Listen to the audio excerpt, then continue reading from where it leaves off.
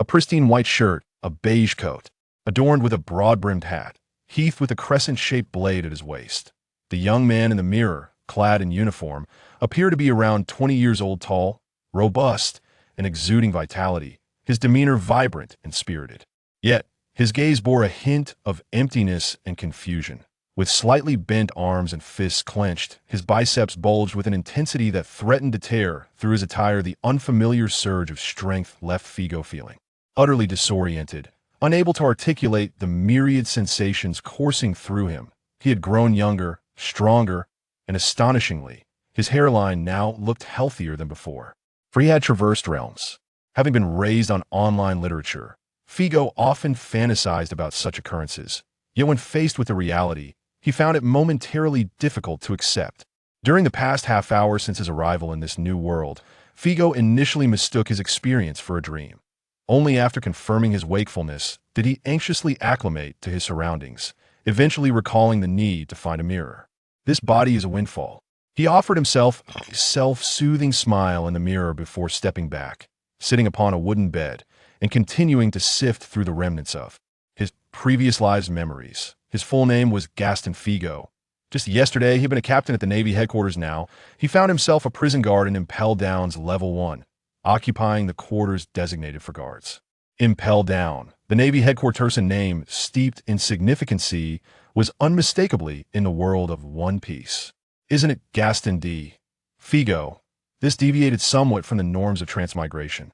Figo had watched the anime, but had abandoned it due to the protracted storyline surrounding Doflamingo. However, he had gleaned enough from the latter episodes and fanfiction to possess a fair understanding of the plot, granting him an advantage typical of those who had crossed over.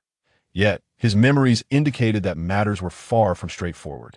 Within his recollections, the current fleet admiral was not Sengoku. He had never even heard of the three admirals. The legendary marine hero Garp was also absent from any records. The seas were in utter disarray, devoid of any kings or legendary treasures. What year was in the year of the Sea Circle 1414? Who, engrossed in watching anime, would bother to remember the calendar? Figo could not ascertain the timeline, only aware that an extensive period separated him from the onset of the narrative, so distant that he might not even survive until Monkey D. Luffy's birth transmigration was one thing, but to become an ancestor, what sort of predicament was this? Captain Figo, why haven't you gone for breakfast? Are you awake? The first batch of prisoners on Level 1 is arriving. Soon we must head to the baptism chamber. Just as his thoughts began to wander, a voice from outside the dormitory snapped Figo back to reality. He paused for a moment before responding in a low tone, "They'll be there shortly." "Yes, Captain." A more vivid memory stirred within him. Figo realized he was not merely a guard at Impel Down. He was not just any ordinary guard. The prison, known in later times as the Impregnable Fortress, had only recently been completed a fortnight prior, and Figo was one of the first recruits to voluntarily enlist as a guard. With his prior rank of captain, Figo had also acquired a minor official title, captain, overseeing a small squad of 20, responsible for the majority of tasks on Level 1. His term lasted a year, after which he could opt for a transfer, a fact that weighed heavily on his mind. Being a guard was hardly different from being imprisoned, was it? What a stroke of bad luck, what a wretched place this was. Overthinking is futile. Figo adjusted his attire and departed from the dormitory. Retracing his steps towards the entrance of the punishment city, memories of the baptism room resurfacing in his mind. His expression grew somber. The so-called baptism involved stripping new pirate inmates in Punishment City of their clothing and hoisting them above a cauldron filled with boiling water, using the high temperature to eradicate all bacteria and toxins from their bodies. In the pirate world, the boiling point of water is also 100 degrees Celsius. It may be termed baptism, but it may as well be written as torture. Soon, he bore witness to this form of torment. When a pirate was stripped and suspended over the boiling water, realizing the fate that awaited him, he let out a terrified scream, which was abruptly silenced by a splash as he fell into the water, producing a brief, anguished cry. This was followed by sounds of struggle and the desperate gulping of water. The thrashing gradually weakened. Once it ceased entirely, the pirate was pulled from the water. The once fearsome pirate now resembled a boiled shrimp, his skin covered in blisters, patches of hair missing, and his esophagus severely burned from ingesting boiling water. His mouth agape, drooling mindlessly, with eyes rolled back and limbs convulsing grotesquely. Shortly thereafter, two guards found a set of appropriately sized prison garb to drape over the unconscious pirate, their movements rough and unceremonious. The skin, scalded and peeling, rolled back to reveal raw, crimson flesh, mingled with a nauseating aroma of cooked meat that churned the stomach. The intense agony caused the unconscious pirate's body to jerk involuntarily, while the other pirates awaiting their baptism trembled in fear. Yet, the chains binding their limbs, days of starvation, and the guards' menacing blades forced them to utter nothing but futile curses and pleas for mercy, which were met with brutal beatings. As the leader, Figo gestured to the guards to proceed, masking the rapid pounding of his heart, which raced at 200 beats per minute. He was neither a physician nor a soldier, and had never witnessed such a scene. Fortunately, the peculiar atmosphere of the pirate world alleviated some of his psychological discomfort. He observed the second unfortunate soul being hoisted, towering over 3 meters, with a waist thicker than a barrel and weighing at least 300 kilograms. His facial features were grotesquely disproportionate. A gaping mouth, nearly occupying half of his face, revealed 2 sharp fangs protruding from his upper lip. Could one truly call this a human? The guards appeared relatively normal, yet the pirates were an odd assortment, each more bizarre than the last, hardly resembling humans at all. This is not a human, this is not a human. A wild boar spirit, a wild boar spirit. Figo engaged in self-affirmation, feeling significantly better. When the wild boar spirit was submerged in boiling water and then retrieved, the aroma of cooked flesh wafted through the air, making Figo realize he felt a twinge of hunger. Perhaps it was due to skipping breakfast. Ugh! Figo's complexion turned slightly green, and he hastily declared, "Those not operating the hoist should not linger here. Send the baptized pirates away immediately." After uttering this, Figo lifted the first cooled pirate and departed the baptism room, briskly making his way toward the prison area. The guards paused for 2 seconds before responding. "Yes, Captain." They were somewhat perplexed after all. Why did the leader personally attend? Figo naturally feared losing his composure in public. Upon exiting the baptism chamber, he took several deep breaths to suppress the wave of nausea, grateful for his robust physique at that moment. In his recollection, baptism was merely a preliminary greeting for the prisoners, and in the future, they would endure even more gruesome punishments. Advancing into the city was indeed a treacherous venture. He had to leave to devise a means of escape, but where could he possibly go? After a brief silence, Figo cautiously glanced at the pirate whose face had been disfigured by burns. This was a formidable individual, weighing over 200 pounds, yet at that moment, Figo effortlessly lifted him with one hand, hardly feeling the strain. He possessed the strength of a titan, akin to Xiang Yu of ancient times, yet in the realm of pirates, he was merely a minor character. Moreover, the unpredictable weather, frequent maritime disasters, ruthless and bloodthirsty pirates, and bizarre diseases of this world. Where, in this chaotic universe, could there be a sanctuary? The naval headquarters residential area, perhaps. Figo arrived at cell number 1, opened the door, and unceremoniously tossed the pirate inside before locking the door. As he turned back, 2 guards approached, carrying a wild boar that had been outfitted in prison garb. "Leader," they greeted from a distance. Figo was lost in thoughts about the future, absent-mindedly nodding in acknowledgement, while a sudden wave of dizziness washed over him. A tattered, nameless book seemed to materialize from the depths of his mind, its pages fluttering open to reveal a blank sheet, which then bore the image of the prisoner he had just incarcerated, accompanied by the following text. Prisoner, Bard. Level, N7. Status, incarcerated. Criminal index, 12. Capture participation, 5. Reward, physique 498 level 1 ordinary. Thump, thump, thump. In that instant, Figo's heart raced, surpassing 200 beats per minute. Chapter 2. Prison Records. Figo, having thoroughly immersed himself in web literature, instantly recognized the phenomenon manifesting in his mind. Aside from astonishment, he felt no significant surprise.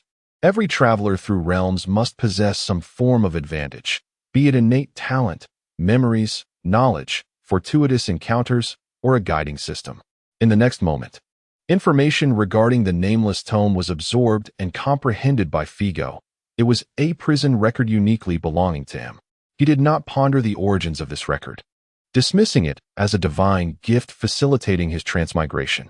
What truly captivated his attention was the utility of this record. It was remarkably straightforward. As Figo apprehended criminals and incarcerated them, the record in his mind would automatically document their information and, based on the capabilities of the prisoners, bestow upon Figo a random enhancement of his own abilities. The extent of the enhancement was influenced by three primary factors. Firstly, the level of the prisoner, which indicated their strength. The prison record categorized criminals into four major tiers: N, R, SR, and SSR, each further divided into 9 sublevels. The higher the prisoner's level, the greater the benefits Figo would reap upon their confinement. Secondly, the degree of Figo's involvement in the capture would directly correlate with the rewards he received. The more he participated, the more he would gain. Lastly, the criminal index, reflecting the severity of the offenses committed by the prisoner, played a crucial role. The more heinous the criminal, the more substantial Figo's rewards would be upon their apprehension. Was he to personally apprehend the most vile pirates, becoming a scourge to evil? As the vision of the tome faded, Figo shook his head in disbelief. He could never assume such a perilous role in this lifetime. His ambitions were far more modest, merely seeking to garner rewards through clever maneuvering. The pirate recently delivered to the prison informed Figo that this escorting and incarceration process alone counted for a 5 participation rate. Although this was certainly less than what he would earn through direct capture, it felt akin to a windfall. In this light, perhaps advancing into the city was not such a bad idea after all. A loud clang resonated as the iron door slammed shut. Figo turned his gaze towards cell number 2, observing as 2 guards ushered in a wild boar essence, a tinge of regret stirring within him. Had he been quicker to regain his composure, he would have seized the opportunity to claim the final blow and test whether such an action would be counted as his participation. Now, that chance had slipped away, unexpectedly. The record in his mind resurfaced once more, revealing a blank page that imprinted the image of the wild boar essence, accompanied by descriptive text. Criminal, Taboshu, level, N8, status, incarcerated, criminal index, 11, capture participation, 1 reward, aquatic ability 155, level 1 common. Is this permissible? A participation rate of 1? Figo paused, quickly surmising, since they were my subordinates, escorting the criminal was performed under my command. Does this count as my involvement? This time, he regained his focus swiftly, preempting a guard from delivering the third pirate, recently cleansed, to the cell. He seized the pirate, exclaiming, "I'll take this one." Captain, is this acceptable?" The guard stood there, bewildered, his mind a flurry of questions. Figo paid him no heed, intent on completing his trial as the prison record manifested in his mind for the 3rd time. Prisoner, Neil Bahar, level, N7, status, incarcerated, crime index, 8, capture participation, 2, gain, navigation skill 123, level 1 navigation apprentice. Is it truly only 2? Figo swiftly completed his analysis and calculations in his mind. It was evident that idleness was not an option. Gritting his teeth, he hastened back to the baptism chamber, instructing, "You 3 remain here to keep an eye on these individuals recently confined to their cells. There is no need to return." "Understood, Captain." The 3 guards exchanged glances as they watched Figo walk away, sensing an oddity about their superior. However, having only arrived at Impel Down the previous day, they were merely ordinary seamen, unfamiliar with Figo's disposition, and dared not inquire further. Figo returned to the baptism chamber with remarkable speed, encountering 2 more guards escorting prisoners along the way, and issued the same directive. The torturous baptism continued unabated. Figo refrained from looking commanding. "The 5 of them will patrol the prison area. The remaining 16 of us must ensure that no more than 4 individuals leave the baptism chamber at any one time, while maintaining a minimum of 12 within the chamber." As he spoke, Figo seized a pirate who had undergone baptism, raising his head to declare, "We shall rotate the escort duties to prevent any lapses that could be exploited by these scoundrels. Do you comprehend my intent?" "Understood, Captain." Figo appeared stern and somewhat unapproachable. As the guards exchanged glances, what transpired next left them astonished. Figo instructed them to take turns, yet he himself showed no inclination to do so. Although the order was to ensure that no more than 4 left the baptism chamber simultaneously, Figo was always among those 4. Traveling back and forth between the baptism chamber on the first level of Impel Down and the prison area below, he made 1 trip, then 2, 7 trips, 8 trips. The guards, who typically made a maximum of 2 trips, observed Figo's increasingly labored breathing. They wished to suggest he take a break. But he firmly shook his head in refusal, leading to hushed exchanges among them, increasingly impressed. What is this called? This is called leading by example.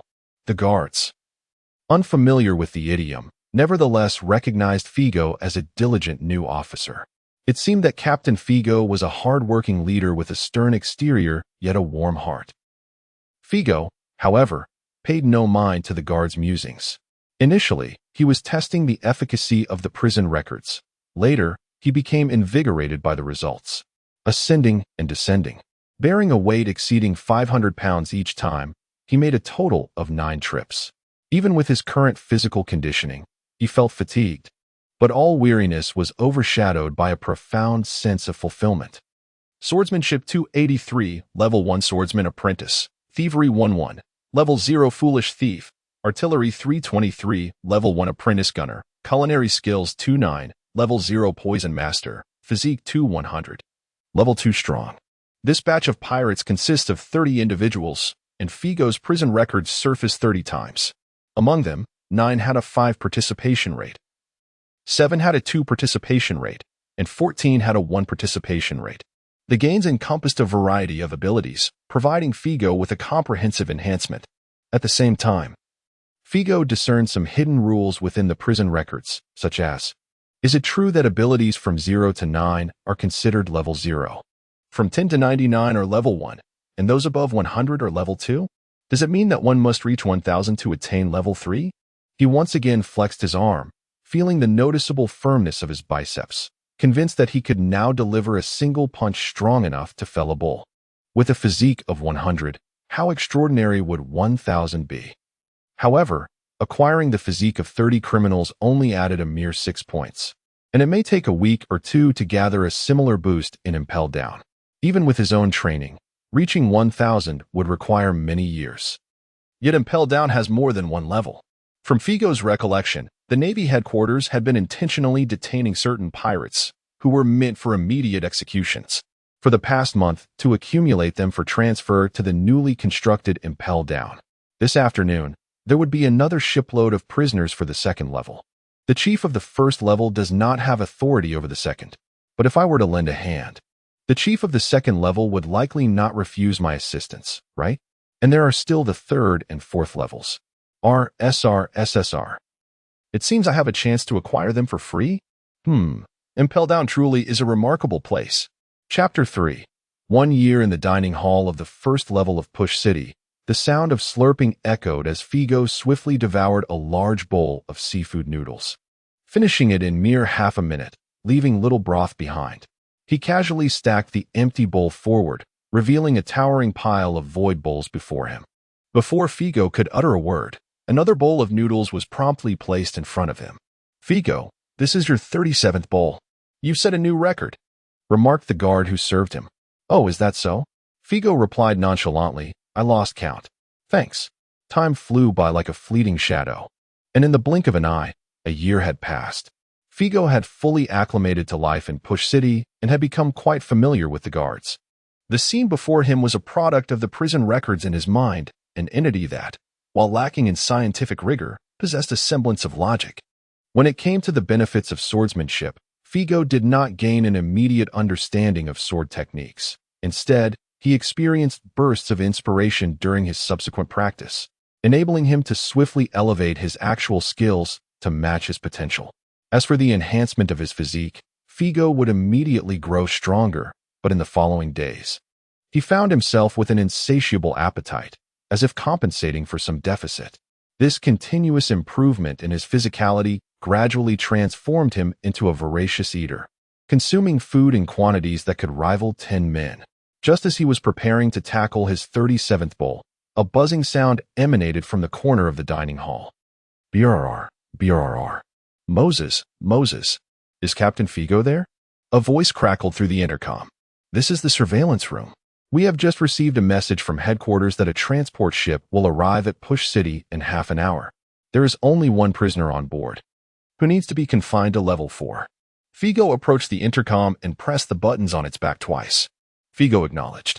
Is Vice Warden Jean Xie present? Will I be escorting the pirate to level 4 alone this time?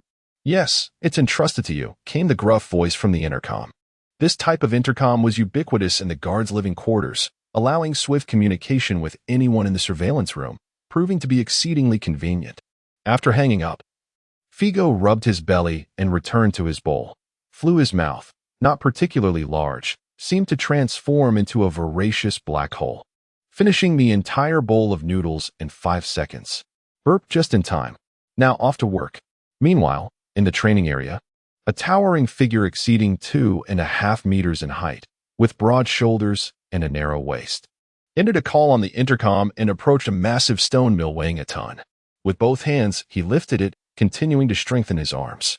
Figo is truly popular, remarked a tall and slender young man nearby, despite the 4th level being your and the warden's responsibility. The surveillance room immediately contacted you upon hearing about a prisoner being transported to level 4. Push City, the underwater mega prison, comprised 6 levels, with each descending level housing increasingly formidable prisoners, each overseen by designated authorities. The first 3 layers each accommodate a squadron leader, while the 4th layer is overseen by the head and deputy head of the guards, who manage 3 brigades. The 5th and 6th layers are under the jurisdiction of the chief and deputy chief wardens. The newly established Push Forward City, having been in existence for just a year, has yet to appoint a director. As the deputy warden, Jean Xie holds the distinguished position of the 4th most important figure within Push Forward City. Upon overhearing a nearby youth lamenting with apparent innocence, his actions to promote the stone roller did not cease. If only you could emulate Figo. By preemptively addressing most tasks before the guards, taking charge of all ship handling in the first 4 layers, you could spare us a great deal of trouble and gain similar popularity.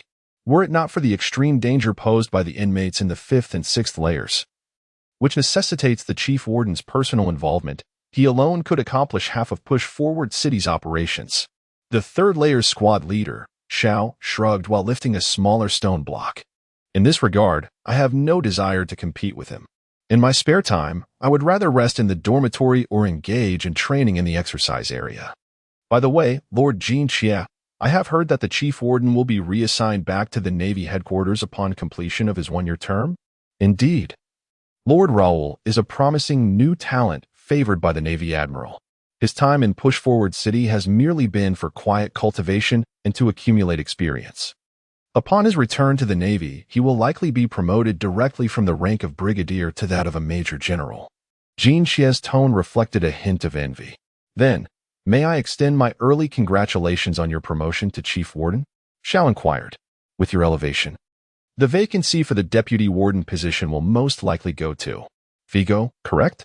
Jean Xie's brow furrowed as he cast a sidelong glance at Xiao, abruptly accelerating the motion of the stone roller. The 1-ton behemoth whirled in his grasp, emitting a dangerous whistle before crashing to the ground with a thunderous thud.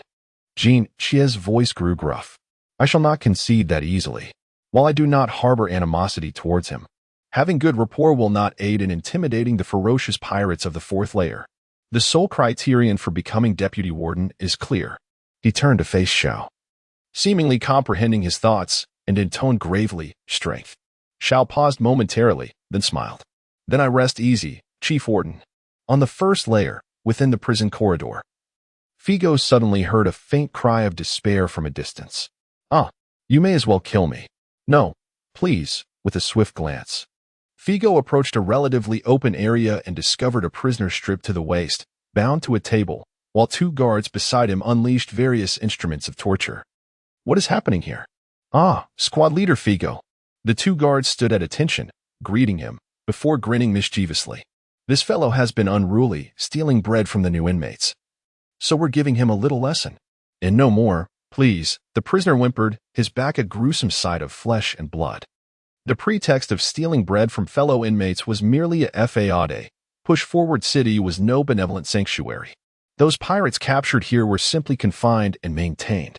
Although there were no scorching hells or torturous locales yet, the guards' wanton abuse could certainly transform this place into a living hell. Figo had witnessed such occurrences before. He cast a glance at the prisoner before him, recalling the prison records in his mind and locating the corresponding page, which indicated Crime Index 17. According to Figo's understanding, based on contemporary universal values, a crime index ranging from 1 to 5 typically warranted a sentence of fixed to life imprisonment, while a score of 5 to 10 could lead to execution by firearm. Anything above 10 suggested that 5 minutes would be an understatement. At 17, it implied that the wretched creature before him, groaning and pleading for mercy, was responsible for at least 20 innocent lives. Thus, Figo reached for the whip, and in the face of the prisoner's terror-stricken gaze, he swung it with ferocity. Swish, crack, blood splattered, flesh quivered. The force he wielded, magnitudes greater than that of the guard's lashes, instantaneously enveloped the prisoner in an overwhelming sense of asphyxiation. His head jerked upward, eyes bulging, tongue lolling out, unable to emit even a scream, before eventually drooping low. Succumbing to unconsciousness, Figo remained unperturbed as he returned the whip, remarking, "That should suffice. Do not kill him. Place him in an empty cell. I appreciate your assistance in accompanying me to the baptism chamber to board a warship." "Yes, Captain." Figo nodded and continued towards the baptism chamber, feeling a twinge of reflection. The power of habit is indeed formidable. A year ago, he found himself uneasy merely observing the baptism, yet now he could inflict torture upon a prisoner without flinching. Nevertheless, this growth felt rather gratifying. The prisoners on the 4th level typically range from R6 to R9 in their normal classification, and he hoped for a stronger specimen. He held a sense of anticipation for the new inmate. After waiting for a moment in the baptism chamber, the warship approached the dock of the city. 2 naval lieutenants dragged a heavily shackled prisoner down from the ship. Over the past year, Figo had encountered a myriad of bizarre pirate forms. Yet this one still managed to astonish and intrigue him. With cerulean skin, a robust physique, serrated teeth, and a head resembling that of a fish, it was unmistakably a member of the Fishman tribe. Chapter 4. The power of the fishmen in the world of pirates. There exists a plethora of peculiar races, among which the fishmen constitute a relatively numerous and commonplace group. They're endowed with a physique that surpasses ordinary humans and possess the ability to glide effortlessly through the ocean.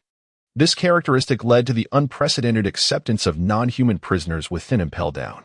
However, the distinction seemed negligible under the scalding baptism of boiling water. The fishmen were no less vulnerable, inevitably transforming into mere boiled fish. The unknown fishmen bore numerous jagged wounds, suggesting a fierce struggle prior to capture. During the baptism, these injuries ruptured, staining a large pot of water crimson. Despite their formidable strength, when extracted, they too succumbed to unconsciousness, their head lolling to one side. After donning a set of oversized prison garb, Figo completed the transfer with the escort vessel and adeptly lifted the fishman from the sea platform. A sense of anticipation stirred within him. Fishman, I wonder if my prison record will unveil the secrets of fishman karate and whether I might master it." As if summoned by his thoughts, while he navigated the staircase, the fishman he held suddenly opened its squinted eyes, its blue palm tightening into a fist against Figo's body. Fishman karate, water strike. The residual droplets from the baptism transformed into formidable water bullets as he swung his hand. Yet, before the strike could be executed, Figo's grip on its collar slackened abruptly. The fishman lost its balance, and its poised attack veered wildly toward the ceiling. A look of surprise crossed the fishman's face, only to be swiftly disfigured by the hilt of a knife that struck it. Its mouth awry, saliva mingled with blood sprayed forth as the fishman tumbled down the staircase, falling several flights, its wounds tearing further apart. At the bottom, it lay convulsing and struggling, devoid of the strength to rise. Figo sheathed his knife at his side, gazing upward at the damage caused by the water droplets on the ceiling. Typically, prisoners on the 3rd and 4th levels possess sufficient resilience to withstand the effects of boiling water. Figo had encountered such incidents a dozen times over the past year and had grown accustomed to them, though this particular assault bore slightly greater intensity. Was it due to the fishman's nature that it did not choke on the water? He deduced the cause, descended once more, and hoisted the fishman again. nodding toward the surveillance snail in the corner, indicating all was well. "Don't bring suffering upon yourself, you blubbering fish," he muttered. The fishman, with half its face swelling rapidly, glared back with ferocity, yet the overwhelming loss of blood rendered it feeble. It could only gaze upon Figo's handsome visage, cursing through gritted teeth, "Damnable navy, lackey of the celestial dragons." Such exchanges were commonplace. Figo had grown accustomed to the profanities spewed by these criminals, mere background noise that faded with time. Residing in Impel Down for a while, the inmates eventually learned to temper their behavior. However, the fishman's insults were tinged with a peculiar difference. For it was the first time Figo encountered the term celestial dragons. Curiously, he inquired, "What of the celestial dragons?" Sensing the insufficient respect in Figo's tone, the fishman begrudgingly replied, "Those despicable bastards took my brother, unjustly enslaving him." "Is that all?" There was nothing particularly novel about it. Figo felt a twinge of disappointment and chose to disregard the situation. However, the chubby fish in his grasp was incensed by his demeanor, struggling and exclaiming, "How dare you? You cur! Release me. I shall end you." The ruckus was truly unbearable, compelling Figo to distance the creature from his ears, opting instead to drag it along the ground. As he descended the stairs, the clinking of chains and the thud of the fish's head against the floor drowned out its curses. Upon reaching the 4th floor, he glanced down to find the chubby fish had genuinely succumbed to unconsciousness. He located an empty cell and unceremoniously tossed it inside. Task completed. Figo began to anticipate the rewards of his captive. The mightier the pirate, the slower the prison records reflected their informations. It took Figo nearly half a minute before the azure, nameless tome unfurled in his mind once more.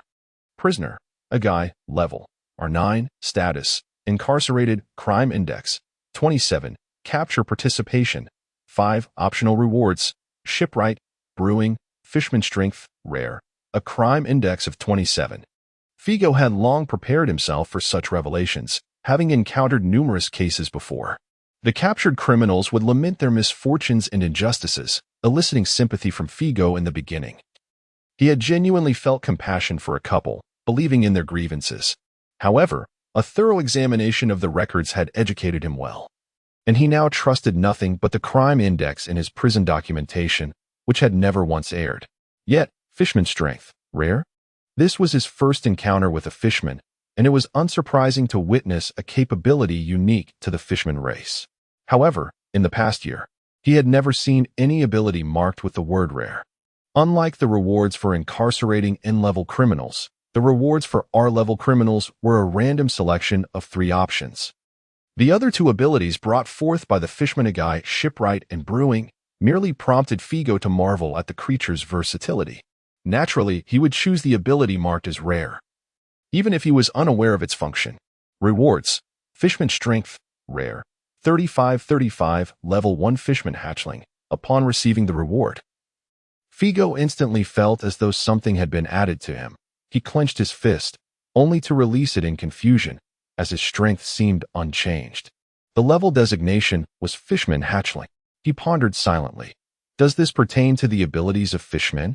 Perhaps when the supply ship arrives in a few days, he could take a swim to test it out? Meanwhile, on the Sabaody archipelago, in District 17, a certain abandoned house, a fishman swathed tightly in cloaks suddenly burst through the door. Inside, 2 other fishmen, each wrapped in bandages, were startled by the noise. "Pappas? What has happened? Is there any news? Where have those scoundrel Marines taken Bossagai? Is he safe?" The cloaked fishman, Pappas, revealed his face and nodded. "For now, he is unharmed. Those Marines have not executed Bossagai directly. They will likely transport him to Impel Down." "Impel Down? What manner of place is that?" "A submerged prison," Pappas replied. "It was established approximately a year ago, not widely known, yet throughout this year, several notorious pirates with bounties exceeding $1 billion have been captured and escorted there by the Navy. Captain Agai will undoubtedly be among them." "Underwater prison? Beneath the sea?" The 2 fishmen exchanged glances, their anticipation palpable. "Do you know its precise location?" Pappas responded, "It lies in the doldrums, not far from the Navy headquarters. But it poses considerable danger." The doldrums. Although the fishmen could traverse the ocean with ease, the underwater prison presented a favorable terrain for them. However, the colossal sea kings in the doldrums do not recognize them as kin. Captain Agai was captured by the Navy for our sake. We must rescue him, one fishman declared, gritting his teeth. You may fear death, but I do not. We must act. Papas cautioned, but you are injured. You need a couple of days to recover before attempting a rescue. We must devise a plan. The island is swarming with Navy forces searching for us. Do you wish for Captain Agai's sacrifice to be in vain? A plan? One fishman pondered. The doldrums, how infuriating. The Navy relies on their navigational skills to safely traverse the doldrums. Suddenly, one fishman exclaimed softly, what if we follow in the wake of the Navy's vessels? The three fishmen's eyes brightened in unison. This strategy, at least, held 100-fold more feasibility than recklessly swimming straight there. Chapter 5. A perilous encounter 4 days later. A supply ship was set to arrive. According to the schedule, it was the turn of the guards from the third tier to transport supplies. Captain Xiao led 17 guards, aside from the 3 on patrol, onto the surface platform. As they awaited the ship, Xiao frequently glanced back at the entrance to the city, and as he had anticipated, the supply vessel had yet to arrive. Instead, Captain Figo made his entrance. Captain Figo, here to lend a hand again, greeted the guards of the third tier warmly. Figo was not merely tasked with escorting prisoners. He was actively involved in their detention, which was rather conspicuous. Typically, he would come by whenever he had the time, as it was not overly taxing. However, this time, he was not there to assist. He unfastened his buttons and removed his uniform jacket, draping it over the handle of the baptismal room door, revealing a fitted shirt that accentuated his chiseled physique. This time, I am not here to help. I will trouble you brothers to make a few extra trips. It's a bit warm in the city. I intend to take a dip while we wait for the supply ship, Figo declared. This was hardly unusual. The city was virtually isolated from the outside world, and prolonged stays could drive one to madness. Many had taken advantage of the supply ship's arrival to step outside the confines of the city, swim a few laps, and breathe in some fresh air. No one was so ungrateful as to consider Figo's assistance as an obligation. The guards chuckled in understanding, some even expressing a desire to challenge Figo in swimming. Xiao stood silently at the edge, unable to interject, his mood somewhat soured. The deeper one went into the city, the stronger the prisoners became. Although the 3 teams on the first 3 tiers were of equal rank, as the captain of the third tier, he harbored a lingering belief that he surpassed Figo and the second-tier captain. Observing his guards' camaraderie with Figo, the captain of the first tier, stirred an indescribable feeling within him. It was not jealousy, merely disdain. This pretentious fellow, is he merely vying for the position of deputy warden? How hypocritical. Perhaps Figo wished to emulate the chief warden, hunting a powerful sea creature to provide a feast for everyone? Thus, he forced a smile and remarked, what ability do I possess, Captain Xiao? Xiao chuckled lightly. Ah, indeed. Captain Figo would need to hunt large sea creatures to provide a banquet. Smaller ones you could consume single-handedly. However, to hunt the larger sea creatures, one would need to feed them first. What seemed a jest bore a serious undertone, as Xiao's tone suggested a veiled insult towards Figo's apparent gluttony. The atmosphere shifted palpably. Figo paused, regarding Xiao with a scrutinizing gaze. Though they were not well acquainted, their relationship had been amicable over the past year. What ailment plagued this man? Considering the impending conclusion of their year together and some circulating rumors, Figo inquired, do you aspire to become the deputy warden? Do you perceive me as an obstacle? The bluntness of his words heightened the tension. The guards, keenly observant, remained silent, for in such a confined space, they were the first to sense any stirrings of discord. The chief warden, Raoul, is set to depart, and with Jean Xie taking over, the position of deputy warden remains vacant. Unless personnel are reassigned from the Navy headquarters or the world government, one of the 3 captains will inevitably step up. Naturally, they support Figo, who has fought alongside them on the front lines, escorting pirates. Yet, in their humble positions, they dare not speak up, only casting furtive glances at Zhao's expression, anticipating his reaction. The flush on Zhao's face is unmistakable. With a direct competition looming in 3 days, he certainly has no intention of concealing anything. But how dare Figo be so brazen? It is a disgrace to justice. Fortunately, at that moment, a supply ship arrives, liberating Xiao from the exceptionally awkward situation. He bellows, prepare to receive the ship. Without so much as a glance at Figo, he seems to hope that his shouting will prompt the guards to forget the previous incident. Figo, however, pays him no mind. In a world where strength reigns supreme, who has time for their petty squabbles? He casually dons a refreshing outfit and ascends the ship's edge. His objective this time is straightforward: to test the effects of the fishman power he acquired 4 days prior. After exchanging greetings with the captain of the supply ship, Figo leaps down, barely creating a splash, akin to a nimble fish, and submerging into the water. His swimming skills are exceptional. Yet, as his body enveloped by the sea, Figo immediately senses a distinct difference. An instinctual wave of exhilaration washes over him. His arms glide effortlessly, as if the resistance of the water has vanished. Unable to breathe through his mouth and nose, Figo's skin substitutes for respiration, absorbing oxygen from the seawater, allowing him to experience minimal discomfort or suffocation. As if walking on solid ground, he feels as though he is transformed into a fish, with the ocean becoming his sanctuary. Is this truly so? Does fishman power equate to underwater breathing? No, perhaps it transcends that. No wonder it is labeled as rare. In a pirate world predominantly defined by the ocean, such an ability is exceedingly precious.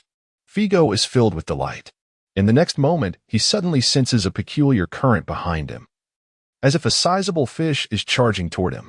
This, too, is a manifestation of fishman power, heightening Figo's sensitivity to the currents, acting faster than his thoughts.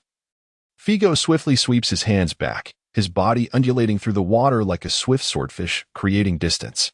Indeed, just as he departs, a robust figure rushes through the spot he had just vacated. Yet, it is not a sea fish.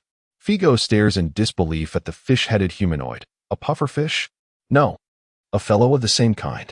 He then notices, glancing left and right, that 2 other fishmen have formed a triangle, trapping him in the center. Their 6 eyes gleaming with ferocity. 2 minutes prior, 3 fishmen had tightly clung to the supply ship, following it outside Impel Down. As the ship docked securely, the 3 fishmen poised to strike, but unexpectedly, just as they were about to act, one leapt from the vessel. After a brief moment of shock, the fishman closest to Figo immediately attacked from behind, only to be astonished that Figo managed to evade the strike. He was an astute individual. Quickly eliminate him and ensure silence. The mermen are capable of communicating beneath the waves, while humans are not. As long as Figo is prevented from surfacing to raise the alarm, their movements will remain concealed. At this moment, Figo began to grasp the reason for their appearance, and he silently breathed a sigh of relief. If the merman that had just attacked him had been twice as swift and possessed double the strength, and if armed with a weapon, he would likely have sustained injuries. Thus, Figo's gaze toward the 3 approaching mermen grew increasingly menacing as he clenched his right fist, his muscles bulging like gnarled roots along his arm. The 3 mermen charging at him suddenly sensed an ominous premonition. At the very moment Figo swung his fist, their unease intensified, feeling the tumultuous currents rolling in. A formidable force crashing toward them. What? This is bad. Quickly flee, boom. In the tranquil, windless zone, the once calm sea surface erupted in tumult, splashing waves dousing Shao, who stood at the edge of the boat. The icy chill sent a shiver through him. What on earth is happening? Below the surface, Figo swiftly ascended. Clutching the unconscious forms of 3 mermen, their eyes rolled back in defeat. A year of effort had not been in vain. Physical strength, 1024, level 3, extremely robust. Chapter 6, the Chief Warden Prisoner. Papa's rank are 4, status, incarcerated, crime index, 19, capture participation, 98, rewards. Fishman strength, rare, 340-375. Level 2 Fishman Youngling. Prisoner, omitted, rewards. Fishman Martial Arts 238-238, Level 2 Fishman Martial Artist. Prisoner, omitted, rewards. Brewing 135-135, Level 2 Brewer. The arrival of 3 fishmen marked a significant moment for Figo, allowing him to experience the substantial rewards associated with nearly complete capture participation. Even the weakest N9 level fishman bestowed upon him a remarkable 135 points, surpassing his previous highest gain. Regrettably, the randomly acquired brewing skill proved to be rather mediocre. The other 2 fishmen were of R rank or higher, and the typical rewards from such encounters were often considerable. Not only did he receive another boost to his fisherman strength, elevating it beyond 300 points and advancing to level 2, but he also obtained the coveted fisherman martial arts that Figo had long desired. This acquisition of fisherman strength brought forth a palpable and profound enhancement within him. As he clenched his right fist before him, he could distinctly feel the increase in his wrist strength as he flexed and moved his arm. The fisherman race, after all, possessed a natural strength in their wrists that surpassed that of ordinary humans tenfold. This was indeed a tremendous profit. However, while Figo reveled in his gains, turmoil erupted within the city of Push Forward. The 3 attacking fishmen were effortlessly subdued by a gang leader, resembling a farcical scene. Yet it revealed a significant security vulnerability within the city. This era's Push Forward was not yet the fortified bastion guarded by the demon-slaying Order's elite battleships, nor the impenetrable prison of the Gate of Justice, and the presence of these 3 feeble fishmen served as a lesson to the complacent guards who believed in their invulnerability. Had Figo not fortuitously leaped into the water to swim, the 3 fishmen might have breached the security of Push Forward, even amidst the chaos. Should they have released some of the first-tier inmates, it would have resulted in a disgrace that would be eternally etched in the annals of Push Forward's history. The captain of the supply ship that followed was unfortunate, begrudgingly facing the inquiries of the chief warden. Even more disheartened was Xiao. Observing the 3 fishmen temporarily detained in the first layer of Push Forward, he wished to strike each one down himself. Are you so weak that you come here to die? And to fall into Figo's hands? Infuriating. He has gained merit from this. Indeed. The external uproar concluded with a naval vessel transporting fishermen Agai and the 3 captured fishermen away. Within Push Forward, after emphasizing new security regulations, Figo was commended for his actions. Figo, both the chief warden and I have been closely monitoring your performance over the past year. Your capture of the fishmen prior to their invasion has been a monumental achievement. We have jointly approved your promotion, which has been reported to the world government. Deputy Warden Shiza remarked. Raoul will return to the naval headquarters in 3 days, and Jean Xie will succeed him as chief warden. You will be promoted to deputy warden. Xiao felt a heavy weight in his heart. He was deeply dissatisfied but dared not voice his objections. Instead, he cast furtive glances at deputy warden Jean Xie, hoping he would oppose Figo's effortless ascension as he had suggested days prior. To his delight, Jean Xie indeed furrowed his brows, seemingly dissatisfied with this appointment. Just as he was about to speak, Figo preemptively inquired, Your Excellency, is the term for the deputy warden still 1 year? Shiza was taken aback, his brows knitting together. Are you seeking to transfer from the advanced city? He did not oppose. The term for the deputy warden is 2 years. If you perform exceptionally within that time and rapidly enhance your capabilities, you may be promoted directly to colonel at headquarters upon your transfer. However, at present, if you leave Advanced City, even considering your recent contributions, the best the headquarters could offer would likely be the rank of major. It was somewhat of a counsel. Figo pondered slightly. 2 years, is it? Xiao, witnessing this, was overjoyed. Was this fellow truly leaving? The others were taken aback. Such a splendid opportunity, and he was still deliberating? Did he not wish to remain even for a single day? He certainly did not appear so during his diligent work.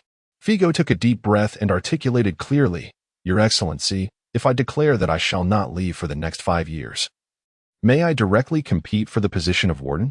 Shiza momentarily froze. What? The second in command, akin to a transparent entity, echoed. Huh? Xiao was similarly baffled. What?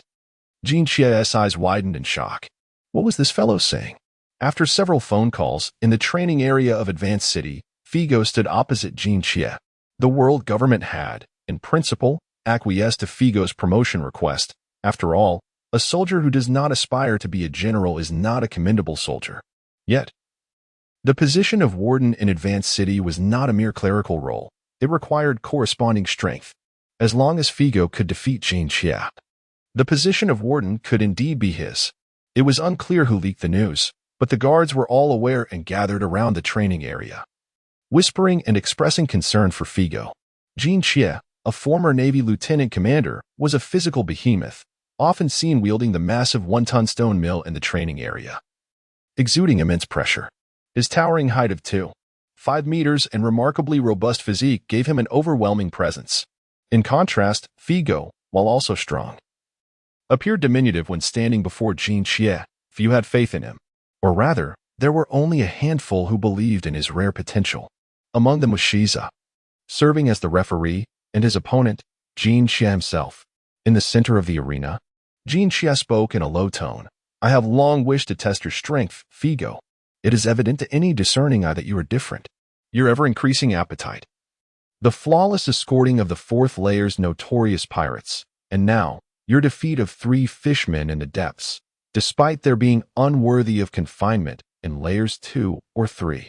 Only a fool would overlook your anomalies and remain mired in their own perceptions, believing they could contend for the position of deputy warden against you.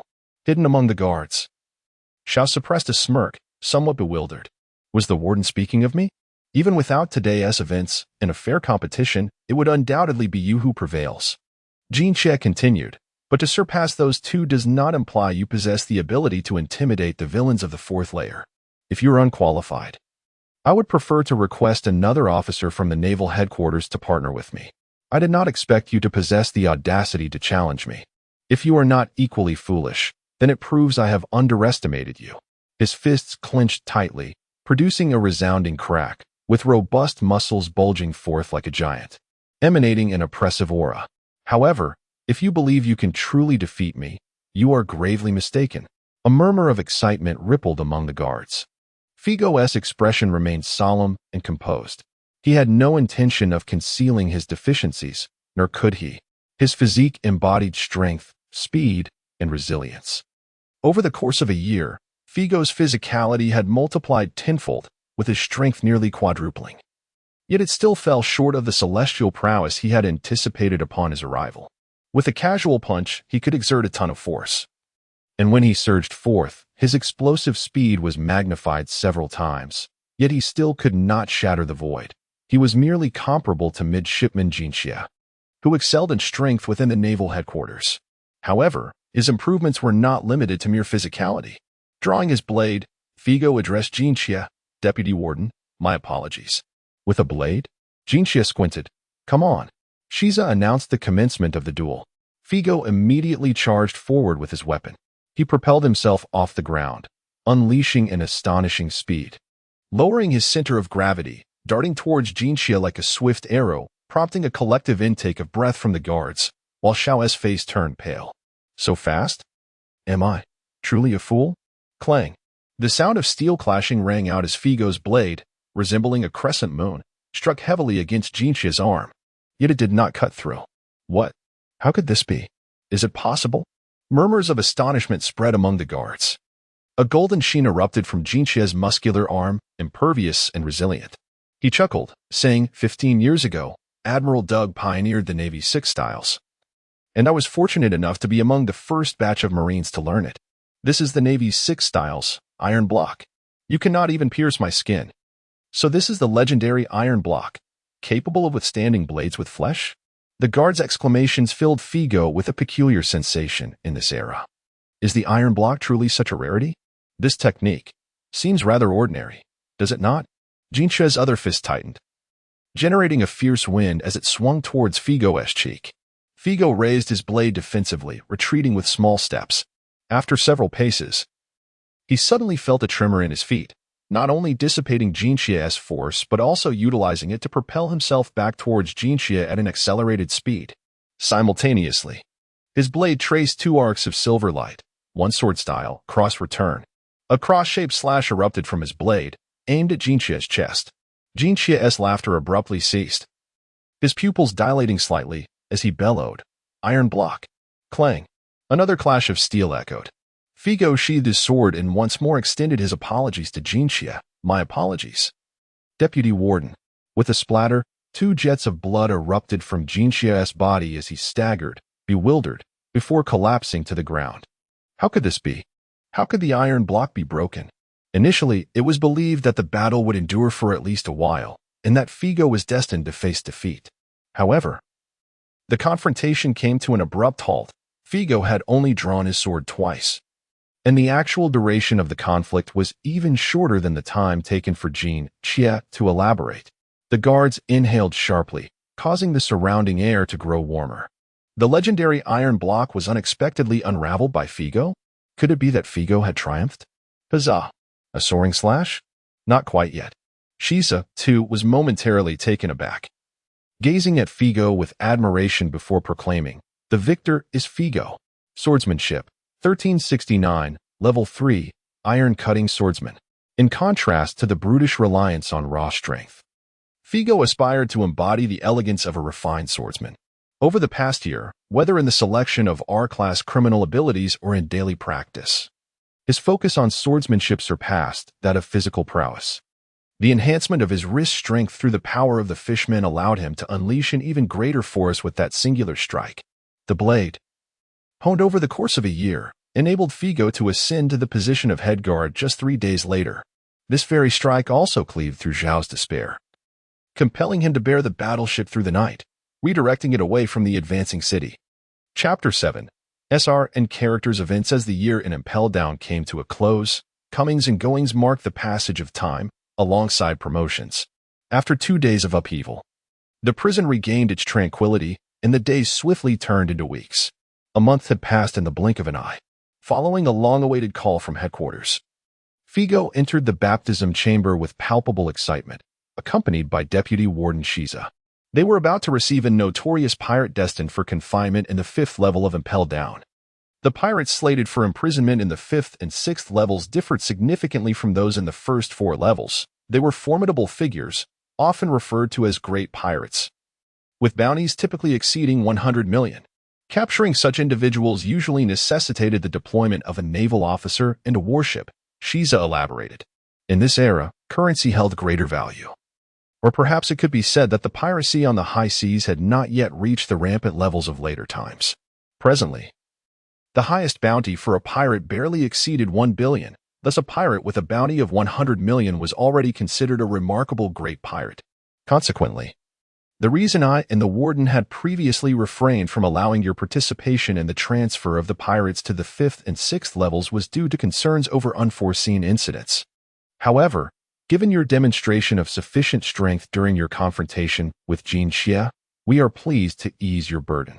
I will guide you through this process twice, and if no errors occur, the responsibility for the transport and confinement will be entrusted to you in the future." Figo nodded in agreement.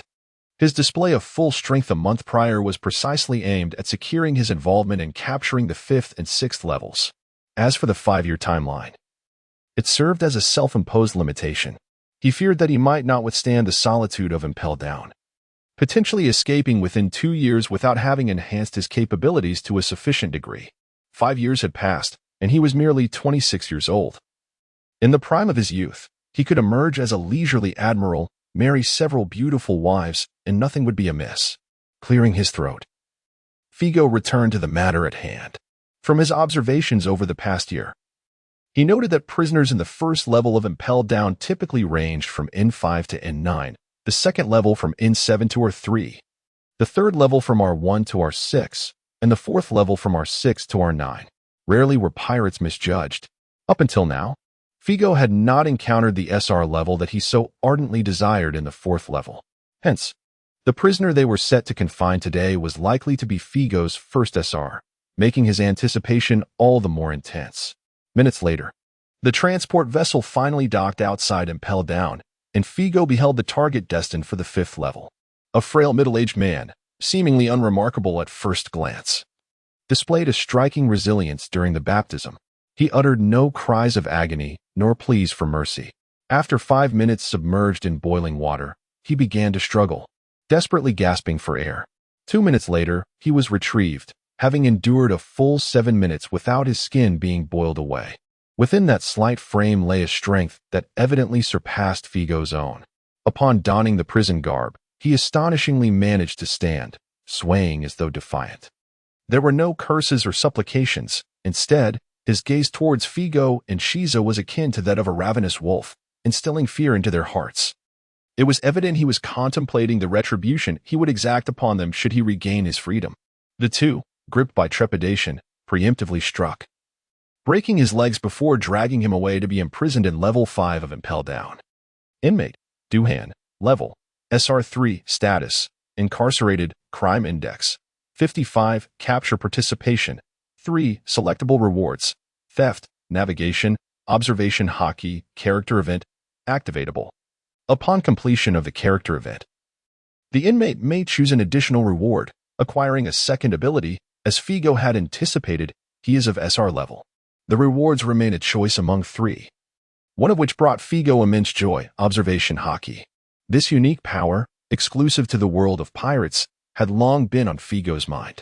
Armed hockey enhances attacks, while observation hockey allows for the prediction of incoming strikes. There are few inmates at the 5th and 6th levels, and not all possess hockey, making the probability of acquiring these two abilities quite slim. However, for Figo, activating them holds significant meaning. After all, once he grasps the basics, he can actively train. Over the next 5 years, he will practice, and surely he will reach a certain proficiency, won't he? Beyond observation hockey, SR inmates also exhibit a distinct difference from R-level inmates, possessing an additional entry absent in R and N levels. Character event? Completing the character event allows for the selection of another reward. This resembles a quest system, doesn't it? Figo pondered momentarily and activated the option marked activatable in his mind. Suddenly, a vivid image appeared in his mind. Under a towering ancient tree, the recently incarcerated SR3 inmate Duhan is digging into the earth with a shovel, burying 2 small chests. The scene felt incredibly real. Figo could even faintly smell the fragrance of the soil and hear the chirping of birds. This seemed to be a genuine memory within Duhan's mind. After the vision faded, the character event entry in Duhan's prison file had changed. Character event.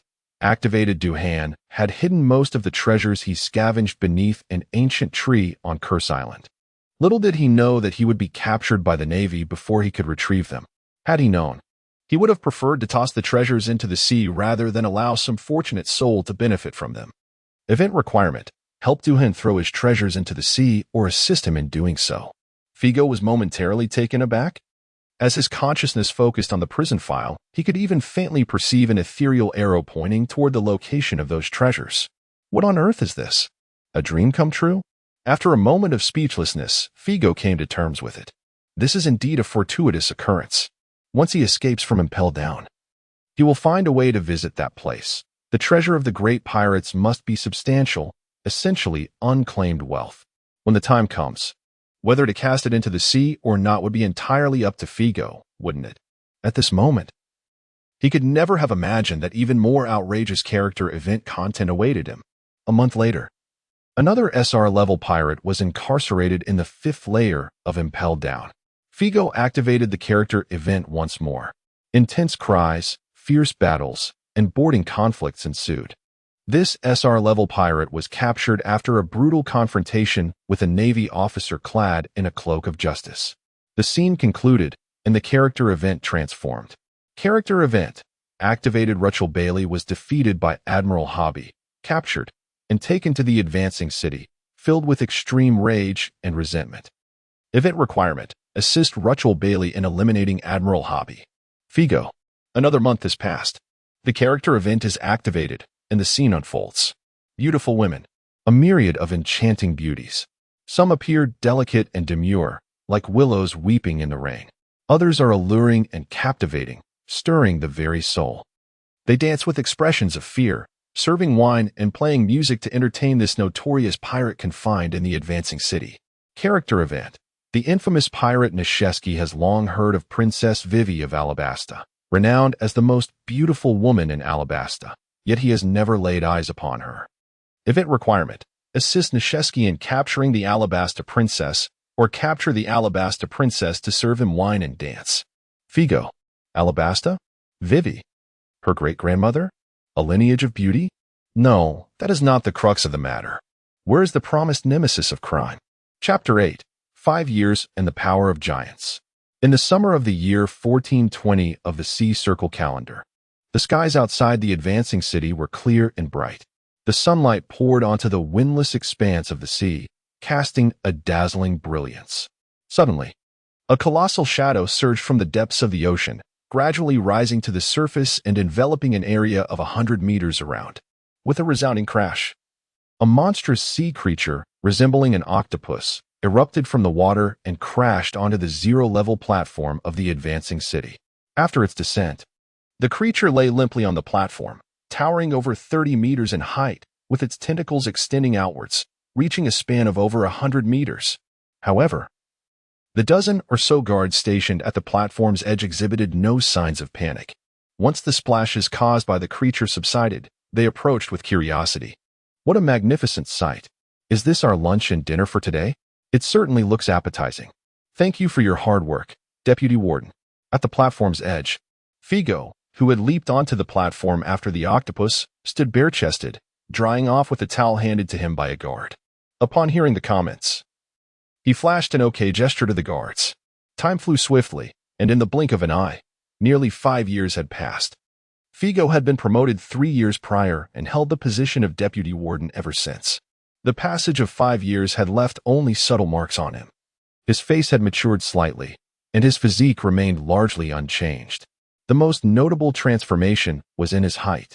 Initially, he stood at a respectable 1.8 meters. But in the world of pirates, he seemed a bit short. Now, with the growth of his physical prowess, in the span of 5 years from age 21 to 26, Figo appeared to have undergone a second growth spurt, soaring to an impressive height of 2.5 meters.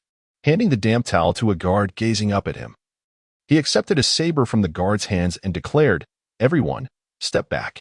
With a swift motion, several silver flashes flickered as the gigantic sea creature was swiftly dismembered. The guards expertly handled the segments of the creature, draining its blood and preparing it for processing. "Figo, you seem to have taken your time coming back." A voice called from the side, belonging to Shija, who had been promoted to warden and had now ascended to the surface platform. "I had no choice. Finding a suitably sized sea king has become increasingly challenging. I had to venture quite far to encounter this one," Figo explained with a hint of regret. Shija sighed, regardless. "The sea kings serve as a vital line of defense for the advancing city. If you continue to provide extra meals to everyone daily, this line of defense is bound to collapse.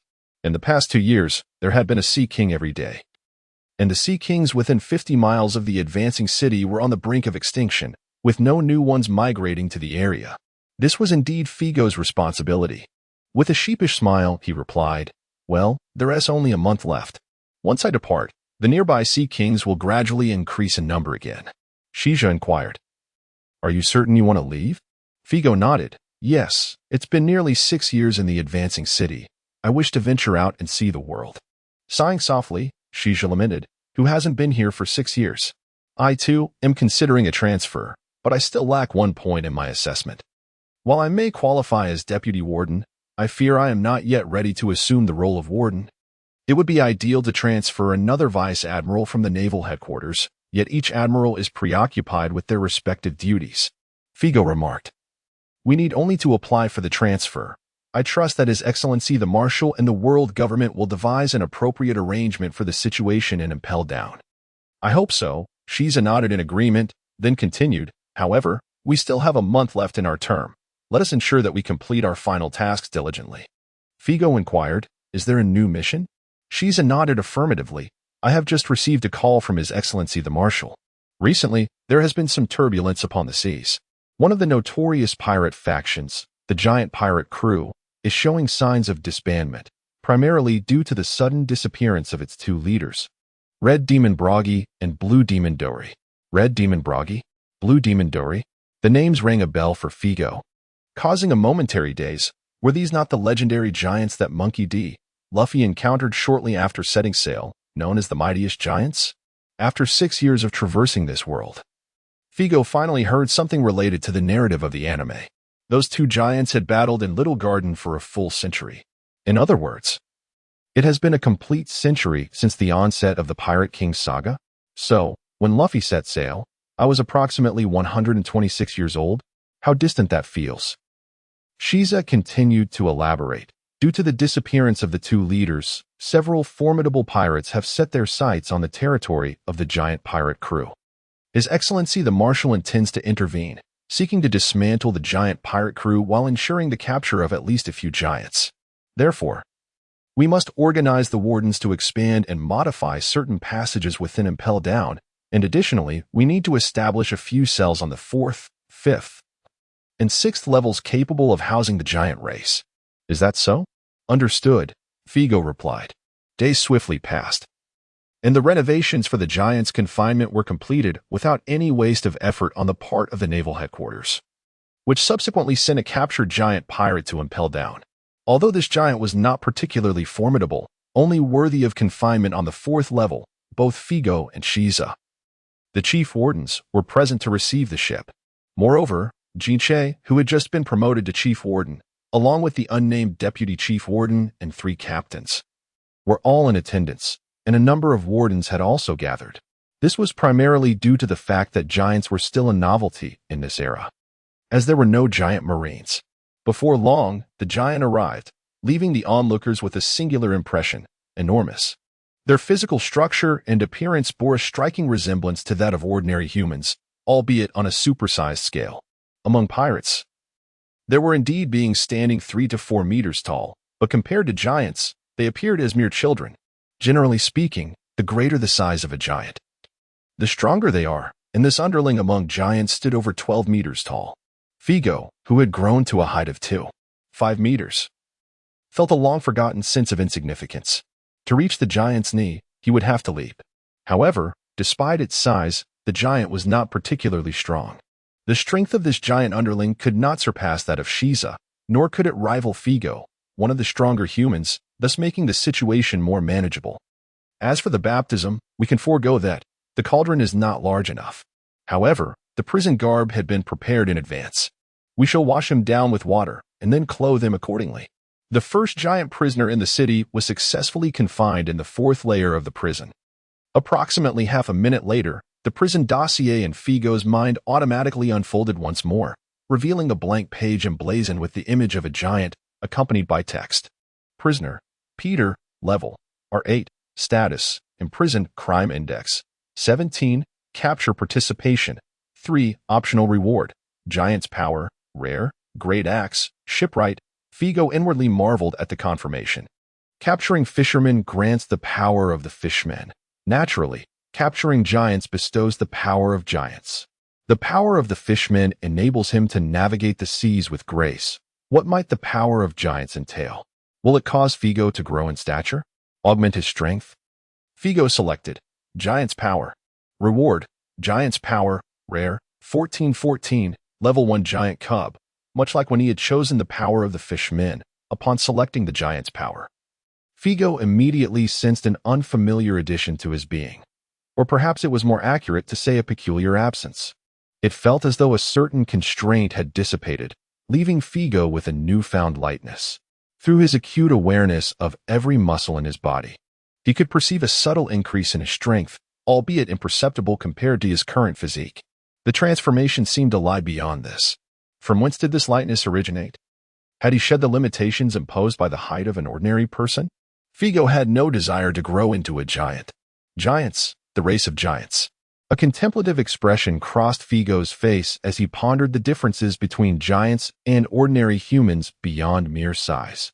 Lost in thought, his mind wandered to the battle that was likely unfolding in the small garden between the red Oni and the blue Oni, and further to the tale of Monkey D. Luffy encountering 2 legendary giants at sea. At that time, those 2 giants had battled for a full century and appeared to be in their prime. Did they not? Figo's thoughts jolted suddenly. The lifespan of the giant race is 350 years. Chapter 9. The final 2 years and departure. The speculation that the power of giants might extend one's lifespan left Figo in a state of contemplation. What if one could live to 350 years? At merely 26 years of age, even if he were to guard Impel Down for a century, by the time the narrative commences with Luffy's departure, he would still be a vigorous 126. Of course, serving a century at Impel Down is implausible, even with immortality. There is no reason to squander one's prime in such a place. Yet, if living to 350 were indeed possible, could he not contemplate remaining in Impel Down for an additional 2 years? Having spent 6 years in this fortress, Figo had grown quite comfortable and accustomed to his surroundings. More importantly, numerous giant pirates were likely to be sent here, ripe for the taking. Alternatively, perhaps he could engage directly in dismantling the giant pirate crew after leaving Impel Down, personally capturing giants. Previously, he chose the path of ease due to his weakness and fear of death. Now, faced with the choice between comfort and adventure, he found himself in a quandary. But such musings were premature. The effect of the giant's power on longevity remained uncertain. After much deliberation, Figo resolved to cease his pondering, for the cafeteria had opened. Indeed, the pirate world is a veritable paradise for food enthusiasts. The myriad of bizarre sea creatures all share a delightful trait.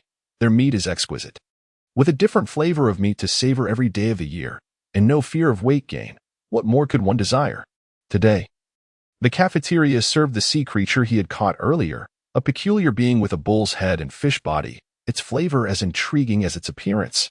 Even the finest wagyu could not rival such quality. Figo savored each bite, momentarily forgetting everything else, lost in the enjoyment of the delectable feast. Perhaps due to the influence of the giant's power on his physique, Figo's appetite was particularly robust today, and without realizing it, he consumed hundreds of pounds of meat. Wiping the grease from his mouth and letting out a satisfied burp, he exited the special dining room set up for him in the kitchen. Figo's substantial appetite meant he lingered longer than usual. Typically, when he left the private room, most of the guards in the cafeteria would have already departed, leaving only a few kitchen staff. However, today was different. The cafeteria was filled with guards, all eagerly gazing in the direction of the private room, seemingly awaiting Figo's appearance. As he emerged, a stir rippled through the guards, and one stepped forward, saying, "Deputy Warden Figo, we heard you are preparing to transfer from Impel Down?" Figo responded, "You all are quite well informed. I had intended to announce it before my departure." "What, are you reluctant to see me go?" There was indeed a sense of reluctance. Under Figo's influence, the average weight of the guards at Impel Down had increased by over 8 pounds each year. Naturally, their strength and capabilities had also improved, for the meat of the sea creatures was highly nourishing. Additionally, whether during his tenure as warden or now as deputy warden, Figo had consistently worked on the front lines of escorting pirates. He did this for the sake of the records, unbeknownst to the guards, who believed Figo was simply a diligent officer, personally involved in every matter. Especially among the initial batch of guards, there existed an unparalleled admiration for Figo. Upon hearing Figo's affirmations, many were so overwhelmed with emotion that tears welled in their eyes, even striking a pose reminiscent of Shishir, the famed beauty of ancient China. "Deputy Warden? Oh, must you truly depart? Take me with you." Their lamentations deeply unsettled Figo, who, with a hint of irritation, retorted, "I have yet to make a decision. If you have matters to attend to, go about them. Why shed tears before me? After all, there was still a young Suddy on the horizon, and currently there wasn't even a female guard in the prison." The sight of these grown men weeping was quite exasperating for Figo. Hastily escaping the dining hall, Figo sought out Shiza. Shiza awaited him, and, upon their meeting, promptly stated, "The orders from headquarters have arrived. Figo, you may leave with the ship that comes to collect personnel in 3 days. The Marshal will personally bestow upon you the rank of Major General." "Major General, you say? What of you?" Figo inquired. "I must remain for another 2 years," Shiza replied, shaking his head in resignation. "I need to ensure that Jean Chia is adequately trained in the role of deputy warden before I can take my leave." Figo slightly furrowed his brow, feeling increasingly conflicted, reflecting on the effects of the Titan's strength and the guards from the dining hall. He noted the helplessness etched on Shiza's face. Finally, he shook his head and declared, "Very well, you may go. I shall stay for another 2 years." Shiza was taken aback. "Figo, I refuse to accept this. Why is it that when you depart, you ascend to the rank of lieutenant general while I remain merely a major general? Please, convey to the Marshal that I shall stay for 2 more years as well. And when I leave, I demand the rank of lieutenant general." Figo chuckled. "Shiza, when I was transferred to the prison 6 years ago, I was merely a captain, while you were already a major general. Besides, you are only 26 years old. You should be grateful for your achievements." Shiza hastily shook his head and earnestly replied, "Thank you, Figo." Soon, word spread, igniting a fervent cheer throughout the prison. Initially feeling helpless, Figo couldn't help but smile upon witnessing Shiza's previously hopeful demeanor darken. The guards were rather endearing. "Very well, if I must stay, then let it be for another 2 years." Thus, 2 fleeting years passed.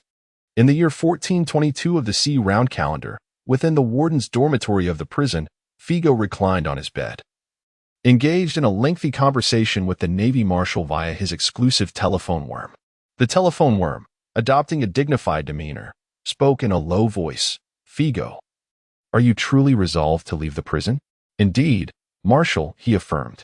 The telephone worm nodded its antennae. Please hand over your responsibilities to Jean Xia and prepare to receive the replacement guards in 3 days. You will return to headquarters aboard that naval vessel. Understood. Additionally, another naval ship will arrive in 2 days to escort 7 members of the giant race imprisoned here, the Navy Marshal added. Figo was taken aback. Escort them? The prison is essentially a 1A street. To exit is tantamount to execution. Indeed, the Navy Marshal confirmed. They will be transported by ship to the nearby Isle of Calamity, where they will face public execution. Is that so? Figo acknowledged, suddenly feeling that the name Isle of Calamity rang a bell. The prison records unfurled in his mind as Figo swiftly searched, locating the first SR-level pirate, Duum, whom he had imprisoned 7 years ago. Character event. Activated Duum had concealed most of the treasures he plundered beneath an ancient tree on Disaster Island. Event requirement. Either persuade Duum or assist him in casting his treasures into the sea. Indeed, what a coincidence. With a swift thought, Figo interjected before the Marine Admiral could terminate the call. Admiral, I wish to depart alongside the giant escort ship. Well, haha. It has been 8 years in Impel Down. I wish to take a brief excursion. Could I have a month's leave? The Marine Admiral fell silent for a moment before responding. Very well. There are individuals from the world government involved in this execution, and it seems they intend to seize the opportunity for something. Your presence gives me greater assurance. However, avoid any conflicts with the intelligence personnel from the world government. Treat it as a vacation. The implication was clear. The matters at hand concerning the world government were kept confidential from the Marine Admiral, causing a flicker of unease. Perhaps even dissatisfaction. Understood, Figo affirmed. After ending the call, Figo turned and immediately sought to hand over his duties to Jinchi. He boarded a transport ship, personally operated the winch for a ceremonial cleansing, delivered a thorough beating to the unruly pirates on the 5th level, and provided half a loaf of bread to the starving pirate on the 6th level as a lifeline. The final 2 days passed in a blur of work. When the time came, Figo shed the prison warden's uniform he had worn for several years, donning only sunglasses and a casual outfit suited to his size, which had been delivered by the supply ship he had commissioned. He emerged renewed. He escorted 7 giants out. On either side of the passage leading to the sea platform of Level 0 and Impel Down stood the guards, gathered to bid him farewell. Once more, they wept. This time, Figo felt no sense of extravagance. Farewell, everyone. Woo. Warden-sama. Figo-sama. Safe travels. Woo. Upon stepping onto the sea platform, Figo's emotions were markedly different from before. 8 years had passed. The pirate world, here I come. Inside Impel Down, Jinchi, now considerably robust, assumed the role of warden. Gazing at the slowly closing gates, the weeping guards, and the vanishing figure of Figo, momentarily lost in thought. Had he truly left?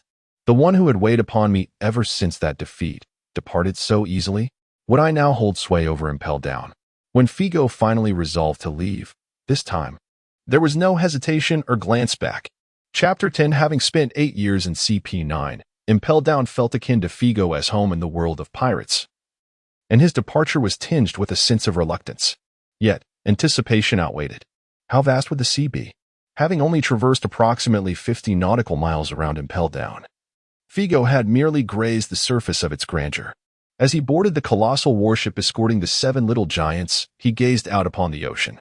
A surge of ambition swelling within him. I have arrived. I behold. I shall conquer. A wave of madness washed over me, feeling a hint of embarrassment. Figo discreetly ushered the 7 giants into the ship's prison. Observing their uncomfortable squirming within inadequately sized cells, he felt a tinge of dissatisfaction. The cells were not only too small but also insufficient in number. What if they encountered pirates during the voyage? How distressing would it be to lack adequate cells for confinement? When I possess my own warship, I shall ensure it accommodates as many cells as possible. A brief sojourn. Fill them up, and then return. Lord Figo, a familiar voice broke through his reverie. It has been a long time.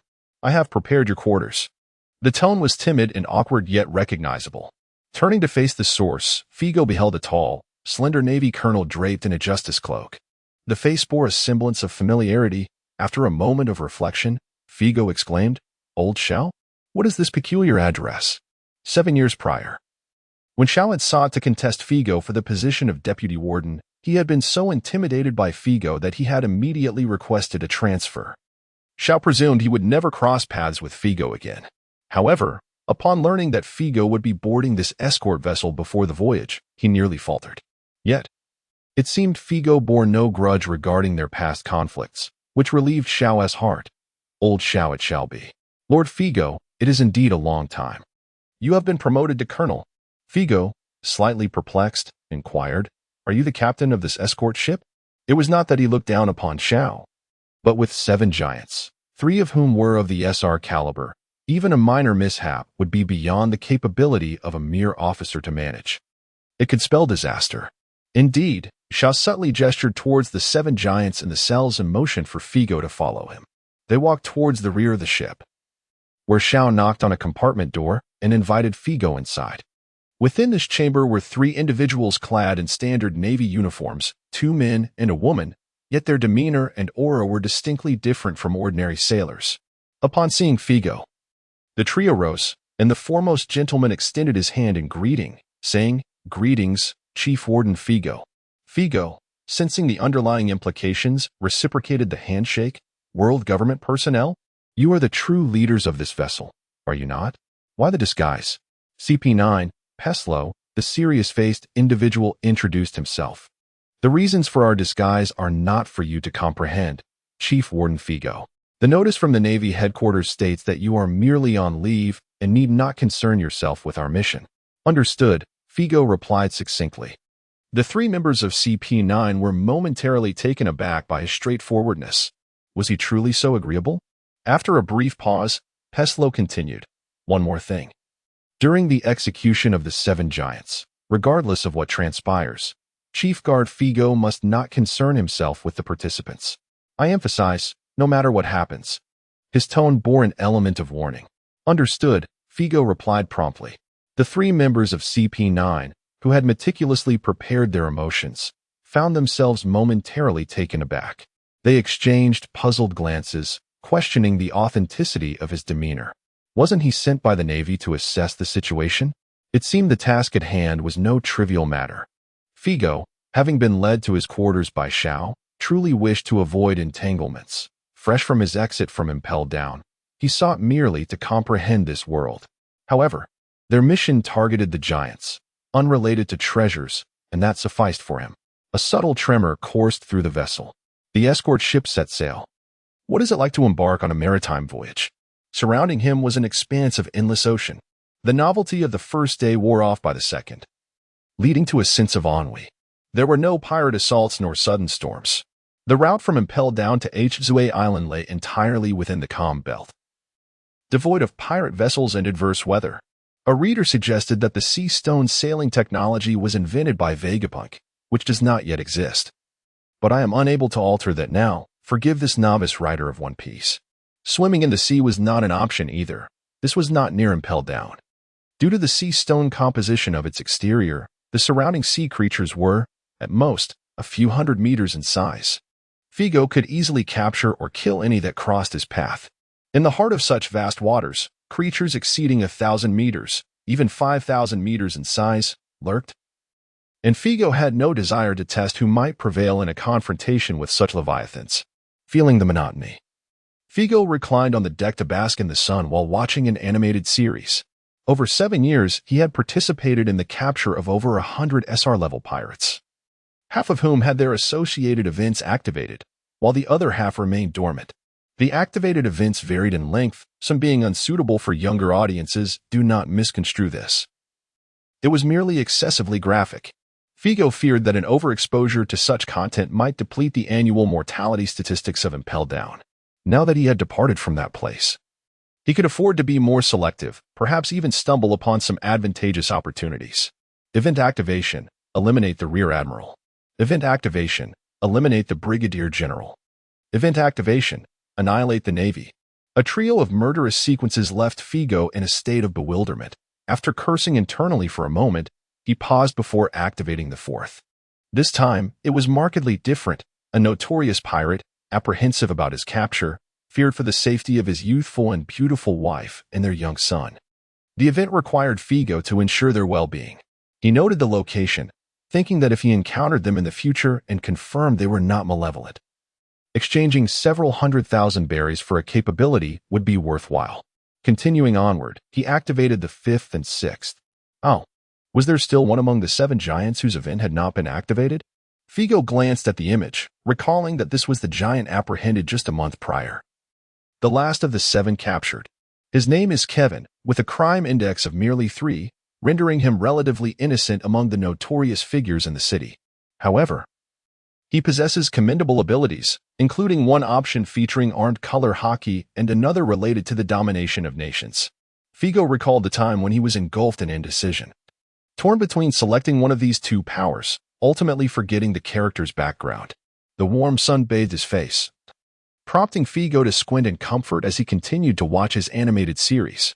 "Daddy, please come home early." A giant little girl, around 3 or 4 years old, tugged at Kevin's pant leg, smiling sweetly. Kevin affectionately ruffled the girl's hair, responding affirmatively before turning to another male giant beside him. "While I'm away, please take care of little Kelly, Vina."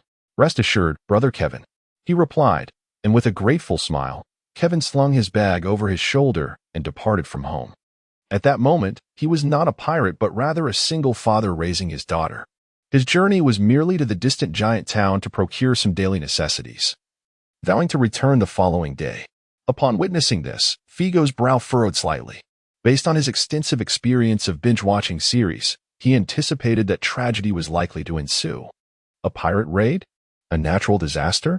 The unfolding events were both predictable and yet surprising. The scene shifted, revealing Kevin returning home, laden with bags.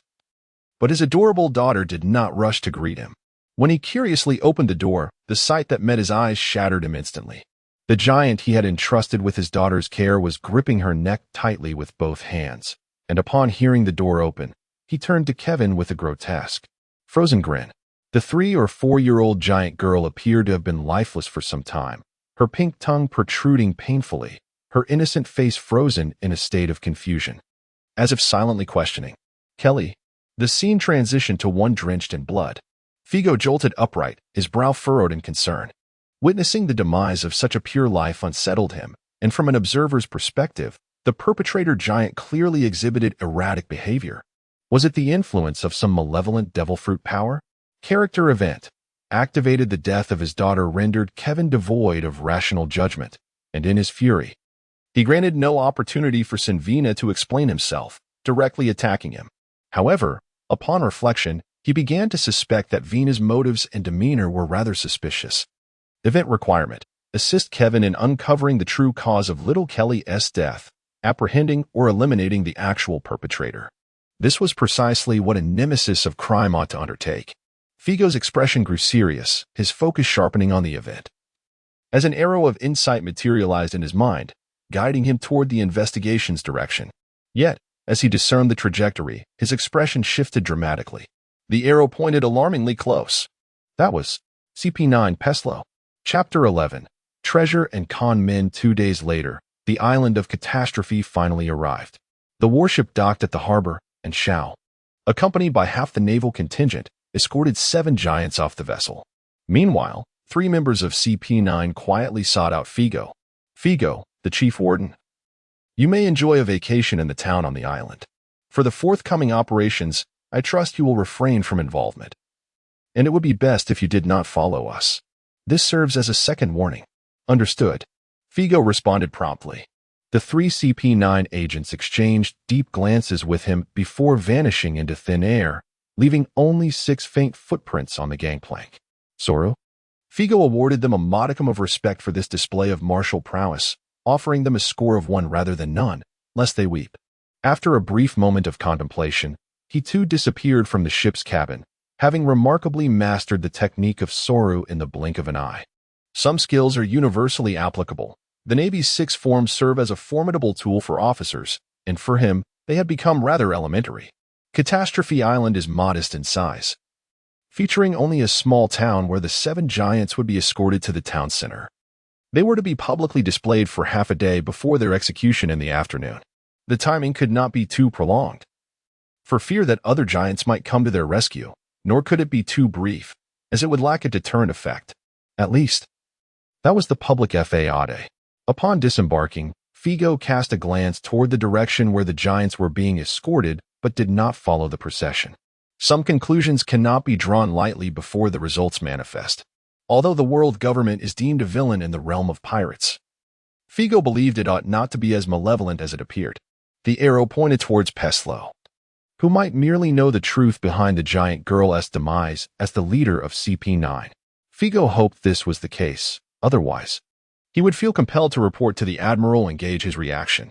First, he would pursue his original objective. He accessed the prison records, locating the page pertaining to Dunham, and employed the character event pointer function once more. The arrow indicated a distant forest. Following the arrow's guidance, Figo ventured forth. He encountered and drove away a bear, a wild boar, and a gorilla-like beast, ultimately reaching the destination indicated by the arrow. A decade had passed since Dunham buried his treasure, yet the forest retained its former appearance. Even the towering ancient tree he had previously observed remained unchanged, facilitating his confirmation.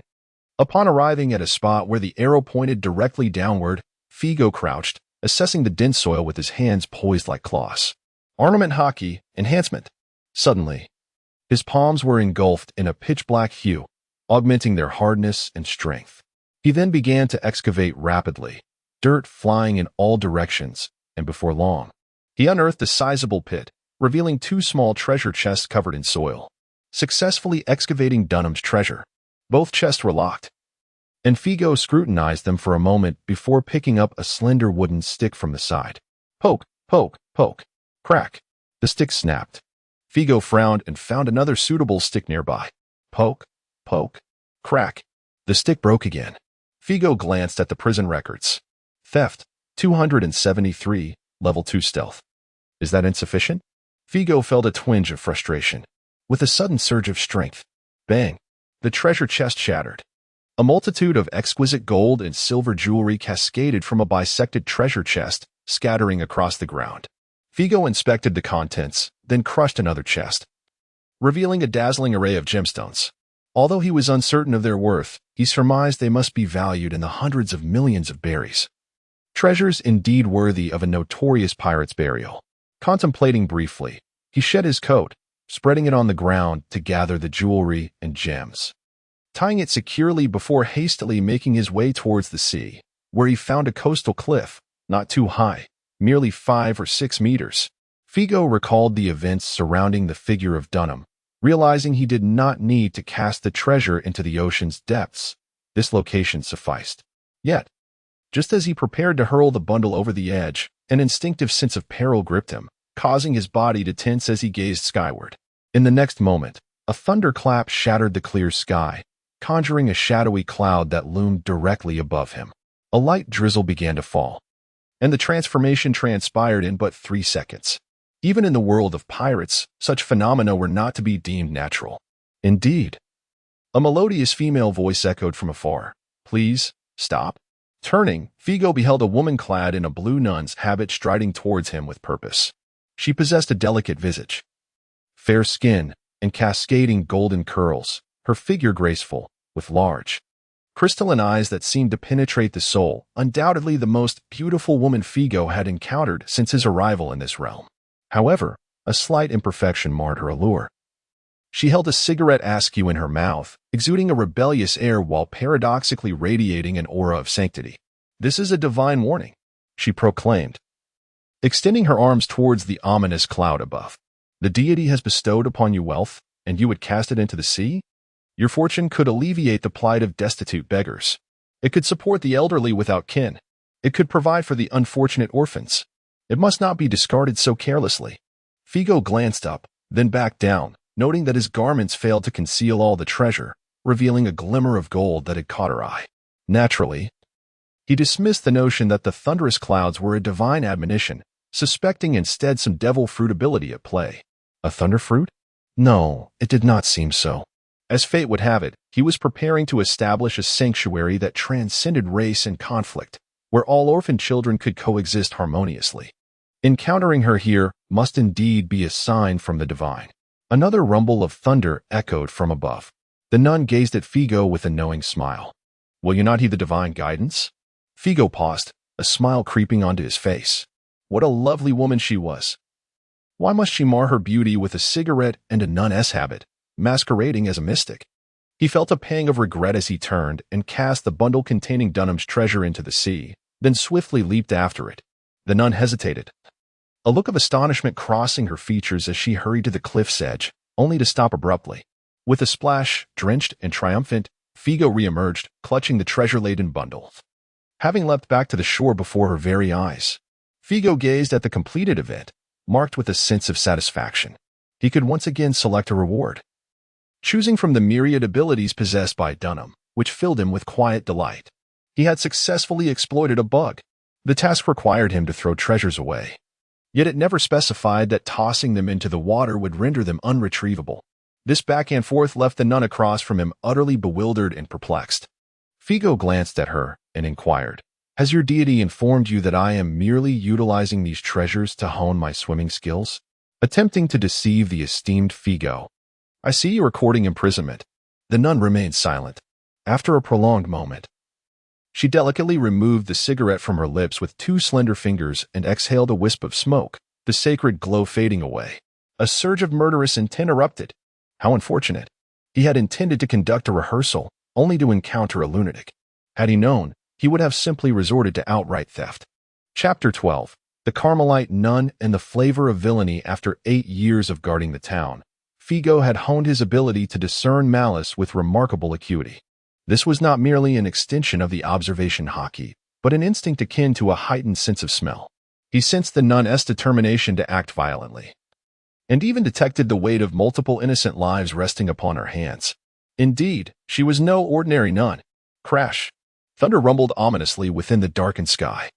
The air was suffused with a terrifying roar, and the rain intensified, pouring down in torrents that blurred Figo's vision and disrupted his perception.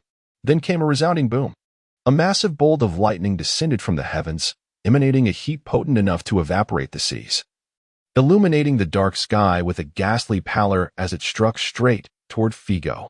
Without raising his gaze, Figo's observation hockey enabled him to see the trajectory of the lightning and feel the power it contained. Yet, it was nothing compared to the natural thunder. With one hand grasping a treasure, he unsheathed his blade with the other.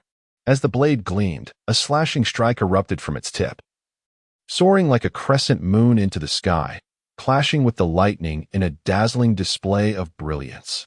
The nun raised her arm slightly to shield herself from the blinding light, her unease beginning to stir. Figo was unlike the others who had attempted to deceive or rob her, when had such a formidable swordsman appeared on the treacherous shores of the sea. In the next moment, her observation hockey allowed her to perceive Figo's swift movements. In an instant, the distance of several dozen meters between them was crossed. Figo, wielding the wet sack brimming with treasure rather than his sword, swung it violently toward her head. The treasure bag whistled through the air, propelled by Figo's strength. Like a cannonball. Humph. The nun flicked her fingers, and the ash and sparks from her cigarette drifted down. The spark seemed to possess a life of its own, suddenly enlarging into a blazing fireball that hurtled toward Figo. Bang! Bang! Two muffled sounds echoed. One was the noise of Figo being struck by the fireball, his body igniting below the neck with a burst of flames. The other was the sound of the treasure bag colliding with the nun's head as it emerged from the flames. A look of shock and disbelief momentarily graced the nun's exquisite features before they contorted grotesquely, saliva and shattered teeth spilling from her mouth. Her frail body was launched high into the air, soaring several dozen meters before crashing heavily to the ground, twitching briefly before falling into unconsciousness. The dark clouds above dissipated. Figo inhaled deeply, lowered his head, and blew. The flames extinguished and vanished, leaving only 2 holes in his clothing, revealing a body untouched by any burns. Figo had long since mastered the iron body technique, and even without it, his physique was as resilient as steel. Such a meager flame could not breach his defenses. Why would one naively assume Figo would retreat? A first-rate fruit, a third-rate everything else. Only those deserving to be confined in the 5th level of Impel Down. Such charming beings have no idea how many eyes Lord Figo possesses. Figo tossed the package onto his shoulder and proceeded to hoist the nun onto his other shoulder. With treasure in one hand and beauty in the other, he returned toward the warship, embodying the essence of a triumphant return. At the warship, only 7 or 8 naval personnel remained on guard. After spending several days on the same vessel, even the ordinary soldiers recognized Figo's identity. He was the former warden of Impel Down, a distinguished figure likely to be promoted to the rank of Major General. Upon seeing Figo return, disheveled and carrying a nun just over an hour after leaving, they exchanged puzzled glances. The leading captain approached him and inquired, "My Lord Figo, what is the meaning of this? I've captured a fraud. Fetch me a coat, and also bring a pair of sea prism stone handcuffs." A fraud? Sea prism stone? The captain stole a glance at the beautiful nun, hesitating for a moment before responding, "Yes, undoubtedly a beauty." The nun's appearance was indeed striking. Even with her face smeared in blood, she retained an alluring charm. Thus, Figo gently adorned her wrists with a pair of silver bangles, offering her a semblance of a new home. Criminal, Galmero, level, SR3, status, incarcerated, crime index, 91, capture involvement, 100, potential rewards, devil fruit development, not yet activated, disguise. Commerce, character event, activatable, a crime index of 91, even amongst the villains of the 5th and 6th levels of Impel Down, places her among the highest echelons. Indeed, she is a demon clad in angelic guise, far more than a mere charlatan. However, the name Galmero, it seems vaguely familiar. Figo pondered. Come to think of it, she bears a resemblance to a female version of Sanji. Could she possibly be some distant ancestor of his? Perhaps I should activate the character event for a glimpse.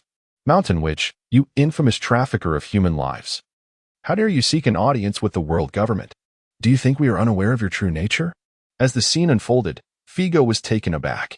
Based on 8 years of experience, he understood that the crime index and prison records was determined by the individual's moral compass. So, she is indeed a human trafficker. No wonder her crime index is so elevated. Yet, in the footage, the one posing the question was none other than CP9's Peslo. Why is it always him? Galmero and Peslo sat across from each other in a secluded chamber.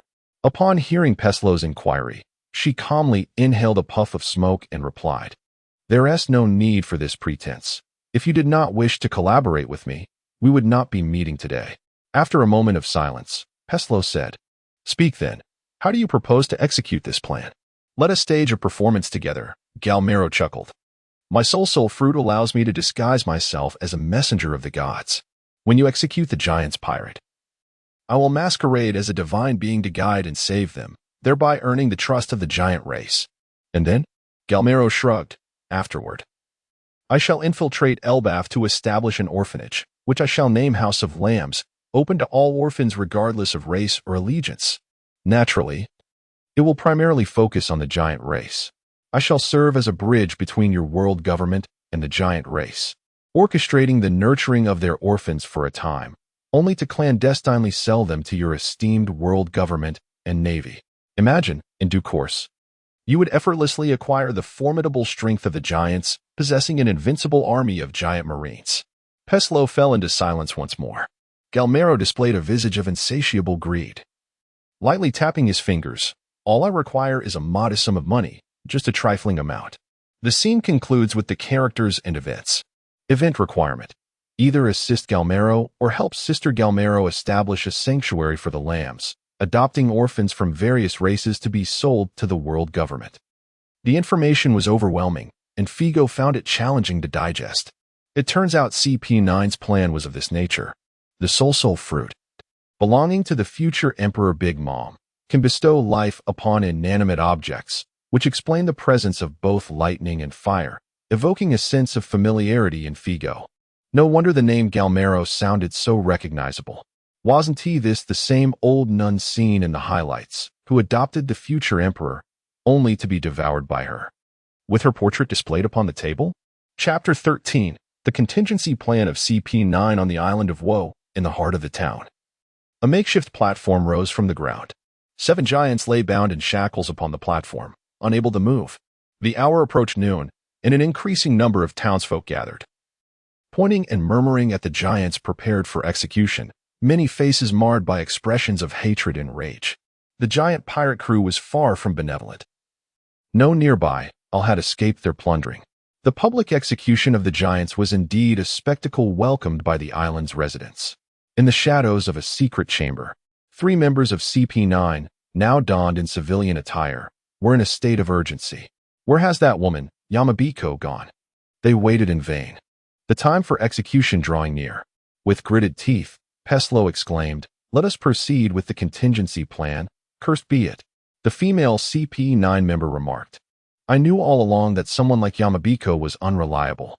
If we resort to the contingency plan, it may complicate matters with Warden Figo at Impel Down. The Navy headquarters will likely catch wind of it. It matters not. They will find out sooner or later," Peslo replied, taking a deep breath. "Furthermore, we must act swiftly. If Warden is not nearby, he may not react in time. Are you suggesting we abandon him on the island?" Another CP9 member asked in astonishment. "Yes.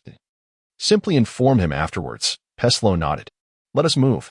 In an instant, he vanished, hastening back toward the warship. While the other 2 cast their gaze upon the distant execution platform. On the warship, Figo sat across from Sister Carmelo, who was imprisoned in her cell, gazing at her unconscious form with an air of perplexity. His dilemma did not stem from inadvertently disrupting CP9's operation, after all. It was the sister who had initiated the conflict. "I have reason on my side. Why should I fear?" he thought. Moreover, collaborating with this human trafficker was hardly virtuous. Let it be destroyed. His real concern lay with the execution of the giants. Setting aside the moral implications of the world government's alliance with the traffickers, it was clear that their intention was not to publicly execute the 7 giants. Perhaps they feared inciting the wrath of the giants, who had already disbanded the giant pirate crew, or perhaps they sought to harness the giant strength for their own ends. However, with the nun captured by Figo, the execution would undoubtedly proceed uninterrupted, and Figo would share in the repercussions, which troubled him immensely. Regardless, releasing the captured trafficker was out of the question. Glancing at the sky, he noted that there remained approximately half an hour until the execution commenced. Figo opened the prison dossier, and indeed, the status of Giant Kevin had changed from imprisoned to execution in progress. Should the execution conclude, his status would shift to deceased. And the corresponding page in the dossier would turn a pallid gray, an insight Figo had gleaned from 8 years of guarding Impel Down. "I suppose I should take a look," Figo contemplated. At that moment, the prison file belonging to Kevin suddenly changed color, not a dull gray, but an unprecedented and glaring red. Figo paused, glancing again at his information. Status update. Escape in progress. Figo quickly realized that if CP9 could not find the nun, was there an alternative plan? 2 minutes prior. On the execution platform, the chief executioner, Shao, observed the throngs of people gathering below, their chants of kill them, rising and falling, causing him some anxiety. Only he, as the commander-in-chief, understood that this execution was far from straightforward. The 3 intelligence agents from CP9 were surely plotting something, but he was unaware of their specific intentions. How would they act? Would the execution proceed as planned? Amidst his unease, his vision suddenly blurred. The female CP9 agent appeared before him, throwing a punch while signaling with her eyes. Meanwhile, loud thuds resonated from the other side as another CP9 member effortlessly dispatched his subordinates, the Marines. Such a crude and violent display. Startled, Shao, having grown considerably over the years, quickly adapted, attempting to fend off a couple of strikes, only to be swiftly taken down by the female CP9 agent. In a mere 5 or 6 seconds, the 2 CP9 members had successfully neutralized all the Marines on the execution platform. The crowd, which had just seconds ago been rallying for the execution of the giants, fell into disarray, scattering in panic as the male CP9 member tossed aside a knife. A jailbreak. Why rescue those giants? Run. There has been a murder. The town center descended into chaos. The 2 CP9 agents swiftly dismantled the chains binding the 7 giants, urging, "Hurry." The sudden turn of events caught the 7 despondent giants off guard. They gazed at the unfamiliar faces and asked in confusion, "Who are you?" "There is no time for explanations. Come with us." The agents pretended to retrieve the keys from Zhao's grasp, liberating the giants from their shackles. Having been saved at the brink of execution, the seven giants instinctively placed their trust in the CP9 agents and descended from the platform. Though weakened, they moved with purpose. Following the agents as they herded the townsfolk and swiftly exited the small town. It was then that they remembered to inquire, "This direction. Where are you taking us?" "The Navy will respond quickly. We must leave Huiyu Island at once." The female CP9 stated, "We need to seize that warship." "Seize the warship? No way." The giants halted abruptly. One particularly tall giant with a scruffy beard declared, "That warship is guarded by the warden Figo, that guy." "We know. It's fine. He is not currently aboard the warship. We have another comrade who has already gone to commandeer the ship. Don't worry." The seven giants exchanged glances and ultimately chose to trust their saviors, making their way toward the warship. This was CP9's contingency plan. No intermediary, Galmero. They would win the giants' favor on their own. How things would unfold thereafter was a matter for another time. Pace Luo, having taken the initiative, indeed aimed to commandeer the ship. However, just as he stepped aboard from the corner, before he could incapacitate a single sailor, his expression transformed dramatically. "Figo, what are you doing here on the ship?" "I encountered a minor issue and returned briefly." "What about you?" Figo replied with a smile, as if unperturbed. Pace Luo was rendered speechless. A whirlwind of conflicting emotions, entanglement, frustration, and bewilderment flashed through him. He even contemplated the idea of knocking Figo unconscious, but ultimately, he exercised restraint and could only convey the truth to Figo. The world government harbored no genuine intention to execute the giant race. "Initially, we planned to collaborate with Anon, allowing her to devise a scheme to rescue the giant pirate, thereby earning the goodwill of the giant race, serving as a liaison between the world government and the giants, and recruiting giant sailors. Yet, for reasons unknown, that none has yet to appear, compelling us to alter our plans at the last minute. Fortunately, the giants have never encountered us. The two of them have disguised themselves as passers-by to abduct the giant, while I came to seize the ship and rescue the giants. Figo, the warden, I hope you can cooperate with the actions of the world government. Please disembark immediately and enjoy a lengthy holiday on the island. I shall incapacitate the sailors aboard and continue with our plan. Once the dust settles, a ship will arrive to take you back." Figo, however, was taken aback. "You mentioned a nun? Is she a beautiful one with golden, curly hair?" Pace Luo paused, bewildered. "Huh?" Figo frowned, interrogating him. "Is it truly her? What kind of partner have you chosen?" "That individual is a bandit. She attacked me without provocation." Pace Luo responded. "And then?" Figo gestured towards the direction of the cell. "She is locked up in there." Pace Luo's composure shattered. "I swear, what the hell?" Chapter 14, The Capture of Peslo Calm. He appeared to be unintentional. The mission was paramount. Peslo hesitated momentarily but could not resist lowering his voice to inquire, "Why did she attack you without cause?" Figo replied, "Let me be frank. I have my own agenda this time. There is a notorious pirate in Advanced City who, in an effort to mitigate his suffering, disclosed the location of a treasure situated on Devil Isle. I came to retrieve this treasure, but that nun, blinded by greed, attempted to deceive me and resorted to violence instead. Is that so?"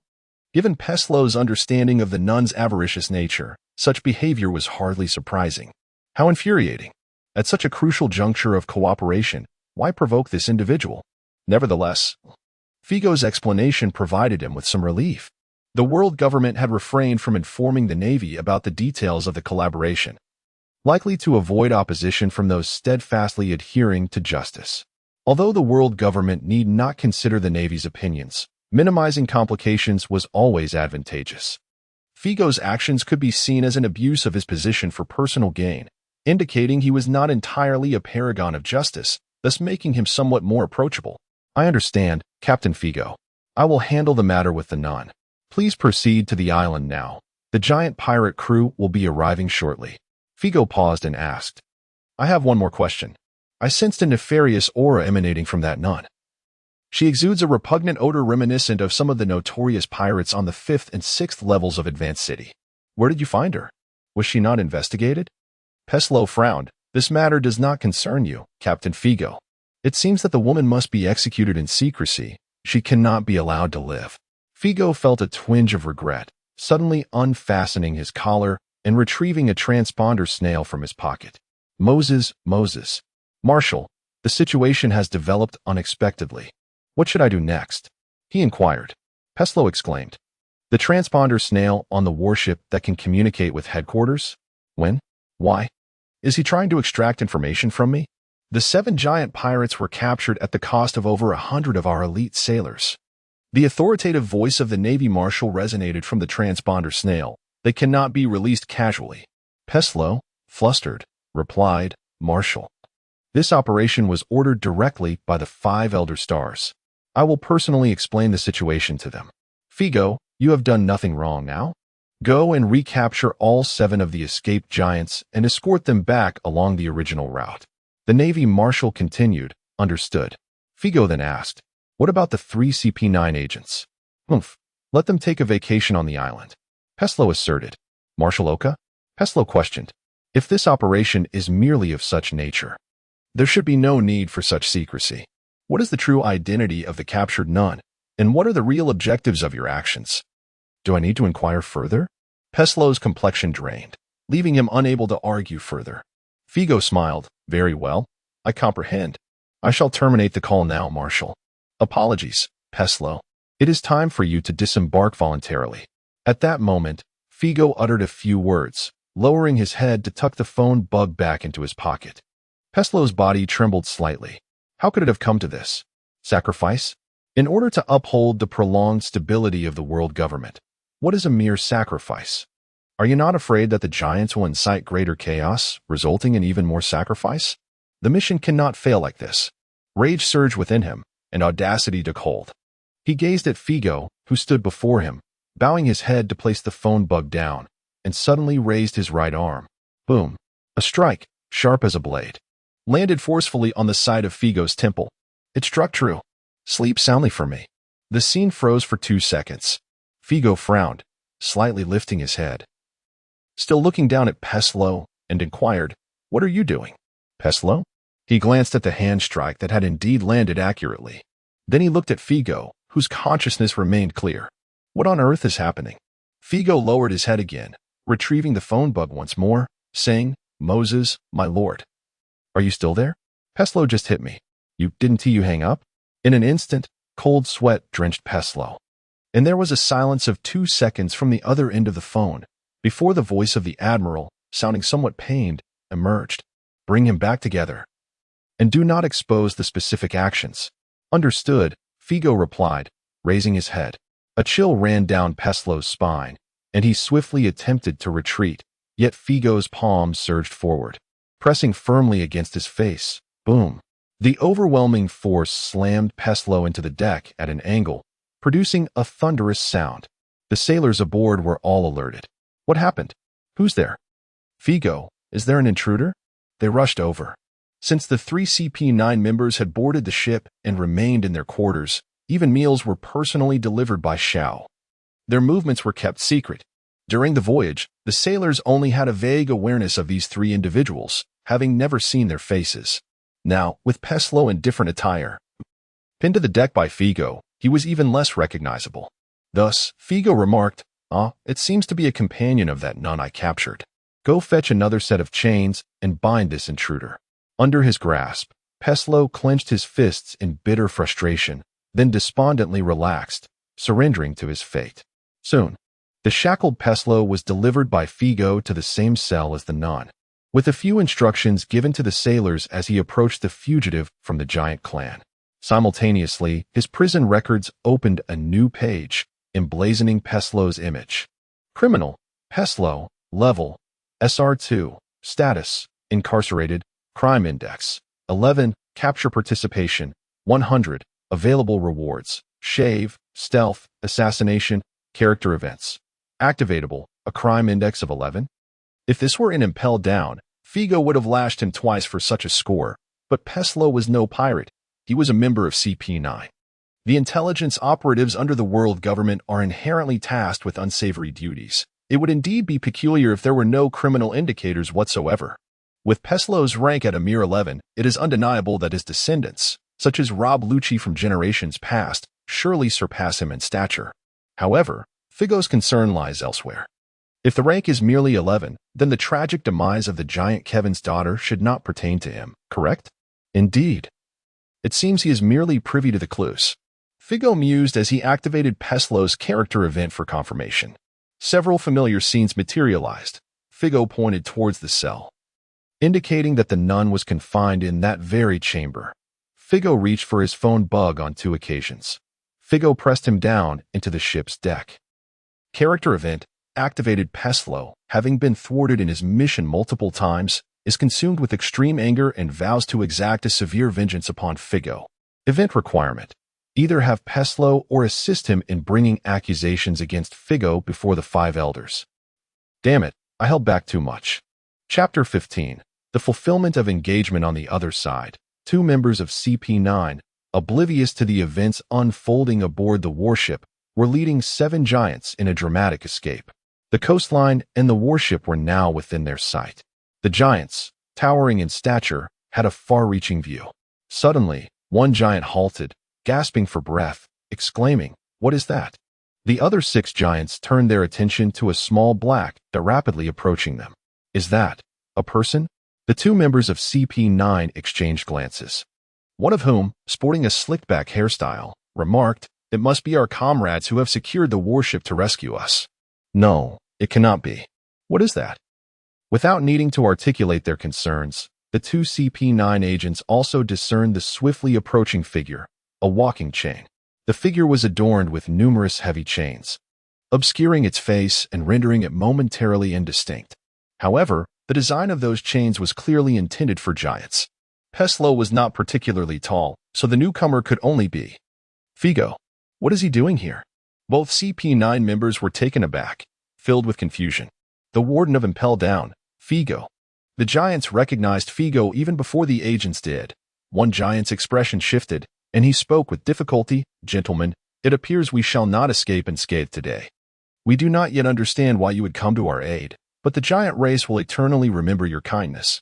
You must flee. We shall hold him off here." The giants' unexpected resolve astonished the 2. They lacked the courage to fight, yet they had no intention of fleeing. Did the giants not comprehend the gravity of the situation? Thus, they hesitated to respond. Another giant, perceiving their silence, quickly added, "That is Figo, the warden of Impel Down. He has been stationed there for years without fail. It is said that he plunges into the sea daily to battle sea kings, devouring an entire sea king in a single meal. He is a capricious tyrant, often relishing in the torment of prisoners by depriving them of food for days, savoring the thrill of their slow starvation. He even delights in mercilessly beating a renowned pirate, subjecting them to utmost humiliation. Many formidable pirates on the 5th and 6th levels have devised countless schemes to end his life, yet none have succeeded. Although we have not witnessed his combat prowess firsthand, in our current weakened state, we stand no chance against him. I regret to inform you that your comrade is likely doomed. You must escape at once." The giants spoke in turn, their words laced with urgency. The 2 CP9 members found their situation peculiar. Was this truly Figo?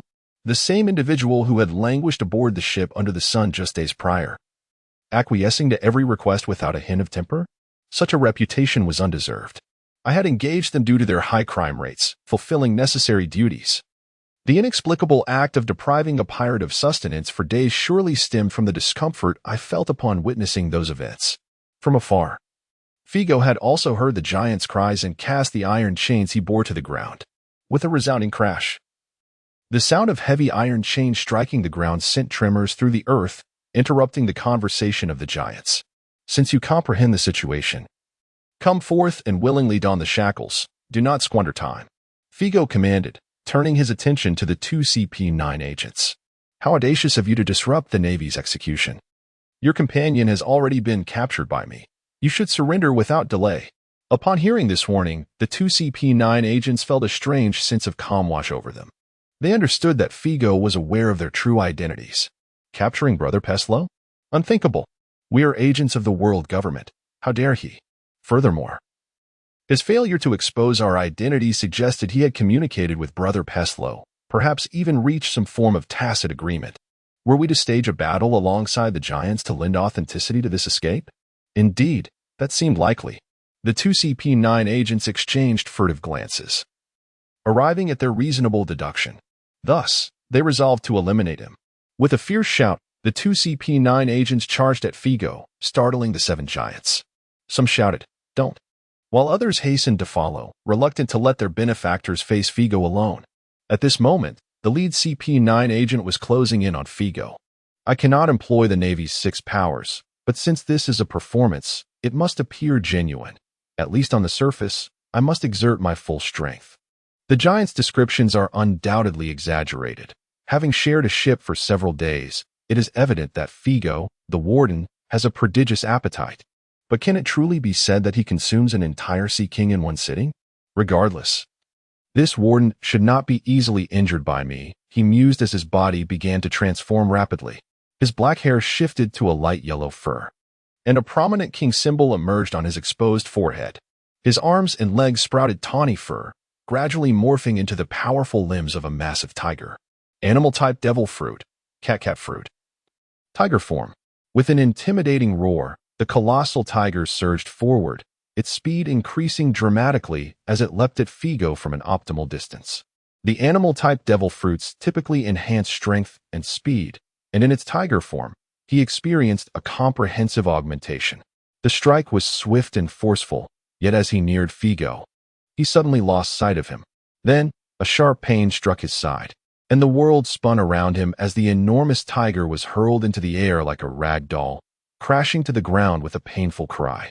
What just happened? I didn't see it clearly. He shook his head repeatedly, striving to regain clarity, only to be enveloped by a colossal shadow, his expression growing vacant. A monster. How could it possess such strength? And why did it not show mercy? With a thunderous impact, Figo seized the tiger's wrist and swung the 12-meter giant down with a resounding crash, rendering the bewildered CP9 unconscious. Moments later, Figo returned to the warship, carrying the unconscious CP9 agent over his shoulder, escorting the dirt-covered giants, who were once again shackled, back to the vessel. The giants were utterly despondent. Life is indeed a series of ups and downs. Just when one believes they can escape, they unwittingly return, dragging along 2 benefactors. No, make that 3. Despite having declared their inability to fight back, the benefactors did not heed the warning. The sailors aboard the ship had long sensed the commotion, feeling as if one wave had yet to settle before another arose. Could it be that someone dared to raid the execution ground and succeeded? Is Major Shao unharmed? Of course, he is fine. CP9 would not dare to slay sailors, for the criminal index would surely soar to the heavens. Figo, unperturbed, even felt a sense of joy. This voyage had culminated splendidly. Initially, he anticipated only acquiring a nun, yet now he had gained 3 members of CP9. With no actual criminals in sight, he was determined to capture those who merely resembled them. Ignoring the frowning Peslow, Figo tossed his 2 CP9 companions into the same cell and proceeded to escort the giants back to their quarters, awaiting the prison records to materialize. As soon as he secured the first giant, the prison records arrived promptly, to Figo's slight disappointment. The speed of the records indicated that the strength of the captured was rather feeble. Were these 2 CP9 indeed merely of our rank? However, a glance at the documents left him momentarily stunned. This time, the prison records did not present a blank page. Instead, it opened to the corresponding entry of the giant he had just confined. Moreover, the information had changed. Criminal, Peter, rank, R8, status, incarcerated, criminal index, 17, capture participation, 350, gain, giant strength 14,267,405, level 2 giant child. A buoyant sensation coursed through him. His strength had indeed received a slight enhancement. Capture participation at 350, gains of 14 and 267, compared to before. The recaptured giant had bestowed upon him an additional 50 in capture participation benefits and 267 points of giant strength. A realization dawned upon him. Capturing criminals in a prison break state would yield participation bonuses, and this bonus would be half of the standard capture rate. The maximum would be 50. Amidst a torrent of astonishment and myriad thoughts, Figo gazed at the other 6 giants as though they were treasures. A fleeting thought crossed his mind. During the advance in Impel Down, it seemed his perspective had been rather limited. Chapter 16. The Marine of Death. Gain. Giant Power. Rare. 54,540,945. Level 2 Giant Infant. Gain. Giant Power. Rare. 77001645. Level 3 Giant Youth. Gain. Tyrant Nation 17,170,187. Level 2 Giant Warrior. Onboard the warship. The additional gains from the other 6 giants were gradually acquired by Figo. The level of giant power experienced a remarkable leap, advancing directly from level 1 to level 3. Figo felt a significant enhancement in his physique, but more importantly, there was a notable change in his lifespan. The substantial increase of over 1,000 points in giant power evidently made a difference. Figo sensed that a certain constraint within him had been undone, invigorating every cell as if he had returned to his youthful days. This surge likely added at least 10 years to his life. However, youthfulness? At 28. Am I still to undergo further growth? Alongside his elation, Figo harbored a subtle concern regarding this matter. Other developments were inconsequential, but the issue of height was paramount. Standing at 2.5 meters, he deemed it sufficient. Although in the pirate world, even non-giants can reach extraordinary heights of 7 or 8 meters. Figo had no desire to grow to such extremes. It would complicate matters, especially in finding a partner. He needed to be mindful in the future. If he were indeed still growing, he would have to devise a plan. He hoped to remain under 3 meters at most. But that was a concern for another time. In addition to the giants who had received supplementary gains, the 2 CP9 members were also documented in the prison records. Indeed, they had not reached the SR level. Both were classified as R9. Their criminal indices were slightly higher than Peslo's, one being 14 and the other 16, possibly due to their involvement in various tasks, such as publicly rescuing the giants.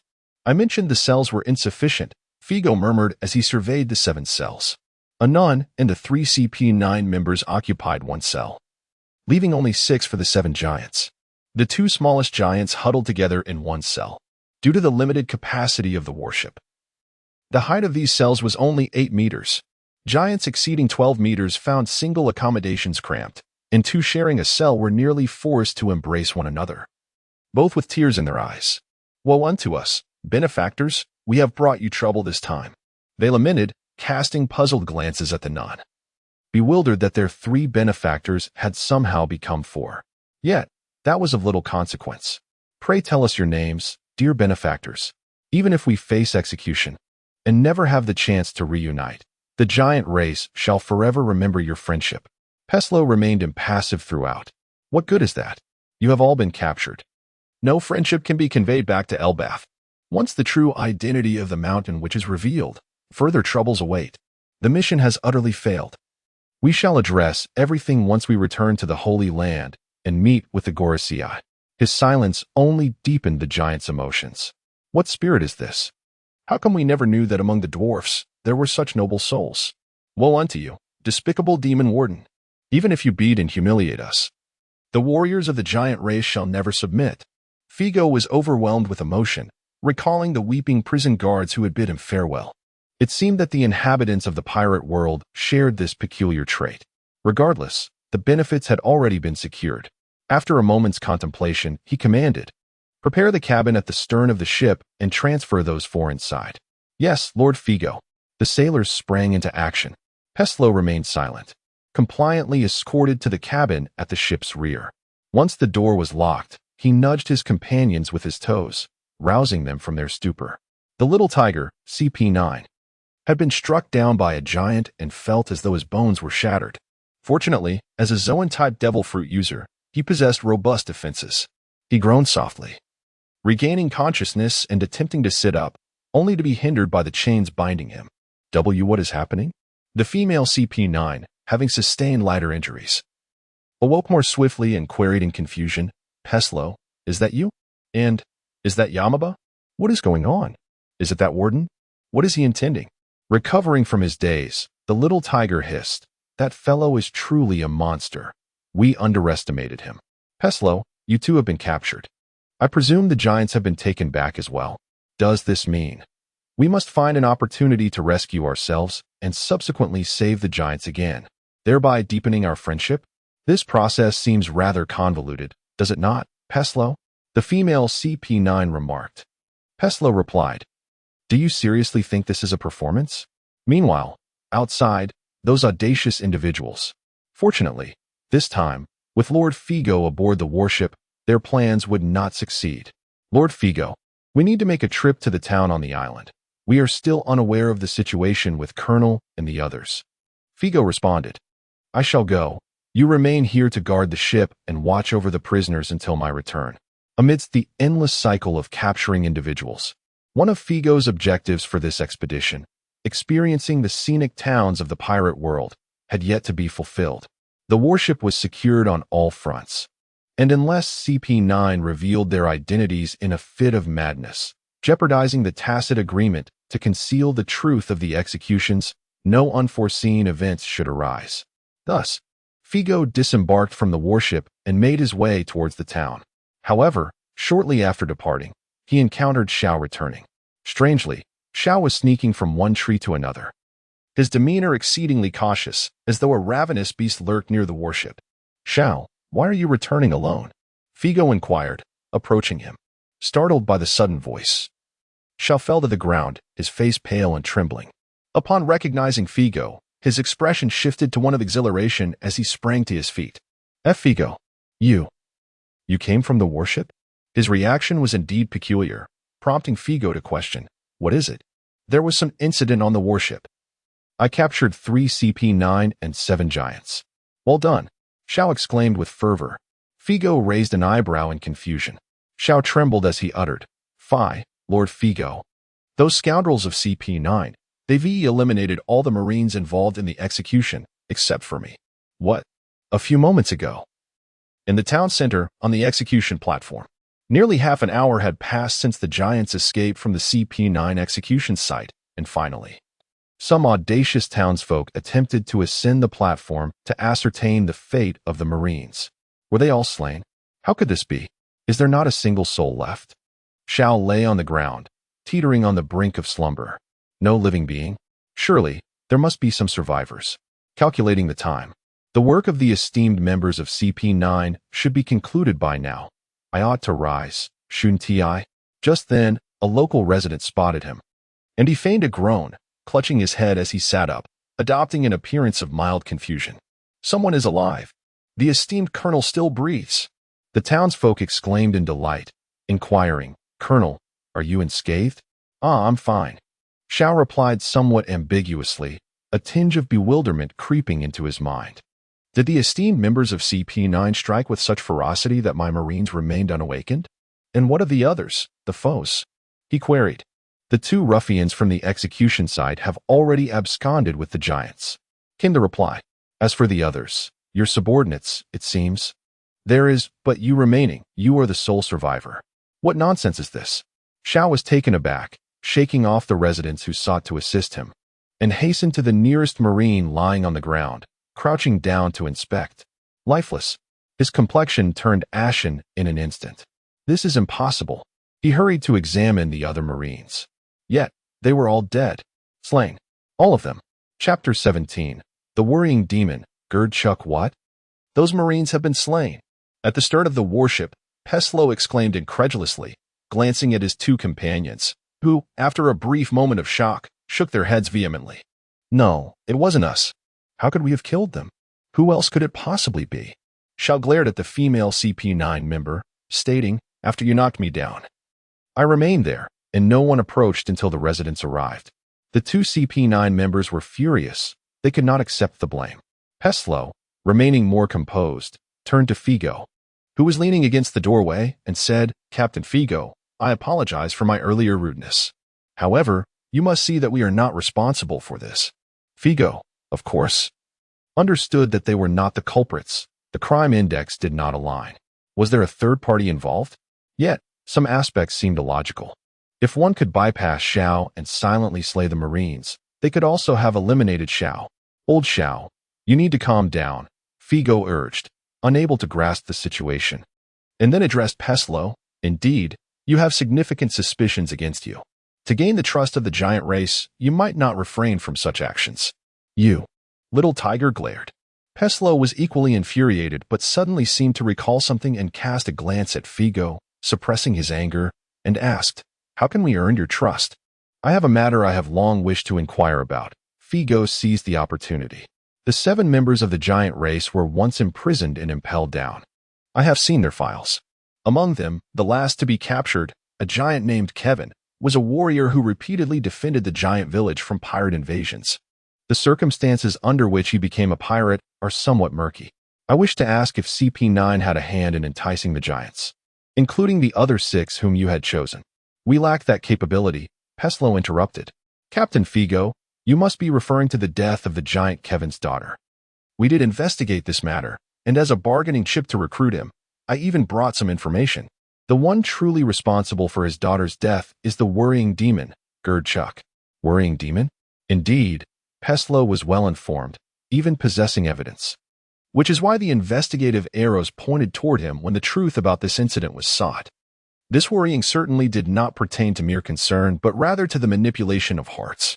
Figo had remained in Impel Down all this time, while Xiao displayed an expression of terror, still unaware of who this so-called worrying demon was. Peslo, with his hands bound, laboriously retrieved several crumpled pages from his clothing and handed them to Figo. The first thing Figo noticed was a bounty notice among them. The image on the notice depicted a middle-aged man cloaked in a mantle, with prominent cheekbones, a sinister smile, and an ugly visage, resembling the extraterrestrial figures often circulated online.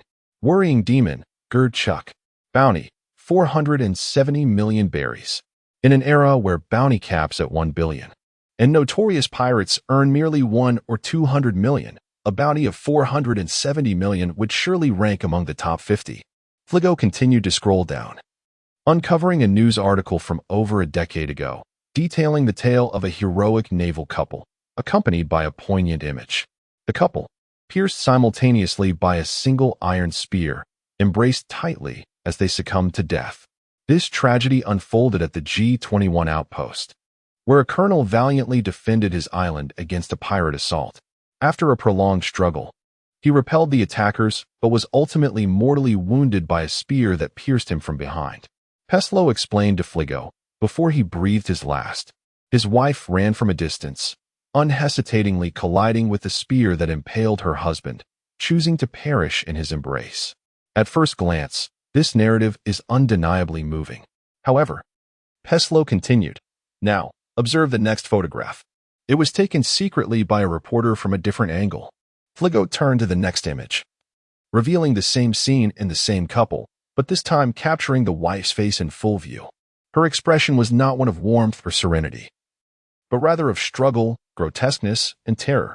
She did not willingly embrace death. This marked the first evidence we discovered of the manipulative mastermind, Gerdchuk. He possesses the powers of the line fruit, reveling in orchestrating misunderstandings, tragedies, and coincidences, delighting in the manipulation of human emotions. The line fruit, Figo murmured. He had orchestrated hundreds of tragedies in a similarly manipulative manner, leaving a significant mark on the death of the giant Kevin's daughter. He is also one of the rulers of the dark world, having covertly influenced coups in small nations. A purely malevolent fiend who seeks pleasure in the puppetry of human emotions without regard for personal gain. As his words concluded, the focus of the investigation into Kevin's incident shifted dramatically. The need to pursue leads transformed into a singular pursuit, the extermination or capture of the manipulative Gerdchuk. Figo concentrated, an arrow of intent materializing before him, only to retract it swiftly. He then glanced at the unconscious trafficker Nun and spoke, "Very well, regarding Kevin's matter. I will consider it resolved. Now, I must investigate the cause of death of the sailors at the town's execution grounds." Old Xiao remained composed. "This incident likely does not involve those 3. While I am away, keep a vigilant watch over the 4 of them. Ensure your subordinates do not approach. They must be aware of their identities."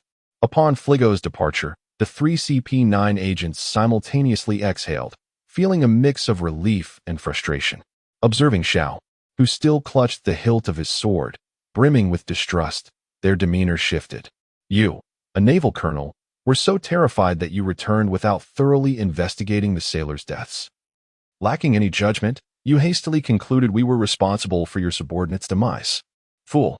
Xiao seethed with indignation. Why am I the fool? 7 years ago. Jean Chia said the same, prompting my immediate transfer from Impel Down. Now that I have been reassigned, you accuse me again. Was my transfer in vain? He nearly drew his sword to strike down the 3 CP9 agents, and indeed, the blade was unsheathed with a resounding clang. His expression momentarily blank. The 3 CP9 agents also stood frozen. The little tiger scoffed disdainfully. So you have the audacity now? Come, kill me. Then. Xiao trembled as he lifted the knife high above his head, poised to strike. No, that was incorrect. Peslo sensed something amiss from Zhao's quivering body and unnatural demeanor, shouting. Xiao, what is wrong with you? Trembling, Xiao was unable to respond. Stop this charade. At that moment, a clear female voice rang out. The previously unconscious nun opened her eyes and remarked, the feeling of being shackled by sea stone handcuffs is hardly amusing. Struggling to sit up, she coughed up blood and solemnly declared, the world government is indeed an unreliable entity. Lord Chuck, take advantage of that troublesome fellow's absence and resolve this swiftly. Lord Chuck? Peslo's heart jolted. A peculiar, eerie laughter suddenly echoed, and a figure cloaked in darkness materialized silently at the cabin door. With his right hand extended, fingers curled, he appeared to manipulate Zhao's body as if he were a puppet. The sunlight illuminated his face beneath the cloak, causing the 3 CP9 agents to turn pale as a ghost. Let's see, shall we? Caretaker demon. Gerdchuck? Why are you here? This infamous trafficker of people, renowned in the underworld, should be of far lesser standing than you. How could he come to her aid? Foolish, the nun replied coolly. Even now, you cannot discern that deceiving the giant clan through a joint performance was Lord Chuck's idea? Without Lord Chuck, how could I dare to collaborate with you lot? The caretaker demon's scheme? Deceiving the giant clan, gaining their friendship, establishing the Lamb House to shelter orphans, only to secretly sell them to the world government. So that was it. Peslo understood everything and helplessly closed his eyes. Damn it, caretaker demon, the world government will not spare you. Hee. The world government has never ceased its pursuit of me, has it? Although the plan has failed, the caretaker demon rasped with a laugh, I must admit. Your series of actions has been rather splendid. Truly, the world government excels in manipulating the hearts of men. Thus, as a reward, I shall grant you a swift demise. His right hand swung down. Yao's knife struck heavily toward Peslo. Peslo, brother. The little tiger and the female CP9 let out horrified screams. Just as the blade was about to cleave Peslo's head, Xiao suddenly regained his ability to act, the blade hovering perilously above Peslo's head. With a sigh of relief, he collapsed to the ground, drenched in sweat. Peslo, astonished, opened his eyes to see a familiar tall figure looming behind the caretaker demon, casting him in shadow. Warden Figo. How peculiar, the caretaker demon chuckled again. You have disrupted CP9's operation, and these 3 CP9 agents are likely harboring deep resentment towards you. They might even report you to the world government. You cannot be so naive as to overlook that. If I were in your position, I would arrive a minute later, using my hand to eliminate them. Wouldn't that be exquisite? You have assassinated the Marines, leaving only old Xiao to return with news. Merely to create a perfect opportunity for my absence? Figo inquired. Quite amusing, isn't it? The worry demon retorted. Utterly tedious. Figo drew his blade and struck. Chapter 18. The Monstrous Beasts. With a swift motion, Figo's blade failed to connect with the tangible form of his adversary. As it approached the corporeal body of Gerdutch, an invisible web of threads materialized before Figo's sword, absorbing the force of his strike and emitting a piercing shriek. I have long been aware of the notorious underwater prison, Impel Down, established 8 years ago. What manner of place is it? The former warden, Gaston Figo. Fine fissures began to spread from beneath their feet on the deck, and Figo locked eyes with the mind manipulator. You shall soon discover. Boom. As his words fell, Figo exerted force through his arm, propelling the mind manipulator violently away, shattering the cabin walls in the process. Simultaneously, Figo flicked his waist, casting a set of keys at Xiao's feet, and charged towards the mind manipulator with his sword drawn. Hurry, release us. Peslo shouted urgently. He needs our assistance. Nearby, A nun huddled herself, muttering under her breath, "First save me before you engage with that fellow, Lord Chuck." The battlefield shifted towards the center of the ship. The cacophony startling several sailors tasked with watching the giants. What is happening? More enemies. The exclamation revealed their dismay, yet this time, they were evidently ill-advised to intervene. The mind manipulator evaded two of Figo's consecutive slashes, leaping onto the rail, a malevolent smile curling at the corners of his mouth. Rain of spears. He raised his hands to the heavens, fingers splayed wide, unleashing countless invisible threads that shot skyward, only to viciously refract downward from a certain height.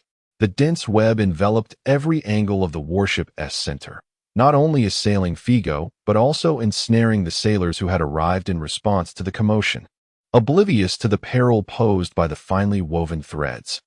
The sailors were still attempting to discern the identity of the mind manipulator standing on the rail when a crescent-shaped strike struck their chests, sending them tumbling backward, bloodied and falling into the sea. Immediately following, their original positions were obliterated by the concentrated threads, splinters scattering. It was Figo. Under such circumstances, he could only manage a relatively gentle flying slash to send the sailors into the ocean, after which they would have to fend for themselves. He too required defense. His observation hockey fully activated. He wielded his sword to parry and sever each thread aimed at him. The area around him was filled with a cacophony of clashing sounds. Elsewhere, the sounds of explosive destruction echoed relentlessly. As rain-like projectiles pelted down, the deck reverberated with a series of dull thuds, splintering under the relentless assault of countless razor-like threads. This medium-sized warship, under the barrage of concentrated attacks, suddenly sank deeper into the water, swaying perilously in the tempestuous downpour. "Quick! We must leave this place. Warden Figo does not require our interference." A sudden shout from Peslow rang out nearby, and no further interruptions followed. After a protracted moment, the torrent of threads ceased. The space beneath the rail where the mind manipulator stood and the area where Figo remained became the only two intact positions amid the chaos of the ship. In a dramatic reversal of fortune, a crescent moon soared forth from Figo's blade, cleaving through the worries of the mind. The tormentor, with arms outstretched toward the heavens, forcefully pulled inward. The method of dismemberment. Clang. 10 exceptionally resilient threads shattered Figo's aerial strike, ensnaring his blade. A piercing shriek echoed as a fragment of the broken blade danced through the air, cascading to the ground. The battle momentarily paused. Such formidable swordsmanship indeed. Saving those sailors and managing to defend against my assault flawlessly. Alas, your sword appears to be rather ordinary, Figo mused as he glanced at his blade, which indeed lacked merit. His original weapon was a standard prison guard-s sword, and upon his promotion to deputy warden, he received a warden-s sword, which was merely a more refined version of the guard's sword. Officers of the Navy could apply for such weapons. His mastery of hockey was comparably mediocre, after all. In 8 years, he had only participated in the capture of around 100 SRs, each contributing a mere 5 to his capture rate, equating to personally apprehending 5. Opportunities for significant gains in hockey were scarce. Presently, his skill in localized hockey enhancement was a result of personal training. Yet he was still far from the level required to cultivate his blade into a black sword. Thus, under the recent barrage of hockey-infused threads, his sword had shattered, leaving only a half. It was time for a replacement. Figo casually tossed the half of the warden's sword, which had accompanied him for over 4 years, into the sea. At that moment, a sharp wind howled nearby, heralding another blade thrown with force from a distance. It was the sword cast by Xiao Jianji. However, when the blade was 3 meters away from Figo, the tormentor's finger curled, causing the sword to change direction and be yanked into his grasp by the threads. Xiao was taken aback. The tormentor brandished the sword, mockingly remarking, "This blade is hardly impressive, yet I have no intention of letting you acquire it easily. How about a trade? Among the 4 little mice, if you choose to eliminate 2, I shall return the sword to you." Quite the mischief. Figo chuckled in response, saying, "A mischievous child requires proper discipline. If you were to arrive at Impel Down sooner, I would certainly provide you with a month-long training package for your enjoyment." With that, he unfastened his clothing and retrieved a transponder snail, saying, "Moses, Moses, Admiral. I am in quite the predicament here. You've heard everything, haven't you? I fear I cannot secure the transponder snail or the warship. What should I do? The all-too-familiar scene caused Paslow, lurking in the distance, to widen his eyes in disbelief this again. The tormentor was momentarily taken aback. Admiral? Which naval admiral is being mischievous? The voice from the transponder snail responded, No worries. I will immediately dispatch nearby warships to rescue you from Ho Island. Figo, bring Gerd Chuck back to headquarters. I shall personally celebrate your success. Understood. Figo concluded the call and swiftly hurled the transponder snail toward the shore, wishing the little creature good fortune. This time, the tormentor refrained from intercepting the transponder snail, his annoyance evident as, simultaneously with Figo's throw, 5 colorful threads erupted from his fingers, wrapping around Figo. The intensely sharp 5-colored thread effortlessly tore through Figo's garments, revealing his robust physique, as it continued to embed itself into flesh. Yet, no matter how forcefully the tormentor exerted, it could only leave faint traces of blood upon Figo's form. The bulging muscles, fortified by the armor of hockey and the mastery akin to iron, rendered his flesh more resilient than blade or sword. Figo once aspired to become a dashing swordsman, but the prison records merely offered a selection among the abilities possessed by pirates. Many pirates wield swords, and he could expect an annual gain of around 1,000 in swordsmanship, supplemented by his own training, resulting in a current experience of 9,307 points. He remained a level 3 iron-cutting swordsman, tantalizingly close to becoming a level 4 swordmaster, indeed verging on being termed as such. Yet, another capability overshadowed his swordsmanship. What is it that every individual possesses? What does the might of giants enhance beyond longevity? What does consuming sea king's flesh replenish? What underpins the power of hockey? It is the physique. The physique. The physique. Once more, the physique. With the exertion of his body, as his muscles swelled, the 5-colored threads that bound him suddenly snapped, exploding outward in all directions, leaving marks upon the ship's eaves and causing the tormentor to stagger, revealing a hint of astonishment. An aura reminiscent of a colossal beast emanated from Figo, indiscriminately spreading forth. Physique, 12,306, Level 4, Monster. Chapter 19, The Nun's Composure in the World of Pirates. To what extent can the human physique be strengthened? The seemingly indomitable Kaido, the Iron Balloon Big Mom, the Whitebeard, who, despite having half his face obliterated, could still sink an island? Even a Kainu, whose physique is nearly that of an ordinary human, could withstand the tremors from the tremor fruit, merely coughing up a few drops of blood without sustaining serious injury. Once, Figo believed that a physique of 1,000 would grant him the ability to ascend to the heavens. Yet upon surpassing 10,000, he found himself insatiable, for he perceived an even loftier sky and a more formidable future ahead. Higher, faster, stronger. Boom. Like a volcanic eruption. The intact deck beneath Figo shattered beneath his feet, causing the medium-sized warship to finally succumb to the strain and fracture in two. The tumultuous waves surged upwards. Standing upon the railing, the manipulative sorcerer momentarily set aside his concern for the rising tide. His immediate threat was Figo's onslaught. A figure flickered before him, and Figo, splashed with water, appeared as if by teleportation, launching a punch. 5-colored net. The sorcerer's fingers spread wide as the line net, which had initially resisted Figo's strike, re-emerged. Yet, on Figo's fist, in addition to the armed hockey, an intense friction with the air ignited a fierce blaze, summoning roaring flames. One force, fire fist. Clang. The net melted away in an instant. This fellow. The sorcerer's expression shifted slightly, crossing his arms in a defensive stance with armed hockey. But upon the thunderous collision, he could not suppress a sweet taste in his mouth, like a cannonball breaking through the air, crashing into the sea below. He swiftly hooked a thread, propelling himself towards the shore, rolling upon landing to dissipate the force. Then, Figo plunged into the sea, darting and flipping like a swordfish. And in a heartbeat, he surged back onto the shore, charging straight at the sorcerer.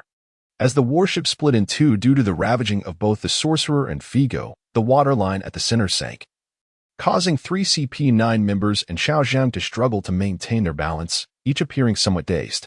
I I almost thought I saw Admiral Doug. The little tiger stammered, utterly astonished. He's simply a monster. No wonder he was able to hurl the giant race aside earlier. Indeed, Peslo replied.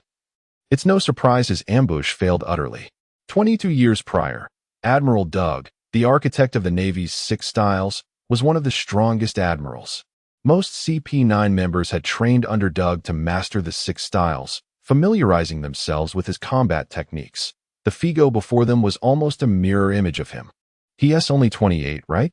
He's still far from his peak, the female CP9 added. The pinnacle of strength for formidable figures in the pirate world generally lies between the ages of 35 and 50. In other words, if Figo continues on this path of growth, it is almost certain he will occupy a position among the Navy's highest combat powers in a decade. With his solid roots, Figo even has the potential to ascend to the rank of Fleet Admiral. The three CP9 members fell into silence. Zhao's eyes brimmed with envy. Among the same batch of Impel Down as captains, holding the rank of lieutenant, how could 8 years have allowed Figo to outpace him so drastically? The trafficker nun, held in Peslo's grip, was equally astonished, yet she remained composed. Do you truly believe that fellow can defeat Lord Chuck? Lord Chuck is far more powerful than you can imagine. What on earth is happening? We are going to fall into the water. We are going to fall.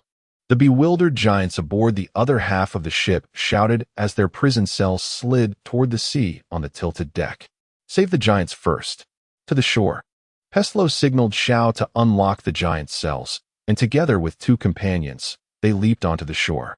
With a thud, he was thrown onto the beach, coughing a few times. Yet the nun remained unfazed, tilting her head to catch a glimpse of the two figures receding into the distance. The ground became pockmarked under Figo's relentless stomps and strikes. And as the nun looked up, she witnessed the web wall of the mind manipulator being shattered again by Figo's powerful blow, sending him flying. But the nun remained calm.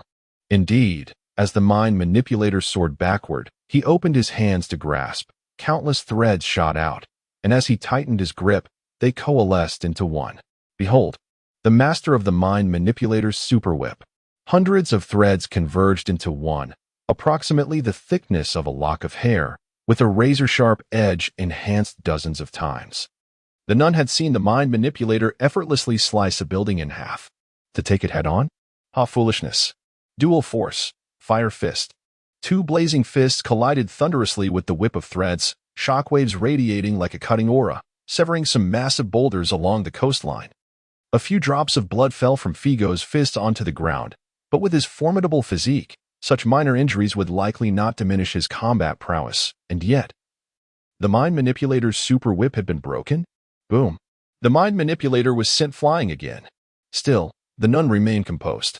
Indeed, as the mind manipulator was propelled backward, his hands danced like a conductor of an orchestra, this time pulling forth countless white threads, which intertwined to form gigantic white spiders. Spider assault line.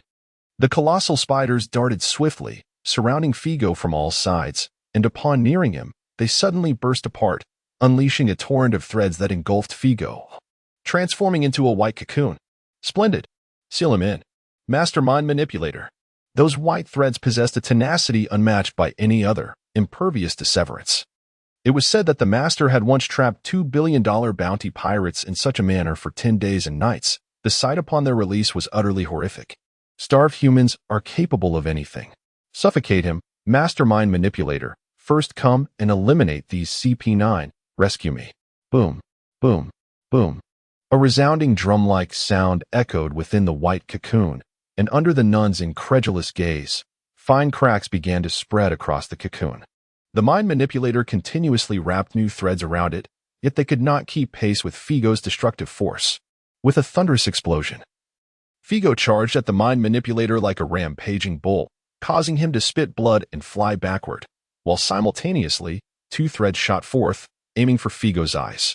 Beautiful. Strike at his vital points. Though he missed, the nun remained unworried. The mastermind manipulator had already discerned this brute's weakness, no matter how robust his physique. Could his vital points withstand such an assault? The pace of the duel escalated, with collisions becoming increasingly frequent.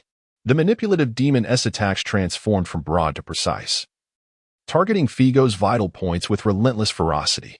line saw, foot razor line, bounce line, until, at a certain moment, a vast expanse of threads unfurled once more. As the earth beneath them turned to a sea of strands under the manipulative demon's power. Here it comes. The manipulative demon's devil fruit has awakened, granting her the ability to transmute all inanimate objects into a tumultuous ocean under her command. The waves surged, enveloping Figo, much like a small boat caught within a tempest, perilously close to capsizing. Is this the end for him? Suddenly, a fiery fist burst forth from the tumultuous sea, followed by a shower of sparks igniting the pristine waves, incinerating them in an instant. Yet the nun remained unperturbed. The manipulative demon's assault was far from over. The remaining white threads ascended high, weaving a net from a point in the sky, converging from all directions like a birdcage, moving with astonishing speed. Here it comes. The manipulative demon, renowned for her ability to obliterate anything, unleashed the holy execution of cutting. In her awakened state, the cutting power of her threads was tenfold stronger. Figo clenched his fists tightly. The thunderous booms resounded continuously as sand and white threads enveloped the battlefield, obscuring the details of the clash. Suddenly, two enormous, immaculate wings unfurled. The manipulative demon had fashioned wings from her threads and took to the skies. Here it comes. The manipulative demon's avian threads, capable of flight, were the perfect means for both pursuit and retreat. Wait. Retreat? A figure surged forward, grasping the manipulative demon by the legs and forcefully slamming her into the ground. Amidst the earth-shattering tremors, the nun's expression grew increasingly dazed. Boom, boom, boom. The thunderous sounds reverberated for 3 minutes. Silence fell. From the swirling dust emerged Figo, his body marred with cuts from the threads, half drenched in blood, dragging the limp manipulative demon behind him. Truly resilient, he thought, his hunger gnawing at him. His aura was fierce, as if he were poised to devour someone. The nun panicked. Is he going to eat me? Chapter 20. Harvest and Return. By the coastline, 7 giants sat in a row. The cages that had imprisoned them had already sunk into the depths of the sea, and Figo managed to drag one up, tossing the anxious Maggle Chuck inside. To facilitate their disembarkation, Shao unshackled the chains from their legs, allowing them the freedom to run. Yet they remained seated, each more obedient than the last. Who among them would wish to flee, even without the chains binding them? Did they not see that their 3 benefactors were still under the oppressive watch of the demonic warden, serving his whims? Not far away. A roaring bonfire illuminated the scene as 3 members of CP9 diligently worked to butcher a massive sea king, draining its blood and roasting its flesh over the flames, swiftly providing portions to Figo. As the colossal sea king, weighing dozens of tons, gradually vanished into Figo's voracious appetite, the little tiger and the female CP9 exchanged silent glances. It turned out that the jest was on them. The giants had spoken the truth. Figo truly could consume an entire sea king in one sitting. Was it also true that he had tormented and humiliated prisoners? A formidable presence indeed. They dared not provoke him. After a series of tumultuous events, Peslo's desire to file a complaint against Figo to the 5 Elder Stars had waned. Typically, Figo did not possess such an appetite. But having recently absorbed a vast amount of giant strength and engaged in a fierce battle, he was in dire need of replenishment. His formidable digestive capabilities swiftly converted the consumed flesh into energy within his body. With 3/4 of the Sea King now digested, Figo let out a satisfied burp, rising while supporting his full belly. That should suffice. You all did well. The remainder is yours to roast and share with the giants, he declared. The seated giants, overwhelmed with gratitude, marveled at the fact that they still had food to eat. Old Shao, how is the little snail? Figo inquired, turning to the other side. We cannot establish contact with the headquarters. The phone snail has landed on the shore, and while it has not met a heroic demise, its shell is somewhat damaged. The signal is poor, and we cannot reach the headquarters. It will likely take time to recover, came the reply. As for the Marine soldiers, only 6 remained, each bearing wounds and wrapped in bandages, resting along the shore. They had been given portions of the first roasted sea king meat, filling their bellies. Is that so? I leave the little snail in your care, old Shao. Fortunately, I had contacted the Admiral earlier. He mentioned that he would dispatch the nearest naval vessel to retrieve us. So it shouldn't take long. After all, we are not far from Elbaf. and the Admiral will certainly consider the Giants' rescue of the 7 Giants and expedite their extraction. Having settled these matters, Figo found a flat patch of ground to lie down and closed his eyes to rest. Nearby, a nun, shackled with sea-stone handcuffs, lay on the ground, utterly devoid of hope. Strangely, her mood had calmed. Observing Figo, she asked, "Could you spare a flame to light my cigarette, Marine?" "Best to quit. Smoking is forbidden in Impel Down," he replied, to which the nun fell silent. The Giants admired her boldness. Even in captivity, she dared to make a request. Seeing Figo asleep, they ate their meat cautiously, fearful of disturbing the demonic warden, feeling small, pitiful, and helpless. Did they dare to seize the opportunity to escape? They glanced at the muck inside the cage, the shattered ground, and the 2 halves of the warship yet to sink. Surely, it was folly. Better to endure than to perish. Figo was not truly asleep. Rather, he was meticulously assessing his gains. He now had 7 rewards to choose from. Once he had genuinely grasped them, even if he released the rewards, they would not vanish. The 3 offerings from CP9 primarily pertained to the 6 powers, and Figo was in no hurry to select. He contemplated that the Navy's 6 powers still had a potential for rapid enhancement. He would wait until his own practice reached a plateau before utilizing their rewards for further improvement. The remaining 4 rewards included character event gains from Doom and the Giant Kevin, as well as capture rewards from the Nun and the Worry Demon. Notably, the Giant Kevin remained unaware that the Worry Demon he had captured following their fierce battle was the true culprit behind his daughter's demise. And Figo chose not to disclose this information. As for persuading him to join the Navy, that decision was best left to the Admiral. Kevin's rewards were also worthy of careful selection. Reward: Giant Strength, Rare, 187, 1832, Level 3 Giant Youth. Next was Doom. Initially, he had activated Figo's observation hockey but had not mastered the armament hockey, nor did he wield a sword. Thus, among the myriad abilities, Figo naturally opted to enhance his strongest one. Reward: Physique 63 12399, Level 4 Monster. A fierce battle and a feast of near-sea king meat had prompted a natural increase of over 20 in Figo's physique. Now came the main event: 2 SR-level villains with a 100 capture participation. The Nun S rewards offered a choice among Devil Fruit Development, Disguise, or Commerce, which were not particularly favorable for Figo. After a moment's consideration, he still opted for Devil Fruit Development. Although this ability could not be activated due to his never having consumed a fruit, and given his fishman strength, he would not consider eating one unless it was particularly suitable and enticing. Nonetheless, enhancing his Devil Fruit Development skills would assist him in battles against Devil Fruit users by aiding in assessing enemy conditions. Reward: Devil Fruit Development, not yet activated. 2093-2093, Level 3 Devil Fruit Proficiency, achieving a 100 capture participation, a crime index of 91, and an SR3 rating. He received a staggering 2,093 points in rewards, the highest thus far. This record was soon to be surpassed. Criminal: Gerd Chuck, Level, SR9, Status, Incarcerated, Crime Index, 113, Capture Participation, 100, Available Rewards, Armament Hockey, Doctor. Observation Hockey. The crime index of 113 shattered the previous highest record Figo had encountered, and the available rewards were unprecedentedly abundant, while most individuals possessed around dozens of abilities. Having even one quality option among 3 choices was commendable. However, the Worry Demon simultaneously unleashed both armament and observation hockey. The Doctor ability would have been quite valuable at other times, leading to a moment of conflicted decision-making. Ultimately, Figo chose armament hockey. Reward: Armament Hockey 3277-6355, Level 3 Mid-Tier Armament. This resulted in a direct doubling. Soon, Figo would be able to rapidly reach the corresponding level through practice. Perhaps he could even achieve complete coverage with armament hockey, if he could personally capture 100 or 80 such pirates. Figo would likely soon ascend to the status of the world's strongest. However, this remains merely a notion. In the current era, the notorious Carrying Demon ranks among the top 50 most wanted pirates.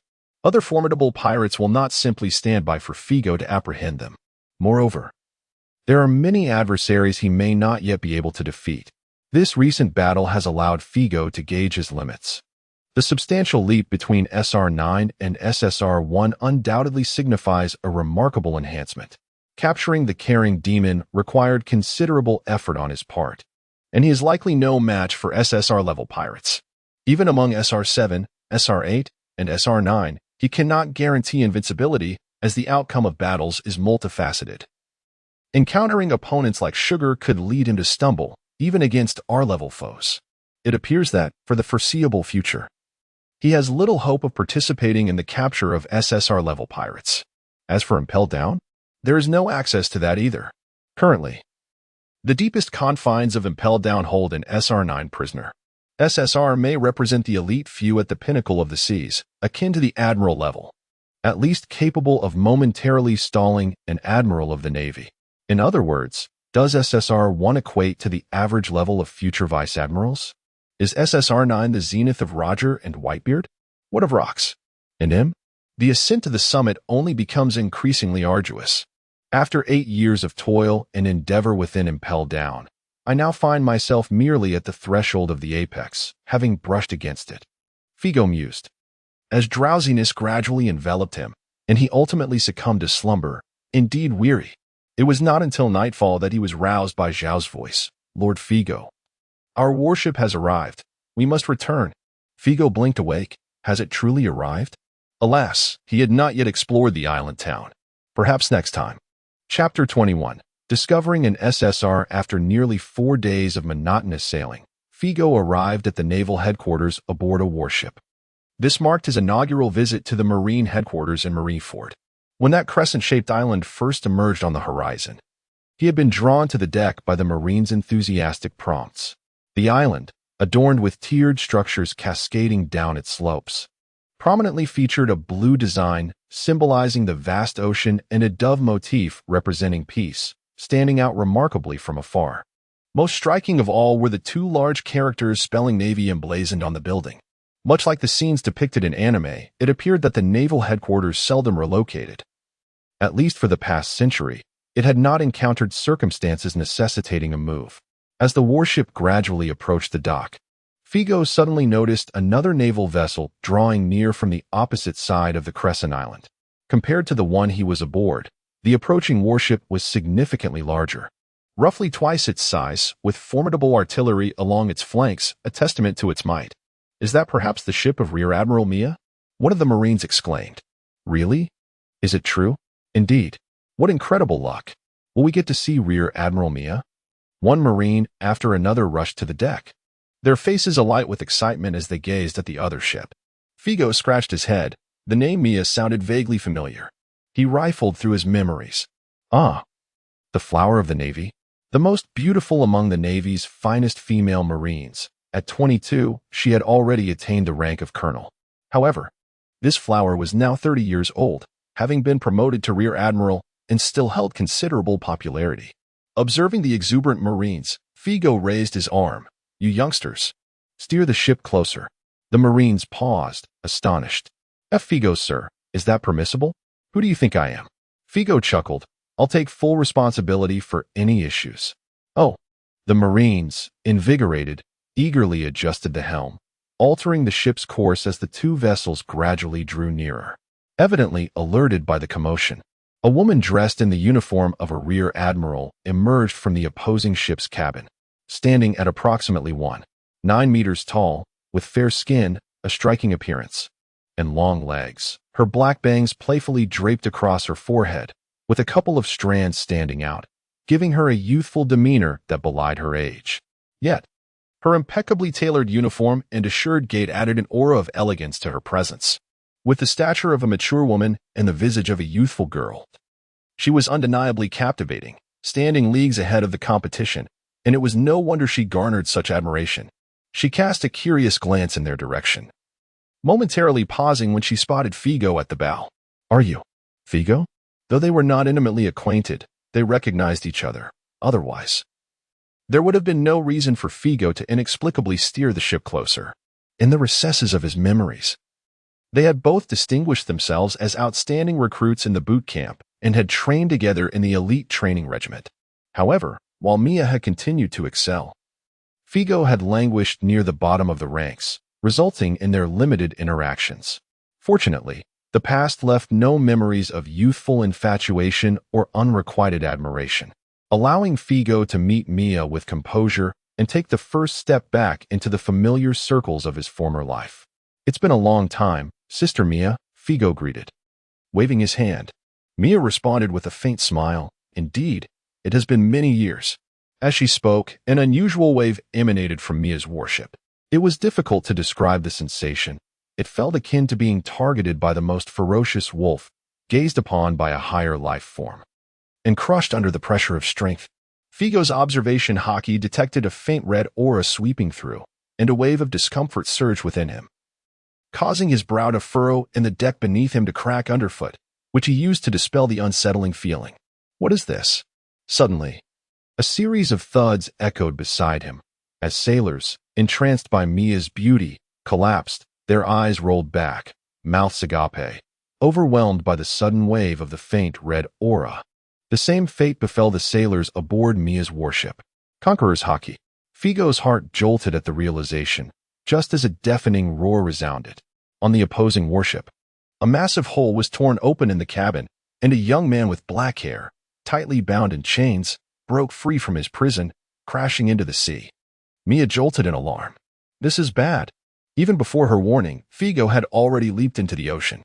The black-haired youth, ensnared by chains and trapped in his cell, was unable to escape or swim. Yet, he appeared indifferent to fleeing, opening his mouth wide and gulping down seawater in a desperate attempt to end his own life. He looked like a captured pirate, and Figo could not allow him to succeed. With a swift motion, he surged forward, pulling the cell out of the water and, with a vigorous heave, tossed both the youth and the cell back onto the warship. Mia's expression brightened, and she called out, "Figo, the ship." Figo had already observed the chaos unfolding. The sailors, still dazed from the earlier explosion of Conqueror's Haki, had lost control of both warships, which were now drifting toward a collision that could result in disaster. He swam quickly to the ships, bracing himself against one, when suddenly, countless pale arms emerged just as the two vessels were about to collide, pushing against them in unison with Figo's strength to avert the imminent crash. Mia, known as the Flower of the Navy, was not only beautiful but also possessed the powers of a fruit Figo was intimately familiar with, the flower fruit. Seeing the two warships safely separated, Figo climbed aboard Mia's vessel. "Thank you, Figo. If it weren't for you, he might have succeeded in his suicide attempt." Mia expressed her gratitude while examining the state of the cell. "No, if I hadn't brought the warship closer, he would not have found the opportunity to take his own life," Figo replied, shaking his head and downplaying his role, gesturing toward the black-haired pirate in the cell. "Was that truly the legendary Conqueror's Haki?" "Perhaps. I am not certain if he wields such power," Mia responded. Mia nodded thoughtfully, gazing at the unconscious figure of the suicidal man, exclaiming, "Indeed, he is none other than Gerald, the notorious captain of the Mad Laugh Pirates, with a bounty of 630 million berry." "How much?" 630 million berry. I had thought he was merely a novice pirate with the potential to awaken Conqueror's Haki, yet unfortunate in his endeavors. How did Mia manage to capture him? Noticing Figo's bewilderment, Mia shook her head and elaborated. "He was recently apprehended by Admiral Mocha himself. In his pursuit of the other pirates of the Mad Laugh crew, to thwart any attempts at rescue, the Admiral instructed me to escort him back. It was a close call." The mention of an Admiral's capture stirred Figo's thoughts. Wait a moment. Did that leap into the sea count as a prison break? Was I, just now, involved in an apprehension? A warmth surged within him. The enchanting beauty of the lieutenant continued to describe the Mad Laugh Pirates, her voice melodious. Yet Figo found himself disinterested. This pirate could potentially be the prison records flashed through his mind, revealing a blank page that bore the image of the dark-haired youth. Criminal, Gerald, rank, SSR1. Status, incarcerated, crime index, 25, apprehension participation, 35, selectable rewards, choose one of 5 merchant, swordsmanship, culinary arts, childcare. Navigation, character event 1, activatable, character event 2, currently inactive, core event, currently inactive, upon completion of all character events, the core event can be activated upon completion. 3 rewards can be selected from the character ability list. Did I truly participate in an apprehension? How is the 35 participation calculated? No. The more pressing matter is that prior to our return, I had no expectation of encountering an SSR-level criminal. Just today, with this singular return voyage. This fortuitous encounter I stumbled upon in SSR. Chapter 22. Doug and the empty Figo, coming back to his senses, explained, I was pondering the situation at Impel Down. This prison has never contained such a formidable pirate, and coupled with his conqueror's hockey, he is likely to exert considerable pressure on Impel Down. Jinsei, despite being far inferior to him and Shiza, would still find it challenging to serve as the chief warden for an additional 2 years while Figo remained in the prison.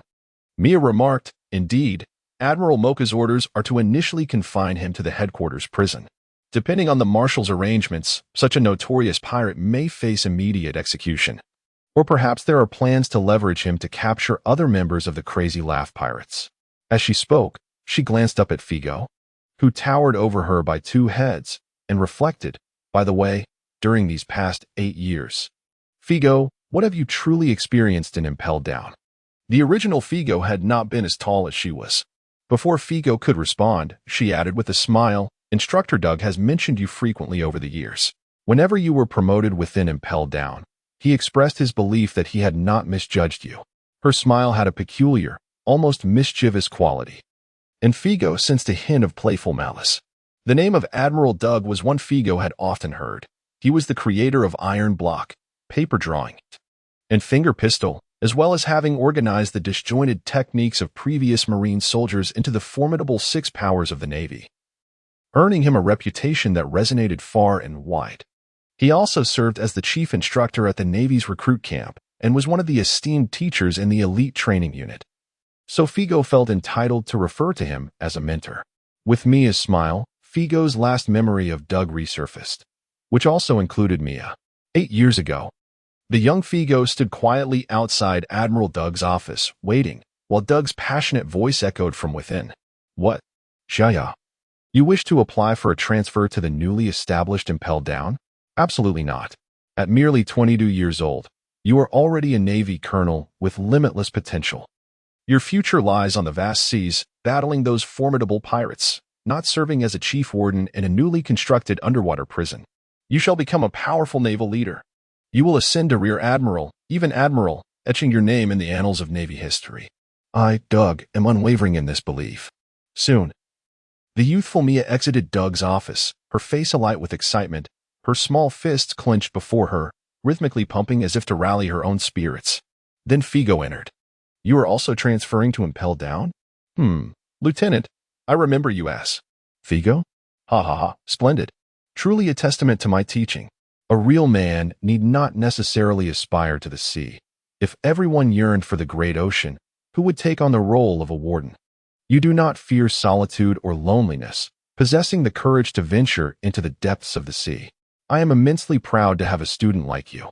You shall become a remarkable warden, leaving an indelible mark on the history of Impel Down. I, Doug, am steadfast in this belief. This. Figo found himself both amused and exasperated. He shook his head, his fist clenched against his chest, gradually adopting a posture of self-encouragement, exuding a certain charm. Learn from me. Mia's smile faded slightly, not out of embarrassment, but rather in surprise as she remarked, It has been 8 years, and you have become much more cheerful, Figo. The old you would never joke like this. Back then, I was influenced by the effects of the fruit. Teacher Doug always misused his encouragement fruit. Though he meant no harm. I understand. It indeed seemed a waste for a 22-year-old colonel to be stationed at Impel Down, while a promising 20-year-old captain could still grow steadily there for several years. In retrospect, both General Doug's refusals and approvals were justifiable. However, due to his possession of the encouragement fruit, he had animatedly inspired the two, which made the overall situation appear somewhat peculiar. Figo turned to Mia and said, Sister Mia, let us postpone our reminiscing for later. Someone has noticed the anomalies with our 2 warships. Over at the headquarters, an officer responsible for guarding the dock had observed the situation here and approached with a small warship and several dozen sailors. They docked the two warships and tended to the sailors who had been incapacitated by the Conqueror's haki, who would take some time to regain consciousness. Together with Mia, Figo escorted the seven giants, the worried demon, the nun, and Gerald to the naval headquarters prison, which took almost an hour. Afterward, Figo and Mia ascended the high rise of the naval headquarters to meet with Marshal Ao. Along the way, he deeply felt just how popular Mia was. Fortunately, in the world of pirates, particularly at the naval headquarters, there were no jealous rivalries. The sailors would only gaze at her with admiration, their hearts visibly fluttering, and call out from a distance, "Major Mia," often adding, "Who is that man next to Major Mia without a uniform? How enviable." Upon reaching the top floor, the office of the marshal, they were informed that the marshal had gone to Mariewa and would not return for 2 days. What a disappointment, Figo thought to himself. Yet he understood that this trip of the naval marshal to the Holy Land was likely related to his own mission to the island of disaster. He wondered what the eventual outcome would be and where the seven giants would end up. "Figo, would you like to visit Teacher Doug's house?" Mia suggested as they left the headquarters building. "What I said before was true. Teacher Doug has mentioned you often over the years. Moreover, as he has aged, he rarely leads fleets anymore and enjoys hearing about our experiences. He would surely be delighted to hear that you captured such a villain as the worried demon." Doug, now a 71-year-old admiral, had grown quite fond of his students. Figo did not hesitate much. Sure, as a time traveler, he was accustomed to the orphan beginnings, with few ties remaining. It had been 8 years since he had lived at the naval headquarters, and he had no idea what state his residence had fallen into. Returning later was of little consequence. The housing area for families was located just behind the naval headquarters, and as a distinguished admiral, Doug's home was very close to the headquarters. Mia must be a frequent visitor, as she quickly brought Figo along and knocked on the door. The door was opened by a small boy of about 3 or 4 years old, sharp-featured and bright-eyed. Upon seeing Mia, his eyes sparkled, and he turned to run inside, calling out, "Grandpa, Sister Sia is here, and she has brought an unfamiliar man." Mia smiled and introduced, "This is Teacher Doug's grandson, Kong." Figo paused for a moment. Soon, from the inner room, a tall, stout elderly man with grizzled hair emerged, laughing heartily. "Back again, Sia? Has the pirate who attacked the celestial dragons been caught?" Upon noticing Figo, he too was taken aback, adjusting his glasses perched on his nose. You are Figo from Impel Down?" "Ah, yes. You have been reassigned from Impel Down. How is it that you are here with Sia at the teacher's place?" "Ha ha ha, welcome." Mia's expression turned peculiar for a moment. Figo glanced at her, feeling a bit helpless. "Teacher Doug, I am Figo." "Oh, right, Figo, Doug, a man whose physique was a testament to his strength and muscularity, had a remarkably gentle demeanor. He apologized for his mistake. "My apologies, truly. My memory seems to fade with each passing year. Your name was right on the tip of my tongue, yet I blurted out the wrong one." "Not an issue," Figo replied with a smile, casting a glance at the little boy peeking at him from behind Doug. He noted that Doug indeed bore some resemblance to the formidable Fleet Admiral Kong from his memories. "Is this your grandson?" "It is my first time meeting him. This child is remarkably well-built. One can easily foresee him inheriting your strength and spirit, becoming an extraordinary naval officer, perhaps even surpassing you to become an admiral, a fleet admiral, etched into the annals of naval history." Figo's voice was filled with fervor. "I, Figo, firmly believe in this." Mia chuckled softly. Doug, visibly pleased, laughed heartily. "Ha ha ha. Is that so? I share your conviction. Come, step inside and sit down, Sia, Figo." P.S. There are no official sources regarding Kong's age. One theory suggests that Sengoku referred to him as Brother Kong, implying Kong is approximately 10 years older than Sengoku, around 80 years old. If that is the case, at this timeline, his father might not have matured yet. However, I find this perspective unconvincing. I discovered a piece of game lore involving Oda that states Kong, at the age of 80, confronted the legendary pirate, the Scarlet Count, during his tenure as Fleet Admiral. He was 80 when he served as Fleet Admiral and abdicated to Sengoku after the onset of the Great Pirate Era, adding over 20 years during the current events. He would likely be just over 100, possibly resembling a resilient elder like Garp, whose strength does not wane with age. As for Sengoku calling him brother, it would be unusual for a man in his 70s to address someone over 100 as brother without any blood relation. They wouldn't refer to him as uncle, would they? I believe calling him brother does not substantiate anything. Baidu Encyclopedia states they are contemporaries, which simply indicates they were active in the same era. Moreover, Baidu Encyclopedia has made errors more than once or twice. He must have been a peer of rocks. This book adopts such a premise. Chapter 23, Sapphire Teacher. My name is Figo. Yes, my apologies. Leading Figo and Mia to the living room sofa, Doug turned back, pulling a chair over and introducing. This is your brother Figo, a naval officer trained by Grandpa. He is quite remarkable, only 28 years old this year, if I'm not mistaken. The AO family informed me that he is soon to be promoted to Vice Admiral. Hello, Brother Figo. Little Kong appeared quite polite, speaking earnestly and with a semblance of seriousness. Greetings, Little Kong. Figo responded with equal decorum, saying, Actually, you should be calling me Uncle, shouldn't you? Since you and Mia have yet to start your own families, addressing each other as brother and sister is perfectly acceptable. General Doug shook his head, signaling for Kong to return to his own room to play, and inquired with concern about Figo's experiences over the past 8 years in Impel Down. In truth, Doug was already somewhat aware of the details. Ever since the incident 7 years ago when the fishmen invaded Impel Down and Figo apprehended them, Doug had indeed kept a watchful eye on Figo, who had once been a rather inconspicuous student. However, he never anticipated that Figo would rise to prominence so swiftly. 8 years of interrogating and confining prisoners. What a tedious and arduous journey it has been, Doug remarked with a sigh before asking again. How did you and Mia end up here together? Finally breaking her silence, Mia recounted her maritime encounter with Figo and the suicide of the captain of the Mad Laughter Pirates, Gerald. He was indeed captured, that man with the Conqueror's hockey. Doug commented, choosing to take his own life to spare his crew from further trouble. He was quite the tough man. If the Mad Laughter Pirates had continued their escapades in the New World, the Navy would generally refrain from a full-scale assault. Why then? Did they provoke the Celestial Dragons? Was it truly their meddling with the Celestial Dragons that summoned the Admiral? As Figo had overheard this conversation upon entering the room, his curiosity was piqued now that he was fully engaged. The captain of the Mad Laughter Pirates had a crime index of only 25. While he had indeed committed numerous misdeeds, this score hardly justified his bounty of 640 million berries. Compared to the villains imprisoned in the lower levels of Impel Down, he could almost be considered a decent individual. Therefore, even if he was classified as SSR-1, the bounty for capturing him would hardly surpass that of apprehending a nun, not to mention the mere 35% participation rate in his capture. Upon realizing this, Figo casually dismissed his potential earnings. Rewards: Swordsmanship 350-9886, Level 3 Swordmaster. Indeed, such a meager sum.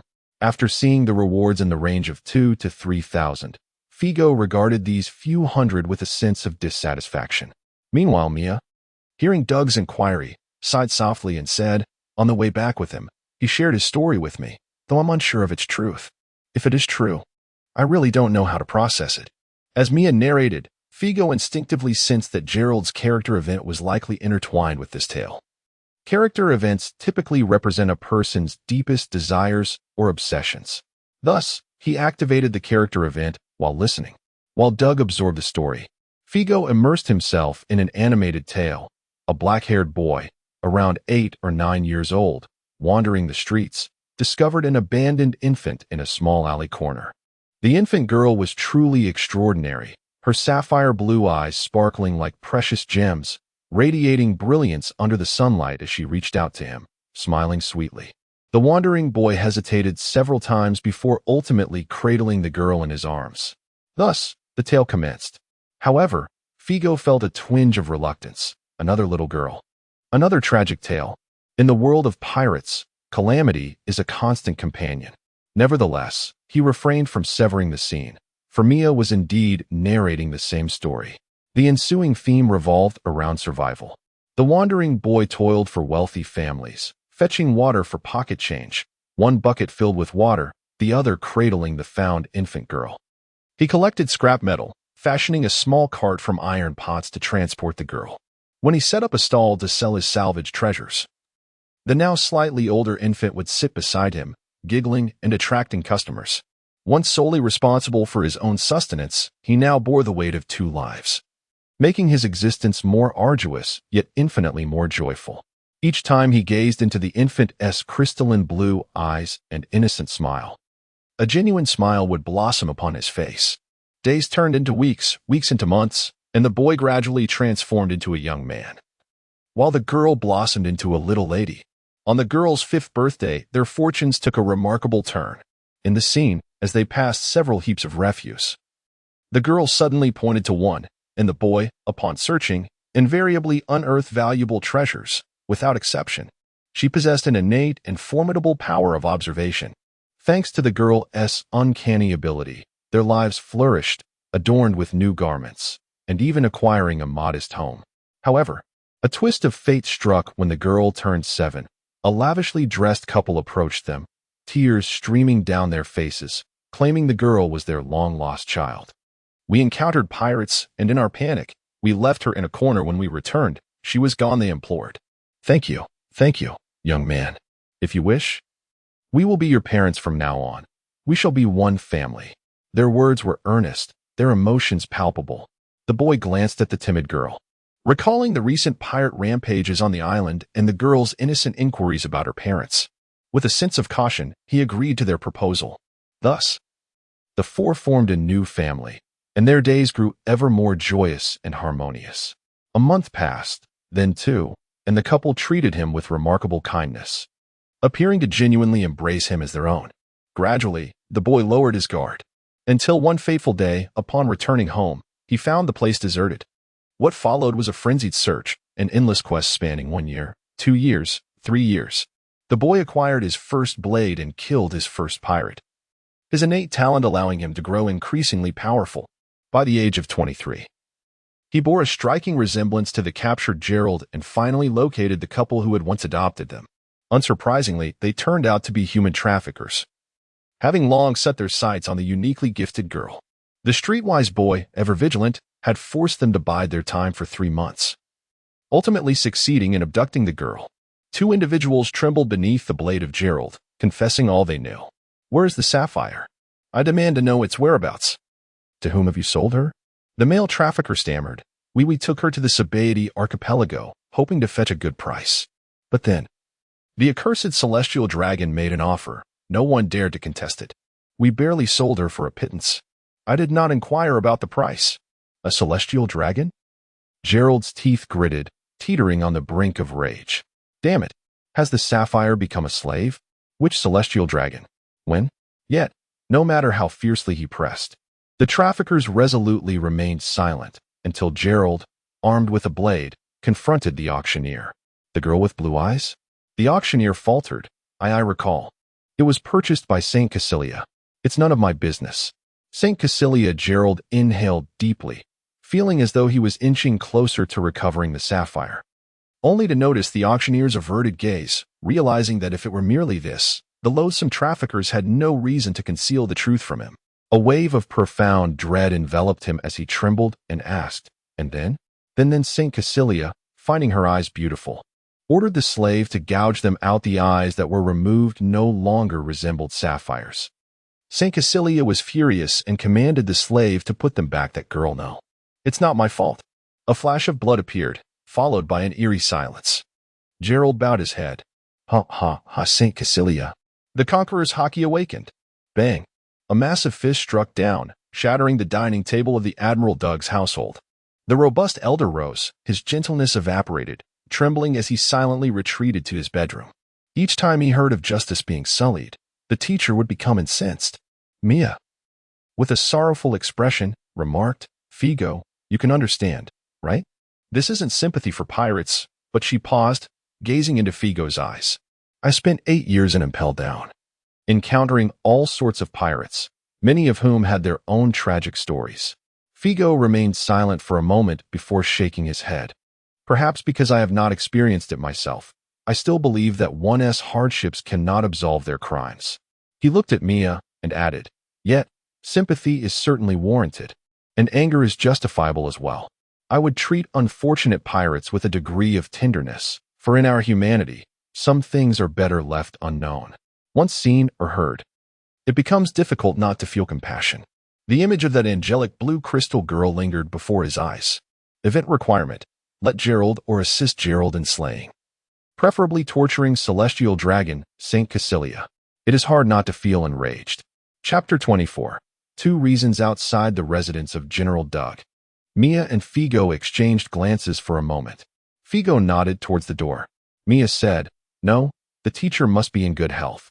However, he has often expressed his anger over similar matters in the past, and this is the first time he has expelled me from his home, insisting he needed rest. Perhaps the involvement of the celestial dragons has exacerbated his frustration due to his powerlessness." "Is that so?" Figo replied, "Indeed, they are the celestial dragons. Speaking of which, are the forces surrounding them truly that formidable? Even the Mad Laughter Pirates failed to mount a successful attack." "Certainly not. The Mad Laughter Pirates were detected the moment they infiltrated the Sabati archipelago, and we barely managed to respond in time," Mia remarked. "If we had been even a moment later, perhaps it would have been better," she thought silently, not voicing her concerns. Figo, too, began to ponder. The two fell into a contemplative silence. The celestial dragons are the descendants of the 20 kings who established the world government 7 centuries ago, regarding themselves as descendants of the creators and enjoying all privileges. Should they be offended, the highest-ranking admirals of the Navy and the elite intelligence operatives of the world government, CP0, must unconditionally mobilize to ensure their safety. Due to these numerous privileges, the celestial dragons are predominantly arrogant, ignorant fools, and the dregs of humanity. Their existence is the greatest humiliation to the justice of the Navy. But what can be done? Generations of the Navy have never lacked for individuals of justice. Yet the existence of a group like the Celestial Dragons for 7 centuries speaks volumes. Do you think Teacher Doug ever worries that hearing such stories from students might shake his sense of justice? Figo asked again. The effects of the encouragement fruit extend beyond us, Mia responded. He often employs it for himself as well. He should be fine after a day's rest. Let's visit him again tomorrow morning. There should still be a dozen or so from our elite class remaining at the Navy headquarters. I'll see if I can find a few. Humans are social creatures, and Figo accepted Mia's kindness, saying, "Thanks. Shall we meet tomorrow then?" "Yes, goodbye," Mia waved. The two parted ways and departed in different directions. Figo glanced around. The residential area of the Navy headquarters was quite expansive, featuring bustling shops and lively commercial streets. Primarily owned by the families of certain naval officers, honest and fair, he still carried the treasure of Duhan Island he had unearthed, intending to find a shop to exchange it later. For now, he thought to first check on the state of his home, which he hadn't inhabited for 8 years. Navigating through the streets for approximately 20 minutes, he arrived at the place etched in his memory. The layout of the surroundings had not changed much, and his modest house still stood there. However, to Figo's surprise, the exterior walls of the house appeared to be in remarkably good condition, seemingly newly painted. Using his observation hockey, Figo was even more astonished. There were people inside, several of them. What on earth? Has my home been occupied? He wondered. In his recollection, it had never been a rental. This was a house allocated by the Navy headquarters. Figo approached and knocked on the door. After 3 seconds, it swung open. At first glance, he saw no one. Instead, his eyes were greeted by an array of colorful ribbons and decorations, transforming the living room into a festive scene. In the next moment, several individuals sprang forth, exclaiming in joyous surprise, "Ha ha ha, Lord Figo. Welcome back to the Navy headquarters." "Oh, how we've missed you." Figo paused, a smile creeping across his face as he recognized the familiar faces of several guards who had left Impel Down 8 years prior. "Surprised, are you, Figo?" A well-known voice chimed in from the side. "I heard our Navy's flower was seen with a stranger, and from their descriptions, I surmised you had returned. In our haste, we could only notify these few." Amidst the commotion, they exclaimed, as expected of Lord Figo. "Even though you're Lord Figo, it's still quite enviable. Major Mia belongs to everyone." Figo, dismissive of their teasing, turned to greet another familiar face. "Long time no see, Shiza. You've caught me off guard." "It's not an ambush," Shiza replied, gesturing toward Figo's residence. You took my place and Impel Down for 2 extra years. I had to do something in return. These folks were eager to help prepare your house, which is now ready for you to move in at any time. Thank you. Figo smiled, choosing not to engage with those he had previously known. He was not a stranger at the Navy headquarters, and compared to those acquaintances, he felt a stronger bond with these friends he had personally entrusted. The group continued to reminisce, their laughter and chatter leading them to an izakaya, where they indulged in drinks from afternoon until late into the night. Eventually, only Figo and Shiza remained as they departed the establishment. Shiza, slightly intoxicated, slurred, Figo. I need to head home. Figo, also swaying slightly, signaled an okay gesture, bidding him farewell. Turning down a street, he quickly regained his composure, as his robust physique allowed him to metabolize alcohol far better than Shiza. Now an alibi has been established, Figo mused. He unfurled the prison records. Turning to the page corresponding to Gerald, his focus honing in on the incident involving the assassination of the celestial dragon, Saint Caecilius. An arrow indicating direction appeared, slowly moving. The celestial dragon attacked by Gerald was indeed Caecilius, and upon being assaulted, the disgruntled celestial dragon would undoubtedly return swiftly from the Sabaody archipelago to Mariewa. Currently navigating the seas, the Marine Admiral would not be accompanying him for protection on the way back. The triangular positioning between the Navy headquarters, the Sabaody archipelago, and Mariewa was approximately 500 nautical miles apart. This route was exceedingly safe, situated in a windless zone where pirate ships would not venture. Moreover, no one could traverse between the islands in a single night. Figo had only demonstrated the ability to swim 50 nautical miles while in Impel Down, showcasing merely excellent swimming skills. However, the fishmen were an entirely different matter. Indeed, Figo seeks to accomplish Gerald's character event before the other party returns to the Holy Land. There exist numerous factors that urge him to refrain from this endeavor, and Figo could easily enumerate 100. Every day, tragedies unfold across the globe. Must you intervene every time you witness one? It is simply unmanageable. Do not become a slave to the archives, willing to risk everything for the sake of completing a character event. To slay a celestial dragon is akin to provoking a hornet's nest, not to mention the possibility of failure. The vast expanse of the Calm Belt harbors numerous formidable sea creatures you may not even be able to swim through unscathed. Do not let your sanctimonious heart overflow. Is it worth risking everything for a stranger among pirates? In the world of piracy, one must learn to adapt to the repugnant species of celestial dragons. It is wiser to avoid them. Ultimately, only 2 points persuade Figo. Firstly, by completing this character event, he stands to gain the benefits of Conqueror's Haki. Secondly, he desires to go. He yearns to venture forth. Chapter 25, The Capture of the Celestial Dragon. The Navy headquarters, encircled by the vast ocean, presented an effortless opportunity for Figo to plunge into the depths. Like a droplet merging with the sea, Figo remained undetected. Having spent 8 years guarding Impel Down, he was well acquainted with the characteristics of the surveillance snail. He then followed the arrow, swimming with purpose. Over the years, aside from the initial 4 merfolk, Impel Down had apprehended a dozen more of their kind, none particularly formidable.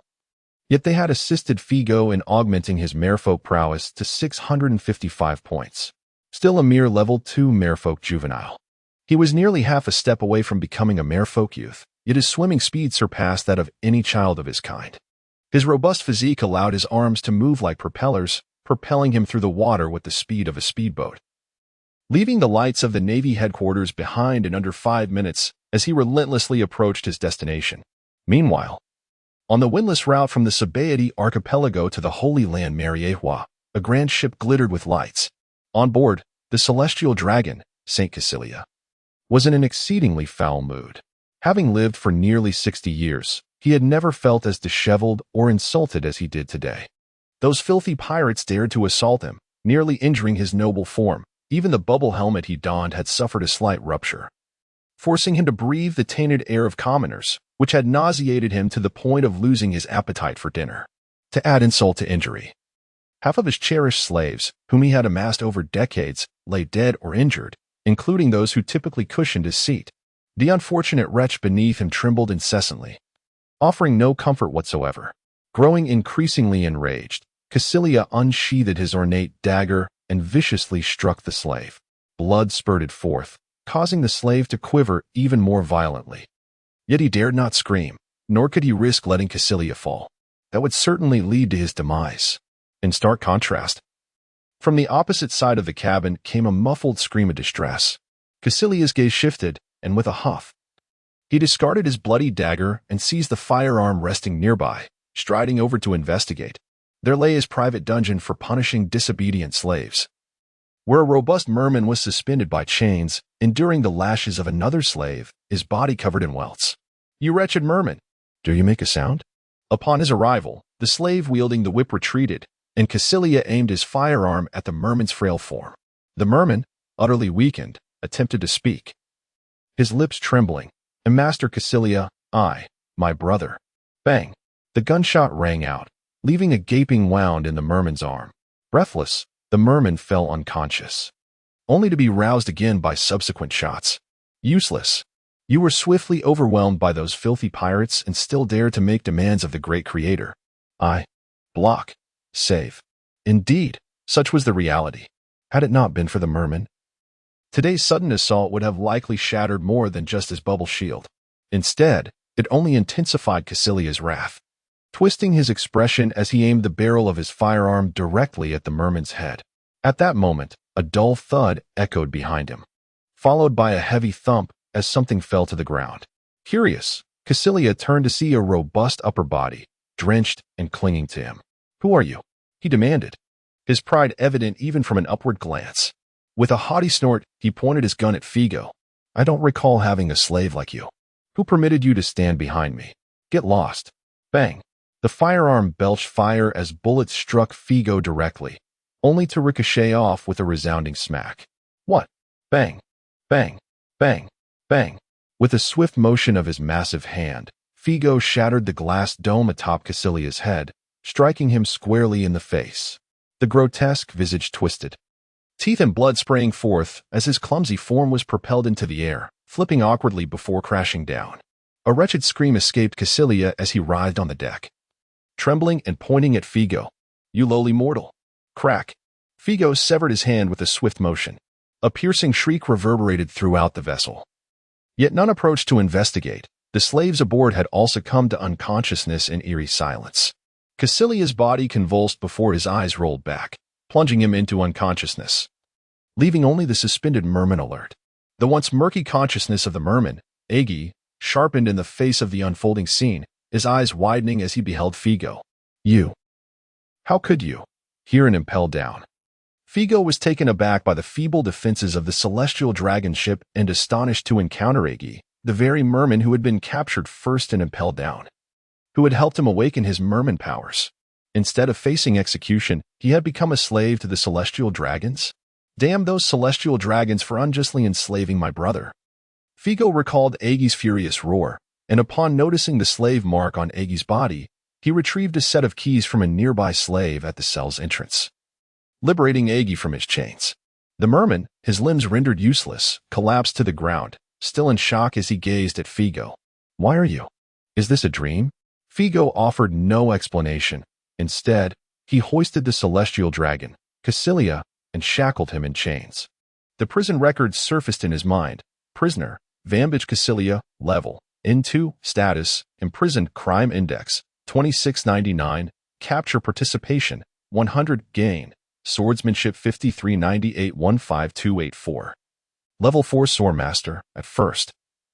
Figo thought he had misread the figures.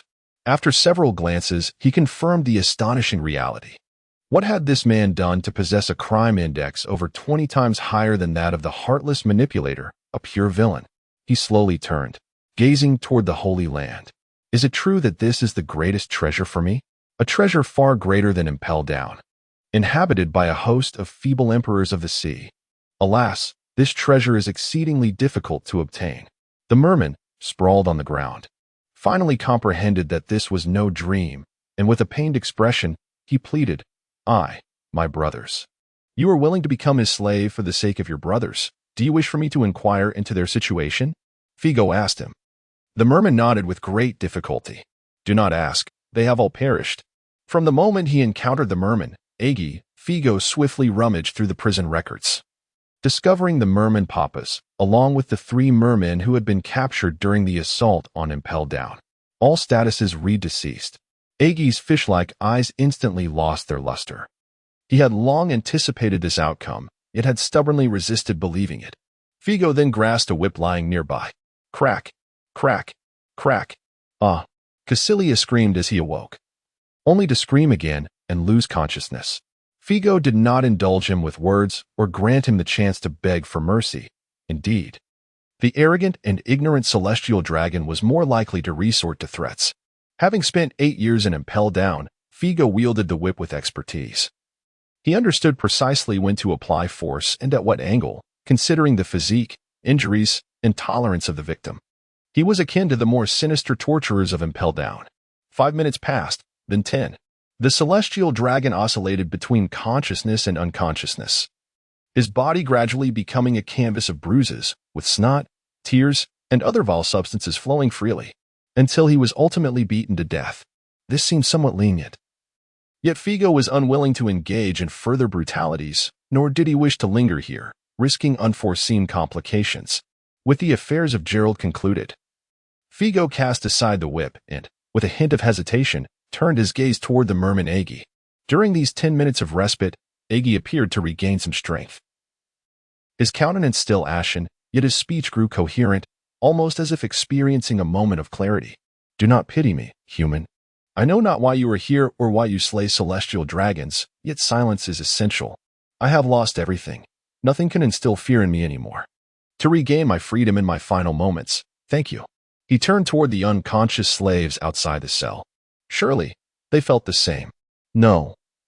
I am merely contemplating how to frame the deaths of the celestial dragons upon you, Figo remarked. Can you assist me in this endeavor? The merman Aegis paused, then with a bitter smile, replied, You are quite the character. A minute later, trembling, he placed his hands on the slave collar around his neck and, with a burst of laughter, exerted his strength to shatter it. With a thunderous boom, a colossal explosion erupted from the slave collar, flames reaching skyward, igniting the entire ship. Soon after, the collars of other slaves detonated in a series of violent explosions. Not far away, in the sea, Figo silently observed the unfolding chaos until the flames completely dismantled the great vessel, the sea stone section sinking into the deep. As Sea Kings approached to consume all traces, only then did he turn and return to the Navy headquarters. The Fishman Age possesses a Mirror 9 level, easily vanquished by Figo's 2 punches. Yet tonight, Figo encounters an extraordinary force within him, an essence of grandeur, camaraderie, and freedom. An indescribable emotion stirs within his heart. And before Figo can opt to reap the rewards from Gerald's character event, an unexpected ability manifests in his list. Conqueror's Haki, Level 27, Emergence of the Conqueror's Spirit. Chapter 26. The Tremors of the World Government. The following morning, Admiral Akainu, en route to the sacred land of Mariehua, sought an audience with a member of the 5 elders, St. Mendez. At the age of 69, Admiral Akainu sported mostly gray hair and possessed a rather diminutive stature of 1.6 meters, lacking the imposing presence typically associated with a Grand Admiral. However, his visage bore an austere countenance, exuding a formidable aura, and he neither wavered nor bowed before the supreme authority of the world government. St. Mendez, why has the world government allied itself with the notorious trafficker, St. Don Quixote? As the Admiral of the Navy, I have received no information whatsoever. He boldly inquired. Are you questioning me? Mendez retorted, his expression tinged with incredulity. Gaston Figo has thwarted the world government's plans to unite with the giant tribe, and I have yet to hold you accountable.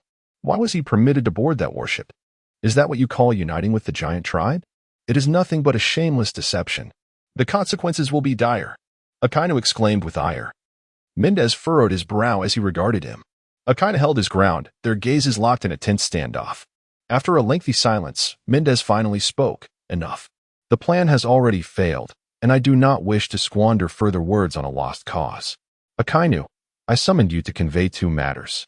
The sole fruit of the trafficker, St. Don Quixote, holds significant utility, yet this time I shall grant you some leniency, allowing her to be detained and Impel Down. Akainu demeanor softened slightly.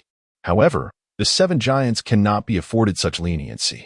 We cannot risk provoking the entire giant tribe, which may lead to the reformation of the giant pirate crew. They will be escorted to the Holy Land for separate arrangements. Akaino's expression darkened once more. Yet, within the bounds of his tolerance, Mendez had granted him a modicum of favor, and Akaino felt compelled to reciprocate.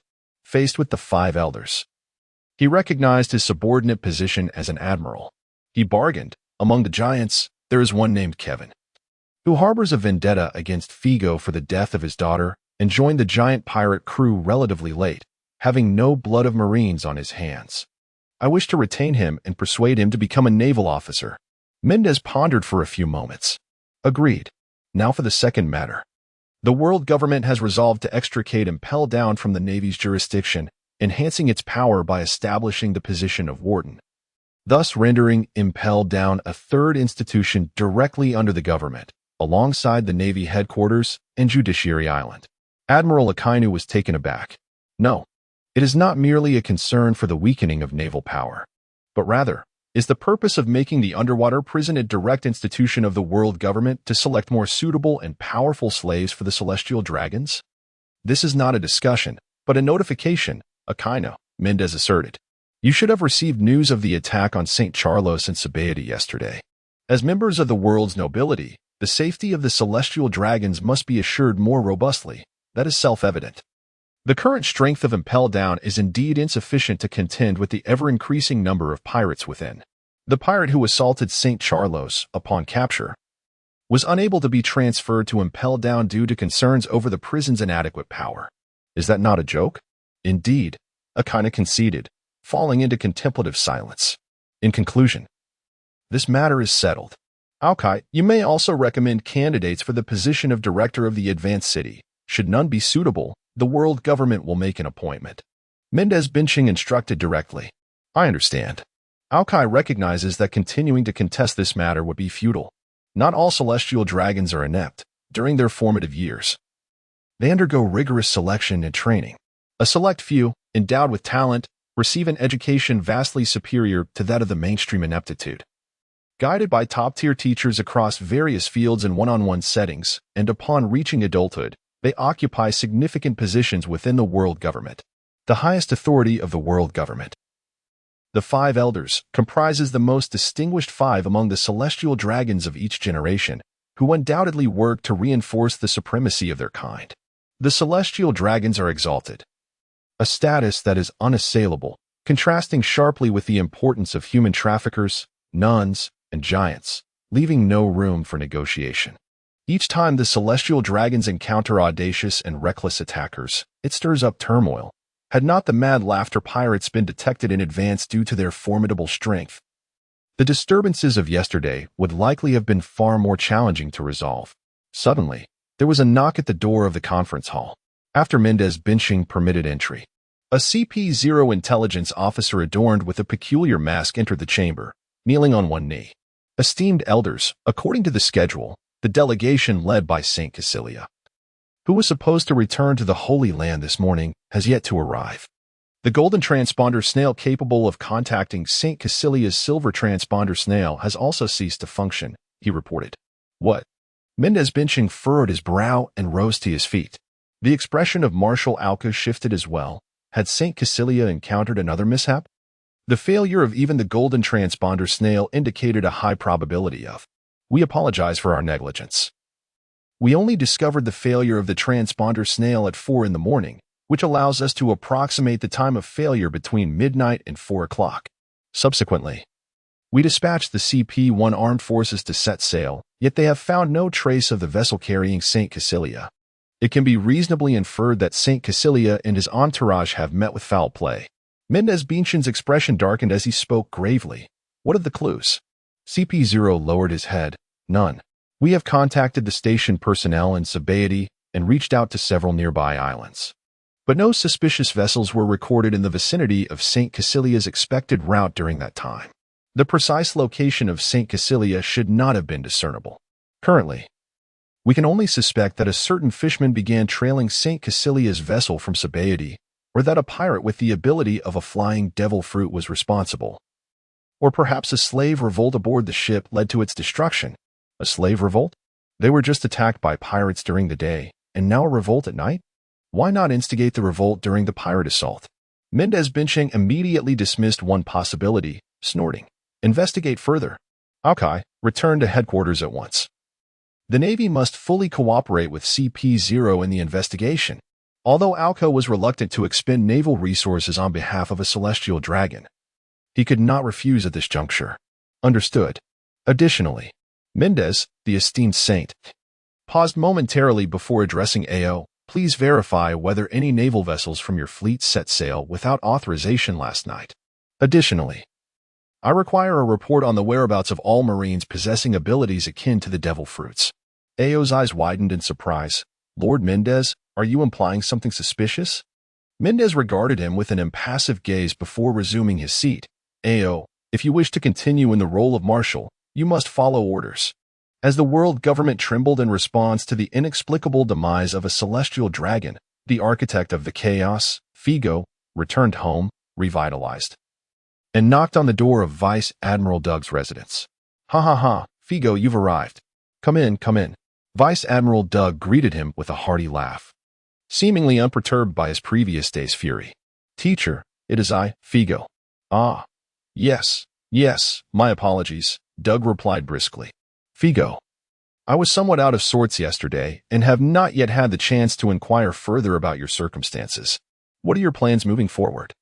Upon being promoted to the rank of Vice Admiral, you have the option to remain at headquarters, commanding a massive warship, patrolling the Grand Line at irregular intervals. Alternatively, you could choose one of the 4 seas, becoming the supreme guardian of a particular maritime territory, or you might directly venture to the New World to oversee a branch, engaging in fierce battles with the notorious pirates of that realm and apprehending those villains. Each option presents its own advantages and disadvantages, but with your talents, I am confident that you will thrive rapidly, regardless of the path you choose. In a mere decade, or perhaps even sooner, you could ascend to the rank of Admiral, leaving your mark in the annals of naval history. I, Doug, firmly believe this. The power of the encouragement fruit surged forth. Figo smiled. "Teacher, your words have stirred my blood. So, which path will you choose?" "I intend to return to Impel Down." Doug was taken aback. "What?" Chapter 27. I want to return to Impel Down. My heart surged with fervor. Yet you chose none of the 3 options and expressed a desire to return to Impel Down. I suspect you are mocking my determination. Yet I possess no evidence to substantiate my claim. General Doug adjusted his spectacles, fixating his gaze intently on Figo. Figo elucidated. A true man need not necessarily aspire for the vast oceans. If everyone yearned for the expansive seas, who would undertake the role of a jailer? In the preceding 8 years, I indeed felt a profound fear of the solitude and desolation of Impel Down, becoming a coward in the face of its challenges. A fact I found disheartening. This sentiment strikes a familiar chord, Doug mused in confusion. So, the captain of the Mad Laughter Pirates is incapable of escorting prisoners to Impel Down? The title of the world as foremost underwater prison seems somewhat misaligned. It is more fitting for me to undertake the guardianship, for I am more familiar with it. Furthermore, Impel Down serves as an excellent sanctuary for honing one's strength. After much contemplation, I have resolved to return for a few more years. Doug was rendered speechless. Figo's desire to return to Impel Down was indeed a well-considered decision, albeit the justification he provided to Doug was far from the truth. While on H Island, during the capture of the escaped giant race, he uncovered prison records that hinted at the potential for a second capture, which sparked his thoughts of returning. He believed there was substantial operational scope within Impel Down. Previously, his ambitions had been limited, yet it remained the most convenient place for him to enhance his abilities. However, after 8 years in Impel Down, he did feel somewhat stifled. Now, with his strength, capturing pirates outside would not pose significant danger, and his improvement would not be unduly slow, which had previously left him in a state of indecision. It was only in the early hours when he discovered that the celestial dragons were, in fact, pirate emperors, a treasure waiting to be unearthed, that his resolve to return solidified. Figo was not one to tolerate injustice lightly. All 3 CP9 members bore criminal indices exceeding 10, yet he did not deem their demise essential. After all, his own identity as a former jailer of Impel Down for 8 years left him uncertain about the absence of a criminal index within himself. Unless he witnessed them engaging in truly abhorrent acts, he would likely refrain from intervening, an attitude akin to out of sight, out of mind. However, the celestial dragons were different. Their existence fundamentally contradicted Figo's moral principles. Their inherent brutality and ignorance, coupled with the slave trade proliferated by their actions, resulted in countless tragedies within the pirate world daily. In a fit of rage, the first strike would inevitably lead to a second. Moreover, they were in possession of substantial rewards. And Figo was acutely aware of how difficult it would be to quell his intentions towards them. In a relentless pursuit of their downfall, one would eventually find themselves ensnared. A couple of times, he might evade detection, through disguise, crafting alibis, and utilizing his unique abilities as a fishman, he could conceal himself effectively.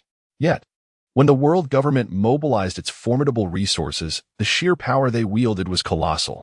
The celestial dragons, having maintained their supreme status for 7 centuries, surely possessed hidden trump cards. Otherwise, they would have long been eradicated by the lawless pirates. Figo could not even guarantee that he could triumph over every slave group surrounding each celestial dragon. A single misstep could spell doom for him, rendering his prospects nearly fatal. Directly seeking treasures in the Holy Land was, indeed, a preposterous notion. Figo requires a more formidable strength, an admiral-level power. A power that would allow him to eliminate the celestial dragons with minimal trepidation. A power that would enable him to escape effortlessly even if his actions were discovered. And Impel Down is the quickest place to help Figo transcend the immense threshold between rear admirals and admirals. After all, the giant power he acquires from this excursion will at least extend his life by a decade. Even if he were to squander those 10 years in Impel Down, it would be a worthwhile trade. Figo is patient. There is no rush. Unbeknownst to Doug, Figo's thoughts were racing, and he hesitated to speak. Suddenly, he recalled, Figo. Is it because of what Xiaya said yesterday? Figo shook his head. No, teacher. While I am indeed infuriated by that young girl's plight, it does not render me despondent. Returning to Impel Down is merely a matter of choosing to venture into the New World or the Four Seas, distancing myself from the loathsome celestial dragons. But it's not merely about a young girl. If she were still alive, she would be of your age. Doug, the rear admiral, initially corrected him before continuing.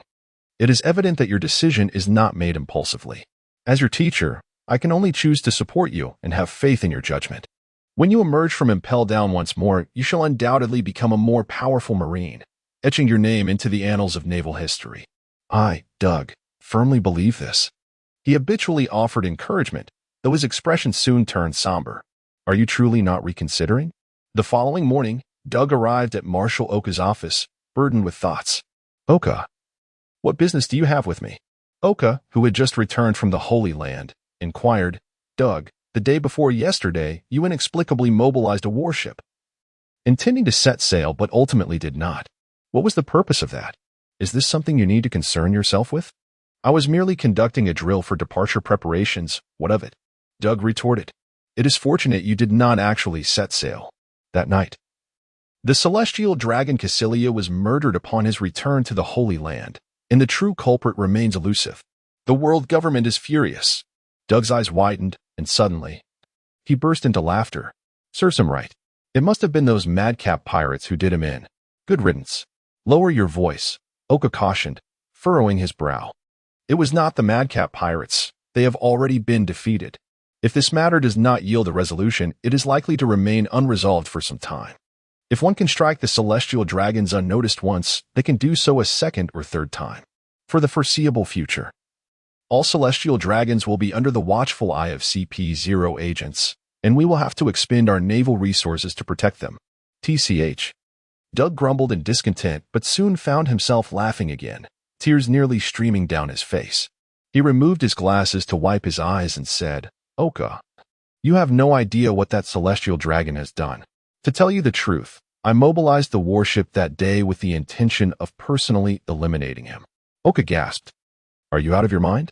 Almost lost my sanity, Doug replied, pulling a chair to sit down. I never imagined that someone would do what I ultimately lacked the courage to attempt. If I knew who he was, I would certainly express my gratitude. Oka furrowed his brow deeply, glancing at the tightly shut door before scrutinizing Doug's expression. What exactly did that celestial dragon do? I am reluctant to revisit those memories. As a coward devoid of courage, I have painstakingly employed the powers of the encouragement fruit to soothe myself, reminding me of my identity as a vice admiral. Is that why you appeared so burdened earlier? Oka inquired. Not quite, Doug replied. It concerns my student, who has just emerged from Impel Down, and now wishes to return there. Figo? Oka exclaimed in surprise.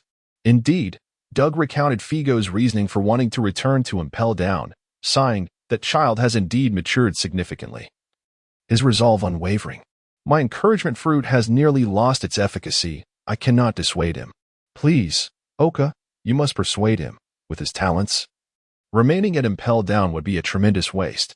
No, Oka chuckled, in fact. I'm grappling with how to convince Figo to guard Impel Down for a few more years. He then informed Doug of the plans to detach Impel Down from the Navy's hierarchy and establish a position of director. This role is crucial.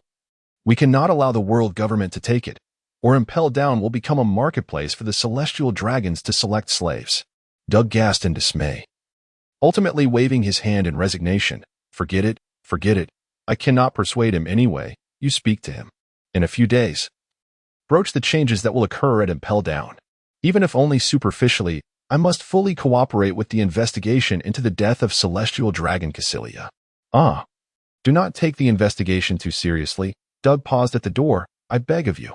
Beg. Oka furrowed his brow. What is with this old man? Days later. At Mariewa. Still no leads? The underwater unit has meticulously searched the potential locations of Cassilia's ambush, yet has not identified the exact site of his demise. No suspicious targets. This hardly warrants the intervention of the Divine Army. Is the Navy truly making an effort to assist with the investigation, Mendez? Are you perhaps being overly lenient with Oka? I have long asserted that when selecting an admiral, one must not only consider capability but also obedience. Due to the death of Cassilia, the 5 elders have convened for the 3rd time, yet ultimately reached no conclusion and dispersed hastily. In truth, they did not regard the murder of a celestial dragon with excessive gravity. Such incidents occur once or twice every few decades. Their primary concern was the absence of any trace of the perpetrator. Mendez, questioned due to his stance on Oka, returned to his dwelling with a dismissive flick of his sleeve. For fools, what do you understand? He maintained the arrogance of a celestial dragon, holding little regard for his 4 fellow elders. What use is there in subservient imbeciles? It is the disobedient who possess vitality, and in dealing with the defiant, it is far more intriguing to employ our intellect to make them comply, often unconsciously. At the entrance to his abode, Peslow and the 3 members of the failed CP-9 mission were finally summoned, kneeling on one knee, awaiting Mendez's judgment. Elders of the 5, Mendez gestured for them to rise. Throughout this mission, the giant race remained oblivious to your true identities. Only Figo and that colonel are aware, correct? Indeed. Mendez Benching pondered for a moment. From this day forth, the world government shall erase all traces of your existence. You are no longer CP-9. The esteemed 5 elders? You were once allies of the giant race, but after your capture while attempting to rescue them, you were compelled to join the world government to save the lives of 7 individuals. After 2 years of training, you subsequently became CP-9. The 3 were momentarily taken aback. 2 more years of training? Yet it was Peslow who first grasped the situation. Are you suggesting we assume the role of the mountain hag? You cannot fully replace her. The nuances must be gradually refined. I require you to become esteemed guest of the giant race in 2 years, Mendez Benching declared. This operation is classified. Gaston Figo and that colonel will maintain discretion. No sooner had he spoken than the miniature phone bug affixed to his arm began to buzz.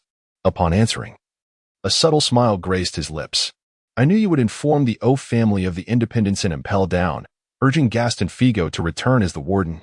Now, it suffices to transfer that naval colonel to the world government. The giant race shall not escape my grasp. Chapter 28. Survival a few days later.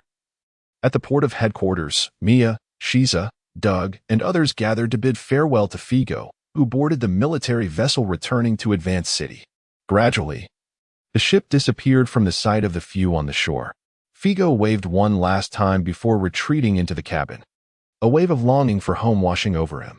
As he toyed with the newly acquired dagger hanging at his waist, Figo felt no trepidation about the impending return to life in Advance City.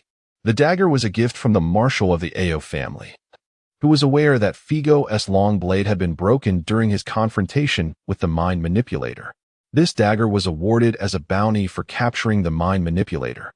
As of now, there was no classification such as Supreme Blade, but Figo could ascertain that this dagger far surpassed his previous one in quality. It must be a renowned blade. The sheath was adorned with extravagant decorations, and the fiery patterns looked striking, though Figo remained unaware of its name. He approached the rear of the cabin and inquired of the prisoner confined within, "What is the name of your blade?" Gerald silently lifted his gaze to meet Figo's, then lowered his head again, remaining mute. Indeed, this blade was a trophy recently seized from the captain of the Mad Laughing Pirates, Gerald. The trafficker Nun and the mind manipulator had been transported to Advance City long before, leaving Gerald to await Figo's appointment as warden. "If you want to tell me, I shall name it myself," Figo declared. "Suit yourself," Gerald replied. "You are the one who prevented my suicide when I encountered that female naval major, aren't you?" "Yes. I will also serve as the warden of Advance City for a term of 10 years, and you shall frequently see me during this time," Figo responded. Gerald looked up and remarked coolly, "Would you care to hear my story, Navy?" "I have heard it. Mia recounted it," Figo replied. "Is that so? What are your thoughts?" "Anger, sympathy. And then? When we reach Advance City, I shall ensure you receive additional meals, with meat," Figo promised. Gerald regarded him, a mocking smile curving his lips before he quickly averted his gaze once more. Gerald did not seek the pity of others by recounting his tale. Rather, he aimed to undermine the resolve of Mia and Figo, instilling doubt in the hearts of those who uphold naval justice. Though his criminal record was not extensive, and his initial intent was merely to find his sister, years as a pirate had tarnished his character. He harbored no hopes that Mia and Figo would rise against the celestial dragons. He was merely seeking a form of revenge, however futile it might be. "Since you refused to reveal its name, I shall call this blade Ruby," Figo decided.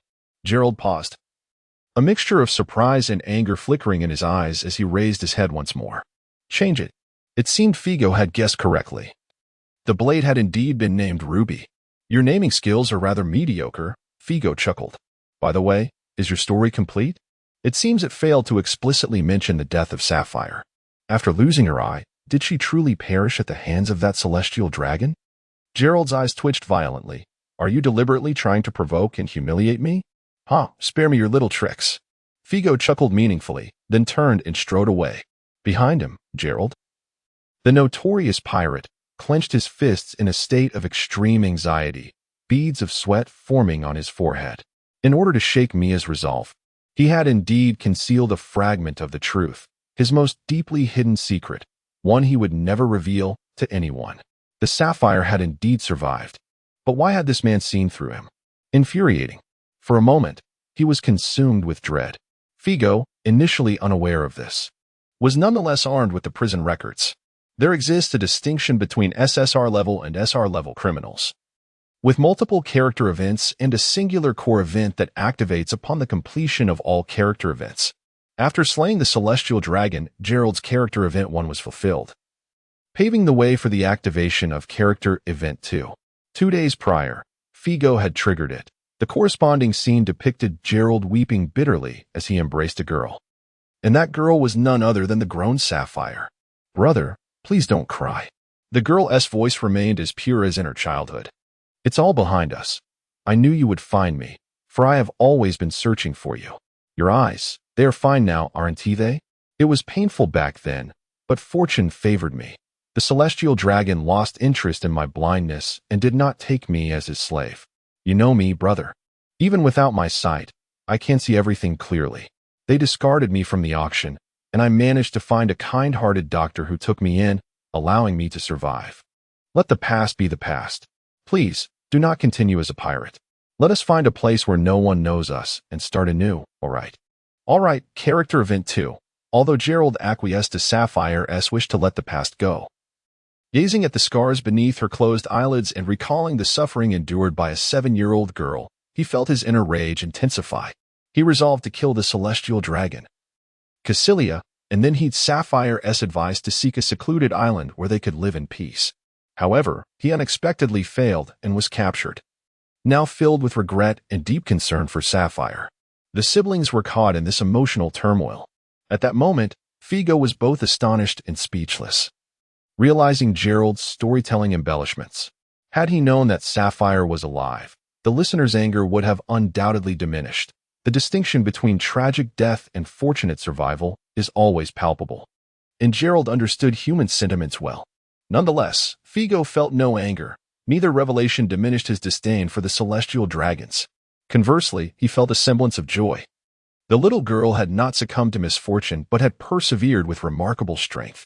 Her innate ability to perceive the world, even in darkness, enabled her to care for herself. As for the current situation and the events surrounding this character, Figo had resolved to remain uninvolved. The capture of Gerard was inevitable. After 2 decades of struggle and toil, having witnessed the treachery of others, even the remnants of his principles and steadfastness could not restore the past. To eliminate the celestial dragons and seek seclusion? No, that was not the path. Even if he succeeded, his thoughts would persist. I must protect Sapphire better. I must provide her with a superior life. I cannot afford to lose my strength. Regardless of where he chose to hide, the risk of exposure loomed, and danger could strike at any moment. The pirate crew could not be disbanded, or perhaps he harbored similar thoughts. Ultimately, the outcome would either lead to the girl becoming tainted by darkness, or to a rift between the siblings, or even, at a more premature stage, their demise beneath the waves. Presently, this situation was acceptable. Figo gazed towards the distant northwest, following the trajectory indicated by the events, knowing that Cassilia had already met his end. The notion of a blind girl attempting to infiltrate the city to rescue others was utterly ludicrous. It was best to simply live with innocence.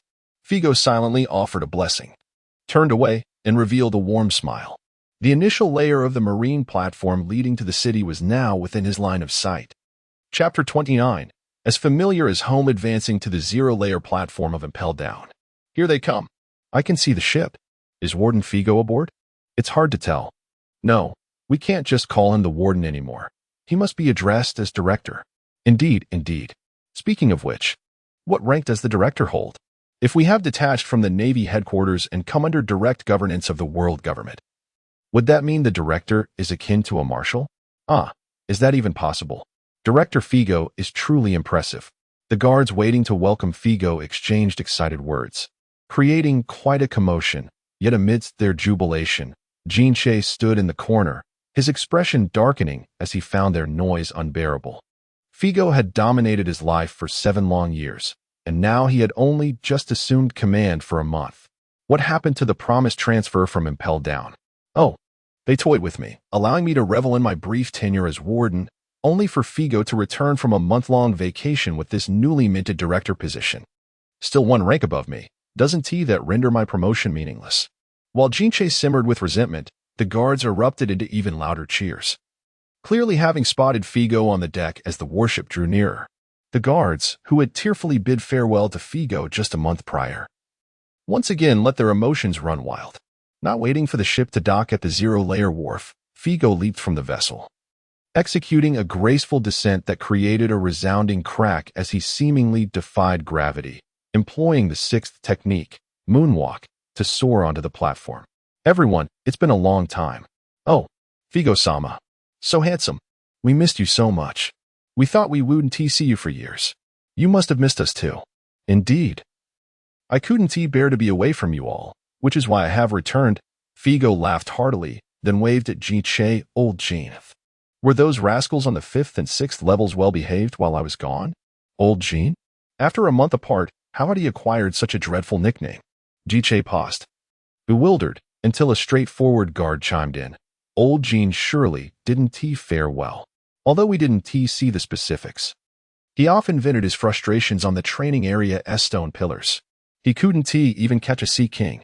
Yes, indeed, completely inept. You lot are the ones who are inept.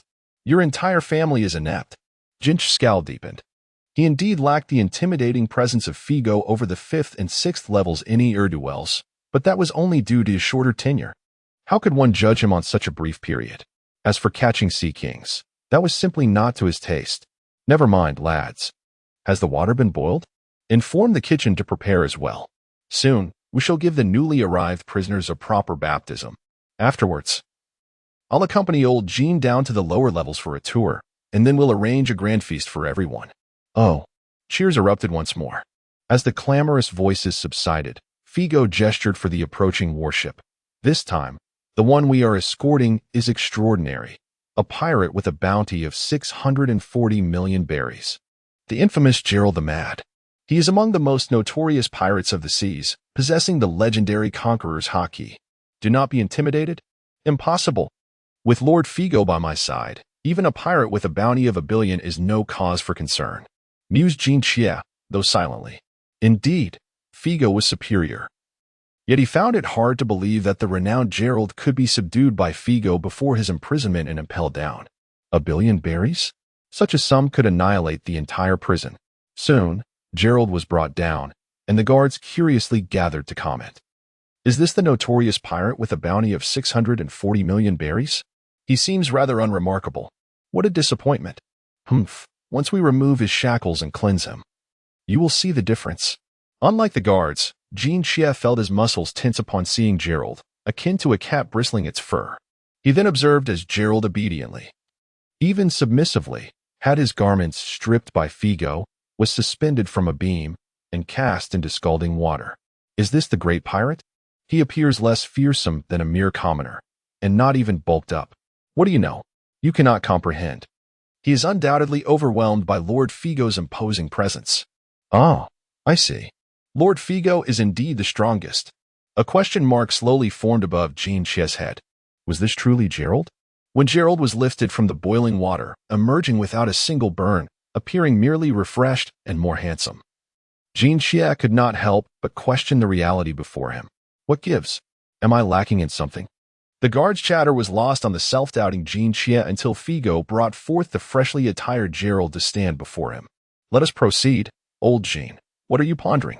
Jean Chia snapped back to reality, offering a dry chuckle as he followed Figo into Impel Down, traversing the special escort passageway until the guard's clamor faded, allowing him to regain his capacity for calm reflection. Figo, what is the reason that Impel Down has been placed under the direct jurisdiction of the world government? He inquired about the matter at hand. One reason is him, Figo indicated Gerald. This individual attacked the celestial dragons, prompting the Gorosei to worry about the inadequacy of the slaves surrounding the celestial dragons. Consequently, Impel Down was placed directly under world government management to facilitate the selection of suitable and obedient slaves. Gerald paused, fury igniting in his eyes as the chains rattled in his hands, finally revealing a hint of the aura befitting a great pirate. Jean Chia, observing this, grew slightly wary. Attacking the celestial dragons? Did the admiral personally intervene? No wonder he was captured. Selecting slaves for the celestial dragons. It seems that not all prisoners previously taken from Impel Down met a grim fate. What did the admiral say? In a few days, a phone snail will be delivered to me, allowing direct communication with the Gorosei. Henceforth, I will be required to heed their commands directly. Figo remarked, thus, the focus now is not on what the marshal has to say, but rather on our actions. Jean Chia observed Figo's expression. I shall always remain a member of the Navy. What a coincidence, so shall I, came the mutual understanding between them. Suddenly, Figo added, by the way, in a few days, there will be a deputy director coming along with the telephone bug, who is affiliated with the world government. I wonder who it could be. Jean Chia's face darkened. Not only is Figo putting pressure on me, but there will also be a deputy director. Old Jean, if I were you, I certainly wouldn't accept this. We have both spent 8 years in Impel Down. What gives him the right to become deputy director instead of you? Figo chuckled. Jean Chia clenched his fists and huffed. If he is stronger than me, then fine, otherwise. As they spoke, they reached the 6th level of Impel Down. This level, situated at the ocean's deepest depths, housed only a dozen ferocious pirates, creating an eerie silence. As the chains on Gerald clinked, pairs of deep-set eyes in the cells flickered to life, quivering slightly upon seeing Figo. This scoundrel, how did he return? And is that Mad Dog Gerald? You got caught too? Gerald paid no heed to his old acquaintances. Figo, however, inspected each one and remarked, how is it that after just a month apart, you all appear so gaunt? Old Jean, have you starved them for days? Jean Chia replied, Only 5 days. It seems that is still insufficient. These ruffians still have the strength to speak. We could easily go another 5 days without feeding them. Instantly, a multitude of malevolent glares converged upon Jean Chia. Figo waved his hand and said, "Let's hold off on starving them further, as I have been promoted to director. It is only fitting to bring joy to everyone. After our banquet concludes, we shall send down the remaining Sea King meat for all to feast upon." Jean Chia paused, wondering if this was wise. To his surprise, the fearsome occupants of the cells wore expressions of mixed astonishment and anger. Some tugged at their chains, shouting, "You scoundrel! What do you intend to do?" Their hunger had not broken their spirits, but the prospect of receiving meat instilled fear in them, leaving Jean Chia utterly perplexed. Do these pirates have issues? Figo shook his head in resignation before sensing a deeply malicious gaze. Turning to look, he smiled. "Worrywart, have you turned into a spider spirit? Your bones haven't healed yet? Be careful not to grow crooked. In a couple of days, I shall set you right." The Worrywart, having arrived earlier at Impel Down, lay sprawled on the ground, resentfully closing his eyes.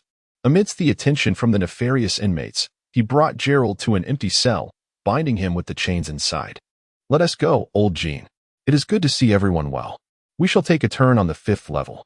"Wait, Navy," Gerald finally could not contain himself, saying, I beg you.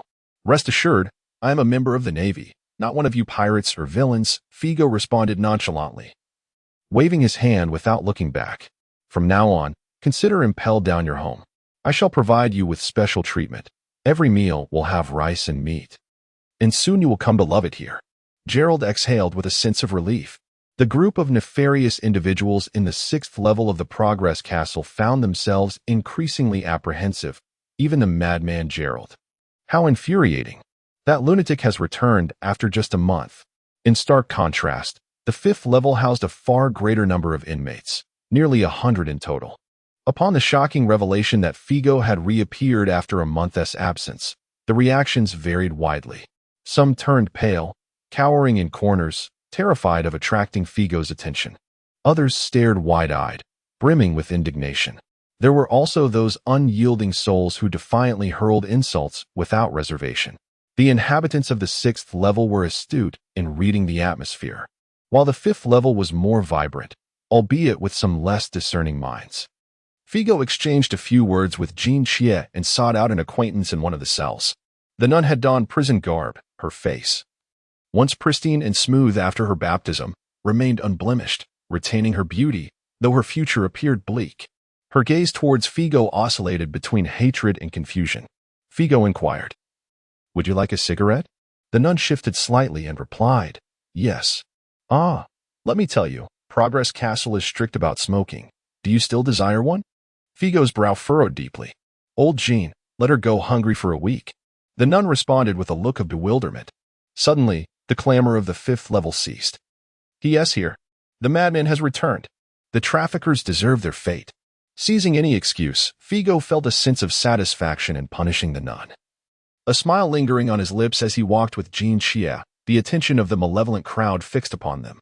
The atmosphere was relaxed and pleasant, akin to returning home, or perhaps like a ruler surveying his domain.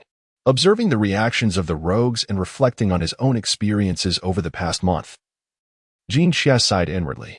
It truly seemed different. Chapter 30. The Great Escape. Ah, how delightful. In the prison cafeteria, Jean Chia devoured the succulent meat of the sea creatures, beginning to comprehend why the guards so warmly welcomed Figo. It was indeed a craving that grew unbearable after a month without such delicacies. Figo was essential for the advance into the city. Alas, if it meant serving under him for another decade, so be it. After 10 years, the position of director would surely rightfully belong to me, Jean Chia. A mere decade is but a fleeting moment, and by then, I would be a mere 42 years of age. On the other side, Figo, who had similarly gone many days without indulging in the sea creature meat, consumed it voraciously. The sizable chunks, nearly the size of a human head, vanished into his mouth in mere seconds, ground down by his formidable teeth. While eating, he jovially called out, "Hey, you there. Haven't seen you before. Are you a new guard? Don't be shy. Once you're in the advanced city, we're all family here. What is that? You're already full? Pathetic. Go help out in the kitchen. You there, finished already?" Go fetch more dishes and utensils. Let us ensure every prisoner gets a pound of meat to celebrate my return to the director's position. Make sure the 5th and 6th tiers get some too. But be cautious when passing through the cell doors. Just reach them where they can barely grab it. Oh, and don't forget. That nun who arrived 10 days ago doesn't get any. The cafeteria transformed into a battlefield, the clatter of dishes mingling with exuberant shouts. As the director, Figo naturally fought until the end. His table had already been cleared 3 times, yet it still towered nearly a meter high with empty plates. Wiping his mouth with the paper handed to him by a guard, Figo rose and let out a satisfied burp. Having indulged, it was time to attend to business. Old Jean, I'll head down again. This time, you needn't accompany me, just hand me the keys. 5th tier of the advanced city. Duham licked the oily remnants of his plate greedily, showing no restraint befitting a pirate worth over 100 million. 7 years, 7 long years. He hardly remembered what life had been like. A dry loaf of bread every day or every other day. Occasionally enduring starvation at the hands of that scoundrel for 3 to 5 days. Sometimes he looked at his arms and saw a green glow in his eyes. How could one resist the delectable sea creatures? In truth, he was not alone. Many uncouth pirates feasted with equal abandon. When the guards initially descended to distribute the sea creature meat, they were filled with trepidation, uncertain of what trick Figo was up to, suspecting the meat might be laced with poison to torment them. However, as the aroma wafted through the 5th tier of the advanced city, one of them suddenly remarked, "Even if it is poisoned, so what?" Another chimed in, "If they truly wanted us dead, would they waste poison?" Though it stung, it was a valid point. Thus, they indulged to their heart's content. As of now, not a single inmate had succumbed to poisoning. It seemed the meat was safe, but the only issue remained. What could this meager portion suffice for? As he licked the oil clean, Duham smacked his lips, glanced around, and shouted, "Who still has meat left? Give it to me. I have treasure buried outside, worth around 300 million berries. I can reveal the precise location of the treasure." All that was exchanged was a chorus of derisive laughter. "Well, I must be able to get out first." "Oh, do you possess treasure?" Figo's voice echoed from a distance, silencing the prisoners in an instant. No one dared to curse him this time. The inmates gazed longingly, hoping for just one more morsel of meat. "Yes, I do." Duham's heart fluttered slightly. "Figo, I shall trade my treasure for 10 servings of meat." "No, 5 will suffice. 300 million belly. A sum that an ordinary person could never exhaust in 10 lifetimes. Figo seemed intrigued as he approached Duham's cell, and the attention of the other inmates converged upon him. If a trade were possible, who among them didn't he harbor some hidden treasures? Even if it meant deceiving for a couple of meals. The risk of being beaten to death was inconsequential, better to die satiated. Dream on. But Figo burst into laughter. "You would be grateful for a mere morsel of meat? Such a pitiful band of pirates. Yet I refuse to give you anything. What could you possibly do about it? Who needs your gratitude, prisoners?" The inmates' fantasies shattered in an instant, met with ridicule, leaving them trembling with rage. "You bastard, if I ever escape this place," they hurled venomous curses, envisioning Figo's demise in their hearts. It was unclear who initiated it first, but they hurled their empty bowls, once containing the flesh of sea kings, at Figo with ferocity. Then, a storm of flying bowls.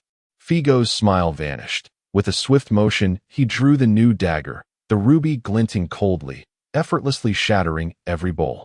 "Oh, you miscreants have grown quite bold, haven't you? I shall deal with you later." Seemingly disturbed, Figo snorted and strode out of the prisoner's sight. This time, silence enveloped them. The inmates even held their breath. Among the pile of shattered bowls lay a glimmering key on the ground. At the moment Figo drew his blade, this key had slipped from the chain of keys he carried. Most of the prisoners noticed. Yet, astonishingly, Figo appeared oblivious. "What kind of key is this?" Their hearts raced wildly, and their gazes fixed upon Duham, who was closest. It had been years since Duham felt such tension. He peered in the direction Figo had departed, summoning his senses, and squeezed to the front of the cell, desperately reaching for the key. Under the watchful eyes of the others, he managed to slide the key into his cell, gripping it between his fingers, inserting it into the chains that bound him, and turning it. Click. The lock sprang open. The other prisoners gasped, their breath suddenly heavy. Could it be? "Hurry, let me out." "Fool, move faster." "Silence, you idiots." Urging them on. Doom successfully unlocked his cell and stepped into the corridor on the 5th level, his eyes filled with exhilaration and disbelief. Am I truly escaping? Hurry, hurry. Another insult came his way, but Doom yearned to disregard the others. He understood well that he could not flee from Impel Down alone. Don't shout, he whispered sharply. This key bears a mark, inscribed with 1316. It seems it can only unlock the cells of the 4 of us. He glanced toward the neighboring inmates. I will release you, but you must obey. First, we shall eliminate that scoundrel, Figo, and then set everyone free to depart together. His intelligence was evident. As he knew precisely how to pacify them, the initially frantic pirates were promptly calmed by his words. They contemplated their situation, untroubled by any doubts regarding Doom's loyalty. Beyond the confines of the city lay an endless sea, devoid of vessels, and without unity, escape was impossible. Yet, there was one among them who was more astute. Sister Carmelita had been silently observing the proceedings, having been treated differently by Figo and deprived of meat. Her initial elation mingled with anticipation waned as she realized the key could only liberate 4 individuals. Her heart sank once more.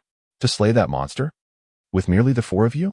Her eyes flickered with urgency as she suddenly shouted, Gaston Figo, you've dropped your key. Ah, you scoundrel. Damn it. Are you mad?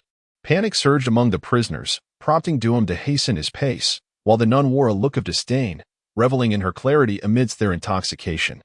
You can bite me, Figo. Come back quickly. Chapter 31. However, the monitoring room on the 1st floor of the prison was filled with a sense of tedium. For guards, tasked with overseeing the surveillance today, were idly playing cards. What a stroke of misfortune. Of all days. It had to be ours to man the monitoring room while everyone else attended Director Figo's banquet, lamented a newly appointed guard. An experienced guard chuckled at him. Worry not. You do not yet comprehend the director. He is an exceedingly meticulous man who will not forget us. Do you not believe that we shall soon find ourselves envied? The director is certain to treat us to a meal later. Is that so? That would be splendid, Director. Speaking of which, does this monitoring room truly need to exist? The inmates have been locked away for 8 years now, and the surveillance has never captured a single incident. Is it not a good thing that no incidents have occurred? The seasoned guard tossed down 2 cards, casting a sidelong glance at the surveillance screen, his expression suddenly paling. What could this be? A grave situation had arisen. He lunged toward the intercom. Director. Chief Guard Jinchia. Level 5 is experiencing an unexplained prison break, with 4 escapees making their way to the 4th floor. Ah. Director Figo has intercepted them. This is dire. Quick, we must summon reinforcements. Reinforcements are needed. As the announcement echoed through the intercom, the expressions of all guards within its range shifted dramatically. Having just finished their meal, Jinchia, who was in the training area, dropped the stone he was lifting and hastily rushed toward the guard passage, at the staircase from the 5th to the 4th floor of the prison. 4 shackled inmates stood half-encircling Figo, their eyes gleaming with malice. Without uttering a single word, the 4 formidable pirates exchanged glances, their eyes sweeping over the ring of keys hanging from Figo's waist, and then they lunged at him, having shared cells for an extended period. Their confinement of 7 years had not dulled their ferocity or bloodlust, though they often appeared gaunt and weakened when the moment called for it. They could still unleash their latent power, especially since they had just consumed a piece of meat. Die. Boom. Boom. Boom. Clang. 3 fists and an arm resembling a drill struck Figo simultaneously, but the fierce expressions on the pirates' faces quickly morphed into shock and horror. His entire being was enveloped in a dark hue, radiating a metallic sheen, exuding an aura of formidable power. Figo, cloaked in his armed haki, glanced down at the drilling arm of one of the escapees, a smile gracing his lips as he reached out toward the 4 fugitives. Accompanied by a chilling sound of bones grinding and their subsequent screams, silence fell at the staircase. Alarm lifted. Alarm lifted. The 4 inmates were dispatched in a single encounter by Director Figo. Reinforcements were unnecessary. Jinchia, who had not yet reached the staircase, halted abruptly upon hearing the intercom-s report, standing in stunned silence for a moment before shaking his head and returning to the training area. It seems you are jesting with me. The chaos that had briefly erupted in the prison swiftly subsided, with one guard pointing at the surveillance screen, laughing and scolding. Fools. We were all thrown into a state of panic by you. Merely 4 criminals, How could Director Figo possibly require reinforcements? Behind the surveillance phone bug, the old prison guard wore a look of shame as he shouted at the device. Director Figo is the strongest, came a resounding response. Indeed, Director Figo is the strongest. Soon, the shouts merged into a chorus. In stark contrast to the exuberant guards, those on the 5th level, save for the nun, appeared as if they had lost their families, watching Figo drag 2 limp prisoners back to the cell block as if they were lifeless dogs. They experienced fleeting hope, only to be swiftly enveloped in despair. It would have been better had hope never existed at all. Damn it, for useless fools. They could only hurl curses and insults at the 4 failed escapees. An opportunity like this arose but once in many years, had it been me. I would likely have stormed through the gates of the prison by now. Useless. All of them are worthless. Figo paid them no mind, securely locking away the 4 escaped prisoners. The prison records that flashed in his mind filled him with joy. Prisoner, Dunham, level, SR3, status, incarcerated, crime index, 55, capture participation, 335, rewards, observation hockey 63735, 3955, level 3 median observation hockey. Character event reward, physique 63735 13107, level 4 monster. Indeed, this method is effective. Even deliberately allowing the prisoners to escape before recapturing them can yield participation credits, and even the rewards from character events can be accrued. However, why is the participation credit only 35 instead of the 50 akin to the 7 giants? To make the prisoner's escape feel more authentic, he had even provided a piece of sea king meat. What was missing? Figo thought of Gerald, who he had pulled from the sea, and noted that he too received 35. Comparing the 2 situations with the giants, Figo began to formulate a hypothesis. The giants had fully escaped. Without my intervention, they could flee at will, thus earning a full 50. Meanwhile, although Gerald had leaped into the sea and could have chosen to end his life freely, he was still relatively constrained by chains and remained imprisoned.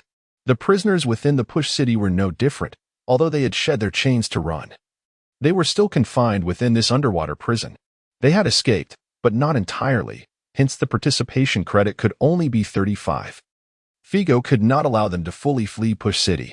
Nevertheless, this posed no problem.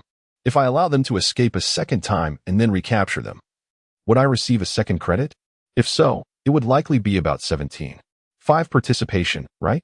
And for a third time, perhaps 8. 75?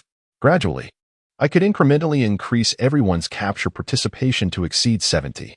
As he mentally calculated the data, Figo glanced at the 4 severely injured prisoners who had been returned to their cells, momentarily dismissing the thought of releasing them again for a trial. If released, they would be unable to move.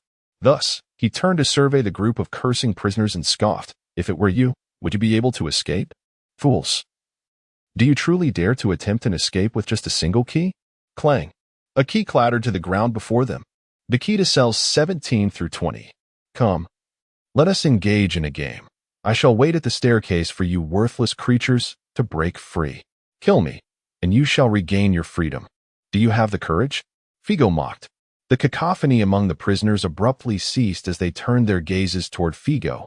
This scoundrel. Was he serious? Oh, how could I forget? Figo recalled, glancing at the nun in the distance who watched him with eager eyes, and commended, only you seem sensible. Well done. I reward you with a week without food. The nun froze. Haraha. The prisoners erupted into a chorus of laughter. Idiots. Did they truly believe this demon would show consideration for her? Humph, she deserves it. The nun had clearly offended them gravely. The laughter continued until Figo vanished from their sight, and as they stared at the key on the ground, the 5th level fell into silence once more. Hey, you 4. How did you fall so quickly to him? A prisoner inquired. Though taunts were exchanged, they were all of the same caliber of notorious pirates. The swift defeat and return of the 4 indicated that if they still believed they could easily vanquish Figo, they were unworthy of the title of pirate. Duum, lying on the ground, opened his mouth. In that moment, his emotions were tumultuous. Should he speak the truth? Few in this new world could wield the color of armament hockey so thoroughly, and without weapons, any combination of us 4 would likely be incapable of overcoming Figo. He stood guard at the only staircase, severing any possibility of circumventing him, unless they opted to take the opposite route to the passage leading to the 6th level. But without a key, what use was it to flee toward the 6th level where the guards awaited? To let them witness how thoroughly Figo had bested them? To invite their ridicule? We were merely careless. There was nothing to be done. We were exhausted. Let it all end. If we must perish, let us do so together. Chapter 32. A great commotion days later. A grand vessel from the world government docked outside the platform of Level 0 in Impel Down. Disembarking from the ship were the newly appointed Deputy Director, Rudolph, and 20 new guards who had previously served in the Red Line garrison. The strength of Impel Down had been bolstered. Yet the guards who came to greet them did not appear particularly pleased. Historically, they had all been united under the Navy, and the addition of personnel from the world government raised concerns about potential discord and disruption. Among them, Jean Shea, whose status had recently diminished, was particularly apprehensive. Ever since Deputy Director Rudo descended from the ship, Jean Shea had been casting sidelong glances at him. With a gaunt physique, pale complexion, and a seemingly fragile demeanor accompanied by a facade of insincere smiles, Rudo struck him as a duplicitous individual. "Are you the esteemed Chief Guard Jean Shea? Greetings, I am Rudo, the Deputy Director. I look forward to your guidance," he said with a hearty laugh. After exchanging pleasantries with Figo, Rudo extended his hand toward Jean Shea. Jean Shea paused, taken aback. "Esteemed sir?" Ruto replied with a smile. "According to the orders of the 5 elders, my position as Deputy Director is merely nominal. Henceforth, Figo will remain the primary authority in Impel Down, and you, esteemed Jean Shea, shall be second. I am here to heed your commands." Jean Shea, momentarily stunned, suddenly radiated warmth as he shook Rudo's hand. "Is that so? How courteous of you. I shall certainly look after you." This new Deputy Director appeared amiable, his smile genuine and benevolent. Figo observed Jin's transformation with keen interest, stifling a smile within. So this was the approach of the world government. It made sense. The likelihood of the newly appointed Deputy Director directly competing with him was slim. In this world, where strength prevailed, it was certain that the world government possessed formidable individuals capable of surpassing Figo. However, such individuals were likely to be valued and not casually assigned to Impel Down. Moreover, given Figo's rapid ascent, it was prudent not to dispatch someone too powerful, lest they be unable to contain him. It would be futile to bully Jean Shea alone. Figo was bound to favor him, resulting in chaos within Impel Down. Thus, sending a socialite seemed a wise choice. As he had surmised, Rudo's directive was to foster amicable relations with everyone in Impel Down. He was not required to seize power or engage in rivalry. His sole task was to ensure that no one harbored animosity towards him. Accompanying him were 2 Din Mushi capable of direct communication with the 5 elders. One to be entrusted to Figo, while the other remained with him. The 20 guards also received their instructions. They were tasked with reporting any noteworthy developments and Impel Down to the 5 elders, with a path paved by greetings and smiles. It was evident that everyone in Impel Down held a favorable impression of Rudo, allowing the new Deputy Director to smoothly integrate into the facility's hierarchy. After settling into the Deputy Director's quarters and donning his uniform, he ventured forth to further establish his presence. The training area, cafeteria, surveillance room. No. Please, there's no need to stand. Allow me to introduce myself. I am the new Deputy Director, Rudo. What are you all engaged in? Playing cards. The 4 guards exchanged glances, somewhat perplexed. Not to worry, please continue. I'm merely observing. Radu wore a cheerful smile. Yet inwardly, he jotted down a note regarding Gaston Figo's inadequate management of the surveillance room. However, such matters were trifling, unworthy of reporting to the 5 elders. As long as no malevolent incidents like prison breaks occurred, everything would be. He casually glanced at the surveillance screen and nearly leapt from his seat. What on earth is happening? The old guard turned to look. As the surveillance camera on the 5th floor captured prisoner after prisoner unlocking their cells and stepping out. Deputy Director, they are escaping. Oh, so they are in the midst of a prison break, he replied nonchalantly. Radu paused, then suddenly sprang to his feet. A prison break. The old guard replied. Deputy Director, there's no need for alarm. You'll understand shortly. Am I overreacting? You lot, watching the monitors, see a prison break and fail to report it. Yet you claim I'm overreacting? Radu anxiously focused on the footage, noticing the number of escapees swell to 8. Gathered together as if deliberating briefly before dashing towards the stairs. The reactions of the other prisoners struck him as peculiar. They were almost indifferent, exhibiting a troubling lack of excitement. Radu, however, had no time to ponder this. His gaze remained fixed on the 8 escapees. He switched to another surveillance camera and witnessed what could only be described as a one-sided brawl at the staircase, lasting less than 3 minutes. All 8 escapees fell to the ground. Watching Figo drag the 8 men back, Radu began to comprehend why the guards remained so calm. It was evidently a peculiar form of punishment. But how dangerously reckless this was. What if Figo were to be killed? In this deep-sea prison, everyone would perish. No, I must report this to the 5 elders. He hurried back to his quarters and, on the very first day of his arrival at Impel Down, used his specially crafted transponder snail to contact Mendez Binsing. Moments later, "What is it, Radu? Have you arrived at Impel Down?" Mendez Binsing inquired. "Yes, esteemed elder. There is something I must report. Director Gaston Figo has brazenly employed the tactic of deliberately releasing prisoners from the 5th floor as a form of amusement. And he even released 8 notorious pirates with bounties exceeding 100 million. Mendez Binsing fell silent for 2 seconds. Does he dare to scheme using pirate prisoners to eliminate you? Ah, well, that's not the case. Radu paused, suddenly paling. Indeed, it seemed Figo could orchestrate my demise through such means. Glancing at the transponder snail in his hand, he felt a twinge of guilt and coughed twice. There shouldn't be any issues. It appears this has occurred numerous times before I arrived. However, esteemed elder, then there is no need for alarm. Mendez Binsing replied with irritation. This is Figo's management style at Impel Down, a method to intimidate pirates. You need not concern yourself. They are merely 8 pirates confined on the 5th floor. Prolonged imprisonment must have rendered them quite weak. If Figo dares to release them, there will be no unforeseen outcomes. The connection abruptly terminated.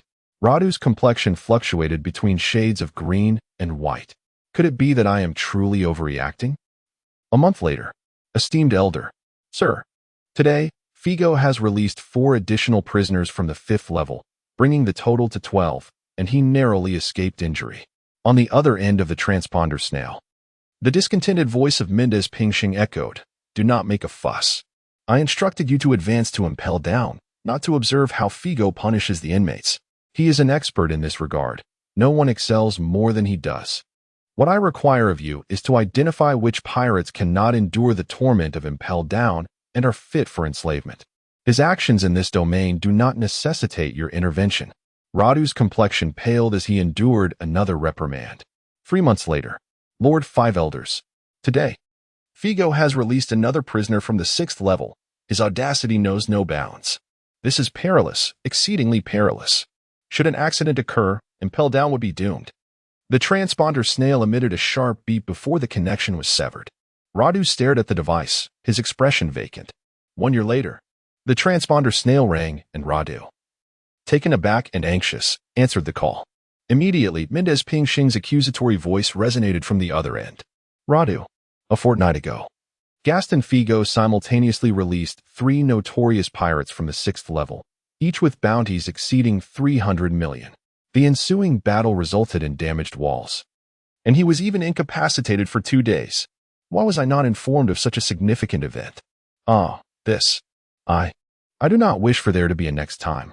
The transponder snail beeped again and was hung up. Radu felt the wrath of the 5 elders wash over him, his face once more turning pale. And he felt an overwhelming sense of injustice that nearly brought him to tears. It is so difficult. I am truly at my wit's end. Is it merely 3 6th-level pirates? Why do the 5 elders react with such alarm? Chapter 33, 7 Years, Revolutionary Army. Marigios. Mendez, the 5 elders, was still seething after hanging up the phone. As the highest authority of the world government, he was not one to act irrationally. The issue at hand was not the nature of the punishments inflicted by Figo upon the prisoners, nor the brutality involved.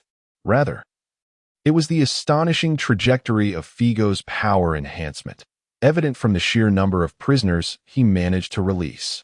Unlike the pirates imprisoned in the 5th level, who, despite their bounties exceeding 100 million, could still be apprehended by a well-deployed naval force. The sixth level held pirates of an entirely different caliber. Without the mobilization of high-ranking officers, including vice admirals or even admirals, any attempt to confront them would be akin to sending vegetables to the slaughter. These formidable individuals were seasoned warriors in the New World, each adept in both armament hockey and observation hockey, with some possessing exceptionally potent devil fruits, perhaps even awakened ones. Contending with one was already a challenge, facing three simultaneously? The complexity of such an endeavor was far beyond mere multiplication of difficulty. A year ago, Figo had sustained injuries while capturing the meticulous Magoldchak. How could he have grown to such an extent in just a single year? Did he not encounter the typical bottlenecks of growth? There existed countless talented naval officers who, by their 30s, had already achieved the rank of vice admiral, yet remained stagnant at that level for their entire careers. The limited number of admirals, only 3, was not merely due to the world government's constraints.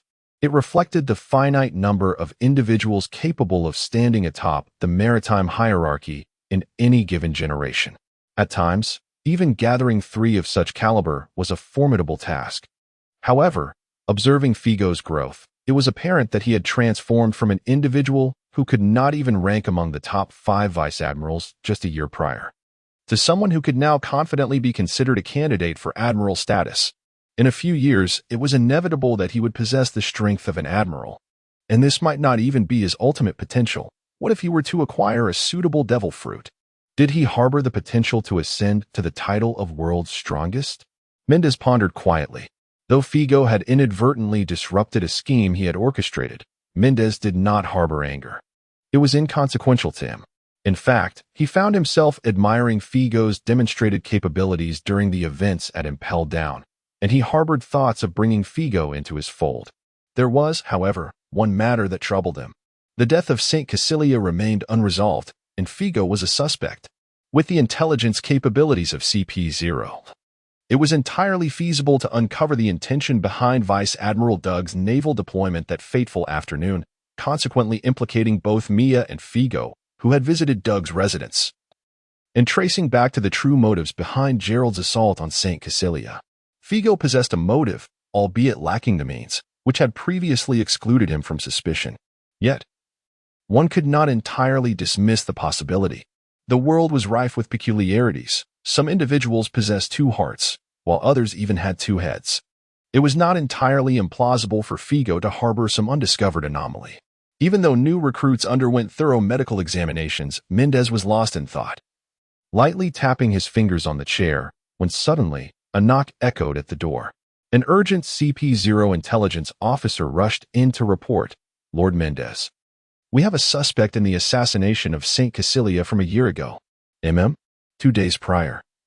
A slave ship en route to the Shambadi archipelago was beset by an attack, resulting in the liberation of all enslaved individuals." According to reports from a surviving crew member, the assailant was a female swordsman, possessing an unknown devil fruit ability that granted her the power of flight with wings, exhibiting extraordinary strength. Mendez, the Saint, what is the current status? Investigations are still ongoing. Expedite the inquiry. Dismiss the CP0 intelligence personnel. Mendez previously furrowed brow relaxed. Can Figo be completely exonerated from suspicion?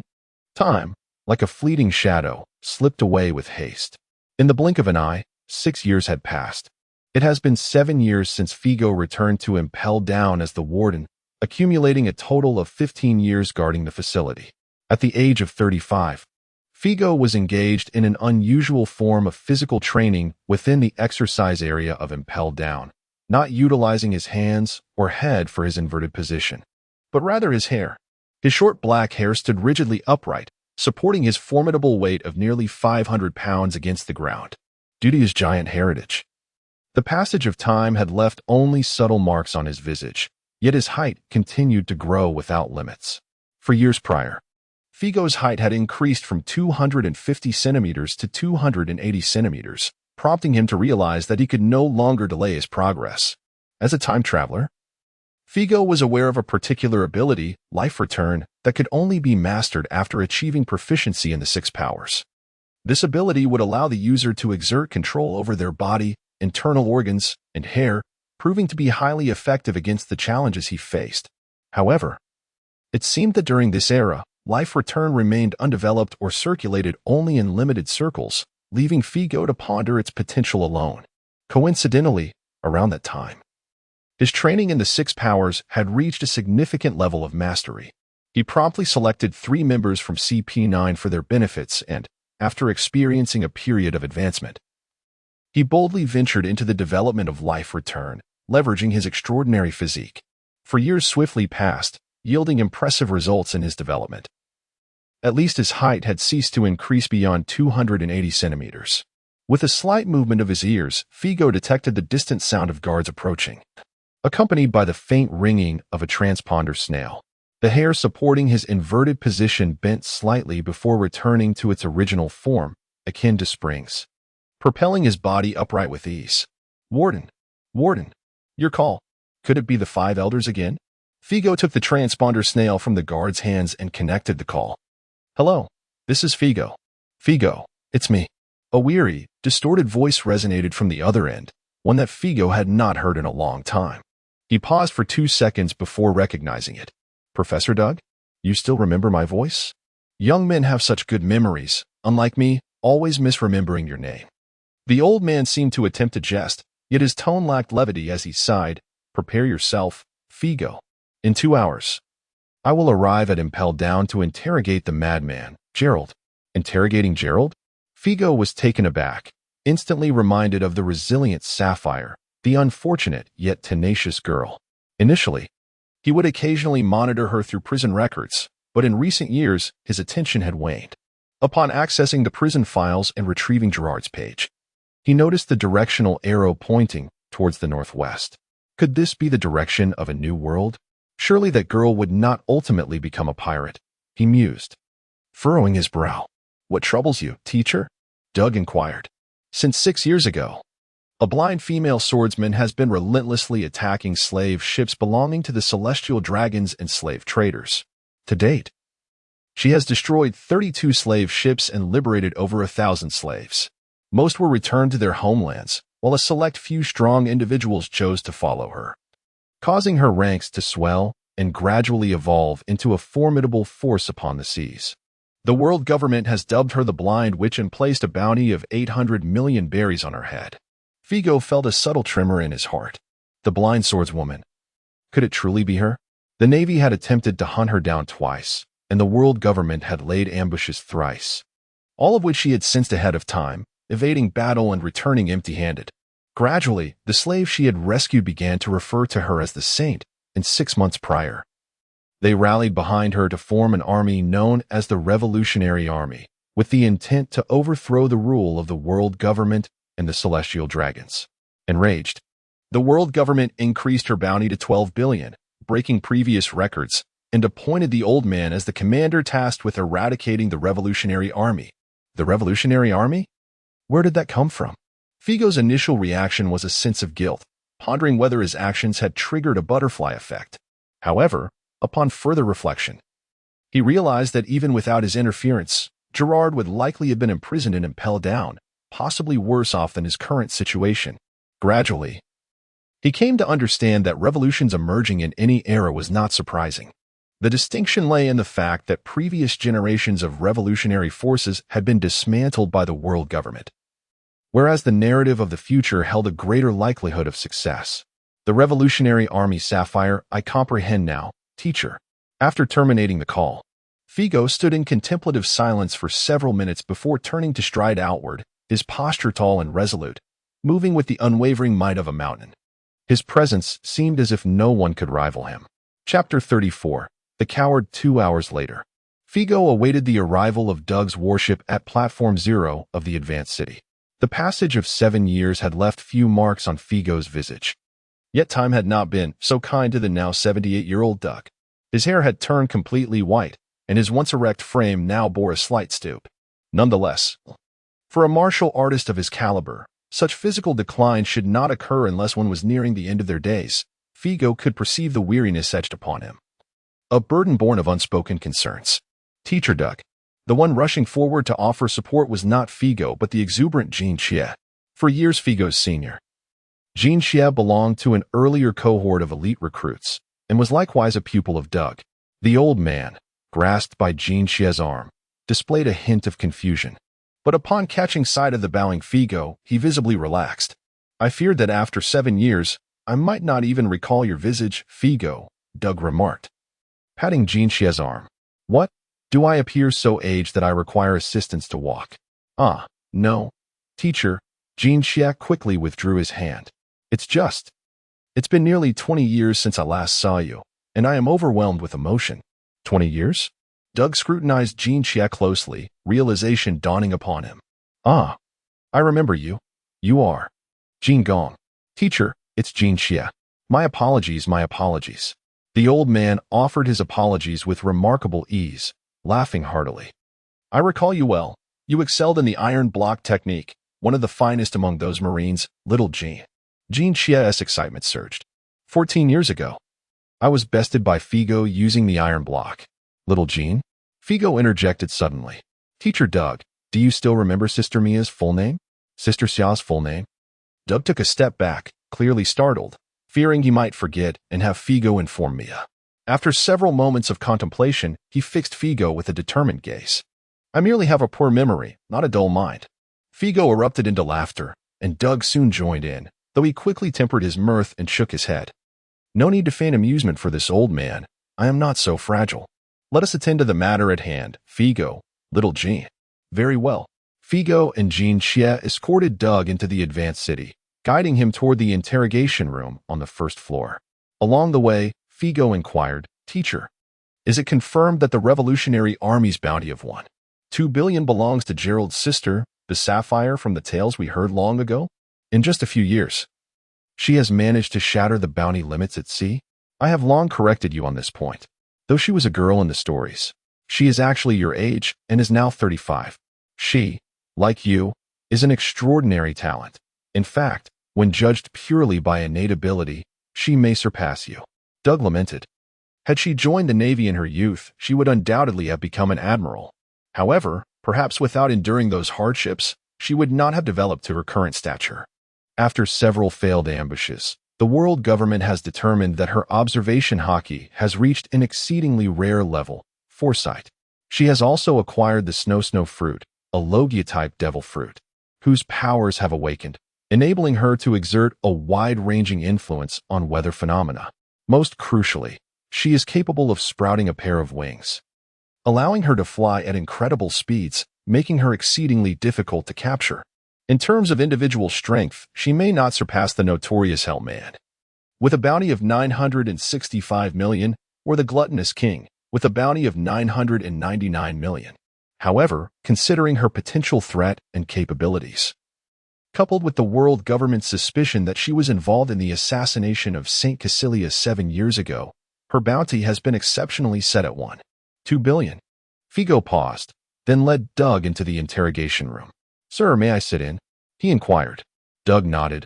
Of course, as the warden of Impel Down. Your position is indeed superior to mine, and Impel Down is your domain. However, as for Jean, it would be best if he remained outside. Ignorance in certain matters can be more beneficial than knowledge. Jean, feeling aggrieved, stayed behind. Inside the interrogation room, Gerald, who had been engulfed in extreme tension since his summons, tightened his fist upon seeing Figo accompany an admiral. A sense of dread deepened within him. Doug scrutinized Gerald for a moment before taking a seat. You appear to have gained quite a bit of weight since your wanted poster was issued. Life seems to be treating you well. Indeed, with ample food and comfort. Figo replied. Is that so? Doug continued. With no worries and no responsibilities, eating well and sleeping soundly. This fellow has truly been fortunate. Far more so than that girl, Sapphire. In an instant, the chains binding Gerald were pulled taut, his eyes widening with bloodshot intensity as an overwhelming conqueror's hockey radiated from him, and he bellowed. What has happened to Sapphire? Doug, unfazed, remarked, so it seems you possess the qualities of a king. Do not bite. Sapphire is well, at least for now. She is doing quite fine. As Doug recounted the tale, the murderous glint in Gerald's eyes gradually faded, and he slowly sank back to the ground, feeling as if the world had become surreal. The once little girl he had cared for had unknowingly surpassed his own achievements, becoming someone the world government deemed worthy of their utmost attention and vigilance. The highest bounty? Also that despicable celestial dragon is dead? When? In the late hours of the night you were captured. On your return voyage, your ship was ambushed and sunk. Leaving all aboard to meet their demise at the ocean's depths, the assailants remain unknown, Doug replied. Gerald hesitated, shaking his head. It cannot be Sapphire. At that time, she had not consumed any snow fruit. That matter is no longer significant. Gerald, the world government has proposed to publicly execute you as bait to lure the witch. Do you believe Sapphire will come to your rescue? Doug inquired. Leaning against the wall, Figo shifted his stance. Gerald's eyes widened once more as he yanked the chains to their limits, gritting his teeth as he approached Doug, forcing out a maniacal, derisive smile. Ha! Is this what you call justice, Navy? Are you the Navy, or merely the lapdogs of the world government? How dare you resort to such despicable tactics against her? Suddenly, Doug unleashed a powerful punch. His fist, the size of a sandbag, struck Gerald squarely in the face, causing blood to spatter as Gerald crashed violently against the wall. Fool! Is this the only juvenile method you can conceive to seek assistance from our Navy? On what grounds should we aid you, pirate?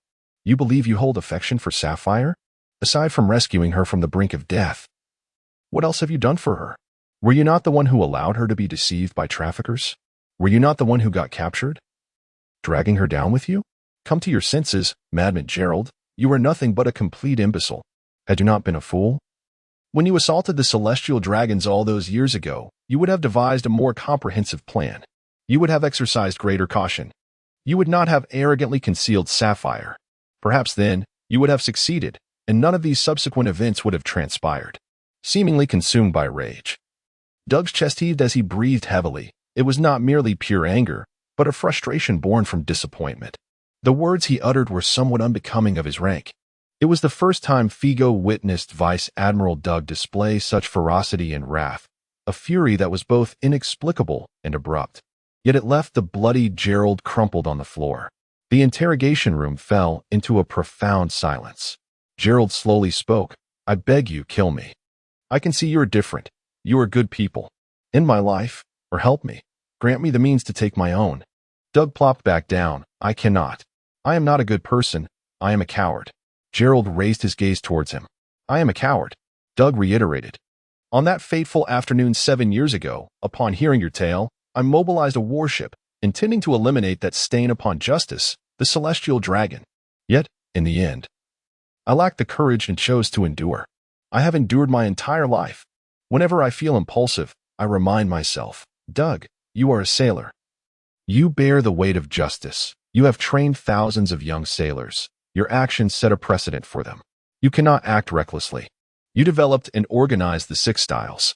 At over 70 years of age, you cannot leave a blemish upon your legacy. You cannot tarnish your reputation. Your name is destined to be etched in the annals of naval history. The Navy exists to uphold the dominion of the world government. Where there is light, there is darkness, and it pervades everywhere. You must steadfastly believe this. He chuckled softly, his spine curving a bit more. The encourage fruit. Now that is a remarkable fruit. After receiving the order to pursue Sapphire, each morning I would awaken and encourage myself, though she is not a pirate, though she has saved many, many slaves. She may pose a greater threat than any great pirate. If left unchecked, the Revolutionary Army will only intensify, filled with conspirators, ambition-driven individuals, or perhaps they already exist, igniting chaos that sweeps across the world, resulting in the suffering of the innocent. Thus, this time, I must choose to be a coward. Heed the world government's directives, and you will be taken away. To face public execution, Gerald ceased his shouting and fell silent. Before him stood an elder, smiling yet with bloodshot eyes, trembling all over. For reasons unbeknownst to him, Gerard felt that at this moment, the elderly man, this general, might be experiencing even greater anguish than himself. The conflict between justice and duty, the contradiction between one's true self and responsibilities. Gerard bowed his head, expressing remorse. I am sorry, it is I who have ruined everything. It is good to know, Doug replied, wiping his eyes with his arm, then turning to Figo. Indeed, you have aged. You are certainly more fragile than before. Had I known you would lose your composure, I would not have allowed you to witness this side of our mentor's timidity. That cannot be. As you said, this is my domain, and I hold the power here, Figo asserted. Doug managed a faint smile, though weariness was evident on his face. Figo continued, since I am in charge, will you not take him away? It must be my decision, and I declare, it cannot be. Doug paused, his expression one of confusion and disbelief. Chapter 35. Figo. I shall resolve this matter. Doug had never quite grasped the thoughts of the student, Figo. In the past, he had been encouraged by him to return to Advanced City, and now he found himself rebuffed by Figo's articulate reasoning. You disagree with my intention to take him away? Figo smiled. Well, I am the director of Advanced City, but this your authority pales in comparison to mine. I have the final say in Advanced City, and I simply will not allow you to take him. What can you do about it? Gerald looked up at him in confusion. Doug, too, was at a loss for words, his lips moving silently before he finally sighed. Figo, I am aware of your strong sense of justice as a Marine. However, this matter is a direct order from the Five Elders. And despite the strong objections from the O family, it has not swayed their decision. I shall resolve this, Figo interjected. He retrieved a personal communication device from his pocket and dialed the number for Mendez of the Five Elders. I have maintained frequent communication with Mendez over the years. Our relationship is amicable, and I can handle this. Really? Doug was skeptical. Before long, the communication device connected, and the voice of Mendez resonated from the other end. Gaston Figo? It is I, esteemed elder, Figo replied into the device. My teacher, General Doug, is beside me. He has informed me of your order to take the madman. Gerald, do you have anything to say? Mendez's tone grew graver. I do have a few concerns, Figo continued. Is it truly the case that the vast Navy and the world government have no alternative means to capture the witch? Why resort to such despicable measures? Additionally, why must this operation be led by an elderly man nearing 80? Are there truly no other capable leaders in the Navy? A moment of silence lingered on the other end. Esteemed elder, grant me a favor. Allow me to take charge. There is no need for a public execution of Gerald. I will lead the efforts against the Revolutionary Army, and I assure you that within a year, all matters will be resolved. By employing honorable means, we can eliminate the Revolutionary Army. Surely that would better exemplify the authority of the world government? Doug finally understood. Figo was willing to shoulder this burden to extricate his teacher from a difficult predicament. A wave of emotion washed over him, and he felt his eyes welling up with tears, tinged with shame. Yet, Mendez's response was less than favorable. Grant you a favor? Indeed. His voice now tinged with anger. Figo, recognize your station. What does your favor amount to? The authority of the world government is not to be challenged. Despicable means? Is that truly your assessment? As expected, the Five Elders were indeed arrogant. Doug managed a wry smile, intending to take Figo's communication device to speak with Mendez and spare Figo from repercussions. However, Figo pressed the device close to his mouth and spoke rapidly. My station? I am first and foremost a Marine, then the director of Advanced City, but above all, I am a human being with a sense of right and wrong. Fool. With a beep, the device was abruptly disconnected. Figo turned to Doug and shrugged, all settled. Doug was momentarily taken aback, his eyes widening in disbelief. Figo, you? Gerald was equally stunned, even among the lawless pirates. He recognized that the entity on the other end of the transponder snail was none other than one of the celestial dragons, the highest authority of the world government. How could they be compelled to such lengths for us? Ignoring the advice, resolving this matter would require significant effort. Unfazed, Figo remarked, I must slightly offend you next, teacher. In Mariawa, Mendez Benching stared blankly at the disconnected transponder snail, feeling as though he were trapped in a dream. Had the events that just transpired been real? The term fool was uttered by Figo in Mandarin.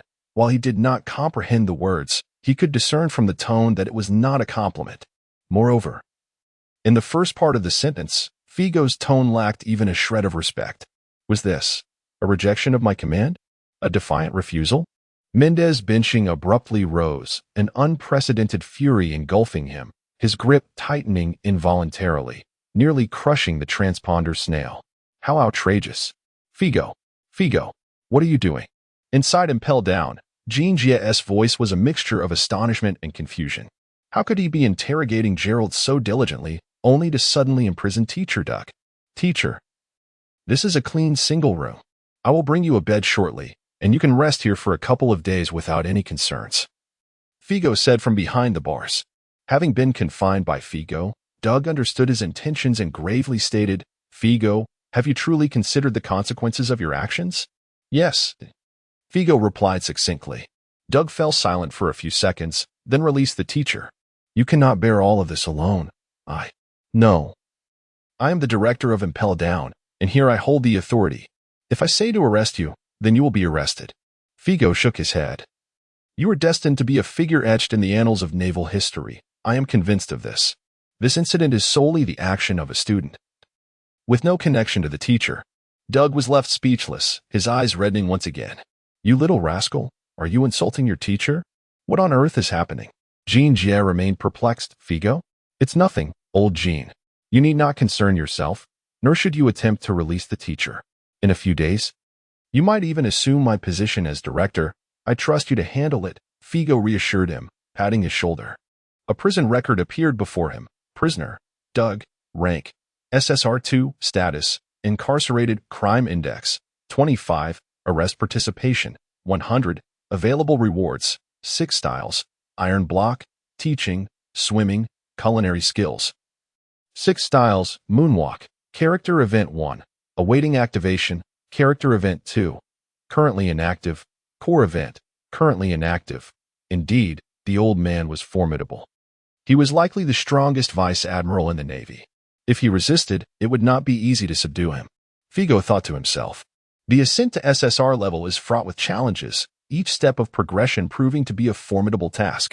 In the forthcoming confrontation, SSR2's Doug will face SSR1's Gerald. While it may not be a walk in the park, Doug is likely to establish a stronghold of dominance. However, resolution will not come swiftly. Individuals of this caliber possess near superhuman physiques. His criminal index stands at 25 points, a figure that aligns closely with Gerald's, which is hardly surprising. A 78-year-old former Navy officer, having engaged in countless campaigns against pirates, is bound to have inadvertently harmed someone or made mistakes along the way. Acts of benevolence cannot offset a criminal record. When considering the unyielding justice of future generations, an index exceeding 100 would not be extraordinary. As the prison records flashed through Figo's mind, he turned to Doug and inquired, Master, more than anything else, I am curious about which admiral will arrive next. I wonder if I might strive to confine him next to you. Jean Xia appeared horrified, exclaiming, What did Figo just say? Doug then posed the question, Do you truly possess that confidence? Figo replied, I will do my utmost. Doug continued, What if 2 were to arrive? Figo paused, chuckling, Then I would flee. Doug fell silent, letting out a deep sigh. How did it come to this? You are still young, Figo. You are not like this old man nearing his end. You have ample time to pursue your ideals of justice. Why resort to such extremes? What shall we do in this instance? Doug was left speechless, pondering for a long moment before admitting, Indeed, I am a coward. I cannot measure up to you. Figo responded, I spent a full 15 years in Impel Down, tirelessly training and escorting prisoners, enforcing penalties, and honing combat skills. My life has been a relentless routine for 15 years, not undertaken merely to compromise my principles. So, who will the arriving admiral be? Chapter 36, The Apex. Who might the forthcoming admiral be? The current Navy has entered a phase of generational transition. Among the 3 admirals, the eldest, Morka, hails from my generation of Marines and has recently been reassigned to the Holy Land to acclimatize himself to the role of Commander-in-Chief, soon to be promoted. The O family? That stubborn old man. The 5 elders are utterly exasperated with him. How could they possibly allow him to take on such a role? The other 2 admirals are occupied. One is monitoring the peculiar movements of the hellish man, Hebrews, in the New World, while the other maintains a close relationship with both the O family and myself. Thus he is unlikely to be dispatched. Therefore, the one who will likely arrive is Raoul, the most probable candidate to succeed Morka. Does that name ring a bell? Raoul is not a product of the Marine Headquarters boot camp. He was once a renowned bounty hunter on the high seas. Later personally discovered and recruited into the Navy by the O family. Much like you and Sapphire, he is a prodigy, having been exceptionally promoted to colonel at the tender age of 24. The following year, upon the establishment of Impel Down, he was appointed as chief warden. In just 1 year, he was again promoted beyond the rank of brigadier general, ascending to major general, and after 4 years, he became a lieutenant general. Thereafter, he acquired the win-win devil fruit, enhancing his abilities considerably. However, the old fool from the O family misjudged him. This lad is not a suitable successor. For several years, he has been in frequent contact with the 5 elders of the world government, who have likely grown weary of the O family's leadership in the Navy and wish to cultivate a more obedient figure. The O family attempted to suppress him for 2 years, but they can no longer contain him. At 40 years old, he has matured in every aspect. Hence, do not underestimate him merely because he is not yet an official admiral. He has long possessed the authority and strength of an admiral and is recognized by all Marines as the 4th admiral. Of course, if you have the capability. It would be even better if you could teach that scoundrel a lesson. Figo, standing on the 0-level platform of Impel Down.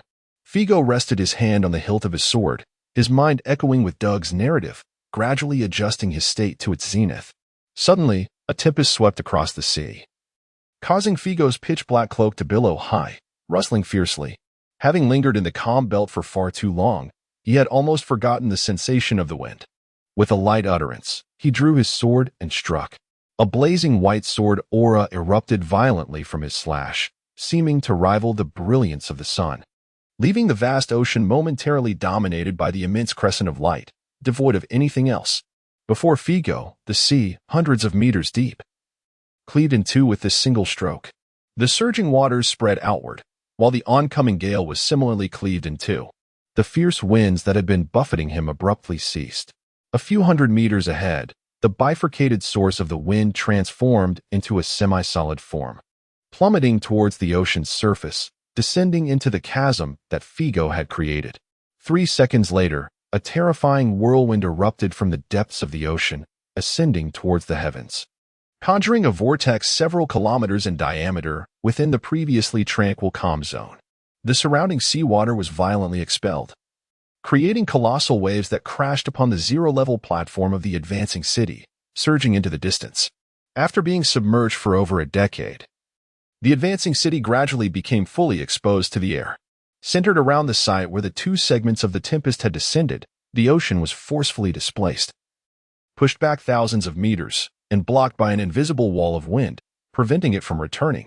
In less than half a minute, the nearby marine environment transformed into land, as the fallen sources of the storm coalesced into a figure hovering approximately 1 meter above the seabed, a human clad in a cyan shirt, white trousers, and a flowing white cloak of justice. He bore a resemblance in height to Figo, with grayish-brown pupils and a long face with a slightly pointed chin, devoid of facial hair. It was the 4th Admiral, Raoul. Lord Mendez had informed me that you might resort to violent confrontation, a notion I found hard to believe. With his hands in his pockets, his form swayed gently with the breeze as he lifted his gaze towards Figo on the 0-level platform. I remember you, Gaston Figo. When I was in the advancing city, you were merely a small captain striving to capture attention through sheer effort. Who would have thought, 14 years later, you would possess the audacity to confront me? I admire your courage and determination.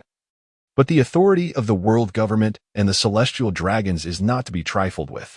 Surrender peacefully above the platform. Figo looked down at him, a silent smile gracing his lips. Are you jesting with me? Suddenly, his long blade swept sideways. Another flurry of slashing strikes erupted from the edge of his sword, cleaving through the wind wall that separated the sea, tearing it apart. The ocean surged back in a tumultuous return, and Raoul's eyes flashed with astonishment and fury. He quickly thrust his hands forward, summoning another whirlwind to repel the incoming seawater. Those with devil fruit abilities cannot touch seawater. Yet, Figo appeared poised to strike at the other side of the wind wall, causing Raoul's expression to darken, cursing under his breath as he prepared to ascend once more into the sky, abandoning the terrestrial formation to avoid being endlessly worn down by Figo. However, this time Figo merely feigned a strike, allowing his blade to return to its sheath after a single slash. No need to be anxious, I was only jesting. I have no desire to battle you in the air. Should you wish to flee, I would indeed find it quite challenging to hinder you. Figo loosened his cloak, casting it aside before leaping into the air. The initial 2 strikes were a final display of his stubbornness towards his dream of becoming a gallant swordsman clothed in white. When facing an adversary of equivalent prowess, he would of course rely on his greatest strength, his physicality. As he descended, the dark hue enveloped his fists, evolving into something new. A golden aura enveloped his armament haki, flowing like water, imbuing him with a fresh and more formidable power. Armament haki, for 7698, Level 4, Advanced Armament Haki. Have you begun to manipulate your haki? Is this your source of confidence? Raoul's expression remained indifferent. The application of armament haki, flowing seamlessly and disregarding defenses to inflict true damage, is merely fundamental for an admiral of the Navy. No matter how formidable the power, it cannot strike the wind. Situated at the heart of the ocean, the destruction of the Impel Down structure is not permissible. If you persistently cut through my wind barrier, it could indeed pose a significant problem. Suddenly, a thunderous roar erupted, reminiscent of a mountain collapsing, completely severing Raoul's thoughts. Figo, having leaped down, finally landed on the ocean floor. In that instant, the ground appeared as if struck by a meteor, cracking and shattering with a resounding boom that spread far and wide. Enormous fragments of rock erupted continuously, the epicenter resembling an erupting volcano, with shockwaves annihilating everything in their path. As the blinding shockwave surged, Figo's figure seemed to traverse space itself, crossing hundreds of meters in the blink of an eye, diving into Raoul's side, his fist enveloped in flowing armament haki. Aimed directly at Raoul's head. What is this? A shave? No, it cannot be. This is pure bodily explosion. This madman leapt from several hundred meters, without any intent to mitigate the force, directly converting the downward momentum through his legs into a greater thrust of speed. How could such a lunatic exist? Are his legs truly unharmed? This speed surpasses even the wind, leaving Raoul no time to utilize his wind shave for evasion. The hurricane shield. Raoul had no choice but to brace himself, crossing his arms to form a colossal wind shield to block Figo's punch. With another thunderous explosion, the ground beneath them erupted once more, akin to a volcanic eruption. Figo's attacking arm tore through his sleeve, while Raoul's hurricane shield was instantly shattered. His body was sent flying, rolling and bouncing across the ground, and after more than 100 meters, he dissipated into a gentle breeze, regrouping in midair. Wiping the blood from the corner of his mouth, his expression grave, Figo glanced at his shredded sleeve and promptly tore off his shirt, revealing a sharply defined, muscular upper body. Physique, 135880, Level 5, a pinnacle of physical prowess. The term pinnacle is as straightforward as it gets. This signifies that within the pirate world, encompassing all humanity, other races, and various monsters, Figo's physique has already ascended to the highest echelon. Chapter 37, The Capture of the General. A brief clash shattered all of Raoul's arrogance, his subtly aching arms incessantly warning him. Is this monstrous physique your confidence in defying the 5 elders? It appears I must teach you a lesson to awaken your senses. The formidable force is the soul, means to compel the fool to listen to my words. Figo subtly responded, extending his right hand and beckoning Raoul with a gentle motion. Enough with the trivialities. If you're not planning to flee, let us continue. Arrogance. Raoul's gaze hardened, crossing his arms defiantly. A gentle breeze stirred, and countless slender azure wind blades coalesced before him, with a decisive sweep of his arms. The wind blades surged forth, enveloping Figo like a tempest. Yet, Figo advanced toward Raoul, undeterred by the oncoming wind blades, quickening his pace, extending his hands forward. Fingers poised as if preparing to unleash a rapid-fire barrage, then he began to unleash his strikes. Flying finger gun. Shot. One by one.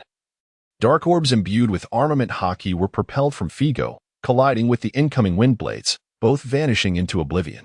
The speed of Figo's finger strikes escalated. The number of fingers engaged multiplying until all 4 were in motion. Flying finger gun. Scatter.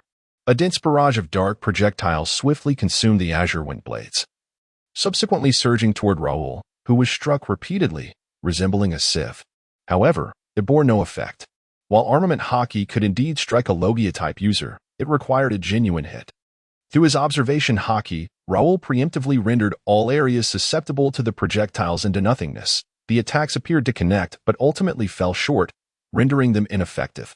In response, Raoul charged toward Figo, mirroring the ferocity of the assault, generating a tempest that cracked the ground before him, sending debris and fine sand swirling toward Figo. The sand obscured his vision, prompting Figo to halt, closing his eyes to discern his surroundings through observation hockey. Upon sensing Raoul within an optimal range, he swiftly lashed out with his right leg, enveloped in flowing armament hockey, aiming to cleave through Raoul's wind-formed body. With a slicing motion, Raoul was severed in two, his lower half disintegrating, while his upper half spiraled, instantaneously reappearing behind Figo. His right arm transformed into a wind drill, piercing toward Figo's spine, breaching his hockey defense, twisting Figo's muscles and inflicting damage to his internals. You cannot strike the wind. You cannot harm the father. Figo swung his right arm back, unleashing a surge of power. With a thunderous crash, Raoul was sent flying once more, but simultaneously, a fierce tornado erupted beneath Figo, soaring nearly 1,000 meters high with a diameter of 100 meters, lifting him into the sky.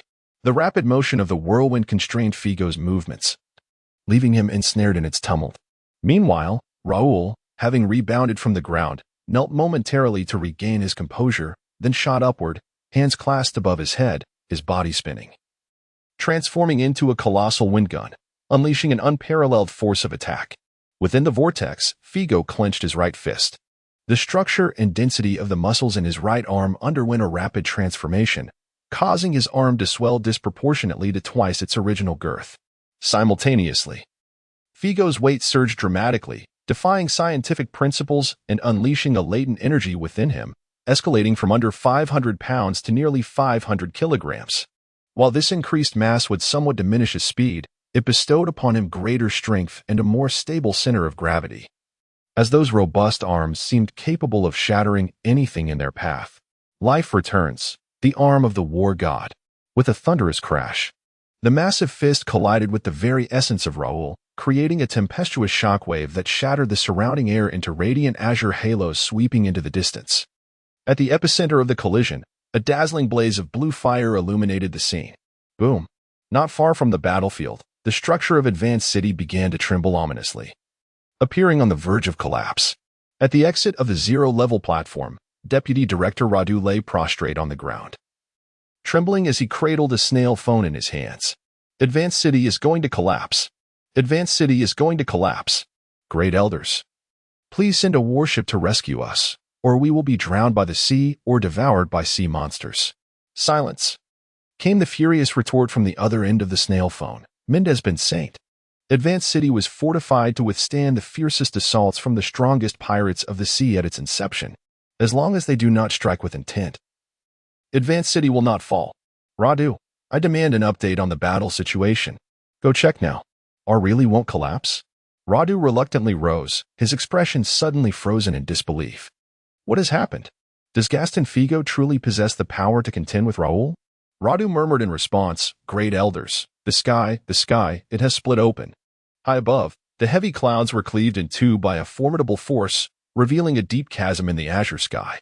Meanwhile, on the other end of the snail phone, in Mary Geos, Mendez Ben Saint directed his gaze out the window and perceived the unsettling phenomena in the distant sky, his expression darkening.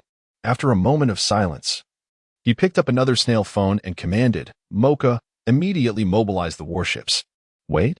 Great Elders, it has been a while since there was any activity. The battle seems to be over? The sea is returning. Radu's voice reverberated, causing Mendez Ben Saint to pause mid-sentence. Over? Regardless of the outcome, the battle should not conclude so swiftly. The sea is returning? As his thought shifted, Mendez Ben Saint's heart sank. This was ominous. If it were a fair and just battle, it would take us more than a day and night to discern a victor, but now, time is of the essence. Figo pressed Raoul firmly against the slightly fractured outer wall of Advanced City, rendering him powerless to resist.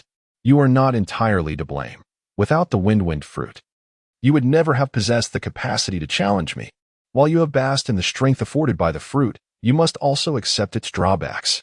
Furthermore, was I not merely a diligent underling seeking to capture attention in my youth? How dare you, the utterly inept warden, pass judgment? You cannot even recall that to prevent the incursions of the Sea Kings, the walls of Impel Down were fortified with sea prism stone. Do you truly believe I would strike you, and you would dare to collide with me? Raoul's eyes blazed with fury. You despicable wretch.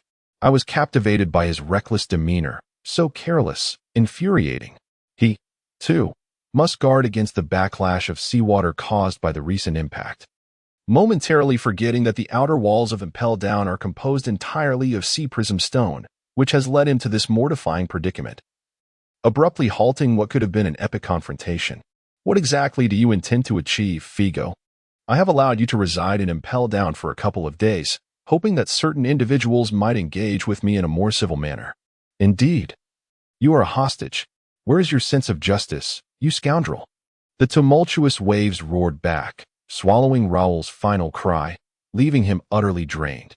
As he gulped down seawater, to strike is to impart a lesson. To be unable to strike is to uphold justice.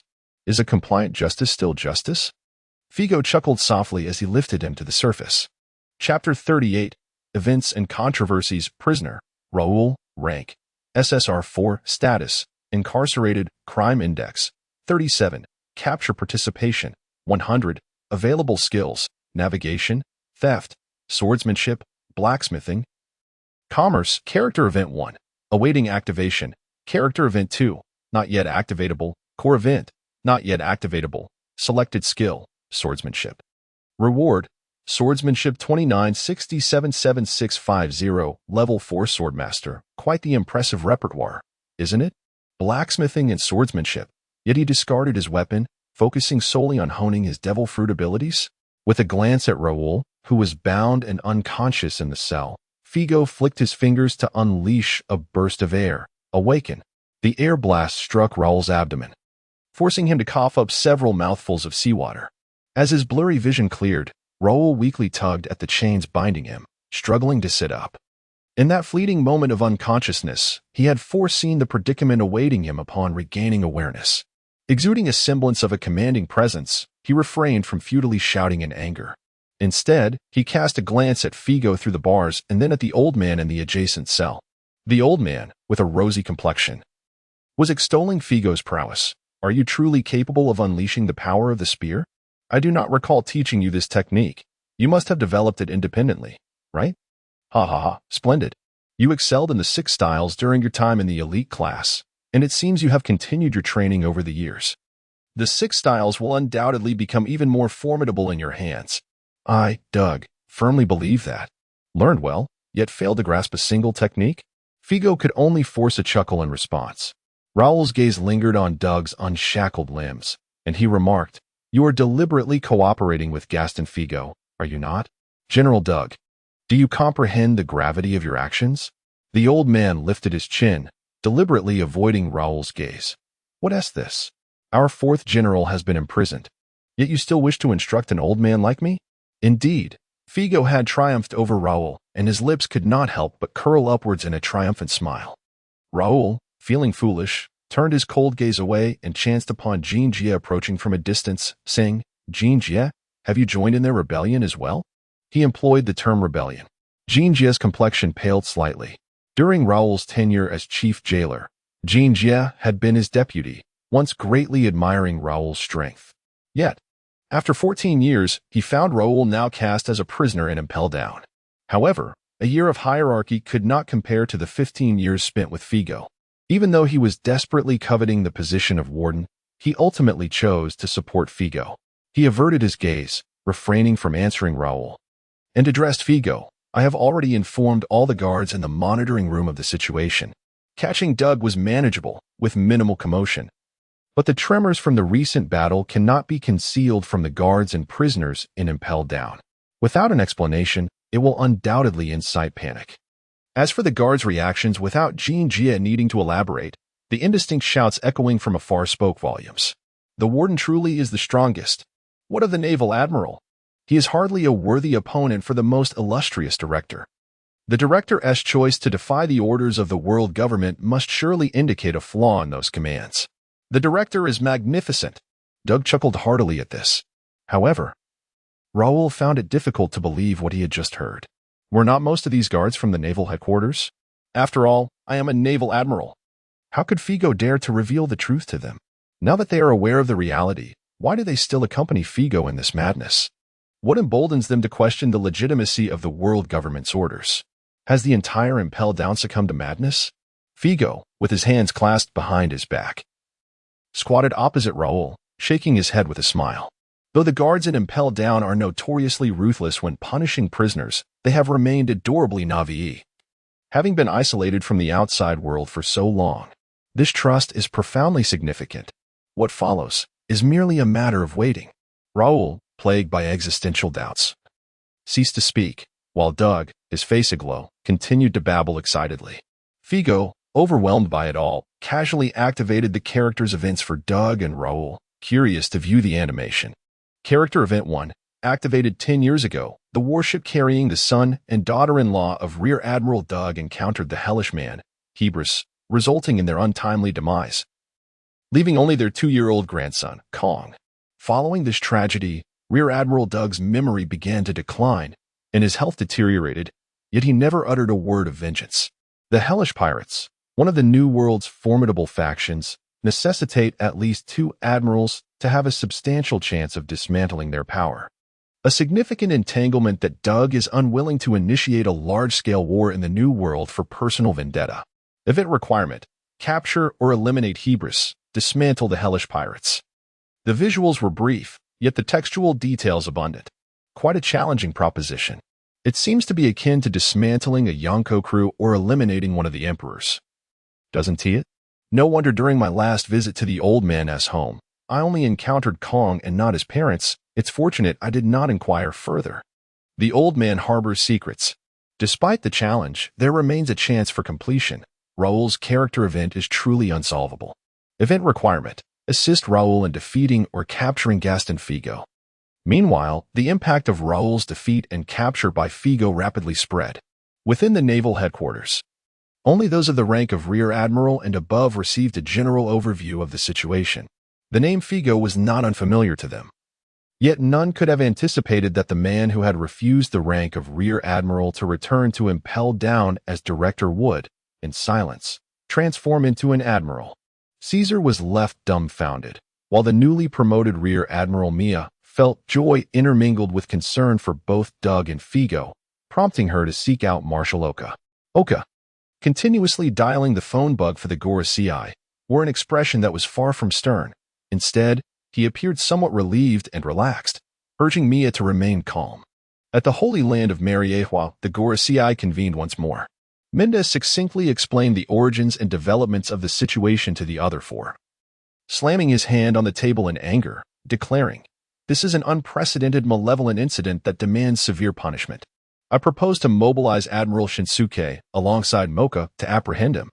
The so-called God's Descendant Army is a specialized force directly under the 5 Elders, composed of elite members from the Celestial Dragons. It represents the 4th military faction beyond the 3 branches overseen by the world government's supreme military commander. As the paramount authority of the world government, the 5 Elders are not required to possess the utmost combat prowess in its entirety, yet a certain level of strength is indispensable. Throughout history, at least one member of the 5 Elders has needed to wield power that stands at the pinnacle of the pirate world. Typically, this individual has held the rank of general within the God's Descendant Army during their youth. These formidable beings possess strength rivaling, if not surpassing, that of most Navy admirals, serving as one of the trump cards that enable the Celestial Dragons to maintain their dominion for 7 centuries. Upon hearing the suggestion from Mendez Benching, the other 4 elders found themselves divided in opinion. Should the God's Descendant Army truly be mobilized? Could this incident not be resolved through the Navy? Must they disturb Lord M? Mendez Benching, you oversee the 3 major military institutions of the world government: the Navy, Judiciary Island, and Impel Down. With such a significant crisis arising, your accountability cannot be evaded. This is not the time for discussions of responsibility. Openly defying the orders of the 5 Elders, Gaston Figo is indeed the first among us to do so during our tenure. If we do not take decisive action, regardless of the method, he has directly defeated a top-tier Navy force. How can we resolve this simply? Should we refrain from deploying the God's Descendant Army? Yet if we do mobilize and the outcome remains ineffective, the authority of the world government would undoubtedly suffer a catastrophic decline. A heated argument ensued among the 5, and Mendez Benching silently cursed the other 4 repeatedly in his mind. After prolonged deliberation yielded no resolution, they resorted to connecting with Admiral Akiji, who had been persistently calling, hoping to glean his insights. Akiji expressed three succinct points. Esteemed elders, Figo is a righteous marine, having grown up within the Navy headquarters, possessing the potential to become an admiral. No, it is beyond mere potential now. Are we aiming to present a spectacle of discord to the world? You are likely aware that Figo often ventures 50 to 100 miles beyond Impel Down, capturing sea kings, and boasts extraordinary swimming abilities and physical prowess. All three admirals, myself included, are devil fruit users. Even if we mobilize together, capturing him is not guaranteed and would merely push him toward piracy. No, he shall not become a pirate. The genesis of this incident lies with the Revolutionary Army's blind witch. I need not reiterate the girl as plight. Figo Estamans do not lack righteousness. Are you not at all concerned that Figo might defect and join forces with that girl, truly bringing about a crisis of upheaval for the world government? Uncertain which statement bore weight, the debate regarding this incident finally reached its conclusion. The five elders devised a solution, entrusting its execution to Akiji. Subsequently, Mendez Benching returned and smashed the table in frustration. Chapter 39. Intermission. In the evening, Admiral Oka arrived for the first time at Push City aboard a warship. Upon receiving the news, Figo went out to greet him and encountered once more the diminutive figure of the old man, who stood at a mere 1.60 meters, lacking the imposing presence typically associated with a Grand Admiral. Like Doug, the passage of 7 years had left deep imprints on his face, with wrinkles so pronounced they could easily swat a mosquito. Are you here waiting to have me imprisoned as well? Oka inquired sternly upon seeing Figo. Not at all. I assure you, Figo replied. I apologize for the trouble this has caused you, Admiral. Oka lifted his gaze to Figo. The sternness of his visage suddenly softened as he chuckled. There is no trouble at all. You've done remarkably well, Figo. Raoul has not developed in the direction I had hoped, which has been quite disheartening, but your emergence has been a pleasant surprise. The righteous Navy cannot consist solely of soldiers like you, yet it certainly cannot afford to be without you. There must always be someone to uphold the boundaries of justice. Your praise is undeserved, Figo acknowledged, sensing that the outcome of this incident was likely to turn favorable. As he accompanied Oka into Push City, the Admiral emphasized, the Revolutionary Army must be dismantled. I understand, Figo replied. Oka nodded. According to the intelligence I have received, the Revolutionary Army's Saint, Sapphire, seems to have initially aimed to rescue those who would face similar fates as hers. However, among those she rescued, many have formerly held pirate identities and are unlikely to settle for being mere altruistic liberators. The establishment of the Revolutionary Army was abrupt. I suspect Sapphire was reluctantly thrust into a leadership position. Therefore, we cannot allow the Revolutionary Army to develop unchecked. I am aware, Figo responded. I anticipated this possibility. The suggestion I put forth to the elders was to have me replace Teacher Doug in leading the campaign against the Revolutionary Army, rather than allowing it to proceed without intervention. This matter is not feasible, Oka interjected, shaking his head. You cannot undertake this task. Figo was taken aback. This is the elders' final line in the sand. Your stance during the Gerald and Sapphire sibling incident was deemed excessively rigid, and the elders are concerned that your military campaign might incite even more uncontrollable issues. In essence, they fear that not only will you fail to eradicate the Revolutionary Army, but you might also join their ranks. Speaking candidly to Figo, Oka continued, I trust you would not act in such a manner. Yet the elders are not willing to share that faith. Their unwillingness to resolve this incident entirely according to your desires is also a matter of preserving their own dignity. What is to be done now? Figo inquired. Oka stated, the public execution of Gerald is to be cancelled, and he will remain imprisoned in Push City. The responsibility for the eradication of the Revolutionary Army will be transferred from Doug to the world government CP0. Furthermore, you are prohibited from leaving Push City at your discretion for the remainder of your 3-year tenure as director. Figo furrowed his brow. His desire to assume the task of eradicating the Revolutionary Army stemmed from his belief that he could utilize Gerald's case to trace Sapphire. No matter where she might be hiding in the world of pirates, Figo was certain he would find her. At that time, he would have ample opportunity to discern the specific circumstances of the Revolutionary Army. ensuring that all parties involved could reach a reasonable and commendable conclusion. But now, do you truly wish to depart from the Navy? Admiral Oka inquired. I have served as a fleet admiral for nearly 30 years, consistently yielding to the pressures exerted by the five elders. At times, I even wished to resign and simply walk away, yet I have persevered day by day until now. As long as I remain in office, even if I achieve something in the struggle over a singular issue, assisting one or two individuals, such persistence becomes worthwhile. That is my sense of justice. What about you, Figo? Figo shook his head, offering no response.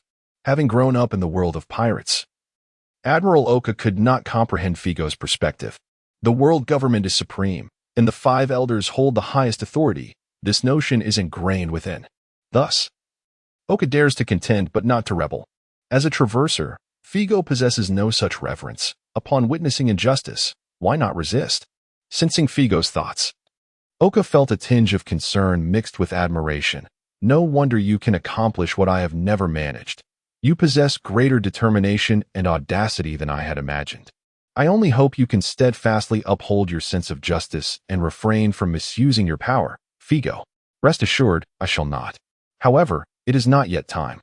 Pausing momentarily, Oka continued. CP0 excels in clandestine operations and intelligence gathering. They cannot contend with the fully matured Sapphire. Even if they ultimately ascertain the whereabouts of the Revolutionary Army, they will still require the Navy to orchestrate their actions. At that juncture, I shall inform you of the specifics, and how to decide and act will be left to your discretion. It will be for you to determine whether to leave Impel Down to fulfill your justice or otherwise. This should be my final stand against the five elders and the celestial dragons during my tenure as admiral. I must rely on you to see it through. You will not let me down, and you will manage everything, will you not, Figo? Rest assured, I will. Figo hesitated for a moment before smiling. Very well. I shall await your news here. The lines on Oka's aged face crinkled into a smile. You may rest easy. I shall not disappoint you either. Oka departed with Dog and Raoul. The perplexed director Jean Chia announced the conclusion of the event from the surveillance room, having wondered why the position had shifted once more. The guards cheered and celebrated the illustrious director Figo, as Impel Down gradually returned to a state of tranquility as though nothing had occurred. Yet Figo understood that this was merely a half-time respite. After consuming a substantial meal in the cafeteria, he descended directly to the 6th level of Impel Down via the guard's passage. The tremors here had been most pronounced due to Raoul's earlier collision with the outer wall, and the villains on the 6th level remained oblivious to the events, even believing that an escape attempt was underway. Upon Figo's appearance, they were met with palpable disappointment. Someone shouted, "Which fool has come to assault Impel Down? Where is the maniacal Gerald?" "You. Did someone rescue Gerald?" "No. I had a minor conflict with the world government and engaged in a scuffle with an admiral, but all is well now." Figo chuckled, expressing gratitude for everyone's concern. The notorious pirates on the 6th level were momentarily taken aback, but soon one of them burst into laughter. "Director Figo, I have long realized that you are not one to adhere to convention. Are you considering a defection? I would gladly follow you." The other rogues felt a stir of excitement within. "Indeed, if you were to defect, I too would join you." And I. Laughter erupted. "If you were to become the captain of a pirate crew, we would all set sail with you, and in that instant, we would become the most formidable pirate faction in history." Gaston Figo. "Ha ha ha, what a splendid idea. Come on, Director Figo." Figo raised a finger. "I need 10 individuals."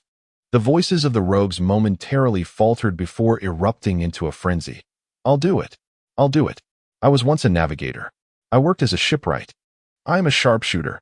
Laughter filled the air, igniting a fervor among them. "How exhilarating, Captain Figo." "Captain?" Figo chuckled softly. "What I meant is that my battle with the general was not satisfying. This time, I intend to take on 10. As if a mute button had been pressed, the cacophony abruptly ceased.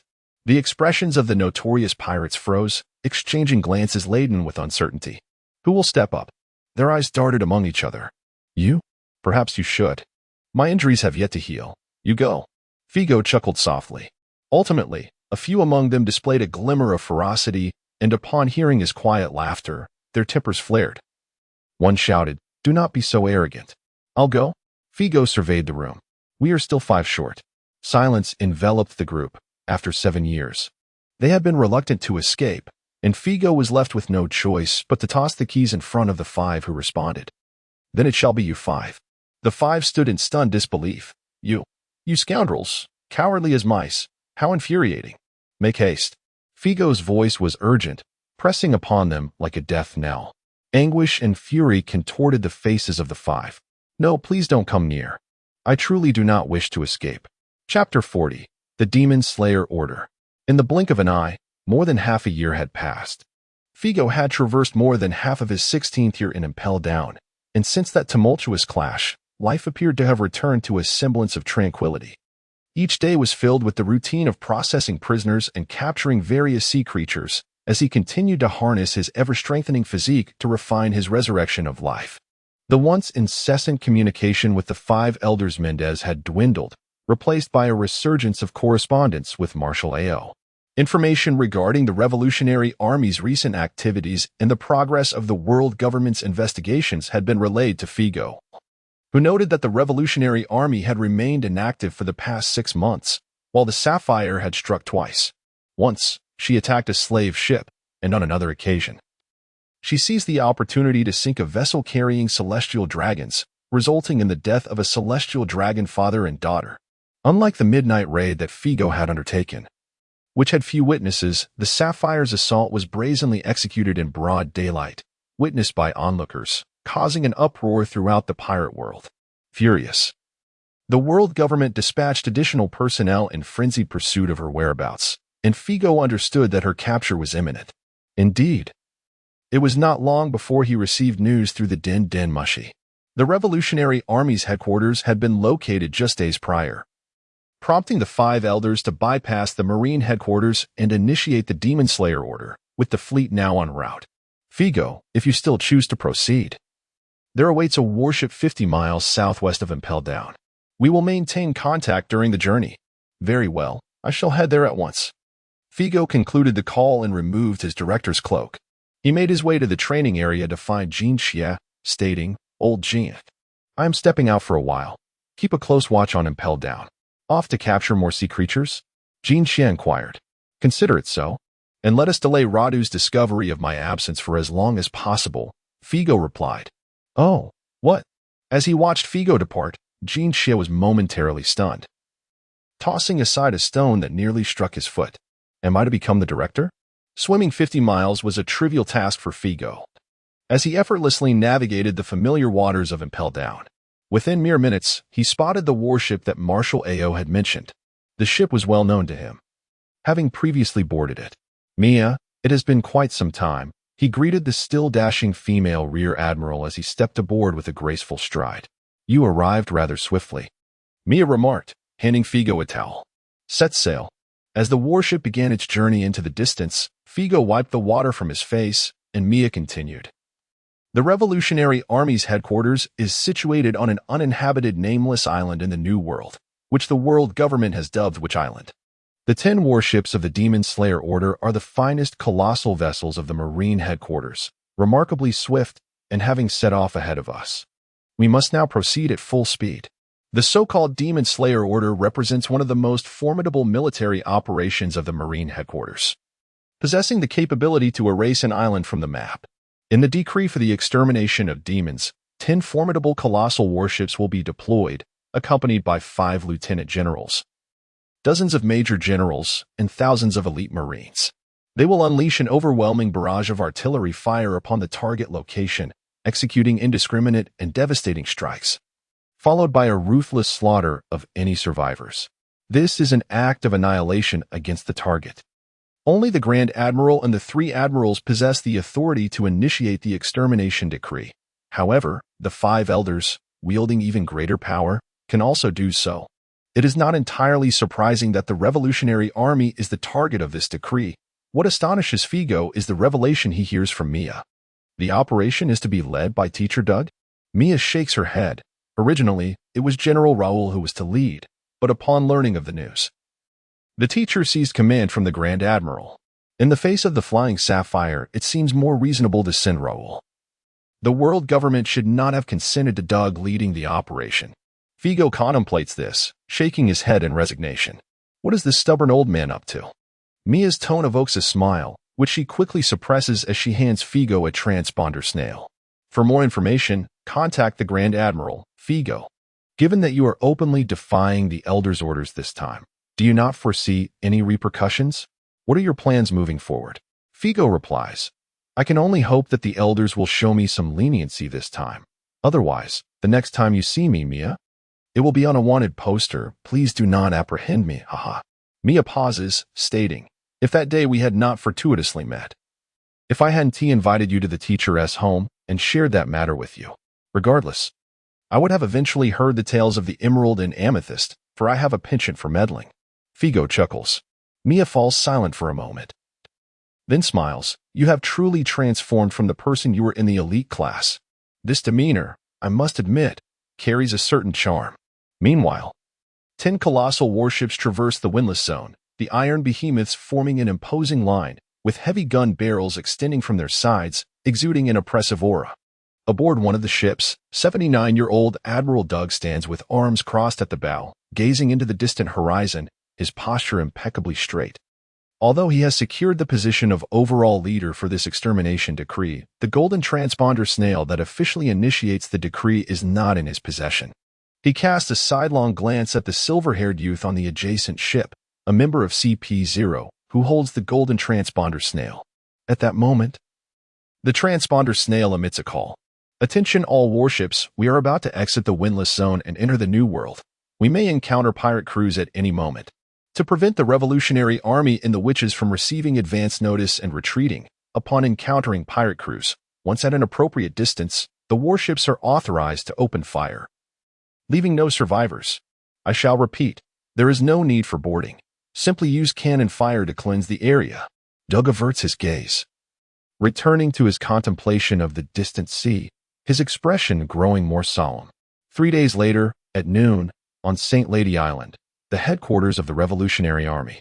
Within a building, Sapphire wears a subtle smile, observing and responding to the children passing in front of her. Saint Lady, good afternoon. Saint Lady, Saint Lady. This morning, I mastered 10 characters. I learned 12. I also practiced with my sword for an hour. I rose at 5 o'clock today and trained for 2 hours. Such a lazybones. You are the lazy one. Everyone is doing wonderfully. The words spoken by Sapphire possessed a soothing and magical power, causing the children to quiet down swiftly. One by one, they walked by with radiant smiles. The last being a golden-haired boy of 2 or 3 years, still sniffling. Saintess. What is it, Jebek? I had a nightmare last night. Sapphire smiled gently, placing her hand upon the boy's head to ruffle his hair, offering comfort. It's all right. There's nothing to fear. What did you dream about? A fire. A really big fire, a dog engulfed in flames, burning this place. And a person running on the sea, the boy mumbled. Fire? A dog? Running on the sea? How could anyone run on water? It was merely a nightmare. Do not be afraid, Jebek, she reassured him. But suddenly her movements faltered as she turned her gaze toward the southwest, her expression gradually growing grave. Meanwhile, a distant cry filled with terror echoed. Saintess. Something terrible has happened. Warships. Many warships. The Navy has discovered us. Chapter 41. Doug's resolution. The island of the Saintess was thrown into chaos. When the demon-slaying warships were discovered, they were merely about 50 miles from the island. At such a distance, they could arrive in less than half an hour. Hurry. We must relocate immediately. How could we have been detected? And at this moment, the last supply run was a month ago. No one has left the island recently. Moreover, no unfamiliar vessels approached. Could it be the Saintess? What foolishness! How could the Saintess be followed without her knowledge? Indeed, taking direct action against the celestial dragons was rather impulsive. You wretch, are you blaming the Saintess? Amidst the cacophony of voices, the members of the Revolutionary Army swiftly moved towards the dock, accompanied by a number of panicked, bewildered children running alongside them. Over the years, Sapphire had not only rescued numerous slaves but had also taken in many children. The older ones were around 10 years old, while the younger ones were merely 2 or 3 homeless orphans, akin to the plight she and Gerald once faced. Sapphire provided these orphans with the home they yearned for. teaching them literacy and the fundamentals of martial arts. Her form transformed into a weightless entity, akin to snow, and from her arms sprouted a pair of white wings. Gently fluttering as she floated above, observing the procession towards the dock, ensuring no one was left behind. However, some occurrences below her furrowed her brow. In times of calamity, human nature is most revealing. Some members of the Revolutionary Army, upon spotting the children in the group, hastily scooped up several and dashed away, while others deliberately lingered behind to maintain order. Yet some only cared for their own escape, even going so far as to roughly shove children out of their path. Cursing as they did so, she was not unaware that the slaves captured by the slave ships came from various backgrounds. Some were vicious pirates who chose to follow her for their own reasons, even harboring intentions of transforming her into a powerful pirate captain. They often voiced their discontent over her attacks on slave ships, let alone her audacious assault on the celestial dragons. She had contemplated purging the ranks but ultimately refrained. The formation of the Revolutionary Army was not merely a result of external pressure, but genuinely stemmed from her own volition. She desired to guide them in this manner. Yet now it appeared that perhaps time was insufficient, or maybe I truly lacked the capability. With her assistance from above, amidst the tumult, the entire Revolutionary Army quickly boarded the vessels at the dock. In truth, their numbers were not great. With the children included, they barely exceeded 300. Though they referred to themselves as a revolutionary army, without Sapphire's involvement, they resembled a disorganized mob. A single captured slave ship could accommodate them all, making the initiation of the demon-slaying decree akin to using a cannon to swat a mosquito. Hurry! Turn the helm! Set sail! There is no time left. The 10 iron behemoths had appeared at the edge of their vision, their cannons trained upon them. There is truly no time left. On the other side, Mia, appearing somewhat disheveled, wore a grave expression as she stood shoulder to shoulder with Figo at the bow of the ship. What should we do? We are still about 100 miles from Witch Island, but the demon-hunting fleet is likely already nearing us. The weather in the New World is notoriously capricious. For the first time departing from the doldrums, Figo experienced this peculiar phenomenon. The arrival of the storm bore no warning, catching him off guard.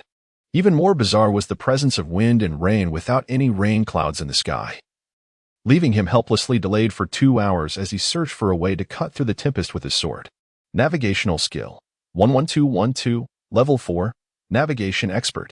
In truth, Figo's level of navigational expertise was quite high, one of the few abilities he possessed at level 4 or above. After all, among the pirates who venture out to sea, even a modicum of navigational knowledge is common, akin to physical strength. Everyone has it, and the probability of acquiring it is exceedingly high. However, this figure remained theoretical, as no profound maritime knowledge had yet dawned in Figo's mind. Just as the benefits of swordsmanship would manifest rapidly during his practice with a blade, it seemed that the gains from navigation would require extensive training to translate into practical skills. Perhaps it would be wise to peruse some books on navigation? Figo pondered, recognizing that the inexplicable changes in weather were indeed hindering their progress. For now, he declared, I will go ahead. Mia paused, then nodded. All right. I will accompany you part of the way. Be careful, Figo. She clasped her hands before her chest, and a massive palm emerged from the rear deck, reaching skyward, flowering colossal hand. Seeing this, Figo leaped onto it, and the palm sank slightly before propelling him with greater speed and immense force, launching him like a cannonball. Now a vice admiral, Mia had profoundly developed her devil fruit powers, and with this throw, she sent Figo soaring thousands of meters in an instant. Utilizing the moonwalk technique, Figo performed several air steps, harnessing the momentum to traverse 3 to 5 kilometers before descending towards the water. Having achieved the limits of what she could do, Mia assumed that the remaining distance would require Figo to swim. However, what transpired next astonished her. Upon landing on the water's surface, Figo's feet were enveloped in a golden sheen of hockey, allowing him to sprint across the sea without sinking. How is this possible? While there are not many who can manipulate hockey in such a manner, she had never heard of anyone being able to run on the water's surface, never. However, Figo was not merely utilizing hockey. He combined 2 techniques, life return to lighten his weight and fishman karate to leverage the water. As a time traveler, He had long contemplated the possibility of developing a technique akin to the water-walking method seen in Naruto, which would eliminate the need for constant swimming in this world predominantly composed of ocean. The outcome, however, was unfeasible. It was impossible to stand still. One had to run at maximum speed, which consumed an immense amount of stamina, suitable only for short bursts of rapid travel. It was several times faster than swimming. Outside Sanus Island, the grand vessel, carrying the entirety of the Revolutionary Army, has altered its course and set sail. However, the 10 colossal ships have drawn perilously closer, gradually pulling them within the range of artillery fire. Time is running out. Why have they been discovered? Such a scale, could it be the fabled demon-slaying order? Curse the Navy. What shall we do, holy maiden? Let us fight them head-on. What lies ahead? Sapphire tilted her head, revealing a flicker of astonishment and confusion. With keen perception, she soon located the frightened golden-haired boy, Jibek, and approached him to offer soothing comfort. Placing a pendant around his neck. It appears you are destined to become an extraordinary individual. Jibek, treasure it well. Saint, holy maiden, is that a person? Impossible. Someone is running on the surface of the sea.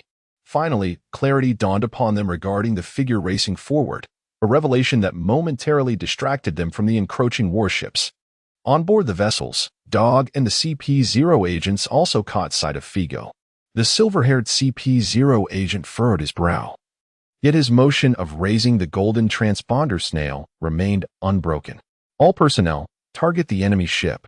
The officers, whose sharp vision had been momentarily halted by the command, recognized the blind witch and the Revolutionary Army aboard the ship, but they also saw numerous young children. Such a circumstance had not been mentioned prior to their departure. Nevertheless, after a brief hesitation, they complied with the orders, and the cannons of the warships aimed at the opposing vessel. A clamor erupted aboard the ship, with most revolutionaries paling at the impending shadow of death, while a few roared in defiance, steeling themselves for battle. Sapphire advanced to the forefront, half drawing her blade as a chill emanated from its edge. Meanwhile, Figo, sprinting across the waves, felt his right leg suddenly swell, thickening in preparation for a kick. The silver-haired CP-0 agent opened his mouth, but suddenly bang!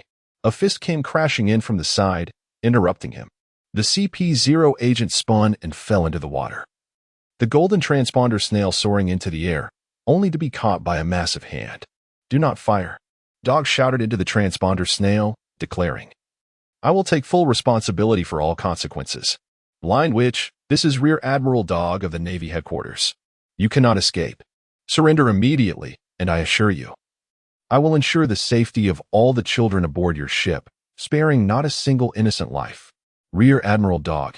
The fleet was thrown into uproar. The revolutionaries were momentarily stunned. Dog laughed heartily, slamming the golden transponder snail to the ground. As a teacher, I cannot let my students bear all burdens. What legacy in naval history? I no longer need it. In that moment, he was spirited and vibrant, as if he had returned to the vigor of his youth 40 years prior. Ah, I suspected you would choose this path, teacher, a figure flickered beside him. And Figo lamented, be confident, perhaps, in doing so, you might become a cautionary tale in the annals of naval history. Why accompany me in this folly? Is that so? The charm lasted barely 3 seconds. The old man's lips curled in displeasure, and he nearly shed a tear. How infuriating. Chapter 42. Justice truly exists. Do you now regret your actions? You claimed I could foresee your moves. Do you think the world government and the 5 elders could not? Why take matters into your own hands? I could have intervened earlier. Figo remarked. Regret? Never. Doug, suppressing his emotions, shook his head and stated, after decades of convincing myself with the powers of the Inspire fruit that I was a coward, I realized my time is limited. Thus, I have concluded that shouldering the mantle of justice once more holds greater significance than being etched in the annals of naval history. He raised his voice, proclaiming, all sailors. From the very first day I joined the Navy, I inscribed the word justice upon myself. What constitutes justice? Is the Navy's justice merely following orders and hunting down pirates? No, justice embodies fairness. In the face of injustice, we sailors must possess the discernment of justice. Look upon that vessel across the way, those innocent. Oblivious children, should they be condemned simply because they find themselves aboard the Revolutionary Army's ship, and we should indiscriminately unleash our fire upon them to mitigate our own losses? Admiral Doug, the silver-haired CP0 agent, previously sent flying by him, crawled back from the water, half of his mask shattered, seething with rage. Do you comprehend the gravity of your actions? Those children are innocent. They have already been ensnared by the witch's deception. They are seeds of wickedness.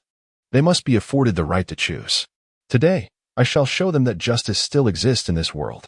Even if but a few are swayed by my change of heart, it will all be worth it. Doug replied. You. CP0 began to retort, but was suddenly engulfed by a looming shadow from behind. Figo gazed down upon him. If one could determine present guilt by future events, then I fear what you are about to utter will be exceedingly unpleasant. Thus, I must preemptively eliminate you. You have no objections, I presume? Gaston Figo. CP0 trembled slightly, beads of sweat trickling down his forehead. Ultimately, he dared not move or utter another word. Doug smiled broadly, surveying the surrounding warships. Where sailors and officers had gathered at the ship's edge, their attention fixed upon him.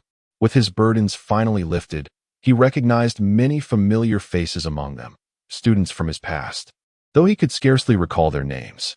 Teacher Doug, please instruct us on what we should do next, one admiral implored. It has been quite some time since we last heard your teachings, remarked a naval colonel. Indeed, we are eager to follow your lead. As voices crescendoed, the fervor grew palpable. Having taught in the Navy for 30 years, inspiring countless with the Inspire fruit, Doug's prestige rivaled that of the fleet admiral and the generals. Doug laughed heartily, shouting with all his might, "Then allow me to impart yet another lesson. You must steadfastly believe that, despite the Navy's current shortcomings, there will always be those who uphold the boundaries of justice. One day, a person will awaken the justice that resides within every heart. This world shall never be beyond redemption. All sins shall face retribution. Marines, the blind which are across from us, children, villains, and innocents alike. Regardless of the trials you have endured, the misdeeds you have committed, or the suffering you have borne, please believe that the righteous Navy is far from being mere pawns that obey orders. Justice truly exists. The power of inspiration resonates deeply. A powerful voice echoes across the sea. The Marines stand at attention, paying heed. Most of the children aboard the revolutionary ship were expressions of bewilderment. Yet the notion of justice reverberates in their hearts. Perhaps when they grow older, on some unexpected day, they will come to grasp the significance of the actions taken by the old man today. Those who were once innocently captured as slaves, members of the Revolutionary Army, fall into silence. Does true justice exist in this world? The irredeemable villains are gripped by an escalating sense of panic, prompting someone to whisper, "What an opportunity!" The Navy is in disarray. Let us swiftly escape their range of fire. Do not trust those vile Marines. Sapphire observes everything keenly. The ship begins to move again, and Sapphire's observation hockey reveals even more scenes. Scene 1. Figo delivers a flying kick to the bow of their vessel, shattering the massive ship and sending it sliding back to shore. Scene 2. As Figo approaches with his kick, she steps forward to intercept with her sword, but is repelled by Figo's arm, causing their ship to be thrust back to the shore once more. Scene 3. Scene 4. No matter how she attempts to thwart him or what methods she employs, she cannot alter the outcome of Figo's assault. Thus, she declares, "Halt the ship. Saintus? Stop." She raises her voice. Some are reluctant but dare not defy Sapphire's authority. The newly launched ship comes to a halt. In the next moment, Figo, having executed several moonsteps, stands upon the bow of their ship. With the previous spectacle of his maritime prowess combined with his inherent aura of dominance, the revolutionaries at the bow instinctively take several steps back. The children's gazes are drawn to him, their eyes filled with curiosity and tension. Sapphire steps forward, her words sending chills down the spines of the villains. "A Navy admiral? No, it is not." Figo replies, "I am Figo, director of Impel Down. Greetings. Impel Down. Gerald is well. He eats, drinks, and sleeps soundly, though I often worry about you." Sapphire is momentarily taken aback, a smile gracing her lips. "So many children, there must be over 100, right? Is adopting so many children a means to cultivate reserves for the Revolutionary Army?" Figo inquires. Sapphire shakes her head. I wish to say no. That I merely desire to give them a home. Yet I am aware that this scene was bound to unfold. Their circumstances may not be any better than wandering aimlessly. So perhaps it is. I owe them an apology. I selfishly decided their futures. I want them to help me ask where my brother and I went wrong. I wish for them to inquire whether justice and hope still exist in this world. To question why slavery must persist. To ask why celestial dragons exist. To ponder why life is so difficult. Ultimately, there exists a lingering resentment. Do you now find it within yourself to believe in justice? Well, I have come to that point. Sapphire responded with certainty, her face illuminating with a smile reminiscent of the pure laughter she once possessed as a child. As seen by Figo during Gerald's character event. Simultaneously, she extended her hands forward and clasped them together, mimicking the gesture of being handcuffed by Figo, and expressed, I miss Brother Gerald. Saint? Figo cast a glance at the crowd and replied, We shall reunite, since you do not intend to resist. There is no urgency to capture you. The fate of these children will not be determined by us directly. Select 3 individuals from the revolutionaries, those you deem most suitable, to accompany the children. Those who wish to join the Navy may board the ship. Those who do not, let these 3 lead them wherever they choose. No one will pursue them, but you must persuade them to cease their revolutionary endeavors, for there is no hope in such a cause. In a world where power is concentrated, revolution is no simple task. Even Figo found it difficult to conceive a viable solution. The individuals aboard are merely a disorganized mob, destined for demise. As Figo's words echoed, a cacophony erupted among the ship's occupants. Saint, why do not heed the Navy's temptations? They seek to sow discord among us. Let us confront them. One individual boldly declared, How dare he board our ship alone? We must seize him. I apologize, everyone.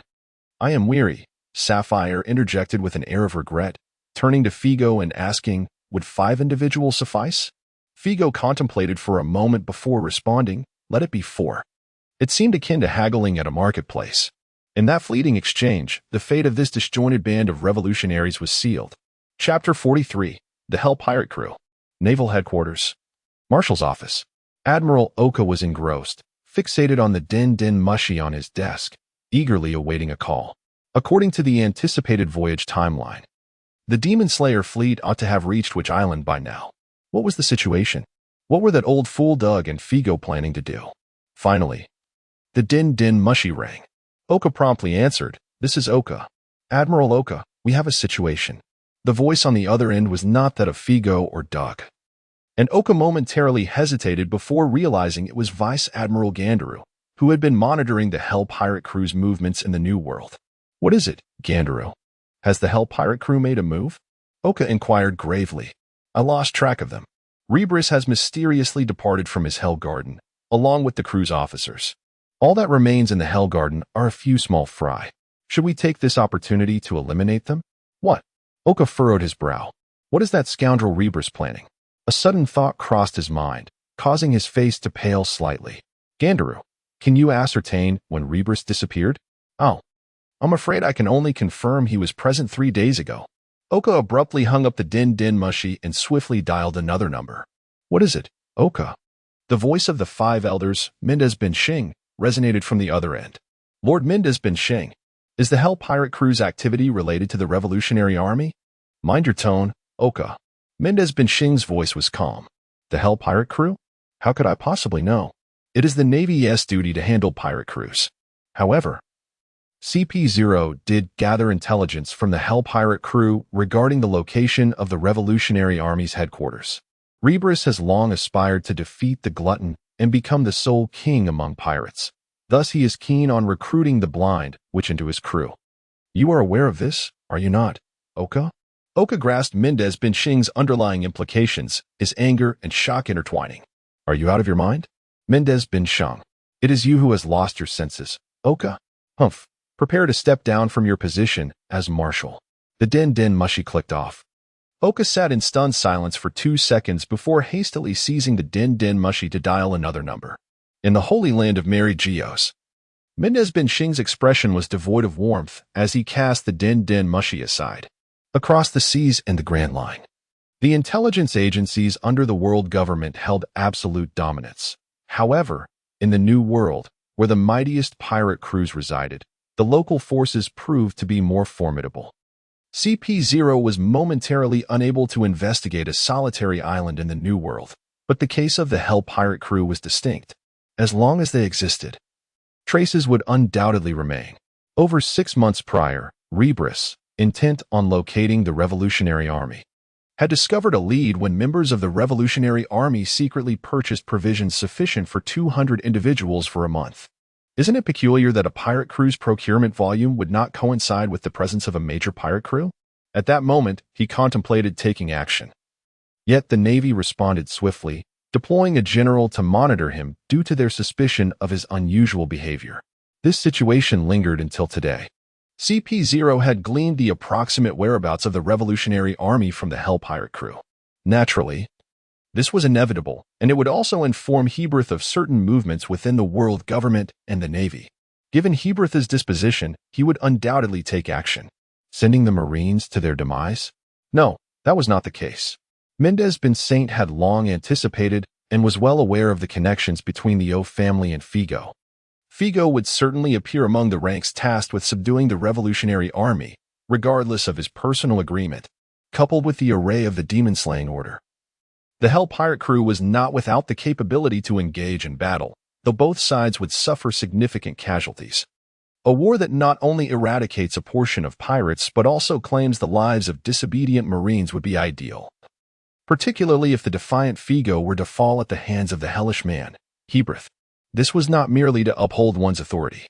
Over the past half-year, Mendez bin Saint had grown increasingly aware of the gravity of the situation. A solitary Figo posed little threat, no matter how formidable his individual strength. It could not genuinely alter the world government's dominion.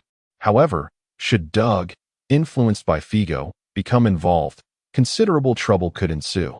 Doug held a unique position within the Navy.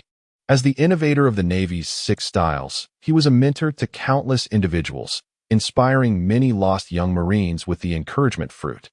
If such a faction were to be led by someone like Figo, it would pose a significant latent hazard to the world government's control over the Navy. Thus, it was preferable for a considerable number to perish in battle. While pondering these thoughts, the din-din mushi he had set aside began to ring again. 5 elders. 5 elders. Urgent news. Grave news. Figo has vanished without a trace. The panicked voice of Lada echoed from the other end. As anticipated, Mendez bin Saint let out a faint grunt and inquired into the din-din mushi. The last time he was seen was yesterday morning, correct? Huh? You know? Indeed. I have been aware. Did you only just find out? Mendez bin Saint narrowed his eyes. Lada's misfortune continued. Meanwhile, the Revolutionary Army's grand vessel had been forced back to shore by 10 warships, and one by one, the members of the Revolutionary Army were shackled and escorted aboard the Navy ships. Saint, how could this happen? Have you betrayed the Revolutionary Army? There was no lack of resistance, yet those who dared to oppose were effortlessly subdued by Figo. The Revolutionary Army's sole resistance against Figo, the Sapphire, ironically assisted Figo in subduing the rebellious individuals. Betrayal? That is quite an intriguing notion.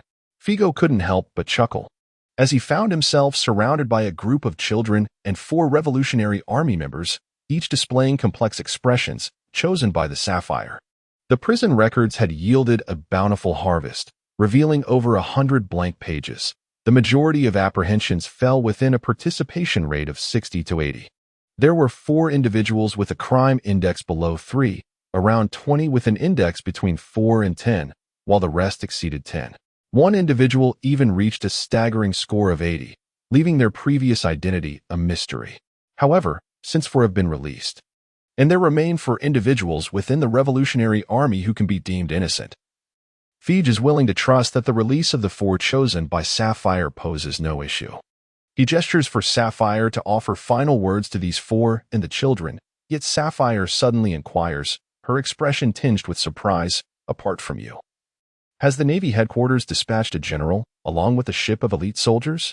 Fij is momentarily taken aback, quickly recovering as he gazes towards the horizon. A vessel, cloaked in darkness and larger than a colossal warship, gradually rises from the sea's edge, its flag bearing the ominous visage of a skull adorned with a dog face. It is unmistakably a pirate ship. Could it be? Upon sighting the pirate ship, the naval officers are struck with astonishment, and in unison, they shout, "All personnel, on high alert!" That emblem signifies the Hell Pirate crew, one of the dual powers of the New World. How could they appear here? The Hell Pirate crew? Doug clenches his fists tightly, when suddenly, his transponder snail rings.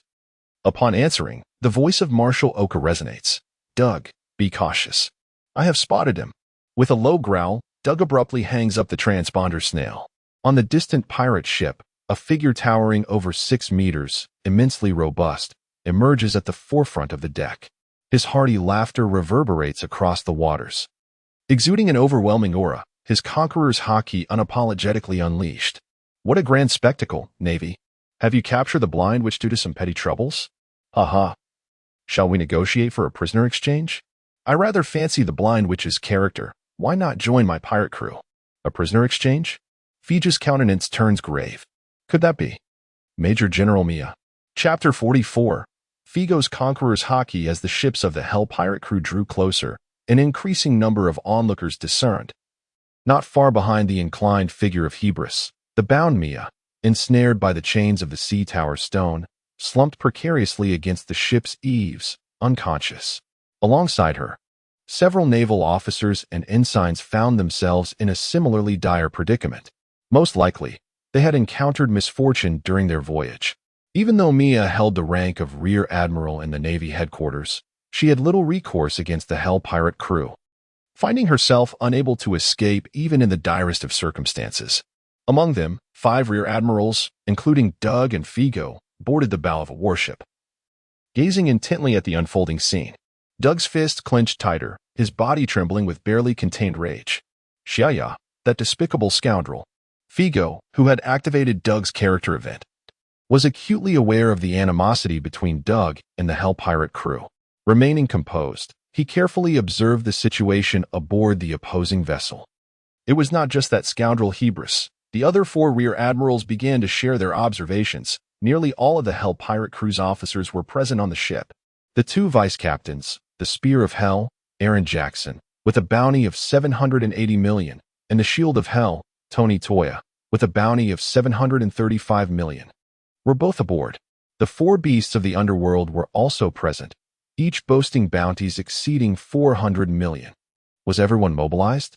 Those who had achieved the rank of Rear Admiral were not foolish. They could ascertain from the current situation that this was the initial activation of the demon-slaying order, and the news had undoubtedly been leaked. Otherwise, the Hell Pirate crew would not have emerged in full force. As for the source of the leak, they did not wish to ponder deeply. That inquiry could wait until they returned. Only exchanging hostages without engaging in combat? Those who believed the pirates would adhere to such terms would not live long. The Hell Pirate crew had mobilized entirely, making their presence known. Would they merely rescue a blind sorceress and depart? It was abundantly clear that this was a war. On one side stood the elite naval forces of the demon-slaying order, while on the other was one of the strongest pirate crews in the New World, the Hell Pirate crew. The 4 Rear Admirals turned their gazes toward Figo. The ordinary naval ensigns and officers did not recognize him, but as Rear Admirals, they were well aware of his reputation, knowing he had once defeated Admiral Raoul. The critical factors determining whether and how this war would unfold hinged upon Figo's potential to confront the Man of Hell, Hebris. Calm down, Doug, Figo urged. Let us first attempt to exchange hostages. Doug inhaled deeply. I entrust Xiaoya's safety to you, Figo. Figo nodded and called out, Hell Pirate crew, we agree. Hostage exchange. On the other ship, Hebris tilted his head slightly, inquiring of his diverse subordinates, who is that individual? As the pinnacle of piracy, he was familiar with the formidable adversaries within the Navy, including the Marshal, the 3 Admirals, and the 16 principal Rear Admirals. Yet, Figo's face was entirely unknown to him. His subordinates exchanged glances, none recognizing Figo. Some speculated, perhaps one of those old geezers among the admirals is about to retire. Could he be a candidate for promotion? Regardless of who they are, our captain has summoned us all to action. With the 3 chief officers not yet assembled, it matters not who else is present. The pirates cackle with laughter. Captain, are we truly to exchange prisoners? Heaprus, playfully toying with his uniquely shaped gray nose, grinned and said, Jackson, you go and bring back that female rear admiral with the blind eyes. Be gentle. She will become our third vice captain. Behind him, a man with gray hair and a sharply chiseled face responded in a deep voice. Yes, Captain. The pirates understood and chuckled softly. Vice Captain. That female rear admiral is quite attractive. Be gentle with her. Ha ha ha. Jackson offered no reply. Soon, a small boat was lowered from the Hell Pirate crew's ship, and several captured sailors, including Mia, were placed onto it.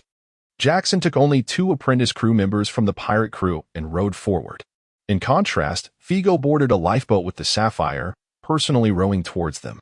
As soon as the Hell Pirate crew proposed the prisoner exchange, Figo had swiftly instructed the Sapphire to don sea stone handcuffs. The 2 small boats gradually drew closer, with countless gazes following them from both sides. Although Mia, the flower of the Navy, was now 37, her beauty had remained largely unchanged, garnering numerous admirers among the sailors, who were filled with anger and anxiety. The revolutionary forces, both captured and uncaptured, were being closely monitored to prevent any unforeseen incidents. The cannons of 10 warships, capable of obliterating islands, were already aimed at the opposing pirate ship, ready to unleash their devastating firepower at the slightest sign of trouble. Heaprus stood at the bow, seemingly indifferent to the cannons, his focus fixed on Figo. Suddenly, he remarked, that fellow gives me an unsettling feeling. Tony, be prepared. Could it be, Captain, that the vice captain is not his match? Is he truly the next admiral? Who is this unfamiliar individual? A power user, perhaps? He seems to be a swordsman. The second vice captain, Tony Tawa, a man of considerable girth, voiced his agreement. I too sense something amiss, Captain. Look at the blind-eyed witch. She does not seem easy to handle, yet she bears no visible wounds. How was she captured? Heaprus shifted his gaze, his fingers gently curling, a flicker of elusive flame appearing at his fingertips. Tony Tao immediately stepped closer, and the other pirates fell silent. In the central waters, the distance between the 2 small boats was now less than 100 meters. Figo slightly slowed his rowing rhythm, calculating time and speed in his mind. Suddenly, Jackson, the vice captain of the Hell Pirate crew, called out, Hey, I've never seen you before. Who are you? And as for the blind-eyed witch, we are here to rescue you. Why have you remained silent until now? Figo did not respond. The Sapphire weakly said, He is the director of Impel Down, Gaston Figo. I do not require your assistance. I will not become a pirate. TCH. Jackson let out a snort. You really believe that your bounty of over 1.2 billion, surpassing the boss's, is genuine? The warden of Impel Down, Gaston Figo. I recall hearing about you. Weren't you the one who captured that troublesome Maggle-Chuck a few years back? Although he wasn't particularly powerful, his abilities posed quite a challenge. It was commendable to have apprehended him. He glanced at the blade strapped to Figo's waist, an eager expression on his face, and said, Are you a swordsman? What a coincidence, so am I. I relish the opportunity to spar with fellow swordsmen, shall we? As he spoke, 2 small boats neared within 50 meters. Figo cast a glance at Jackson and inquired, Oh, where is your sword? At that moment, Figo's muscles tensed as he prepared for action, while Jackson suddenly wore a sinister grin, bending down to seize Mia by the neck and hurling her toward Figo with great force. Mia flew through the air like a cannonball, her hair flowing wildly, a flash of pain crossing her face. Figo's expression darkened. He remained rooted in place, catching Mia effortlessly as she landed with a thud, her body not swaying in the slightest. However, in the distance, shouts of warning erupted. Watch out. From a diagonal position, Jackson suddenly appeared, moving faster than Mia's trajectory. His right arm transformed into a razor-sharp blade, enveloped in a flowing, crimson-hued hockey, ruthlessly striking toward Figo's back, the energy of his sword and blade intertwining. I am the sword. The sword is me. Arlon Jackson, the vice captain of the Hell Pirates, possessed the power of the slice fruit, excelling in the use of hockey. With a high level of mastery over his fruit, the weapons he transformed into were sharper and more resilient than any renowned blade, often cleaving enemies and their weapons in half during battle, marking him as the most formidable attacker in the Hell Pirates. The clash of metal rang out. His arm, now a deadly weapon, successfully pierced through Figo's hockey and muscle, causing a spray of blood to erupt. Yet Jackson's expression froze in disbelief. What is this sensation? It feels just like the boss's. I can't break through, I'm stuck. This is painful, my defenses are down. Figo set Mia down and stood tall. The blade embedded in his muscle, even lifting Jackson slightly off the ground. At that moment, an overwhelming force radiated outward, echoing like a thunderclap in the minds of all present in the vicinity. The two apprentice sailors who had rowed Jackson over-rolled their eyes and collapsed backward. The expressions of the Marines shifted from alarm to shock, with Vice Admiral Doug exhibiting a look of astonishment. The pirates' excitement waned, even the notorious Red Bruce displaying a hint of disbelief. Conqueror's hockey. How could this be? Isn't he a Navy officer? In close proximity. Jackson's mind momentarily went blank, only to snap back to reality under the frantic warnings of his observation hockey. There stood Figo, towering above him, fists clenched, radiating golden hockey, preparing to smash down upon Jackson's head, the pressure of the wind nearly blinding him. A frontal assault? Do not underestimate others, you scoundrel. Let us see who bears the greater wounds. He clenched his teeth, his head rapidly transforming into a conical shape reminiscent of a futuristic green pepper, its tip extraordinarily sharp, glistening with a metallic sheen, enveloped in a flowing camouflage. He charged towards Figo's fist. Boom. Figo struck with unrelenting force, crashing into the metallic tip, causing the small boat beneath them to shatter instantly. Jackson's metallic cone was likewise compressed back to its original form in an instant. His head, reverting to flesh, resembled jelly, with features jostling erratically, the skin quivering, blood oozing from all orifices, saliva and teeth spraying, as he rolled his eyes and plunged into the water. Figo, meanwhile, hoisted Mia in one hand and the sapphire in the other, leaping onto the small boat that the waves had swept away, splashing through the water, riding the towering waves, swiftly returning with the Marines to the naval camp. Drip, drip. Drops of blood fell from his clenched fist. Figo cast a glance around. Truly deserving of the bounty exceeding 700 million, this notorious pirate. The second blow had breached his defenses as well. Chapter 45, Shattered. Long before the defeat of the celestial dragons, a latent spirit began to stir within Figo's chest. His conqueror's hockey had awakened to its initial level of budding potential. Subsequently, the events involving the character Geralt further augmented his conqueror's hockey, elevating it to level 2, the lower tier of conqueror's hockey. At this juncture, should he encounter an event that stirred his emotions to the extreme, Figo would be capable of unconsciously unleashing a shockwave of conqueror's hockey. Regrettably, such an opportunity had eluded him for many years. However, during his tirade against the Five Elders while facing Raoul, the spirit within him experienced another surge. Albeit Raoul's insufficient strength left Figo's conqueror's hockey stagnating at over 900 points, just shy of reaching level 3. It was only moments ago, at the instant Mia was thrown towards him, that this spirit surged anew within Figo's chest, experiencing a breakthrough. His conqueror's hockey now stood at 2891, solidly at level 3, the middle tier of conqueror's hockey.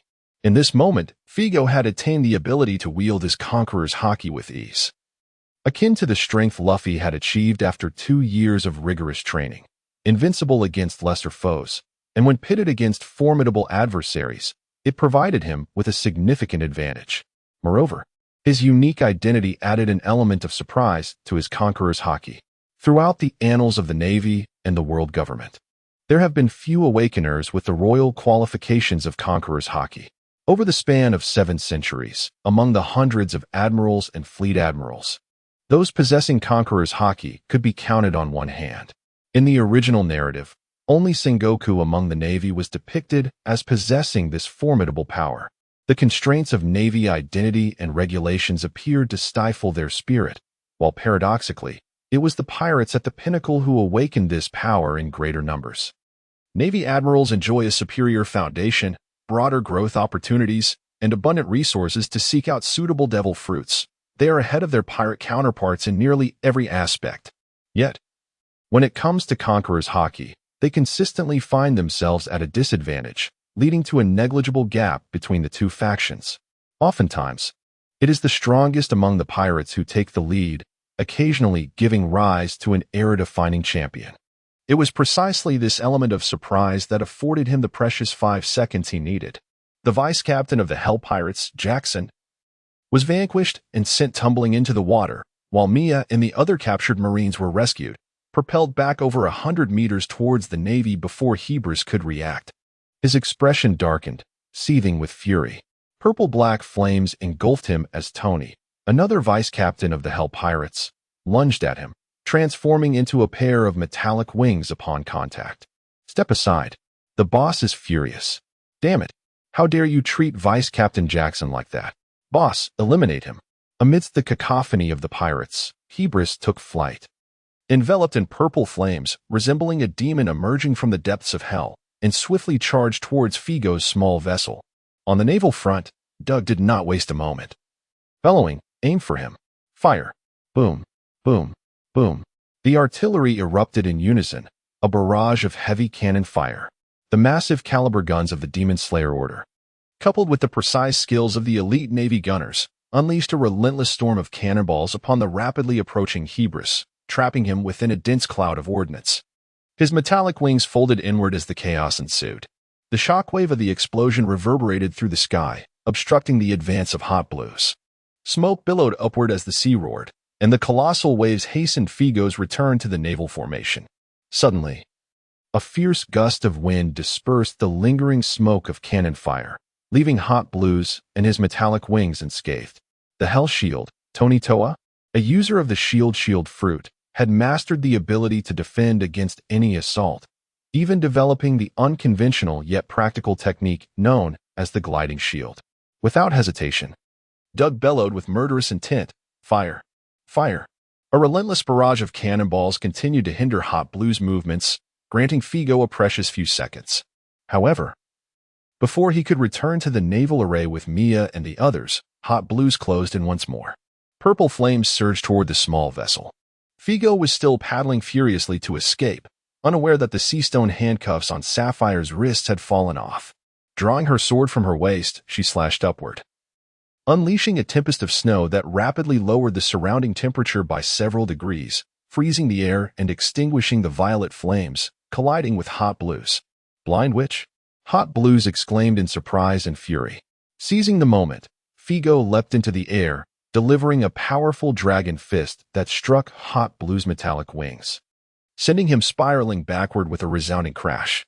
Figo then plunged into the water, surfacing beneath the boat and, with a mighty heave, launched the entire vessel along with the injured crew members towards the not-so-distant warship. Delay him for 2 seconds. Sapphire transformed, sprouting wings of snow, and soared up to collide with the descending Hot Blues. The clash of white and purple light flickered as they struggled, until Hot Blues roared in anger. "You dare assist the Navy?" Boom. The purple flames expanded, engulfing the snowflakes. Sapphire's form disintegrated, scattering into a flurry of snowflakes that swiftly drifted backward, reassembling on the warship where she stood, sword in hand, slightly trembling, clearly singed by the flames. She offered no reply, joining Doug and the 5 other vice admirals in confronting Hot Blues in the air. Meanwhile, Mia and the others, having been thrown back by Figo, were safely caught and placed aside. The rescue of the hostages was a success. Hot Blues glared furiously at Sapphire, then suddenly paused, muttering, "Where did that guy go?" With his observation hockey, he swiftly turned. Figo had quietly submerged and swum a considerable distance in the opposite direction. Once detected, he leapt from the water, sprinting across the surface toward the pirate ship that had followed Hot Blues. What is that scoundrel up to? Hot Blues thought, not pausing to ponder, and quickly pursued with outstretched wings. Yet, Figo's legs propelled him faster and faster across the water's surface, the waves parting as he transformed into a blur, leaving the airborne Hot Blues momentarily unable to catch up. Meanwhile, the members of the Hell Pirate crew, who had been cursing the Blind Witch just moments before, took heed of the scene and braced themselves. What does he intend to do? Figo had yet to draw his sword, yet with mere fists, he had already overwhelmed First Mate Jackson. "Be cautious. Do you need me to remind you? Fire." The situation has turned on its head. However, despite the Hell Pirate's ship being of decent quality, its firepower pales in comparison to that of the Demon Slayer Navy's warships. Moreover, they possess only a single vessel, and their target, Figo, is significantly smaller than Hebris, making him difficult to capture. The cannonballs posed no hindrance to Figo whatsoever. The strikes from the swordsmen and gunmen among the pirates merely caused him a slight delay. He drew ever closer to the pirate ship, showing no signs of slowing down.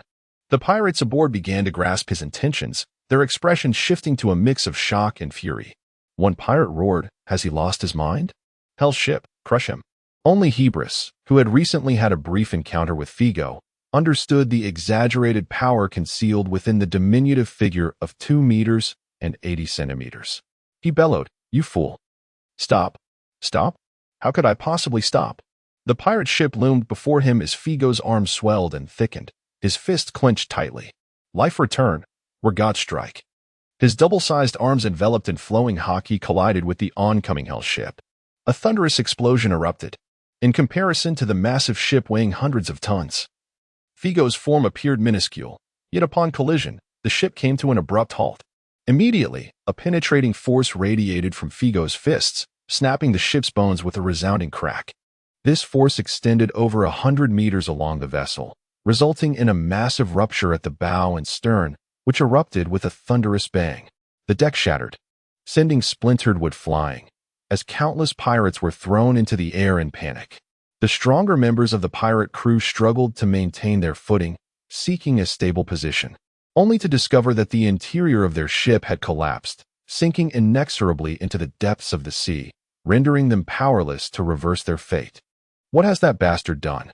Hebris was filled with rage and shock as his fist, engulfed in purple flames, struck Figo's shoulder, who had momentarily stiffened in surprise.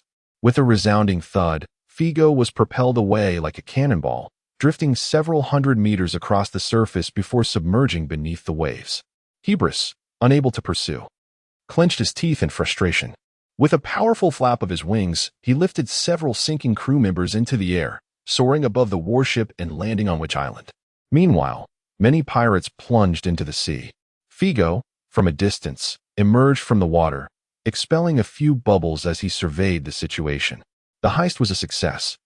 Among the Hell Pirates, there were numerous Devil Fruit users, yet the perennial weakness of such abilities lies in the sea and Sea Prism Stone. By crippling their ship, many of the fallen Devil Fruit users lost their capacity to resist. Hebris only managed to save a few key members of the pirate crew, bringing them ashore, while the remainder of their forces had been decimated by that single blow. However, the most troublesome part was yet to come. At the edge of Witch Island, the fearsome Hebris was engulfed in a tempest of purple flames, his conqueror's haki darkening the sky slightly. The throbbing pain in Figo's shoulder served as a stark reminder that Hebris' strength and physique were likely superior to his own at this moment. Chapter 46. Total War. "Is this a trap, Navy?" The voice of Hebris echoed. "Have you, Navy, been secretly collaborating with the Blind Witch all along, merely to lure us here?" Among the 10 warships ahead, 5 were swiftly retreating from Witch Island, carrying prisoners of the Revolutionary Army, children, injured individuals like Mia, and most of the naval officers below the rank of captain. The ensuing battle no longer required their presence. They had their own battlefield.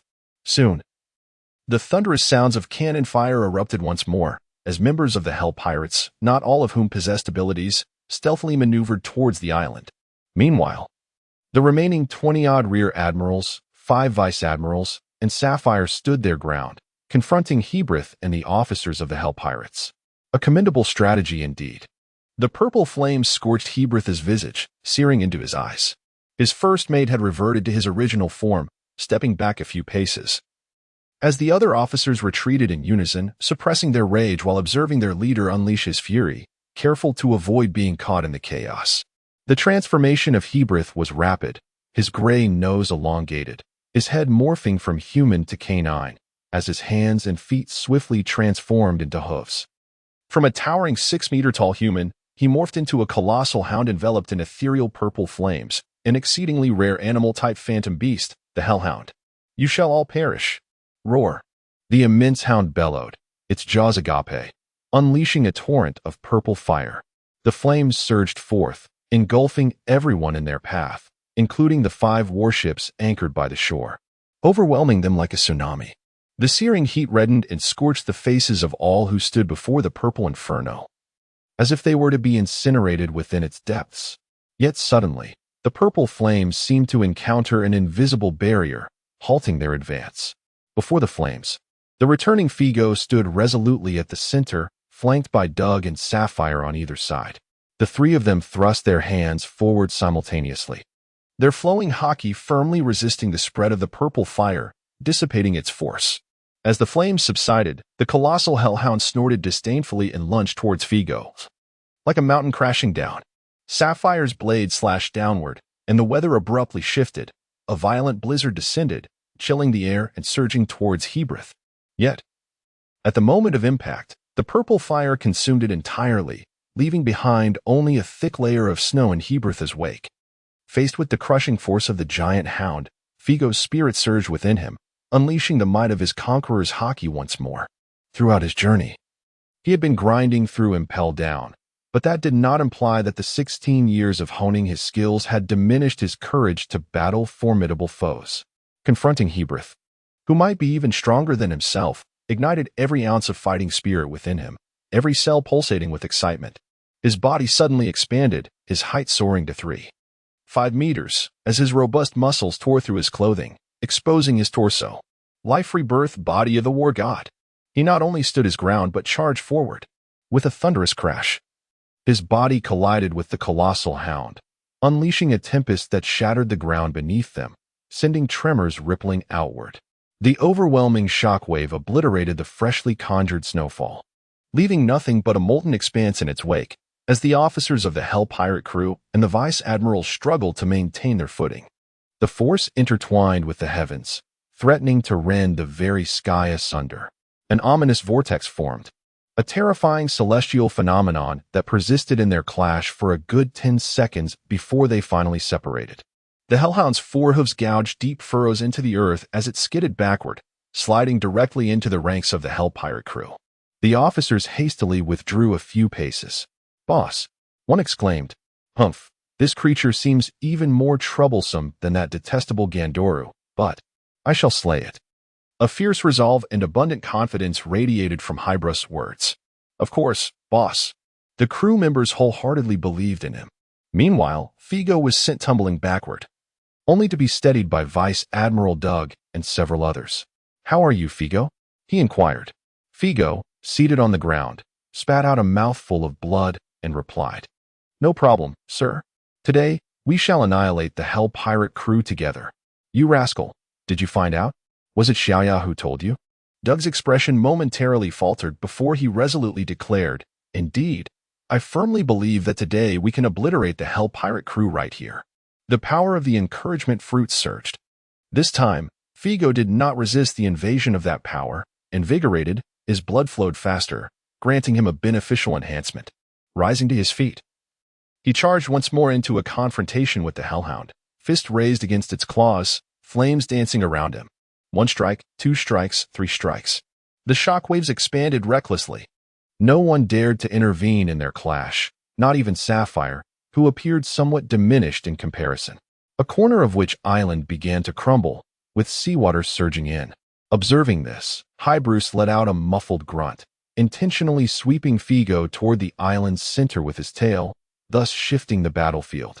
Seeing this, Sapphire summoned her snowy wings, intending to provide support for Figo from the periphery, but ultimately refrained from taking flight. Her observation haki foresaw a colossal shield striking her down if she dared to ascend. Directing her gaze toward the Hell Pirate crew's first mate, Tony Toya. The corpulent figure of the first mate quivered slightly, his body enveloped in a dark hue of haki, transforming him into a massive, shadowy sphere. "Navy, you shall not disturb our boss's enjoyment. Do not ignore us. Damn blind-eyed witch." The hefty figure charged towards Sapphire with a speed utterly incongruous to his size, his arm morphing into a pitch-black shield aimed at her face. With a resounding clang, it was met by a sword and gradually began to freeze. Other officers of the Hell Pirate crew also took action, launching assaults against the naval officers. One pirate officer transformed into a massive 8-meter-long brown rhinoceros with 3-meter-long horns, the ancient Zoan type, armored rhinoceros. Another pirate officer morphed into an over 10-meter-long white-furred giant tiger, the ancient Zoan type, Great Jaw Tiger. Amidst the chaos, there stood ancient apes towering at 10 meters and flat-headed pigs stretching 7 to 8 meters in length. As the Hell Pirates' formidable four beasts collectively transformed and advanced towards the officers. From a bird's-eye view, the most captivating sight was the fierce clash between the Hellhound and Figaro at the island's core. Each collision sent tremors throughout the entire isle, creating deep chasms that spread with each impact. The purplish flames engulfed all remnants of the Revolutionary Army structures, along with the surrounding flora, plunging them into an inferno. Beyond the center, delicate snowflakes danced through the air, creating a breathtaking spectacle as they froze a dark orb, only to be shattered by its own pressure. Meanwhile, the officers formed small groups, engaging in fierce combat with the four ancient giant beasts and several other cadres of the Hell Pirates. In the outer waters, non-ability user pirates, having fallen overboard, boarded the warships tasked with their extermination, unleashing a cacophony of roars and clashes with the ship's officers. Surrounding Demon Slayer Island, the war between the Demon Slayer fleet and the Hell Pirates escalated rapidly, soon reaching a fever pitch. Chapter 47. Island Rift. A thunderous roar erupted from the heart of the Witch Island. The sky was suddenly torn asunder by a tremendous clap of thunder, and a vast expanse of violet luminescence expanded across the ground, causing the towering edifices erected by the Revolutionary Army to collapse with a resounding crash several hundred meters away. Amongst the swirling dust and debris, schoolbooks, perhaps intended for teaching children their letters, flickered into view, only to be incinerated to ashes by the violet flames. The purple fire, accompanied by relentless shockwaves, continued to radiate outward, while at the center of this luminous inferno, Figo braced himself against the upper body of the Hellhound, engaging in a fierce contest of strength. The clash of conquerors' hockey reverberated through the air as the sky darkened ominously, dense clouds gathering in ever thicker layers. The entire island trembled in response to the struggle between man and beast, the ground trembling violently before disintegrating into powder. Numerous fissures spread outwards, and the earth within a 100-meter radius succumbed to the weight, sinking several meters before erupting with a thunderous roar, sending both combatants reeling apart. The residual shockwaves surged skyward, scattering the oppressive clouds and parting the mists to restore the light. Figo, with a crooked smile, blew out the flames that had singed his shoulder.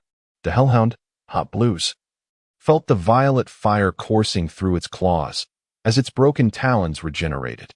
Both beings possessed physiques of the highest caliber, having exchanged blows over a dozen times, sustaining negligible injuries, with their stamina barely taxed, merely a warm-up for them. Humph! The Hellhound exhaled a long stream of purple smoke, taunting. If this is a trap set by the world government for me, why is it that only you stand before me? Where are the other admirals? Have you perhaps offended the world government? I am uncertain at this moment, but you might be onto something, Figo replied candidly.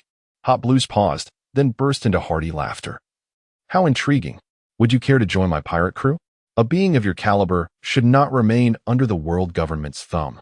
Come, be my first mate. I can overlook your past deeds, and together we shall vanquish that glutton, becoming the sole sovereigns of these seas. You certainly have a penchant for inviting first mates. Figo countered, just as I enjoy inviting pirates to my territory. What do you say? Care to reside in Impel Down for a lifetime? TCH. Hot Blues exhaled another plume of smoke, the violet flames swirling around him, reshaping his form as his limbs morphed into arms and legs. He stood upright, transforming into a hybrid of dog and man. The violet fire coalesced into his fist, enhancing its size and the danger it posed. His voice dropped to a low growl. It seems I must first make you aware of the disparity between us. With a forceful stomp, the dog-headed man lunged towards Figo. His colossal right fist aimed squarely at Figo's face. To Figo, however, what approached was not merely a punch, but an arc of violet crescent, a manifestation of the Yomi Yomi no Suki.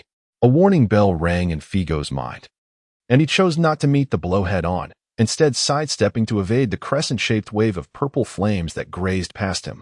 Unlike the previously extinguished violet flame that succumbed to his whims, the violet flame, now amplified by the heat of Brutus, surged to an astonishing temperature several times greater. The imprint of the violet moon upon the ground caused both soil and stone to be instantaneously incinerated, leaving behind a crescent-shaped lava crater upon the earth. The dripping, sizzling magma narrated the formidable power of the recent strike. The perilous heat of this entity could easily breach my defenses. Figo discerned the danger within.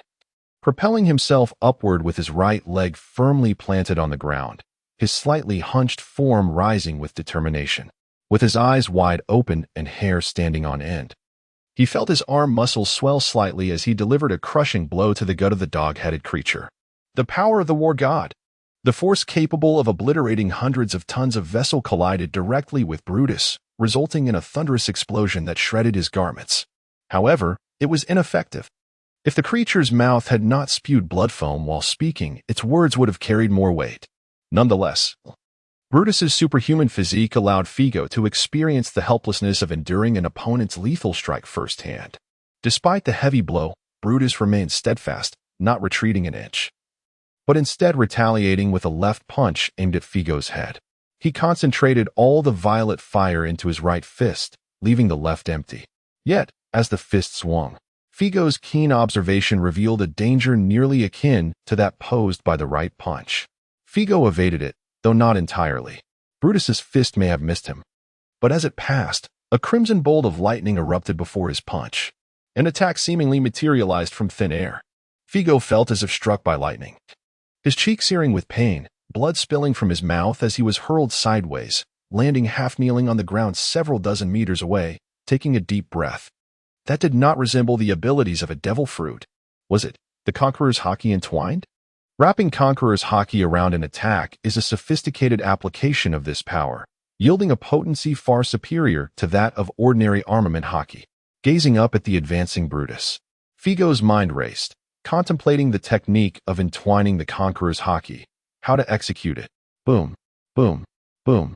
The ground trembled with a series of resounding collisions. The earth cracked and shattered, as if a tremor of magnitude 10 had struck, scattered debris soaring and then being obliterated. Clouds of dust swirling into the air as Figo was once again sent flying. Damn it, I can't grasp this in such a short time. Cursing under his breath, Figo spat out a mouthful of blood foam and charged towards Brutus. Add more. Add more. Give me more. The Hell Pirates, having fallen into the sea, were being apprehended by the Marine soldiers, with Figo's involvement in their capture ranging between 20 and 50, their strengths varying from R5 to SR6, all bearing significant criminal indices. Just moments ago, profits had begun to etch themselves into Figo's prison record. Coupled with the previous captures of the Revolutionary Army, he had yet to select his rewards. If not now, then when? Physical Strength 309, Armament Haki 257, Observation Haki 377, Armament Haki 206. The recent surge in gains, though substantial, did not significantly alter the foundational prowess of Figo. However, his combat partner, Hebrus, could distinctly perceive the shift, having previously been ensnared and subdued by Figo's Conqueror's Haki. Figo now displayed an unwavering resolve, gradually reclaiming his advantage. What on earth is happening with this fellow? Die. Die. I command you to perish. Hell's Light Killing Gun. Martial Deity's Art. Fist Point Cannon. Yomi's Dark Pillar. Martial Deity's Art. Iron Shattering Death Grip. Boom. Boom. Boom. The two engaged in close combat, their spirits and strikes colliding in an explosive crescendo, annihilating all in their wake. The skies churned with ominous clouds and thunder. Trembling as if on the brink of obliteration, the shockwaves surged downward, accumulating relentlessly, rendering the already modest Witch Island unable to bear the strain. Crack, crack. An unfathomable cross-shaped fissure emanated from the epicenter of their clash, extending all the way to the sea, where the roaring waves surged forth, cleaving Witch Island into 4 distinct segments. Figo and Hebrus finally separated, standing upon 2 separate islands, gazing across the chasm of water. Suddenly, Figo crouched down, scooping seawater to splash upon his face, washing away the blood and emerging refreshed, offering a smile to Hebrus. Meanwhile, Hebrus's canine visage darkened, the bloodstains on his face deepening in hue. Chapter 48. The disparity of equipment at the age of 65. Hot Bruce has traversed the vast oceans for 50 years, enduring countless battles. After establishing himself as the sovereign of the seas, he has become an indomitable force, invincible in combat. 3 naval admirals, In a one-on-one confrontation, even the mightiest Mocha would have to yield to him slightly. The pressure the admirals could once exert upon him was a mere memory from 30 years ago, when the diminutive Ao had yet to ascend to the rank of fleet admiral. As for the newly appointed Admiral Raoul, what a triviality. He is still quite inexperienced. Yet, before him stands Figo, who, despite being younger, has awakened in Hot Bruce a long-buried sense of danger during this ongoing battle. The disparity in military strength and the unfavorable terrain compel him to defeat Figo with utmost haste. However, despite employing nearly all of his tactics, Figo remains remarkably resilient, sustaining only minor injuries. The island has fractured into 4 smaller segments, which can scarcely accommodate their prolonged confrontation. If their battle continues in this conventional manner, Hot Bruce knows he will never vanquish, let alone kill, Figo before losing his foothold. A breakthrough is imperative. Fortunately, his first mate, Tony Toa, is an astute and portly fellow. Suddenly, a whistling sound cleaves the air from the side as a round shield hurtles towards Hot Bruce like a flying saucer. Figo, with his advanced observation hockey, had anticipated this, and his body had already sprung into action, crossing the newly formed trench of over 10 meters with an unstoppable momentum. Launching a fist towards the spinning shield, Hot Bruce sidestepped, using his own body to absorb Figo's assault. With a dull thud, Figo's fist transformed into a finger. Piercing into Hot Bruce's flesh, blood sprang forth. Hot Bruce staggered, his right leg carving deep grooves into the ground for stability, while his other hand firmly grasped the incoming shield. With a swift rotation of his body, he swung the shield towards Figo, which instantly became enveloped in flowing armament hockey. A flicker of crimson lightning crackled at the forefront of the shield. Crack! Figo's elbows plunged downward, clashing once more with the hockey-infused attack, causing thunder to erupt in the sky. The ground beneath them trembled and shattered, sliding towards the trench. Observing this, Hot Bruce sought to retreat, but Figo steadied himself, sliding one hand to grasp the edge of the shield, leaning back to wrest it away. Either relinquish the shield to me, or we shall both take a plunge. As their struggle intensified, the ground's collapse accelerated. Suddenly, a chubby foot emerged from the center of the shield, delivering a forceful kick to Figo's chest, sending him tumbling into the water. Bubbling to the surface, Figo frowned upon seeing Hot Bruce, now with the shield, retreating further inland. Ouch, Captain. This guy's strength is indeed formidable. My apologies, I am not adept at offense, nor a match for the blind sorceress, came Tanadoa's voice from within the shield. No. Well done. You must not falter, Hot Bruce praised in a low tone. In a scenario where the island is destined for annihilation due to the clash of 2 formidable foes, the ability bearer Rebus would swiftly find himself at a disadvantage if he were unable to take flight. However, with his first mate at his side, the dynamics shift entirely. He is in dire need of a weapon that suits his purpose. The Hell Pirate crew boasts 2 vice-captains, the Spear of Hell and the Shield of Hell, who are originally meant to serve as the captain's armaments. Rebus's most potent combat state emerges when he wields the shield of the shield fruit user, Tony, in one hand, while grasping the sword fruit wielder, Jackson, in the other. Only through the combined efforts of his vice-captains can he unleash his full might. Regrettably, Jackson was vanquished by Figo's might in the very beginning and has likely fallen into the hands of the Navy. Thus, Rebus is left with but a single shield. Nevertheless, it is still an advantage over having nothing. With one hand enveloped in violet flames and the other gripping the massive round shield that autonomously activates its flowery adornments, Rebus's stature appears even more imposing, and the aura of Conqueror's hockey seems to intensify. Figo observes from the shore. A shield fruit user does not significantly sway the overall outcome, given the power of that previous kick. Figo muses that even allowing Rebus to strike him would require him to endure 5 minutes of self-inflicted damage. The complication lies in the fact that Figo has just begun to adapt to Rebus's attack patterns, which are likely to change once more. Behind him, the sapphire-winged figure of Blue Diamond descends, apologizing. I'm sorry, I couldn't intercept him. No matter, just provide support, Figo nods, stepping forward. Without launching an assault on Rebus, he suddenly smiles and, from 100 meters away, raises his right foot to stomp heavily on the ground. The island trembles. A thunderous roar erupts, and profound fissures spread forth. Rebus, taken aback by such audacity, his canine visage contorting with fury, charges forth with his round shield. Akin to a colossal vessel, crashing towards Figo, the shield creating a shockwave that ruptures the air. Figo, having prepared in advance, retaliates with a powerful strike of his fists. Boom! The ground shatters, and the sky instantaneously rends open a gaping void, as if in response to the chaos. Figo's feet dig into the earth, yet he is pushed back a distance by the force of the shield. Suddenly, he hears Blue Diamond's voice from behind. Left lower gap. With a flicker of his gaze and a swift turn of his body, the towering Figo transforms into a mere sheet of paper. Employing the lesser-known paper drawing technique from the Six Styles, slipping through the left lower crevice of the enormous shield. Just in time, Rebus's right fist, enshrouded in violet flames, descends, a purple crescent searing through the very spot Figo once occupied, incinerating it into a molten pit. Yet Figo had anticipated this and evaded. Seizing the opportunity, Figo maneuvers to Rebus's side, delivering a thunderous kick capable of shattering mountains upon Rebus's form. Blood spews from Rebus's maw as he is sent flying 100 meters. Tumbling before regaining his footing, casting a sullen glance at Blue Diamond soaring high above, and once more charges at Figo with his round shield. With every step, he sinks deeply into the earth, stirring up clouds of dust. Top left, middle right, below. The urgent reminders spill forth from Blue Diamond's lips as Rebus approaches Figo. Adapting his attacks with remarkable speed, yet he finds himself unable to land a single blow.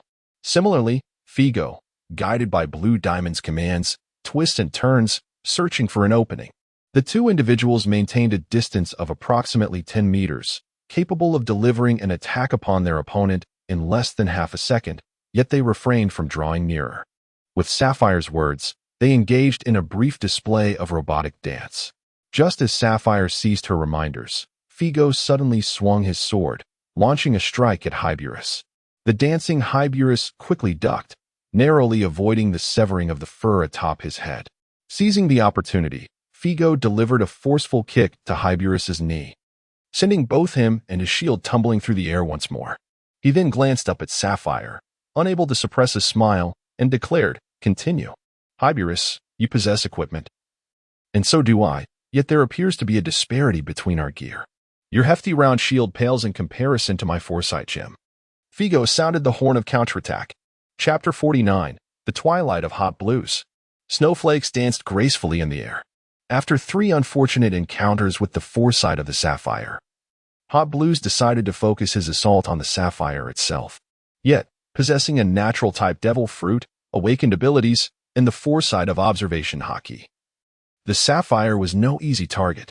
The blizzard enveloped the entirety of the Witch Island, thick and relentless, swiftly blanketing the land in a layer of snow so dense that the sky was obscured, visibility reduced to a mere 10 meters, allowing the Sapphire to conceal himself within the swirling snow. Through the perception of observation hockey, Hot Blues attempted to penetrate the snowstorm, only to invite a heavy counterattack from Figo. In their direct confrontation, Hot Blues had a slight advantage with his fruit ability. But with the battle evolving into a 2-on-2 scenario, he found himself at a distinct disadvantage, suffering significant damage from Figo's relentless strikes. No, soon it would not just be a 2-on-2 match. After nearly half an hour of fierce combat, 3 figures emerged through the blizzard to join the fray. Led by Doug, 3 vice admirals appeared, each wielding a heavy sea stone chain, signifying that the rest of the Hell Pirate crew had been captured. "Sir, what about the other 2 vice admirals?" Figo inquired, stepping protectively in front of the trio. "They're fine, just a bit injured. I've stationed them to guard the ship," Doug replied. He refrained from mentioning the casualties among the lower-ranking officers and sailors. Gesturing with the sea stone chain, he asked, "Can this be of use?" Figo shook his head. The notion that a mere touch of the sea stone would incapacitate a devil fruit user was overly simplistic. Otherwise, a single Navy soldier equipped with a sea stone chain could easily eliminate any devil fruit pirate, as long as a user was not completely restrained. And with their hockey armament applied beforehand to minimize contact, they could effectively resist the powers of the sea stone. In this era, lacking Vegapunk's innovations, The Navy seemed devoid of high-purity sea stone weapons capable of incapacitating a user with a single thrust, akin to Smoker's javelin. Relying on hot blues to be careless enough to be ensnared by a sea stone chain without being driven into the water was unrealistic. Then we shall utilize it, Doug declared, aware that the absence of sea stone chains among the three of them would have no impact on hot blues. We will provide support from the perimeter. Do not let this fellow escape. Figo did not decline. Be cautious. Meanwhile, as Doug and his comrades made their entrance, the corpulent round shield quietly conversed with Hot Blues. Boss, should we retreat? Hot Blues maintained his composed demeanor, offering no response. Retreat? It was akin to fleeing. The current situation was indeed becoming increasingly unfavorable. Even the Navy was beginning to prepare for his escape. Yet, to flee? Allowing the Navy to capture all the officers of the Hell Pirate crew. Leaving only him and the first mate Tony Tora to flee like a stray dog, transforming from a king into a laughingstock upon the sea? I'm Hot Blues. The man of hell. Crack. Crack. The aura of Conqueror's hockey surged anew, and the sky was punctuated by the sound of thunder. He charged once more towards Figo and the admirals, his momentum unstoppable. Today, it would be either their demise or his. Figo met him head-on, while Doug's boisterous laughter echoed. Come on, Hebris, let us proceed. Do not allow this old man to underestimate you, as the sovereign of the seas. Retreat is not an option for me, Doug, and I hold this belief steadfastly. The power of the encouragement fruit surged forth, reigniting the battle. Half an hour later, two admirals aside from Doug were struck by Hebris's assault, gravely injured and forced to retreat from the battlefield, thus granting Figo the opportunity to deliver a devastating blow to Hebris's insides. As night fell, Hebris could no longer endure the interference from Doug's encouragement fruit and the foresight of the Sapphire. He opted to exchange injuries. The weary elder sustained a significant wound but seized the moment to ensnare the rotund shield-bearer with seastone chains. Sapphire advanced, utilizing the snow fruit to completely freeze the exhausted foe, only to be struck by Hebris's attack, resulting in severe injuries and bloodshed. Meanwhile, Figo's fist landed squarely on Hebris's eye, shattering it and inflicting considerable damage. The rotund shield-bearer, Sapphire, and Doug subsequently withdrew from the battlefield, while two portions of the Witch Island, divided into four, were gradually consumed by the encroaching sea. On the remaining two segments, Figo and the now one-eyed Hebris, with no further avenues for retreat, engaged in a relentless duel. The two fought fiercely until dawn, a full day and night having passed since the onset of their conflict, leaving them with scarcely any ground to stand upon. Surrounding Witch Island, 10 warships steadfastly sealed off the waters. Their crews, along with captured pirates, anxiously awaited the outcome of the battle. Wrapped in bandages, Doug stood at the bow of the ship alongside the now conscious Mia, his hands occasionally clenching tightly, then tremblingly relaxing. Suddenly, a tremendous roar erupted from the direction of the battlefield, followed by the emergence of a godlike figure wreathed in purple flames. The violet fire surged skyward, reaching heights of over 200 meters, taking the form of a colossal canine, surveying the land and the entire sea beneath. The waters below the warships began to boil with the appearance of this figure, bubbling violently, yet as the sea flowed, the heat rapidly dissipated. In the heart of the ocean, that godlike shadow also faded into nothingness. Wishing to evaporate the seawater? The ocean is merciless. Hebris, you are finished. Doug clenched his fists in excitement, tears glimmering in his aged eyes. Beside him, Mia, her pallid face now adorned with a smile, remarked, Figo will undoubtedly prevail, otherwise, he would have swum back by now, utilizing the demon suppression cannon to obliterate Hebris into the depths. You should have unwavering faith in that. Haha. Criminal. Hebris. Rank. SSR 6. Status. Imprisoned. Crime Index. 675. Capture participation. 80. Optional rewards. Shipwright. Captain. Navigation, Armament Hockey. Swordsmanship, Character Event 1. Pending activation, Character Event 2. Currently inactive, Core Event. Currently inactive, to bombard with the Demon Suppression Cannon. What shall I do about my involvement in the capture? Given the gravity of the situation, Figo would never resort to underhanded tactics. Even with the deduction of this 20 participation rate, he feels a pang of regret. However, in a one-on-one confrontation, he certainly faces a significant risk of defeat. If Hotbrush decides to flee, he would be utterly incapable of interception. Yet, it is astonishing that this individual's criminal index is merely a quarter of that of the celestial dragons. The criminal index is a metric that is increasingly difficult to elevate. It does not simply rise incrementally with each act of violence. Having a score of 20 or 30, one might not see an increase even after taking 10 lives. Among the notorious pirates currently advancing in Impel Down, the highest criminal index barely reaches 150. In comparison, a score of 675 is undeniably high, yet, when juxtaposed with the celestial dragons, it appears alarmingly low. Figo ponders this and considers two possibilities. Firstly, Hotbrush may be malevolent, fully aware of his actions, with aspirations of domination rather than deriving pleasure from murder, unlike the celestial dragons who, upon encountering a family on the road, might laugh maniacally while pointing at a girl and declaring her to be a slave. Secondly, the celestial dragons may be implicated in the origins of the slave trade or other nefarious deeds. However, Figo currently lacks the means to delve deeper into these matters. His thoughts are predominantly fixated on the choices regarding his gains, specifically his swordsmanship. The chosen gain, Armament Hockey. Armament Hockey 64800 at level 5, Master of Armament. Suddenly, Figo contemplates releasing the recently imprisoned Hotbrush for another bout.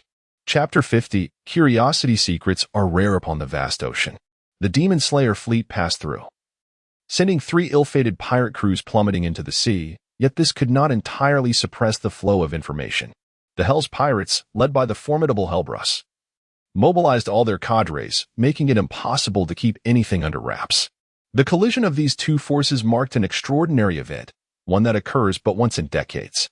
Even as the battle erupted, notorious pirates in the surrounding waters caught wind of the commotion, especially those lesser pirates lurking just beneath the dual poles, who sensed an opportunity to act. Would the Hell's Pirates suffer devastating losses? Might we seize the throne of kings? Would the Navy, in response, unleash a purge? Yet, even the boldest of pirates could not foresee the ultimate outcome, the complete annihilation of a cadre from the Hell's Pirates and Hellbrush himself. The tides of this ocean were about to change. Who was the adversary that clashed with Hellbrush for an entire day and night? Such power lay hidden within the Navy. The notorious pirate Egwene, with a bounty of 620 million, stood at the bow, contemplating gravely. A crewmate queried, "Captain, if we remain here much longer, we shall encounter the returning Demon Slayer fleet in about half an hour. Should we not turn back and vacate their shipping route?" "Ah, we have witnessed enough of the spectacle." Egwene revealed a bloodthirsty grin and commanded, "Men, turn back. Let us hasten to seize the territories of the Hell's Pirates. This ocean is vast enough. The King of Gluttony cannot dominate the entirety of the New World alone. He requires assistance against the Navy's pressures. We shall become the new dual poles of the sea, the new rulers." Cheers erupted in response. Amidst the jubilations, an incongruous voice among the pirates interjected, "Captain, look to the sky. Someone is flying." "HM?" Egwene raised his gaze, locking eyes with a diminutive elder soaring high above. In an instant, his smile froze, pupils constricting in alarm as beads of sweat broke upon his brow. The elder descended, and Egwene trembled in fear. "No, do not approach. I merely came to observe the spectacle. Flee. Flee at once." "That is Admiral Oka." 2 minutes later, a pirate ship, once a vessel of lofty dreams, sank into the depths, taking its crew with it, leaving no trace behind. Oka ascended once more, astonished yet relieved. Did we truly prevail? The former strongest of the Navy, likely the mightiest of the present, wielding the powers of the float fruit, the Admiral Oka. "Ha ha ha. Oka, you old fool, you arrived quite swiftly." Doug's laughter echoed as he remarked, "You must have flown at full speed." "Alas, too late. Otherwise you could have shared in the glory of capturing Hellbrush." Oka shot Doug a sidelong glance, the old man's joy evident in his demeanor. "Is it merely a matter of acquiring a powerful pupil? What have you taught him?" "Had I trained the elite battalion, Figo would undoubtedly be stronger now. He would even call me master." More sincerely, disregarding Doug, he first responded to the greetings from the Marines aboard and on the neighboring vessels. noticing the lingering excitement on their faces, unaware of the raucous cheers that had erupted with the victory in the recent battle, nor of the reverence that Figo had garnered. How fortunate! That old scoundrel Doug. Cursing inwardly, he raised his gaze to the approaching Figo, offering a smile. Well done, Figo. How are your wounds? 2 parts healed, replied Figo, his body swathed in bandages, the last blow from the dire bruise having inflicted significant injuries, though not detrimental enough. A couple of Sea King delicacies would suffice for recovery. Oja patted Figo's waist, confirming his continued robustness, and said, to be honest, I find it hard to believe that you managed to defeat that Bruce fellow. Could you expect an old bone like yours to achieve the same? You have held the title of the strongest navy for over 30 years. Perhaps it is time for a change. Doug's grin stretched from ear to ear. Oja shot him a sideways glance, unable to suppress a jab at the triumphant Doug. You call me an old bone? You old fool. I'm still 2 years younger than you. I could live for another 20 years. What about you?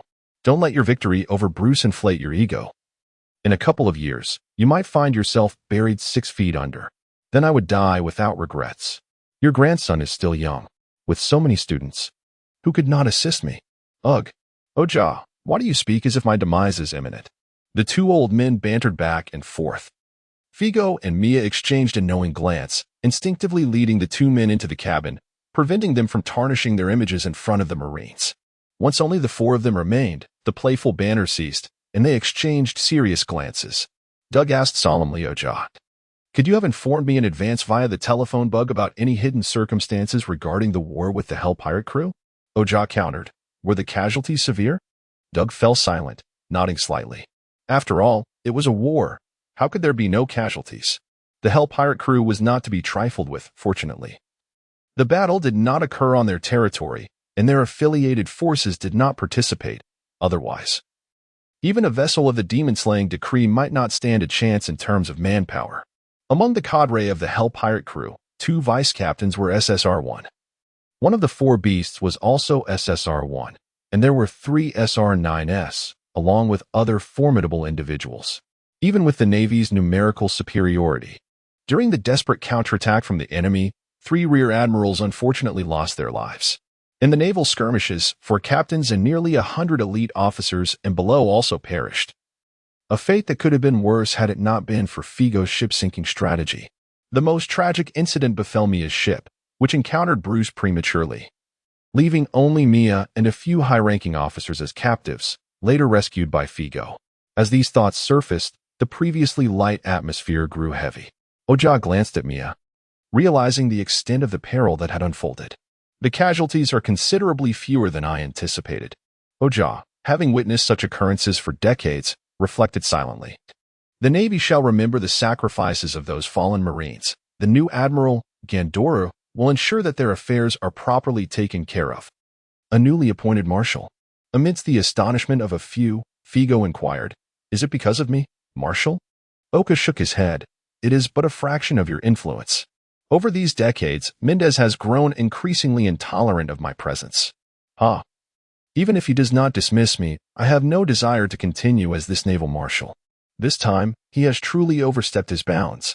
So, the coincidental arrival of the Hell Pirates is indeed related to the 5 elders? Doug's anger surged, his fists clenched. Oka nodded and elucidated the chain of events to the 3, stating, I believe he is not merely targeting Figo. It is just that Figo's words do not warrant such a direct confrontation. Perhaps he wishes for you, Doug, to perish here. Doug pondered for a moment and chuckled. I never expected that this old man, who has spent a lifetime as a coward, would finally show some backbone, only to attract the ire of the 5 elders. Marshal Oka, Figo suddenly interjected, I have always harbored a puzzlement. How can the world government and the celestial dragons dominate the naval headquarters, with you and the 3 admirals being such formidable forces? Oka was taken aback. Figo, you. Doug laughed heartily. The youth are indeed bolder. You are not aware, are you, Oka? Figo has awakened the conqueror's haki, possessing the qualities of a king. Oka's expression changed in surprise. Figo quickly clarified. No, it has nothing to do with that. I am merely curious. Oka fell silent for a moment, warning, Figo, do not entertain reckless thoughts. The world government has a total of 157 member nations, a number that continues to grow each year, excluding the powerful nations. The weaker ones require the protection of the world government's stationed troops, whose numbers far exceed those of the Navy's Marines. Should the world government encounter upheaval, the entire world would spiral into chaos. You are still young and lack a comprehensive understanding of the global situation. The Navy is merely the tip of the iceberg to the world government. An enormous ground army, you say? Figo pondered, impressed. Are there warriors among those troops who rival you and the admirals in strength? Oka faltered, staring intently at Figo. Figo, it is merely curiosity. Pure curiosity. Furthermore, over the past 700 years, have none of the many kings of the sea ever attempted to storm Mariehuato up in the world? This time. Doug ceased to laugh, and along with Mia, the three gazed intently at Figo. Figo chuckled awkwardly. Curiosity, simply pure curiosity. Chapter 51. The reason for returning suppressed your curiosity. Aojia's tone was tinged with exasperation.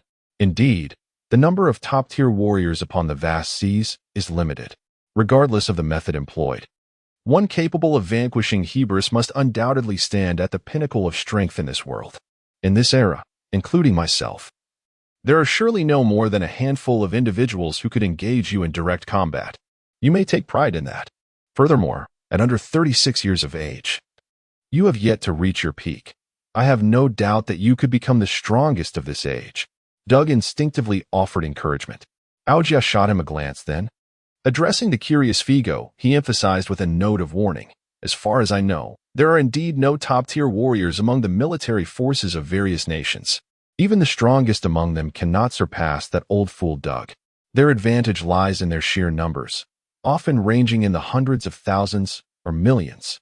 For 7 centuries, there have been kings of the sea who sought to destabilize the world government, even daring to ascend to the Holy Land. Yet, without exception, they all perished at the Holy Land. Are the 5 elders also formidable? Seeing Aojia's willingness to speak, Figo eagerly pressed on with his inquiries. Aojia remained silent for a few seconds, then sighed. The 5 elders occupy the highest echelon among the celestial dragons.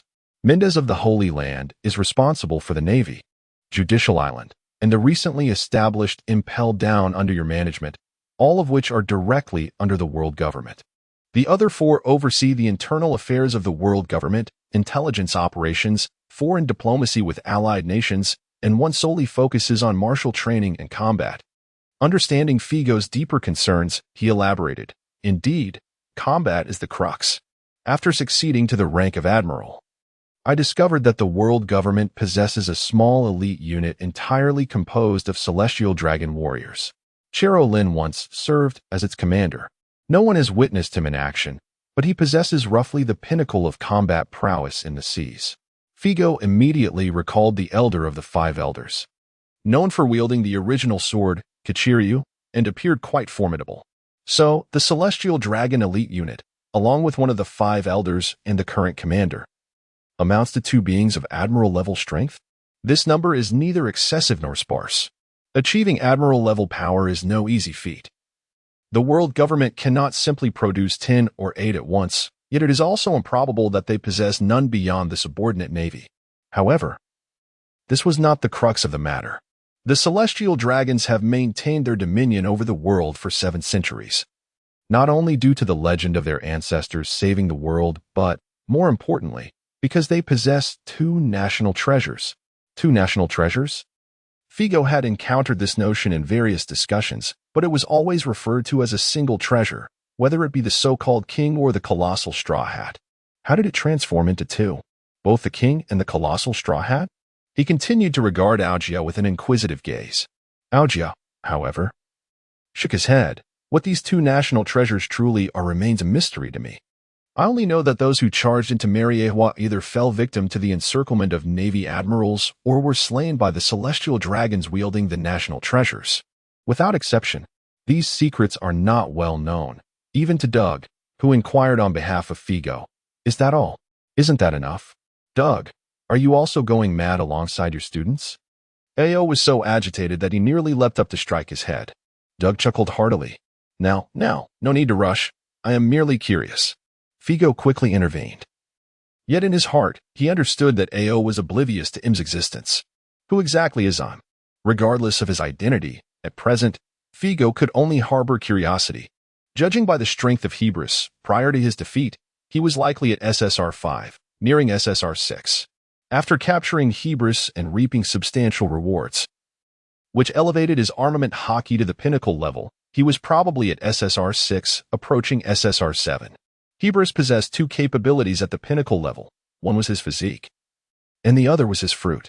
As for the Conqueror's hockey, armament hockey, and observation hockey, they were merely upper tier. His mastery of Conqueror's hockey was evidently rudimentary and not particularly formidable. Figo was confident he could surpass Hebris because their physical prowess and fruit abilities were somewhat misaligned. Whereas his physique and armament hockey complemented each other perfectly, which was also the reason he painfully abstained from swordsmanship. However, even if he overestimated himself, there remained the vacancies of SSR 8 and SSR 9 above him. Furthermore, the gap in strength among the top-tier warriors was not easily bridged. Currently, Figo had no confidence in defeating even the two weakest admirals, Raoul.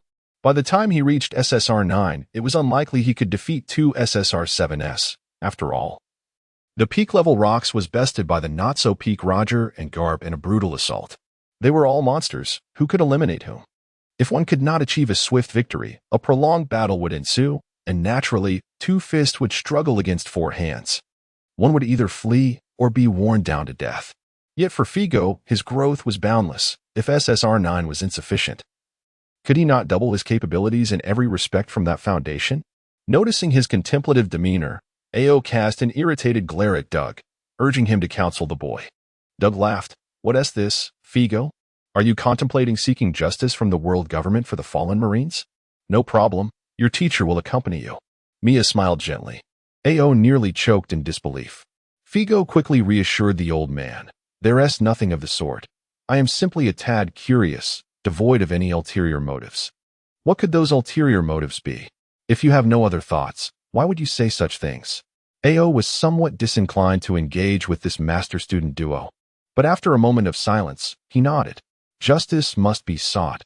For 7 centuries, there has never been a precedent like Mendez Binching, who deliberately thrust the Marines into battle against the kings of the sea without their knowledge. Figo, what are your plans moving forward? Do you intend to return to Impel Down? I still have over 2 years left in my term, and I am inclined to serve as warden for another 2 years. The officers of the Hell Pirates have yet to be dealt with, including 3 SSR-1s and many SR-9s. Moreover, this battle has greatly aided us, and I wish to implement some rule modifications in Impel Down to favor situations like hers. Figo pondered, but everything hinges on the decision of the Gorosei. If they were to place a bounty of 1 billion on my head, would they dare? Doug exclaimed fiercely. He wouldn't. Aogia remarked. Having vanquished the Hell Pirate crew, you now stand as a hero of the Navy. The 5 elders would not dare to act against you lightly. Do you still intend to return to Impel Down? He turned to Doug. What about that CP0 agent who accompanied the Demon Slayer order? Where have you confined him? This is what you desire, is it not? Doug retrieved a transponder snail from his pocket. Aogia nodded, taking it and promptly dialing the number for Mendez. One of the 5 elders. Hello, this is Aogia. After a brief silence, Mendez's voice emerged from the transponder snail. Aogia, have you reached the fleet? How is the battle faring? Before my arrival, Figo successfully defeated the capture of Hebris and dismantled the Hell Pirate crew. This is largely thanks to your arrangements. The silence on the other end lingered longer, and with Figo's keen hearing, he could faintly discern Mendez's breath becoming slightly more labored. What are the casualties? Aogia responded. Not too severe. Even that old coot Doug is still lively. Good, excellent. The words seemed to be forced out. Mendez continued. Since we have achieved such a splendid victory, I shall no longer pursue the matter of Gaston Figo's dereliction of duty. Aogia, you may continue in your role as marshal. No need for that, Mendez. I am already 77 years old. It is indeed time for me to step down. However, I am not yet ready for complete retirement. How about a more leisurely position, perhaps the deputy director of Impel Down? If we are to detain Hebris, it cannot solely depend on Figo. The safety of Impel Down cannot be guaranteed. Figo paused, astonished as he glanced at Aogia. Aojia smiled at him. Do as you wish. I shall support you wholeheartedly. Doug also showed a hint of a smile. Figo found his emotions somewhat complicated. Impel Down was not a suitable place for retirement, and the world government in this world was not to his satisfaction. Yet, the majority of the Navy, especially these two elder statesmen, had never disappointed him. Choosing to return to Impel Down was not merely due to the rapid enhancement of strength there, nor solely for the sake of Sapphire.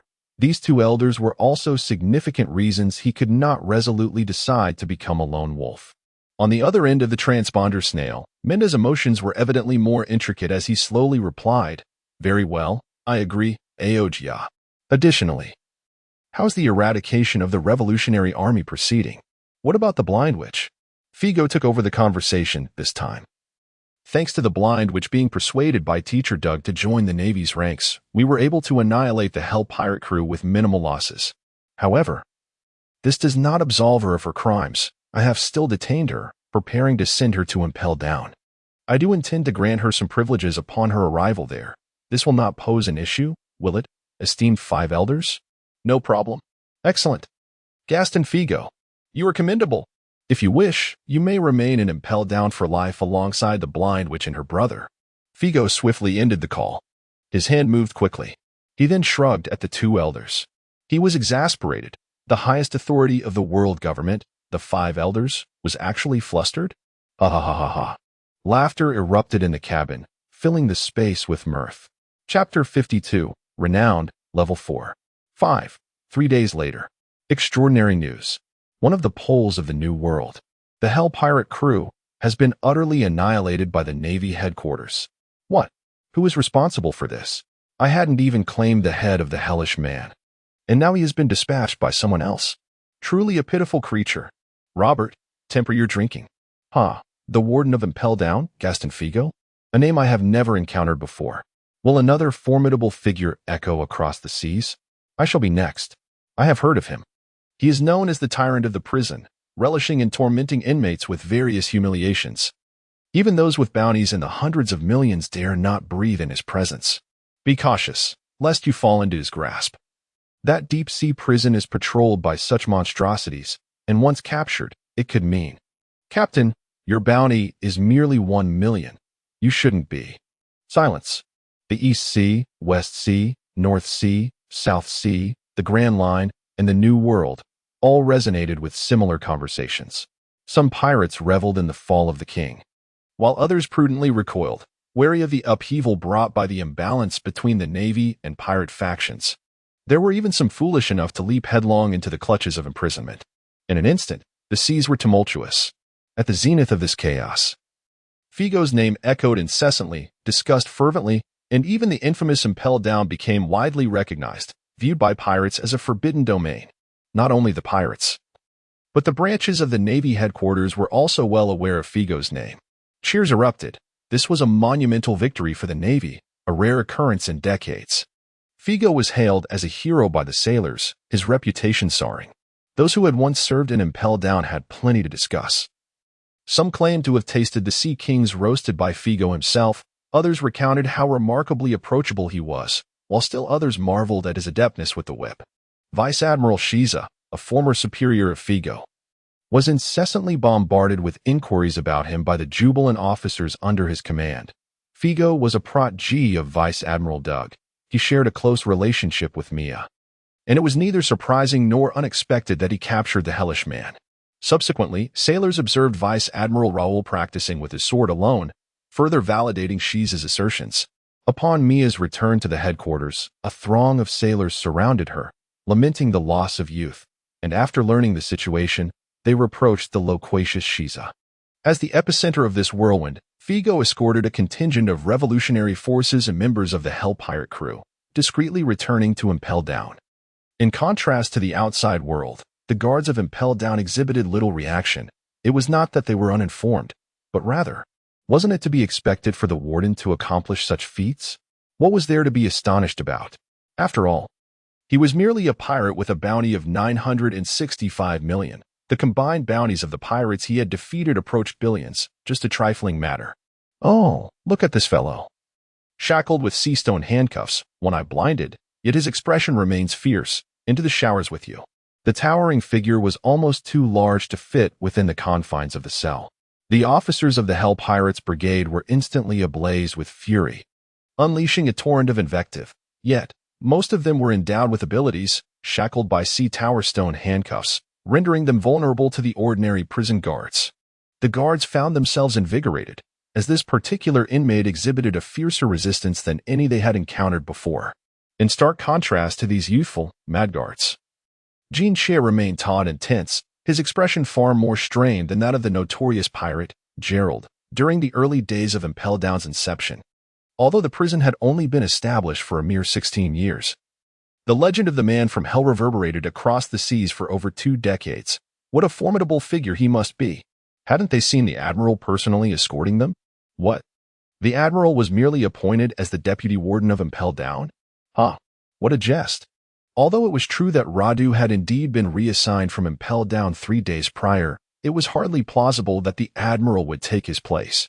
Oh, let it be. One becomes accustomed to such matters. Inmate, Sapphire, rank, SSR-3 status, incarcerated crime index, 17, capture participation, 100, rewards, physique 1020, character event 1. Completed facilitated the reunion between Sapphire and her brother Gerald. Choice reward, armament hockey 1020, character event 2, awaiting activation, core event, currently inactive, in a scenario where benevolence cannot outweigh malevolence. Sapphire's crime index of 17 is not particularly severe.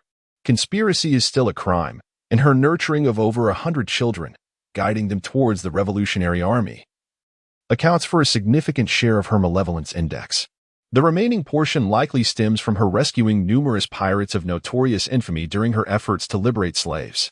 After enduring myriad experiences, Figo no longer regarded the absolute justice of prison records as the sole criterion for judging evil.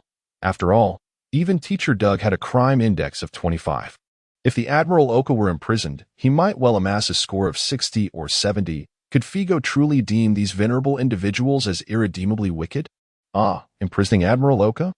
At this thought, Figo suddenly paused, glancing down at Oka, who had donned the deputy warden's uniform, contemplating his next move. Why do you gaze upon me so suddenly? Oka sensed the undercurrents of malice. Figo smiled. I cannot bear to witness such a poignant scene, lest I shed tears. Not far ahead. A pair of siblings were weeping profusely, Gerald sobbed, while Sapphire wept softly, the atmosphere steeped in sorrow. So easily affected? Youth, after all, is susceptible. The old man cast a few glances at Figo, then surveyed the cavernous surroundings, remarking, Is this the transformation you spoke of? The pair now occupied what could be termed the 4th level of Impel Down, a prison cell excavated from the depths of the 4th level. The cavern was quite expansive, spanning around 2,000 square meters. Gerald had undertaken this task himself. Even before vanquishing Raoul, Figo had set Gerald to this endeavor. All in preparation for this very moment. I shall refer to this as the learning and reform layer of Impel Down. Figo nodded and remarked. Among the prisoners captured in the advanced city, there are those who evoke sympathy, even those with grievances. I will allow them to enter this level during the day for reconstruction, providing ample food and water, and return them to their cells at night. Once this area expands to about a quarter of the size of the first 6 levels, I shall cease further expansion. Subsequently, I will procure various books, enabling them to study subjects of interest during the day. For example, Gerald? Asked Oka. Indeed, Gerald, Figo affirmed. Sapphire will serve as the overseer of this level, transforming it into a unique space that is half prison, half freedom. They will also have corresponding sentences. Once their terms are completed, they may reside on this level indefinitely. Gerald's sentence is 20 years, and nearly 8 have already elapsed. Given his good behavior, he might even have his sentence reduced by 2 years. Who will determine the sentences? Oka inquired. I shall personally oversee that, Figo replied. And after you leave? Old Jean is trustworthy, and even if I depart, Advanced City will likely remain under my control. Figo stated candidly.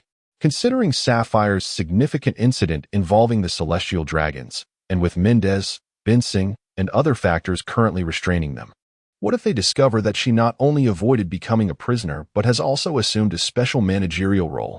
What if they demand her execution? Similar to what happened with Gerald, Oka noted. It seems you have considered all angles, Oka remarked, shaking his head before asking. What does it mean to allow prisoners to read? After all, they remain prisoners, and even if they enjoy better conditions on this level, they may never leave. They must have something to occupy their time. Perhaps someone might uncover a latent talent and make a contribution. Figo smiled, then grew serious. Indeed. I wish to gather insights from these prisoners from various backgrounds to better understand the world. What if, hypothetically speaking, years or decades from now, a meteor were to crash down, obliterating the 5 elder stars and the celestial dragons? How could we prevent a world devoid of a governing body from descending into chaos and destruction? Oka's eyes widened. What if? What if? You were so curious before, and now you speak of hypotheticals. I truly believe in your nonsense. P.S. At the end of this chapter, I would like to clarify a point. I have noticed some readers suggesting that one could simply rush to the Holy Land and become invincible with a single punch. Please note that this golden finger pertains to capturing prisoners for benefits, not directly killing. The difficulty of capturing celestial dragons and killing them are vastly different.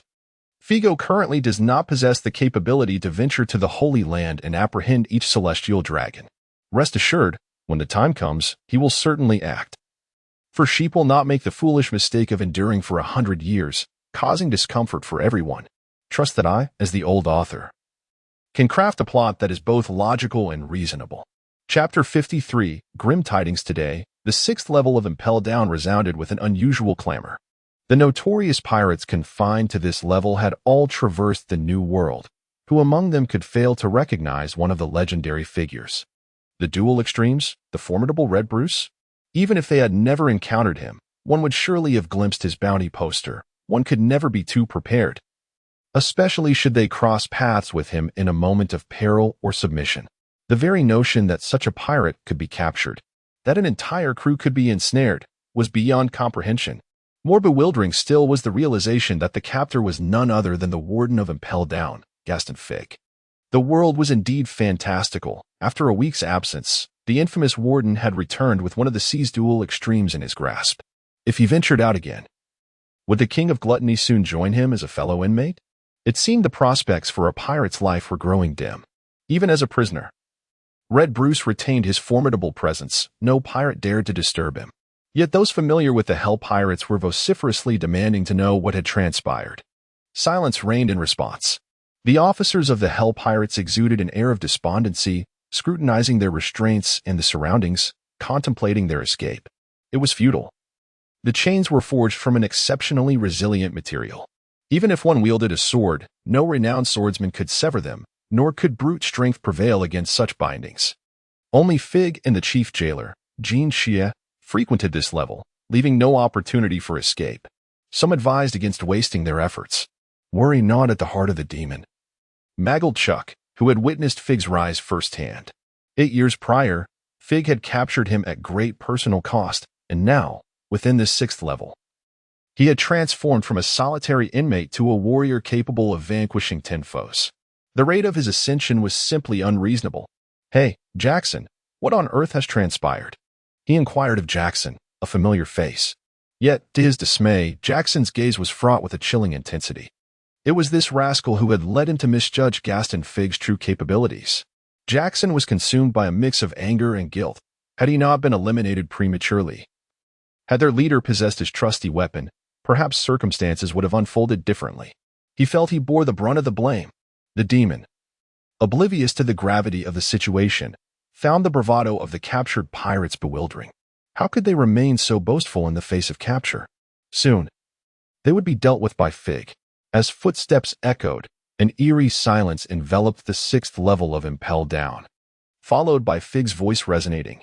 Esteemed members of the Hell Pirates, are you satisfied with your new abode? You insufferable wretch! What audacity! If not for your ambush and advantageous position, how could you have captured us? What is there to gloat about, you scoundrel? The new inmates brimmed with vigor. Silence. Red Bruce's deep voice interjected, quelling the cacophony of curses among the Hell Pirates. Gaston Fig, as warriors of our caliber, regardless of our past grievances. Now that victory has been claimed, there is no need to relentlessly humiliate the vanquished. Jackson, Tony, Pyru, there is no need for further elaboration. Indeed, we have suffered defeat. The ocean witnesses the endless cycle of generational change, and who can claim to be an everlasting sovereign? In defeat, one must acknowledge it. The crew of the Hell Pirates was instantly filled with tears, feeling the weight of their anguish. Our era has not yet come to an end. I apologize. It is our shortcomings that have burdened you, Captain. I never intended to humiliate you, Figo replied. There is little merit in humiliating you. It appears that the officers of your pirate crew are quite unwilling to accept their capture, and I foresee that they will cause considerable trouble for my work in the prison. He produced a set of keys, dangling them from his finger with a slight shake. Here is the deal. I will grant you an opportunity. 1 spear, 1 shield, for beasts. I shall release all 6 of you together, if you manage to kill me. You can rescue your captain. Otherwise, remain obediently in your cells. Hebrus narrowed his single eye slightly. The 6 officers of the Hell Pirates, named by Figo, were momentarily taken aback, their chains clanking with agitation. Are you serious? You scoundrel. Surely you are not toying with us. Figo tossed the corresponding key into their cell. With 3 SSR-1 and 2 SR-9, it would take some effort, yet these 6 individuals had a criminal index exceeding 100, making the potential gains worthwhile. The other prisoners remained silent, overwhelmed by the unfolding events. He has come. He has returned. The demon. The tyrant. Soon. The 6th level of Impel Down reverberated with a thunderous explosion. At the staircase, the old man from the AO family stood guard, astonished. Is this how Figo hones his abilities? No wonder his ascent has been so rapid. He has reached such heights at this young age. Though it is somewhat destructive. Observing the fallen bricks above, the old man furrowed his brow once more. This youth's ideas were becoming increasingly perilous. He must be counseled that there are myriad ways to uphold justice, and one must first ensure their own survival to assist others. Thus, during lunch, an elder joined Figo. Recounting tales, 300 years ago, a king of the sea was recognized as the strongest in the world, leading an assault on Mariewa, only to perish in silence, causing little commotion. 580 years prior, intertwining his own life experiences, the stories unfolded over 2 years. Figo's decade-long tenure as warden came to a close.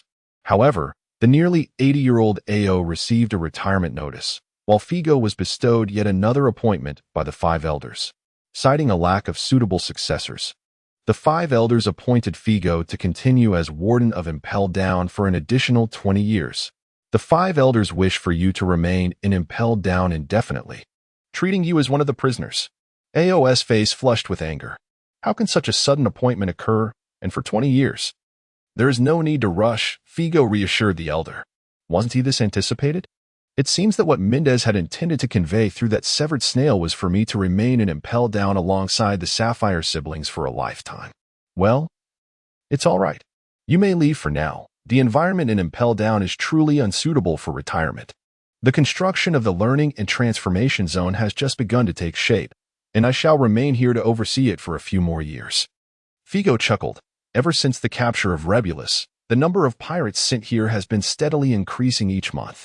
Clearly, the situation for the Navy is exceptionally favorable. I must keep a vigilant watch over this rear guard. Otherwise, these pirates might all end up as slaves to the celestial dragons. Ajia replied, but a full 20 years. 20 years is simply unattainable. In 20 years, Figo will be nearly 60. Although, for one endowed with the strength of a giant, that would be merely youthful. However, simply restraining oneself could prove to be unbearable. On the day I wish to leave, nothing shall deter me, Figo declared. Ajia paused, contemplating how to advise Figo against confronting the world government directly as he had done in the past 2 years, but ultimately found himself unable to voice those concerns. You must be tired of my incessant ramblings and wish to evade me for a few years, he lamented, dropping a disheartened remark before departing aboard the warship. Having served as the deputy warden of Impel Down for 2 years, he had already made his stance clear to the world government and the 5 elders. Continuing in the position held little significance. Jean Chef finally took over the role of deputy warden, feeling as though he were in a dream, the experience surreal. Figo maintained his position as warden, continuing to process inmates, setting a personal target for his departure, defeating or even killing the Navy Admiral Raoul within half an hour, without relying on seastone or seawater. Yet, At that moment, he had no inkling that an unforeseen piece of news would disrupt his plans. In the year 1439 of the Sea Circle calendar, marking Figo's 25th year guarding Impel Down, news arrived from Mia. Rear Admiral Doug of the Navy headquarters was gravely ill. Chapter 54. A visit what? You won't allow me to return? Figo, please do not put me in a difficult position. This is an order from Mendez Benching. The voice of Admiral Gandoro, the current commander of the Navy, came through the phone worm, tinged with helplessness. The reason is that Impel Down cannot be left unattended for long, and Admiral Dog is merely unwell.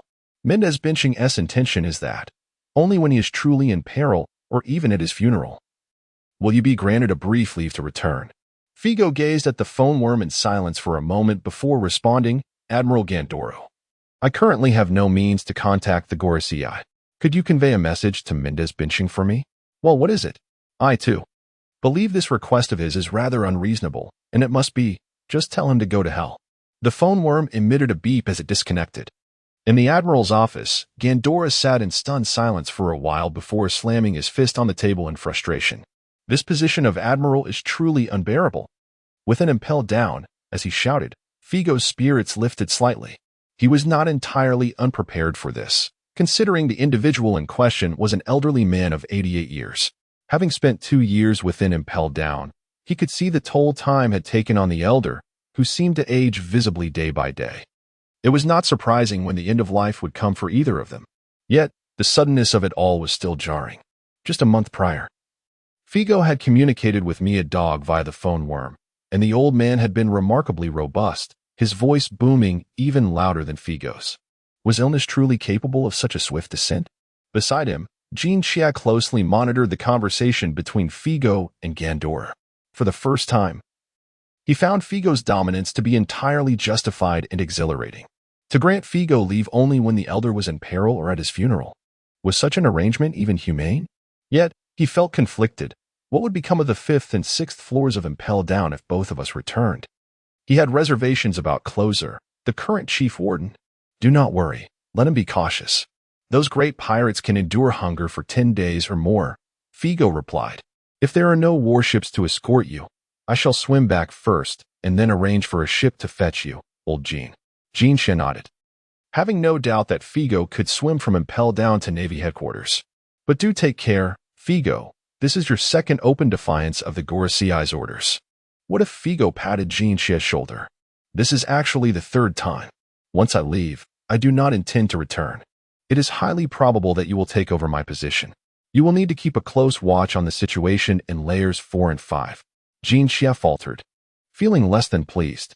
Without you here, I cannot dare to openly defy the Gorosei's orders. Wherever I am, I will always be present. As long as I breathe, the Gorosei will not dare to act recklessly. For a moment, Jean Chia found himself convinced. All right, old Jean, before I depart, I must visit the 6th floor once more to present those great pirates with a grand farewell gift. Please keep an eye on the stairway. On the 6th floor of Impel Down, as Figo's footsteps echoed, the gazes of the great pirates upon him were dull and weary. The cadres of the Hell Pirates, having endured numerous failed escape attempts over the years, had gradually surrendered, their vitality waning. The once melodious sound of keys clashing now resembled the harbinger of doom. They only hoped that Figo's arrival signified the distribution of food rather than liberation. Yet today, the clinking of keys was particularly abundant. Figo spoke with remarkable decisiveness. I intend to leave Impel Down, and this may very well be our last encounter. Does no one wish to attempt an escape from my grasp one final time? The eyes of the pirates flickered with a renewed vigor. Was this fellow truly departing? The hope felt unexpectedly sudden. As for a last-ditch effort, only a fool would attempt such a thing. This time, I shall free everyone except for the creature known as Red Bruce, Figo declared. The 6th level of Impel Down fell into an eerie silence, so profound that one could hear a pin drop. In the next moment, a pirate rattled his chains, bellowing, "If you wish to die so desperately, I shall oblige." Do you truly dare to do that? The clinking intensified. All the keys were cast aside by Figo. Red Bruce, who had been feigning sleep, opened his singular eye and regarded Figo with surprise. Are you serious? With enough rabble, it is indeed possible to strike a true dragon. Besides, not all present are mere fodder. There are also golden dragons among us. The liberated pirates swiftly and adeptly unlocked their shackles, stepping out of their cells and into the corridor. Over the span of 25 years, the sixth level had seen pirates come and go, some succumbing to illness, others fading away, and a few barely clinging to life, stripped of their fighting spirit. Yet, nearly 40 pirates remained capable of combat. Their ranks ranged from SR6 to SSR1, each having once held a notorious reputation upon the seas, with bounties no less than 200 million berries. However, faced with Figo, even this numerical advantage did not compel them to recklessness. The pirates first congregated, exchanging glances, tempering their ferocity, and quite harmoniously arranged themselves for battle before launching a collective assault on Figo. Roars erupted, malice surged. Figo stood resolute, his demeanor unwavering, as his tightly clenched right fist was enveloped in a seemingly tangible layer of armament hockey. He then swung his fist, striking forth. An hour later, drenched in blood, Figo dragged two lifeless bodies to the staircase, addressing the somewhat dazed Jean Chia. I lost control and ended up killing two. Kindly send someone to assist with cleaning the floor and repairing the walls. With the two of us gone, there's little to worry about regarding the pirates on the sixth level. I shall take a shower and then take my leave, old Jean. Jean Chia gazed at Figo's retreating figure, momentarily feeling that even a lifetime spent in the shadow of such a being would be a worthy fate. Meanwhile, at the Marine headquarters in Marineford, the upper corridor of the Naval Hospital was abuzz with young and middle-aged sailors bearing gifts and flowers, all of whom were intercepted by Mia. Instructor Doug requires rest. I will convey your sentiments. Yes, the instructor will be fine. The once vibrant 47-year-old Mia, a paragon of naval beauty, now bore the marks of time upon her visage. Yet she was not overshadowed by the emergence of the new naval prodigy. As one of the only 16 elite vice admirals in the naval headquarters, she remained the most remarkable and formidable among Admiral Doug's pupils, aside from Figo. Their bond was akin to that of a father and daughter. Thus, even though she forced a smile, her sorrow was difficult to conceal. It was only when Figo's figure appeared at the end of the corridor that a genuine smile graced her lips as she said, "You've arrived, Figo." Figo? The very same Figo who served as the director of Impel Down, the naval hero who apprehended the notorious Hell's demon, Blackbeard, years ago. The Marines in the corridor parted, offering Figo a respectful salute, to which he acknowledged with a slight nod. He then inquired, "How is the teacher? What brings this sudden visit?" "Nothing sudden," Mia sighed. After all, he is advanced in years, and with his straightforward temperament, any fluctuation in emotions can easily lead to health issues. He has fallen ill several times over the past few years, but this time. She cast a glance at Figo and remarked, "You certainly don't seem to age." Figo could only shake his head as he accompanied Mia into Admiral Doug's hospital room. The old man lay on the bed, receiving in 4 drip, his complexion frail. Compared to a few years ago, he had noticeably developed more age spots, and his hair had shifted from a normal white to a stark pale. With Figo's expertise and acute observational abilities, a sense of heaviness settled in his heart as he realized that the old man might not endure beyond a month. His condition was beyond recovery. The old man was likely aware of this himself, yet he remained remarkably cheerful. Upon seeing Figo, he immediately broke into a joyful smile, exuding genuine warmth. "Ha ha, Fattel, you've come." Figo paused. "Fattel? After Fickle and Fizz, have I now become Fattel?" He helplessly considered correcting him. But the old man interrupted cheerfully. "Were you startled? Feeling quite disappointed? Did you think the teacher had forgotten your name?" "Ha ha ha, Figo, even if I forget others, I would never forget you." The old man chuckled like a child who had just stolen candy. Figo, however, remained wordlessly silent. That mischievous old man, still so playful. Chapter 55, The Empty Stubbornness Despite His Frailty Due to Illness. Doug, a formidable martial artist, managed to rise and dismiss Figo's attempt to assist him with a wave of his hand. With a gentle smile, he remarked, "Do not be so solemn. Is there anyone who can escape the inevitability of aging? At 88, I have reached a venerable age. 9 years ago, I finally cast aside the label of cowardice, and now I bear no regrets." He encouraged, "Smile, Mia. Smile, Figo." Mia forced a smile, while Figo, uncooperative, presented a grin that resembled a grimace rather than a smile. appearing more awkward than anything else. Perhaps it's best to refrain from such consolations, Master Duck. We are no longer children in our 40s. We shan't shed tears for you. You rascal. Doug laughed, playfully rebuking him. What could have suddenly ailed me? Just last month we were conversing. Who regaled me with tales that might have provoked this illness? Figo inquired. Doug's gaze shifted to the young man standing by the window. The hospital room was not solely occupied by Mia and Figo, Doug's only kin, the prodigious Kong. Now 20 and a recent graduate from the elite training camp, had been bestowed the rank of colonel. The last time Figo had seen him, he was a charming 3-year-old. Polite and endearing. Now, at 20, Kong had begun to embody the formidable presence of a future steelbone, his stature towering at 2.6 meters, nearly matching Figo's height, with potential for further growth. However, perhaps in the throes of adolescence, Kong did not greet Figo as he had in his childhood, merely offering a reluctant nod as a form of acknowledgement upon Figo's entry. Observing the old man's instinctive gaze, Figo pondered if Doug's ailment was somehow linked to this grandson. Noticing the trio's scrutiny, Kong's expression faltered momentarily. He stiffened his neck in silence and turned his head back toward the window, as if something intriguing resided outside. Coughing repeatedly, Doug attempted to regain focus, prompting Figo to furrow his brow while Mia quickly patted Doug's back, seeking to shift the subject. Figo, was your recent return smooth? How are matters with the world government? They did not grant me leave. I dashed back across the sea, Figo replied. Moreover, I have no intention of returning to Impel Down. There is no issue. The 5 elders are powerless against me, merely sulking in frustration. Doug erupted in laughter. Ha! You are indeed the carefree one. Do those 5 think they can constrain you as they do others? They are merely asking for trouble. Others? Figo inquired. Doug scoffed, displaying a hint of pride.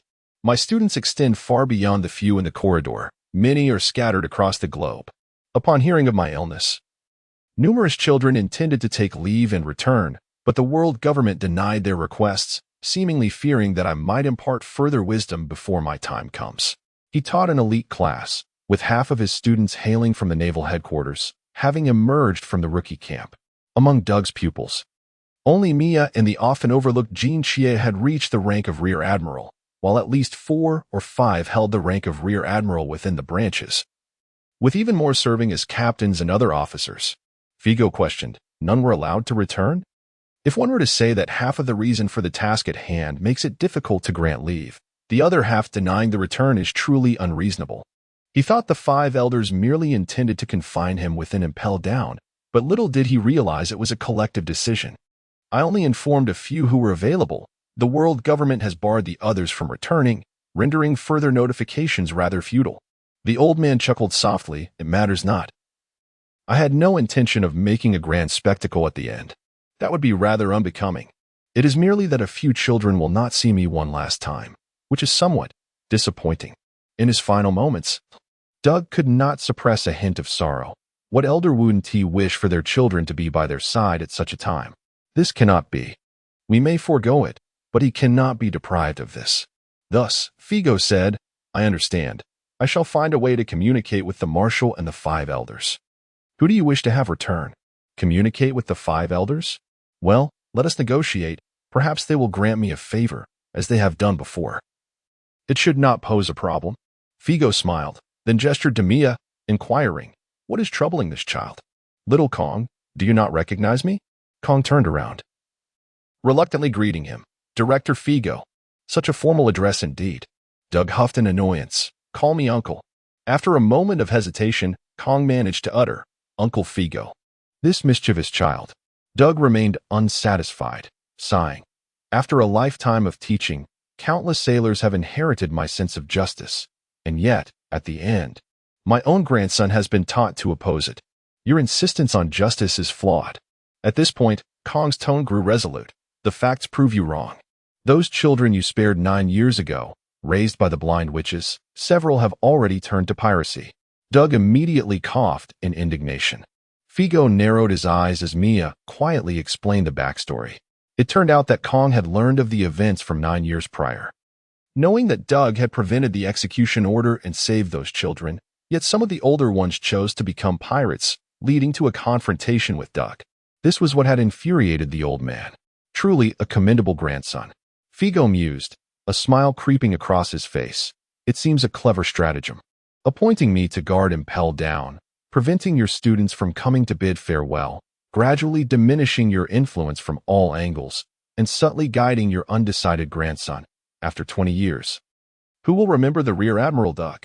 Who will recall that someone once dared to defy the world government's orders? Who will remember the sailor's unwavering commitment to justice? Moreover, is it not true that your students have been dispatched across the globe more frequently in recent years? Doug was momentarily stunned, and after a pause, burst into hearty laughter. Is that so? So, you see it clearly. The world government fears this old man on the brink of death? Indeed. Do not underestimate your own influence, and mine as well. Figo nodded and turned to Kong. Have you recognized your error? Kong clenched his jaw, declaring, I'm not at fault. When confronted with evil, even if it involves children, it is imperative to eradicate it at its roots. Mercy is not an option. Mia furrowed her brow gently, while Doug shook his head in resignation. Figo, however, met Kong's gaze directly. Faced with the legendary naval hero, Kong's eyes momentarily averted. But youthful pride compelled him to lock eyes once more defiantly. Figo chuckled and remarked to Doug, this is rather commendable. Your grandson will undoubtedly surpass you. This stubborn old coot, in the future, perhaps even becoming an admiral or a general, earning the admiration of the 5 elders and the affection of the celestial dragons. Residing in the Holy Land and beside the celestial dragons, a far more comfortable existence than yours. Doug glared at him. You little rascal. Even with the teacher in this state, you still dare to provoke me? Figo smiled and turned to Kong, saying, Did you believe I was praising you, lad? Kong remained silent, his stubbornness intact. There are many arguments I could present to you, but when a person's obstinacy arises, they may not be receptive, Figo continued. Among the children who survived due to teacher Doug, there are certainly some who chose to become Navy officers, while others opted for different professions. Those few who became pirates do not represent the entirety. The other children should not be condemned to die alongside them. Kong opened his mouth. You might counter that it is better to mistakenly kill than to let anyone escape. Figo retorted, silencing him once more. Let me provide you with an example. If teacher Doug had, from a young age, refused to allow you to join the Navy due to your parents' sacrifices and had resolutely obstructed your training, what would you be like now? Children seldom possess the agency to choose. They were once in a similar position. Kong opened his mouth again. You may argue that the situation is different. At least the teacher is a Navy officer, ensuring you would not become a criminal, whereas that blind witch teaching those children is indeed a criminal. Figo's rebuttal struck home, leaving Kong feeling as if his thoughts had been entirely laid bare, and a sense of anxiety began to envelop him.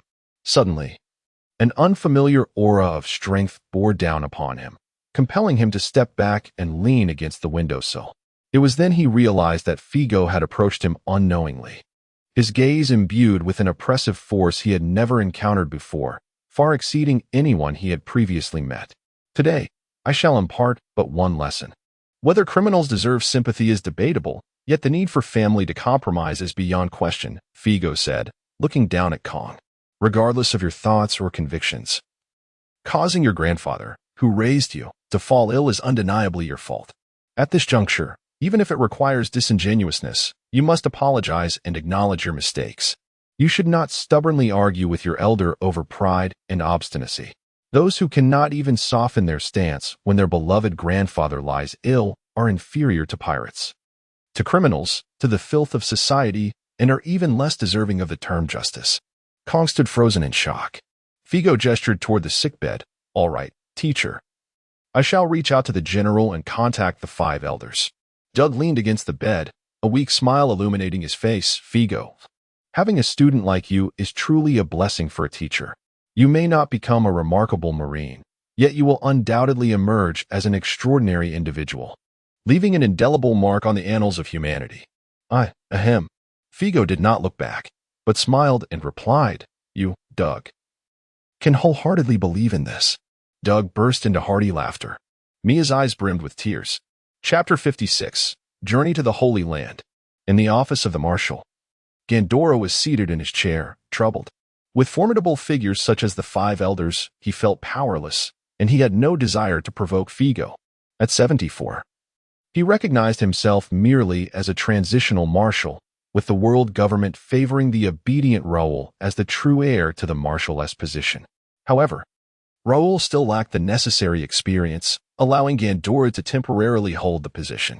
He merely wished to serve out his term peacefully and retire to a life of leisure. Figo had asked him to relay a rather rude message to Mendez bin Xing, but how could he genuinely convey such a message? Just then, a Marine he had specifically dispatched arrived to report that Figo had already appeared at the hospital. He could no longer withhold the information from the five elders. As he pondered this dilemma, a sudden knock at his office door startled him. He straightened his demeanor and replied in a deep voice, "Come in." The person who entered surprised him greatly. He stood and said, "Figo, what brings you here?" "I have come to apologize to you, esteemed Marshal," Figo said earnestly. "Earlier, I was in a foul mood and spoke rather harshly. I regret my rudeness." Gandora's expression softened slightly. "It is quite all right. I understand. However, have you already spoken with the five elders?" Figo inquired. "Not yet," Gandora admitted, not wishing to put on a facade. "You dare speak. Yet I do not dare relay. I have put you in a difficult position, Marshal," Figo expressed regretfully. "Earlier, I believed Mendez bin Xing was solely targeting me. In my moment of anger, I failed to see that he was prioritizing the greater good. Concerned that the many students of Teacher Doug would need to return from all corners of the world, causing chaos." Gandora's countenance became somewhat strained. Was this a veiled insult? How could it not be targeting? A director like Figo, with a month's leave arranged, would experience no significant issues. If necessary, he could merely swap vacations with the deputy director rather than firmly deny leave altogether. As for Doug's numerous students, a commanding officer stationed at one location could not all return at once. However, a branch with a major general could certainly spare a colonel or two for a month without issue. They had regular leave each year to reunite with their families. Yet this time they were denied. This was indeed targeting. Though he found it unreasonable, he refrained from voicing his opinion, ultimately choosing to smile amiably and remain silent. Observing this, Figo remarked, "I do not wish to burden you, esteemed Marshal. If you do not mind, I shall speak with Mendez bin Xing myself." "Oh, that would be splendid," Gandora thought to himself, eager to distance himself from the matter. He nodded and swiftly handed the phone bug to Figo, who took it and directly dialed. "What is it, Gandora?"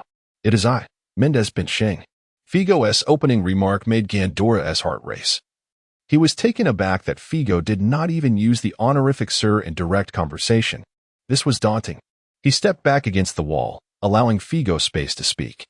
After a lengthy silence on the other end, Mendez bin Xing finally spoke. "Gaston Figo?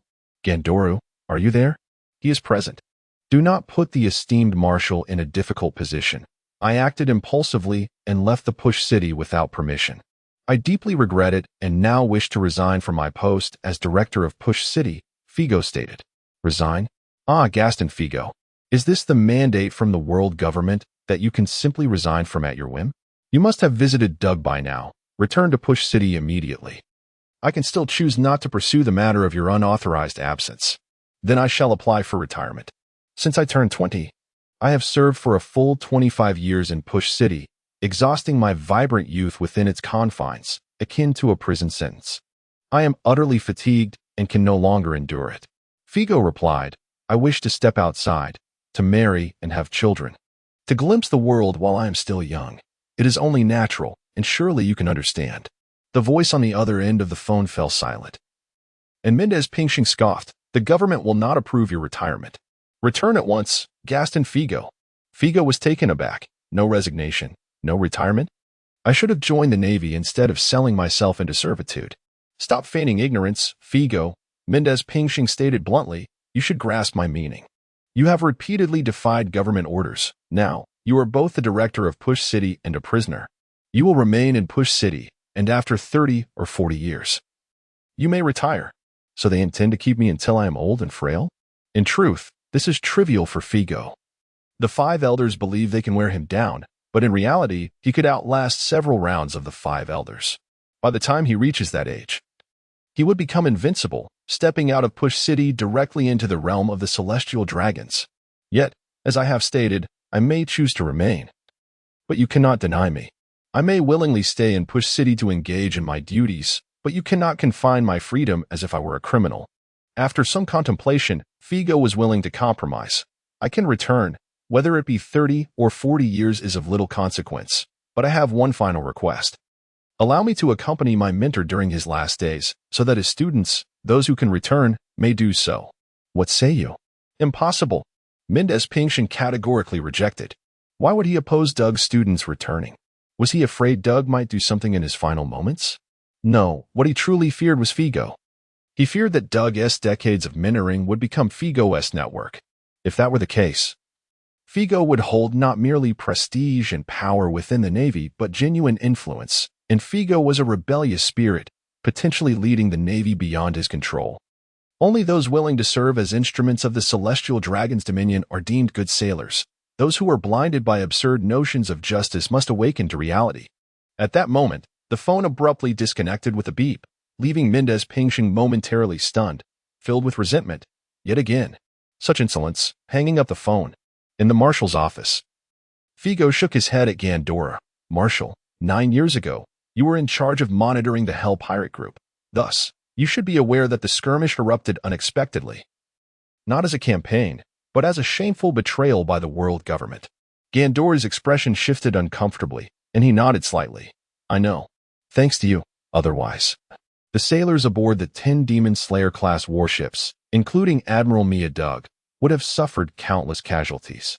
Thus, you see, they become Marines for the sake of justice. Yet the world government, I fear, regards them merely as hounds. Even a dying Marine's reasonable appeal is met with refusal. This is by no means an isolated incident. How many cases like that of Doug have persisted over the past 7 centuries? Decades hence, with wives and children slaughtered by pirates, students mercilessly massacred, and oneself left maimed. Only to have that very pirate, Zephyr, later embraced by the world government as one of the 7 warlords, is an even grimmer fate. Gondeo could find no words. Watching Figo depart, and he despondently sank back into his chair. Descending from the Marine headquarters, Figo was consumed by a smoldering anger.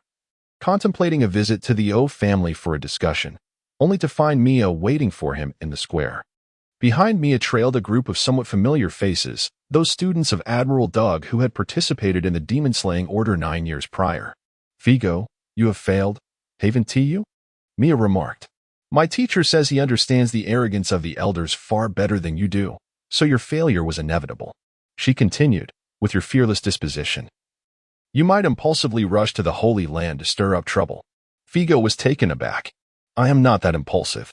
It is not just you who is a student of the teacher. I will accompany you, Mia asserted.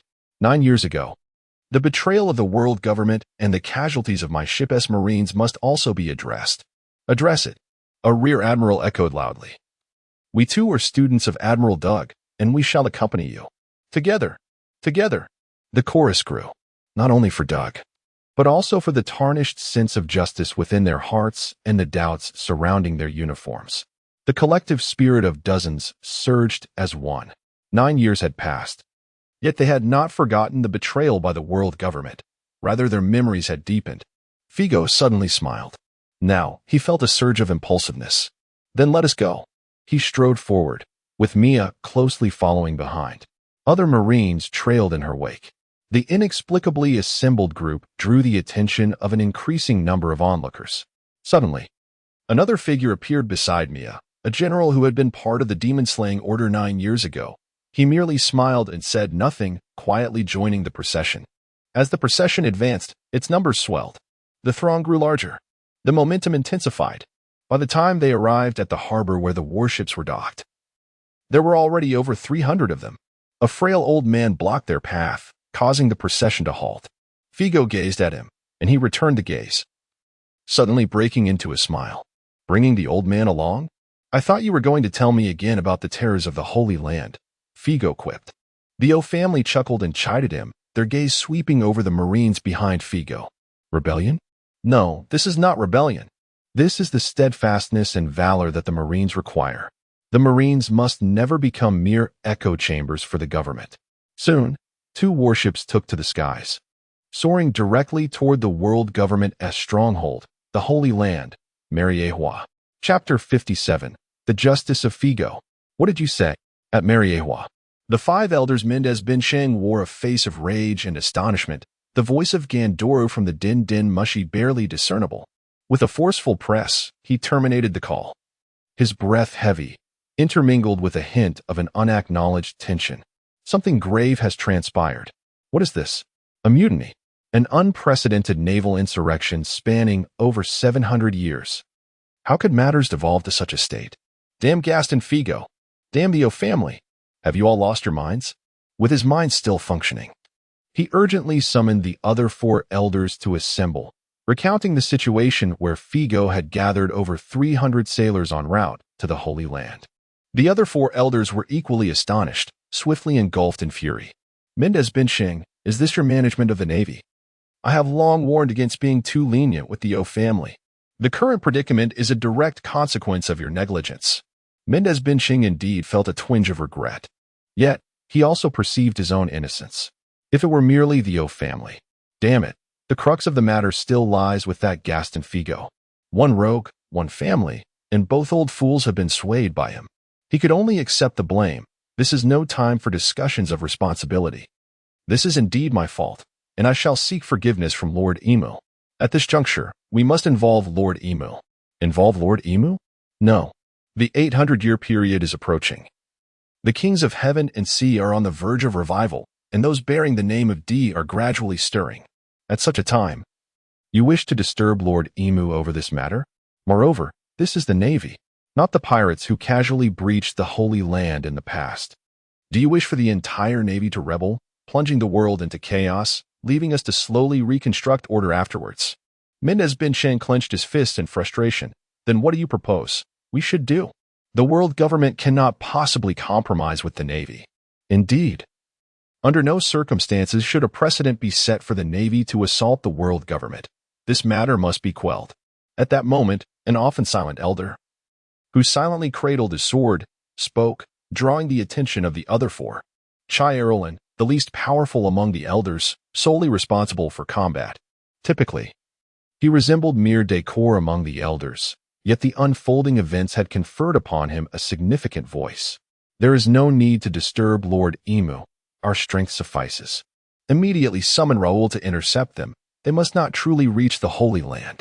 And bring Mocha as well. Mendez Binsheng, you know their intentions better than anyone. Why has it come to this? What have you concealed?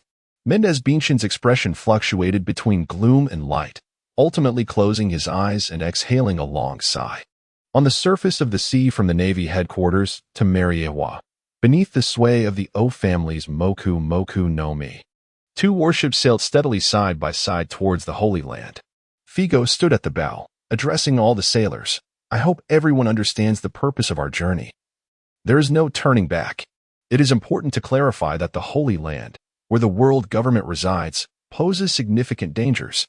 Should the five elders maintain their uncompromising stance and seek to eradicate all who challenge the world government, even I and the venerable marshal of the O family may find ourselves unable to protect our own lives. As for you, your options are stark, either face death or be cast into confinement. There is still time for regret. Ascend aboard the warship on your right. The marshal will ensure your safe return. In the face of mortality, pride pales in significance. With these words, no one aboard the ship made a move. The naval officers on the right side hesitated, contemplating their next actions. Figo chuckled and shook his head. I understand. No need to leap. It is quite high. Laughter erupted among the sailors. Do not underestimate us, Lord Figo, one of the sailors exclaimed. On the very first day we donned the naval uniform, we swore to uphold the ideals of justice unto death. Without your guidance, we might have perished at the hands of the Hell Pirates 9 years ago. What is there to fear now?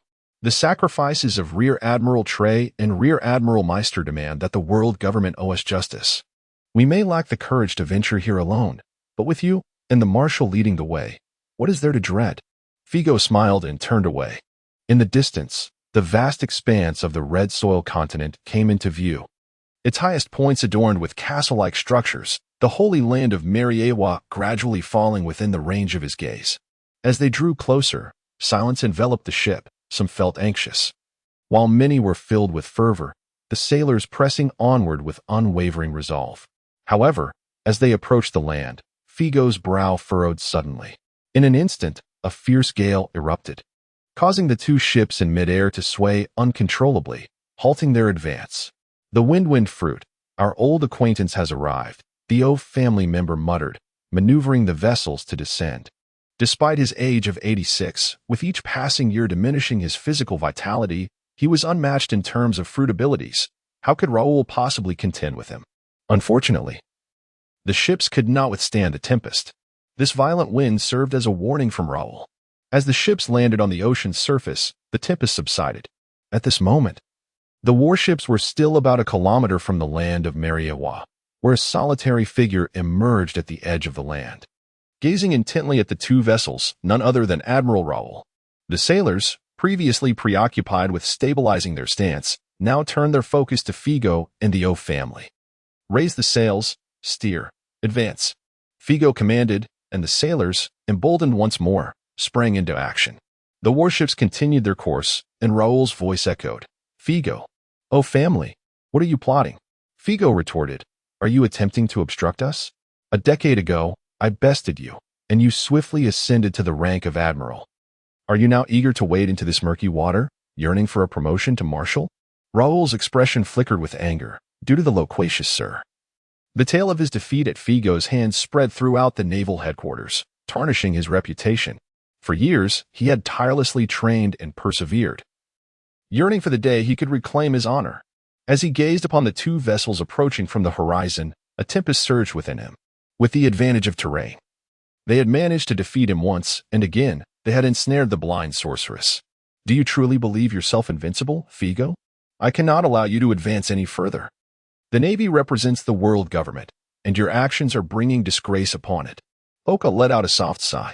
Figo, however, leaped into the water, propelling himself 100 meters in a single bound, before swiftly reaching the shore. He confronted Raoul directly, inquiring, "You must remember the events of 9 years ago." Raoul, gripping the hilt of his sword, retorted, "Wasn't it your betrayal that incited those events? Had you not refused to publicly execute the brother of the blind sorceress, would we have faced the ensuing chaos?" Figo paused, then smiled. "Enough. With someone like Kong, I have the patience to impart wisdom, but with you, I shall not waste my breath. Let me ask you once more. Do you intend to obstruct our landing? Is this action at the behest of the Gorsiai?" Raoul brandished his sword, signaling his resolve. "I have no desire to engage in reasoning with you, Gaston Figo. What is it that you truly seek? What does your sense of justice entail? What connection do you have with the blind sorceress and her brother? Why would one of your lineage, a former Marine, defy the very world government that nurtured you, and now escalate the conflict against it? Are you not aware that this will only bring mirth to the pirates and delight to the rogues?" "I am aware," Figo replied. "Yet it seems the Gorsiai remain oblivious. What relation do I bear to Sapphire? None at all. Even with the impending demise of that old man, I feel only a twinge of sorrow. My journey to the world government was never solely for him. After all, the true bond of master and disciple lay with my predecessor. The Figo of today shares only a camaraderie forged in battle and a sense of liking." Over the years, Figo occasionally pondered why. Upon hearing the tale of Sapphire 17 years ago, he had resolutely chosen to raid the celestial dragons, unafraid of the repercussions. Why?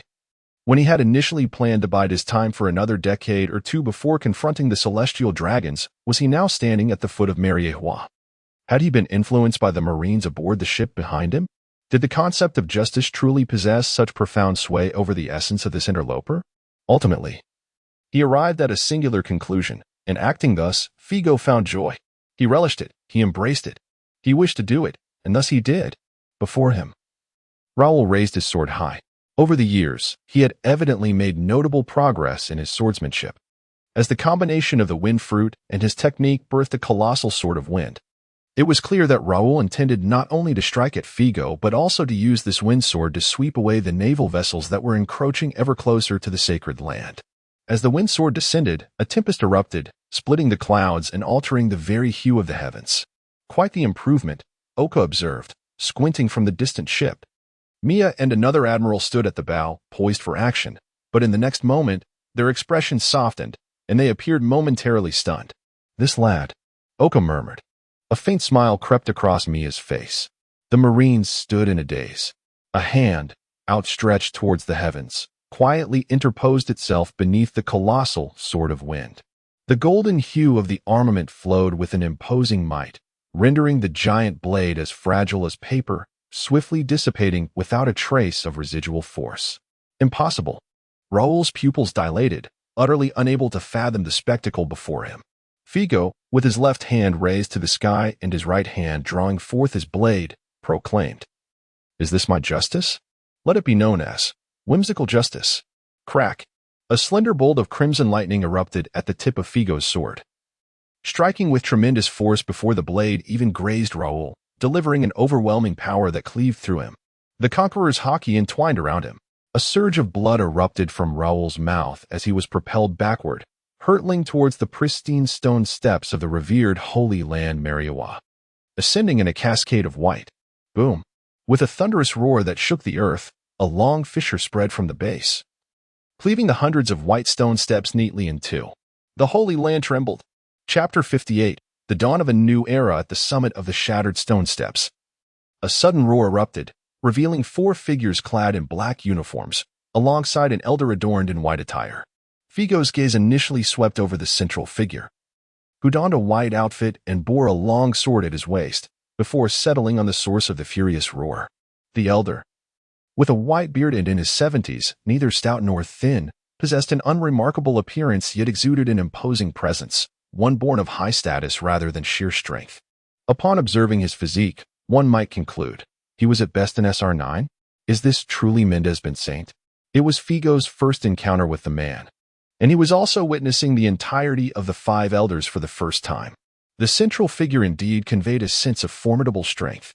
Behind the 5 elders, armored soldiers swiftly materialized, with the elder leading them, capturing Figo's attention once more. The current supreme commander of the 3 armies, Mocha. In the next moment, Raoul, embedded in the stone staircase, transformed into a gust of wind, ascending to stand behind the 5 elders, bowing his head in apology for his incompetence. A fresh wound oozed blood across his chest, yet for one of his stature, it merely constituted a minor injury. The bleeding was swiftly abating. Though his expression had grown somewhat dazed, his gaze vacant, unlike a decade prior, when he could attribute his defeat to Figo's clever tactics. This brief clash had unveiled a stark disparity between them. Figo now had the capacity to firmly suppress him, to defeat him honorably, requiring only a matter of time. The decade of rigorous training he had undergone was intolerable to accept. Raoul has indeed progressed. His physique and offensive capabilities have markedly improved, likely ascending from SSR-4 to SSR-5. 3 generals, is it? Fewer than I anticipated. The special forces composed of celestial dragons are not stationed here, Figo mused. On the other side, fury was nearly overwhelming. Seeing that Figo remained silent, Mendez Ben Saint cast his gaze toward the 2 warships now anchored at the foot of Red Earth, bellowing, "O family, what on earth do you intend to do?" The O family descended from their vessels, flying to Figo's side, with a cadre of sailors, led by Mia, disembarking and gathering behind them. No one answered Mendez Ben Saint. The sailors stood resolutely, undaunted by the authority of the 5 elders, their silence asserting their stance. Figo did not sheath his blade. Rather, he pointed the tip toward the 5 elders above, specifically aimed at the central figure, Chiloran Saint. Chiloran Saint, too, rested his hand upon the hilt of his sword, gazing at Figo with a lethal intensity. Mendez Ben Saint, still questioning our intentions, raises doubts about the intellect of the supreme leaders of the world government. After a moment, Figo began to speak slowly. You should be well aware of our purpose for being here. We merely wish to impart a truth. Not every sailor cowers before the authority of the world government. In the face of injustice and unreasonable commands, some individuals dare to draw their swords. The sound of unsheathing blades echoed incessantly. Figo and the sailors behind the O family, all those wielding swords, drew their weapons. The expressions of the 5 elders shifted dramatically. A low murmur arose among the soldiers behind them. The Supreme Commander Mocha could not help but step forward, urging, "Is it truly necessary for the AO family to proceed to such extremes?" "You know, I know," interrupted AO, smiling at this veteran of the same era. We have not clashed in decades. In our youth, you were always overshadowed by me. Now, it seems your physical condition surpasses that of my frail old bones. Should a conflict indeed erupt, you might very well defeat me for once. Imoka stiffened slightly, letting out a quiet sigh. St. Chamberlain descended the steps. The authority of the world government is not to be trifled with. Mendez Bin's prior actions were indeed inappropriate. We are not unwilling to offer you fairness. However, the moment you stormed the holy ground and drew your blades, you transformed into rebels that must be eradicated. Gaston Figo, AO family. A commanding voice erupted from St. Chamberlain, and as he approached, an overwhelming aura of conqueror's haki emanated from him, imposing and suffocating. Could it be that even the 5 elders who submit to him could exude such conqueror's haki? Figo, taken aback, advanced as well, stepping onto the cracked stone steps. The surging conqueror's haki clashed with that of St. Chamberlain, igniting a tumultuous upheaval that altered the very skies. Fairness? No, had it been fairness, Raoul would not have rushed here at such speed, seeking to intercept us beyond the Red Earth continent. If fairness were truly at play, you should have been the first to appear for direct dialogue with us. The fairness you speak of is merely a trifling compensation, a mere act of charity. In essence, the 5 elders are no different from those lower-tier celestial dragons, brimming with arrogance and hubris. St. Chamberlain let out a low grunt, his aura reaching its zenith, drawing his sword. But 2 piercing shrieks erupted as 2 pitch-black blades met. Yet they did not make contact. When the blades were merely half a meter apart, 2 crimson arcs of lightning intertwined at their center, tearing through the air, culminating in a spherical explosion. The fierce shockwave radiated outward, obscuring everyone's vision. AO pushed forward with both hands while Raoul conjured a wind wall, redirecting the terrifying forces skyward, bringing forth a shroud of dark clouds. At the collision's epicenter, the pristine marble steps vanished entirely, leaving behind a crater reminiscent of an asteroid's impact. Bang, bang, bang. Figo staggered back 3 steps, each footfall deeply imprinting into the soil. Yet, St. Chamberlain remained steadfast, coldly regarding Figo with a merciless gaze. That is all. Above. Mendez Bin's expression brightened with exhilaration. If he were to kill him, it would all come to an end. St. Chamberlain. In the next moment, his expression shifted abruptly. Figo sheathed his blade, now empty-handed, beckoning Raoul above with a gesture. Come together, one is not enough. If you possess national treasures, bring them forth. If I'm as truly formidable, let him step forward. As it stands, this is insufficient. St. Chamberlain furrowed his brow, tightening his grip on the sword as he recalled the intel on Figo. It was well known that the sword Figo always wore at his waist was merely ornamental. The relentless thunder soon enveloped the skies above the Holy Land, Mariehua. A week later, a significant event shook the world to its core. A seismic upheaval struck the vicinity of Mariehua, the seat of the world government, devastating a quarter of its sacred structures.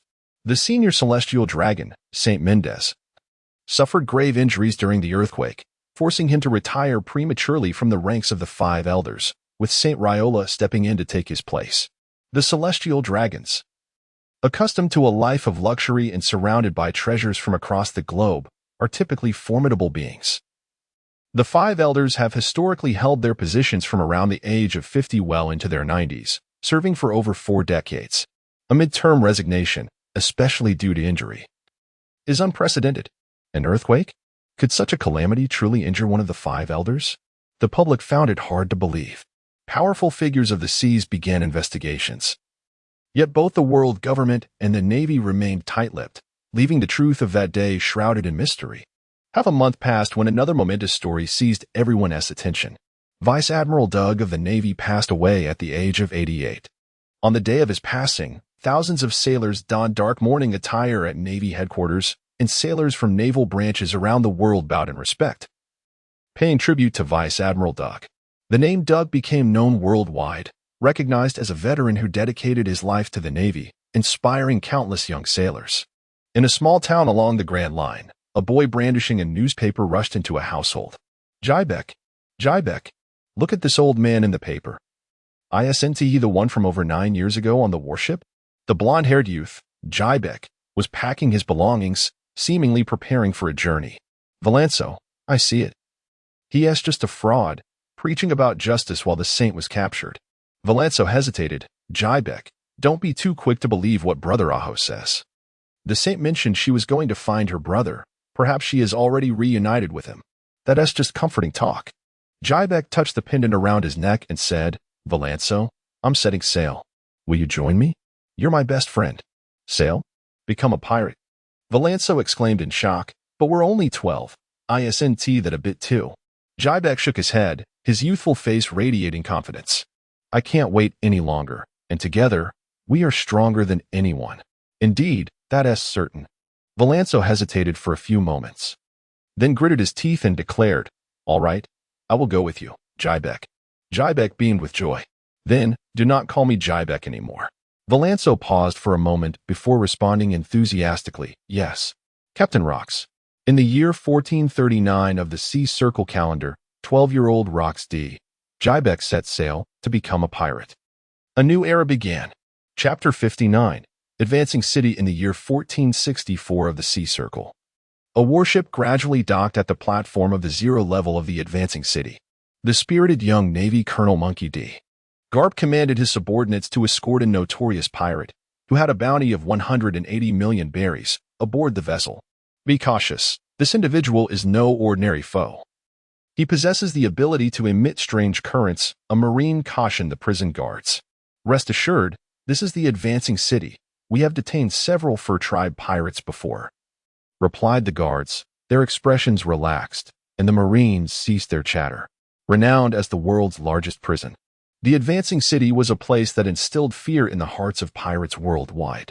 Even those with bounties approaching 1 billion had found themselves imprisoned here, making the Fur Tribe seem rather unremarkable in comparison.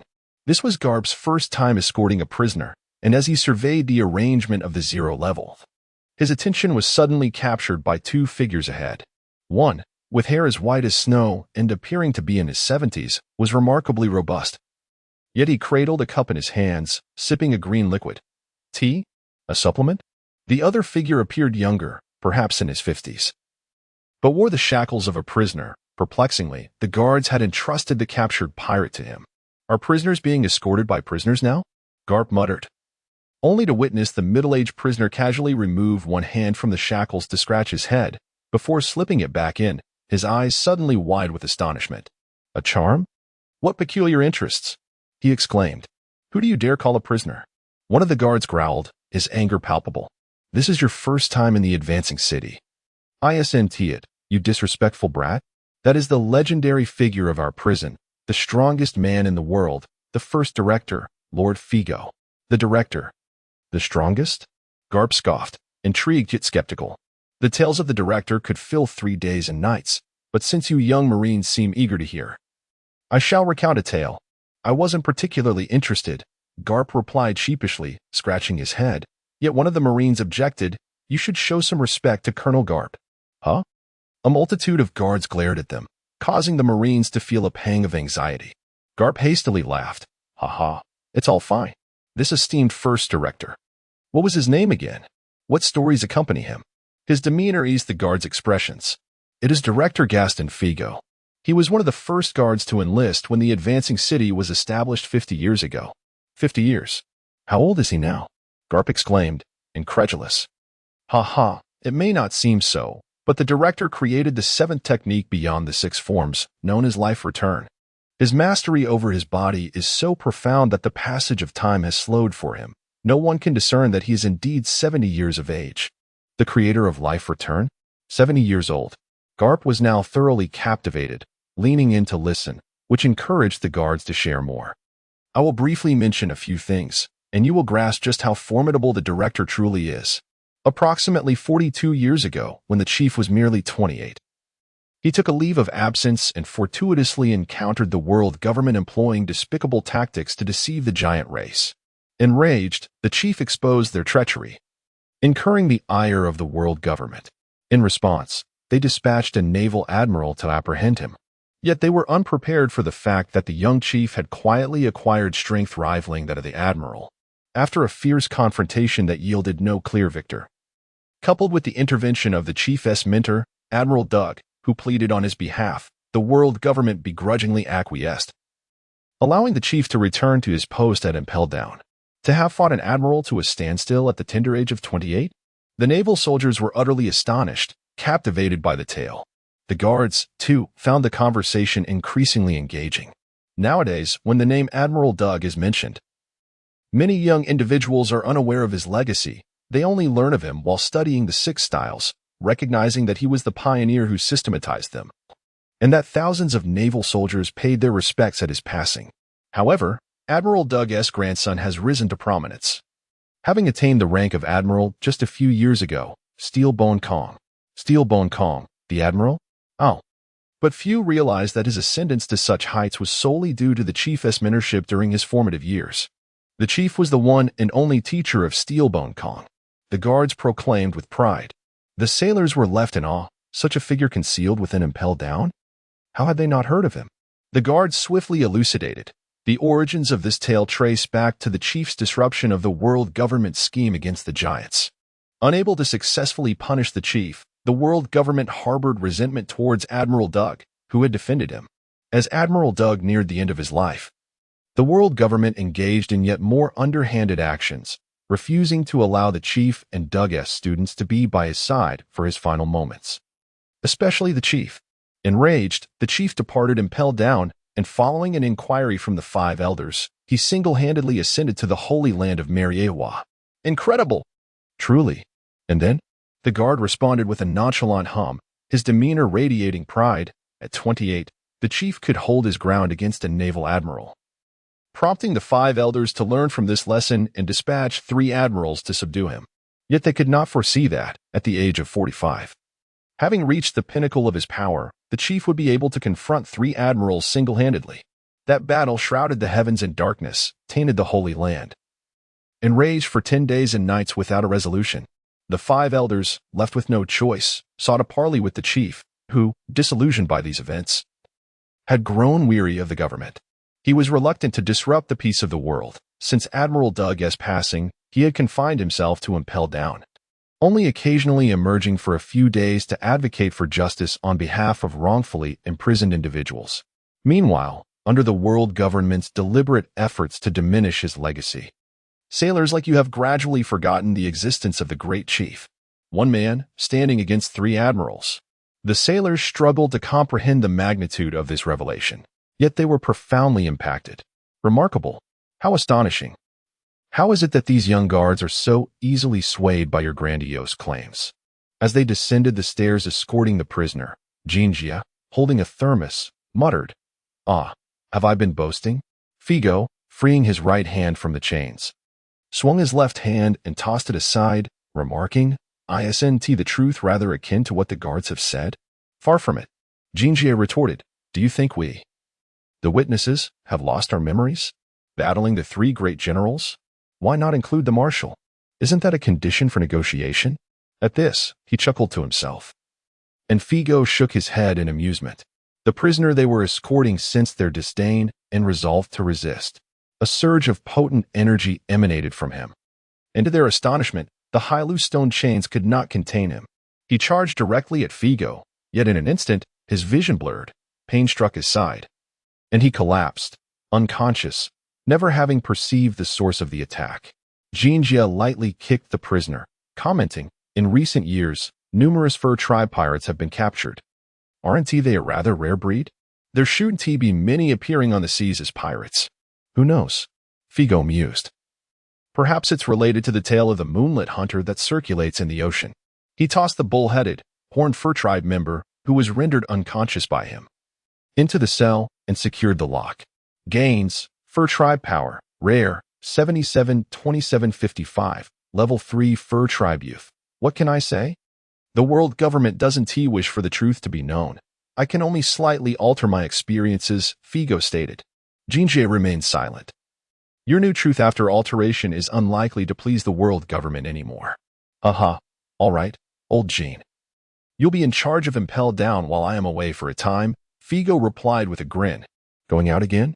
Jinjie expressed surprise. Ah. The young carp looked somewhat different from the future carp, yet Figo recognized him. Unbeknownst to me, 50 years have passed, Figo reflected, old Jean.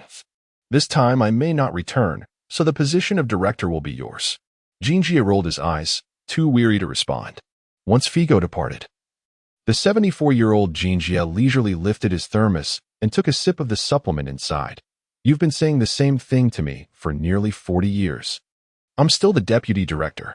I trust you, not at all. Chapter 60, is the Figo agreement a fabrication? How could such a person remain unknown? No. I seem to recall vaguely that over 20 years ago, a significant event occurred which the world government and the Navy headquarters sought to keep under tight wraps. If I calculate the timeline, it appears to coincide perfectly. Could it be true? Aboard the naval vessel returning to the Navy headquarters, the Marines were engaged in animated discussions, still astonished by what they had just heard in Advance City. One Marine inquired, Colonel Karp, have you ever heard the story of this original director? Karp stood at the bow, scratching his head in contemplation. The Marines, believing he was about to recall something important, collectively held their breath in anticipation of his words. Suddenly, a rhythmic snoring echoed through the air. He actually fell asleep.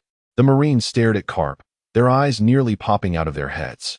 With a pop, the bubble on his nose burst, awakening Karp, who surveyed the Marines gazing at him intently and burst into hearty laughter. Ah, I think I've heard of it, or perhaps not. I shall take a brief rest in my cabin. Call for me at headquarters. What a nonsensical remark. The Marines watched him retreat in silence. Upon entering his quarters, Karp was taken aback to find a figure sitting on his bed, one hand propping up his donut pouch while the other hand eagerly stuffed donuts into his mouth, with a chain dangling from the hand holding the pouch. Karp's anger flared instantly. You rascal! Why are you stealing my donuts? Because they are delicious, Figo replied matter-of-factly. That is indeed true. Karp nodded in agreement and hurried over to snatch a donut for himself. One for you, one for me. Within a minute, the donuts had nearly vanished.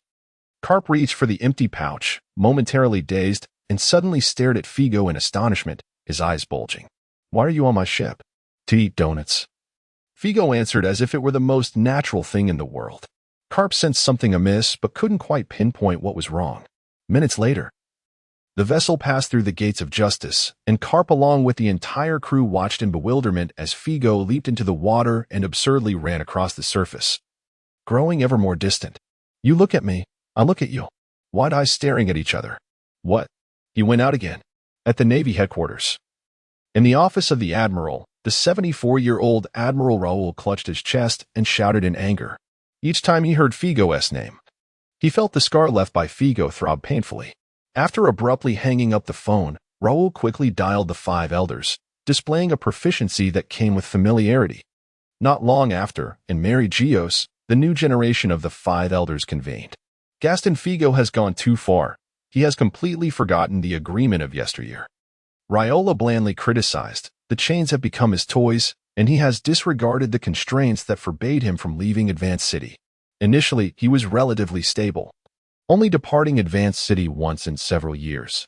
Yet in recent times, his absences have become alarmingly frequent, and this time, it has barely been 4 months since his last departure. What does he consider Advance City to be? In one's own nation? One's own home? Yet, the other 4 remain silent in response. The events of 25 years ago are a humiliating history that the world government prefers to shun, the esteemed highest authority of the world government. The 5 elders found themselves reluctantly compelled to reach a compromise with the Marines, signing a pact internally referred to as the Figo Agreement. Within this agreement, the Navy headquarters is tasked with collaborating with the world government to conceal the truth, while Figo is to remain a prisoner, guarding the Progress City until old age.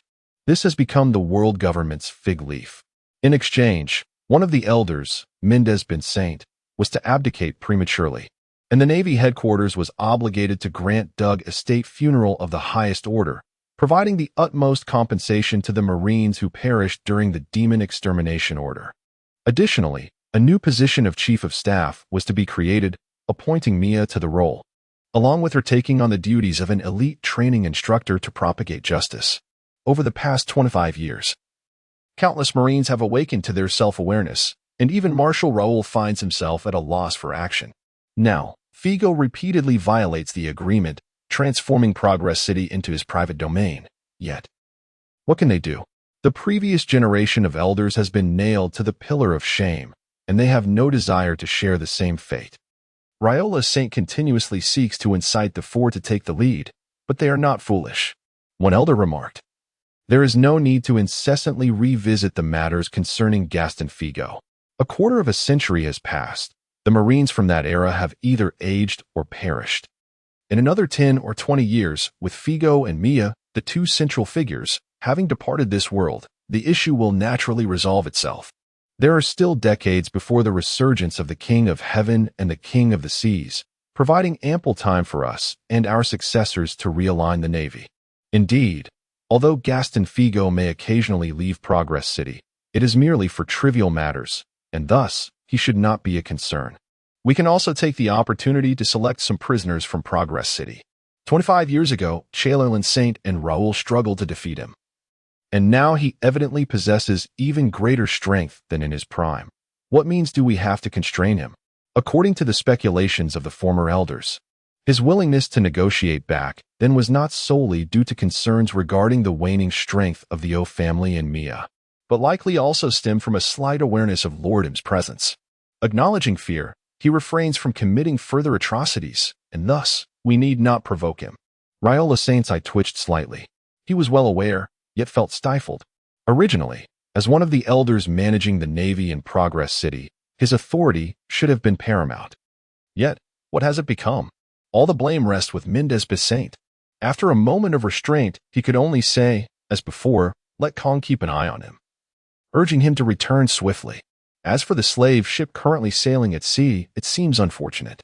Moreover, there is the matter of the missing child from CP0. Meanwhile, on the other side, upon receiving the notification, Steelbone Kong adeptly mobilized the Marines, setting sail with his warship, gazing out at the azure sea with a hint of resignation. Over the years, nearly every time Figo ventures out, he must lead a fleet in pursuit. The five elders evidently do not expect anyone to retrieve Figo. They merely hope that the identity of the celestial dragon will instill some trepidation in him. Even after his promotion to admiral, this remains unchanged. On this occasion, his ship has welcomed a newcomer, Monkey D. Garp, of whom I have heard. Kong remarked to Garp, "You graduated with outstanding results from the elite class last year and were directly awarded the rank of colonel. Over the past year, you have led your ship in capturing numerous pirates with bounties nearing 100 million or even exceeding that. And you are on the verge of accumulating enough merit for a promotion to flag officer, possessing immense potential in both physical combat and hockey. Is it true that Uncle Figo departed from Impel Down aboard your vessel?" Garp affirmed, turning slightly and gesturing. He is heading in the direction. Ah. It seems he is running towards the very path our ship is currently traversing, running across the surface of the sea. "I am aware," Kong replied. "His routes post Impel Down are fairly consistent. He will first head to Sabaody. He requires a vessel." "To Sabaody? To commandeer a ship?" Garp questioned. "Uncle Figo wields an extraordinary range of observation hockey that extends over 100 miles, even amidst the vast ocean. He can swiftly locate a slave ship or pirate vessel heading towards the Sabaody archipelago." 100 miles, Garp exclaimed in astonishment.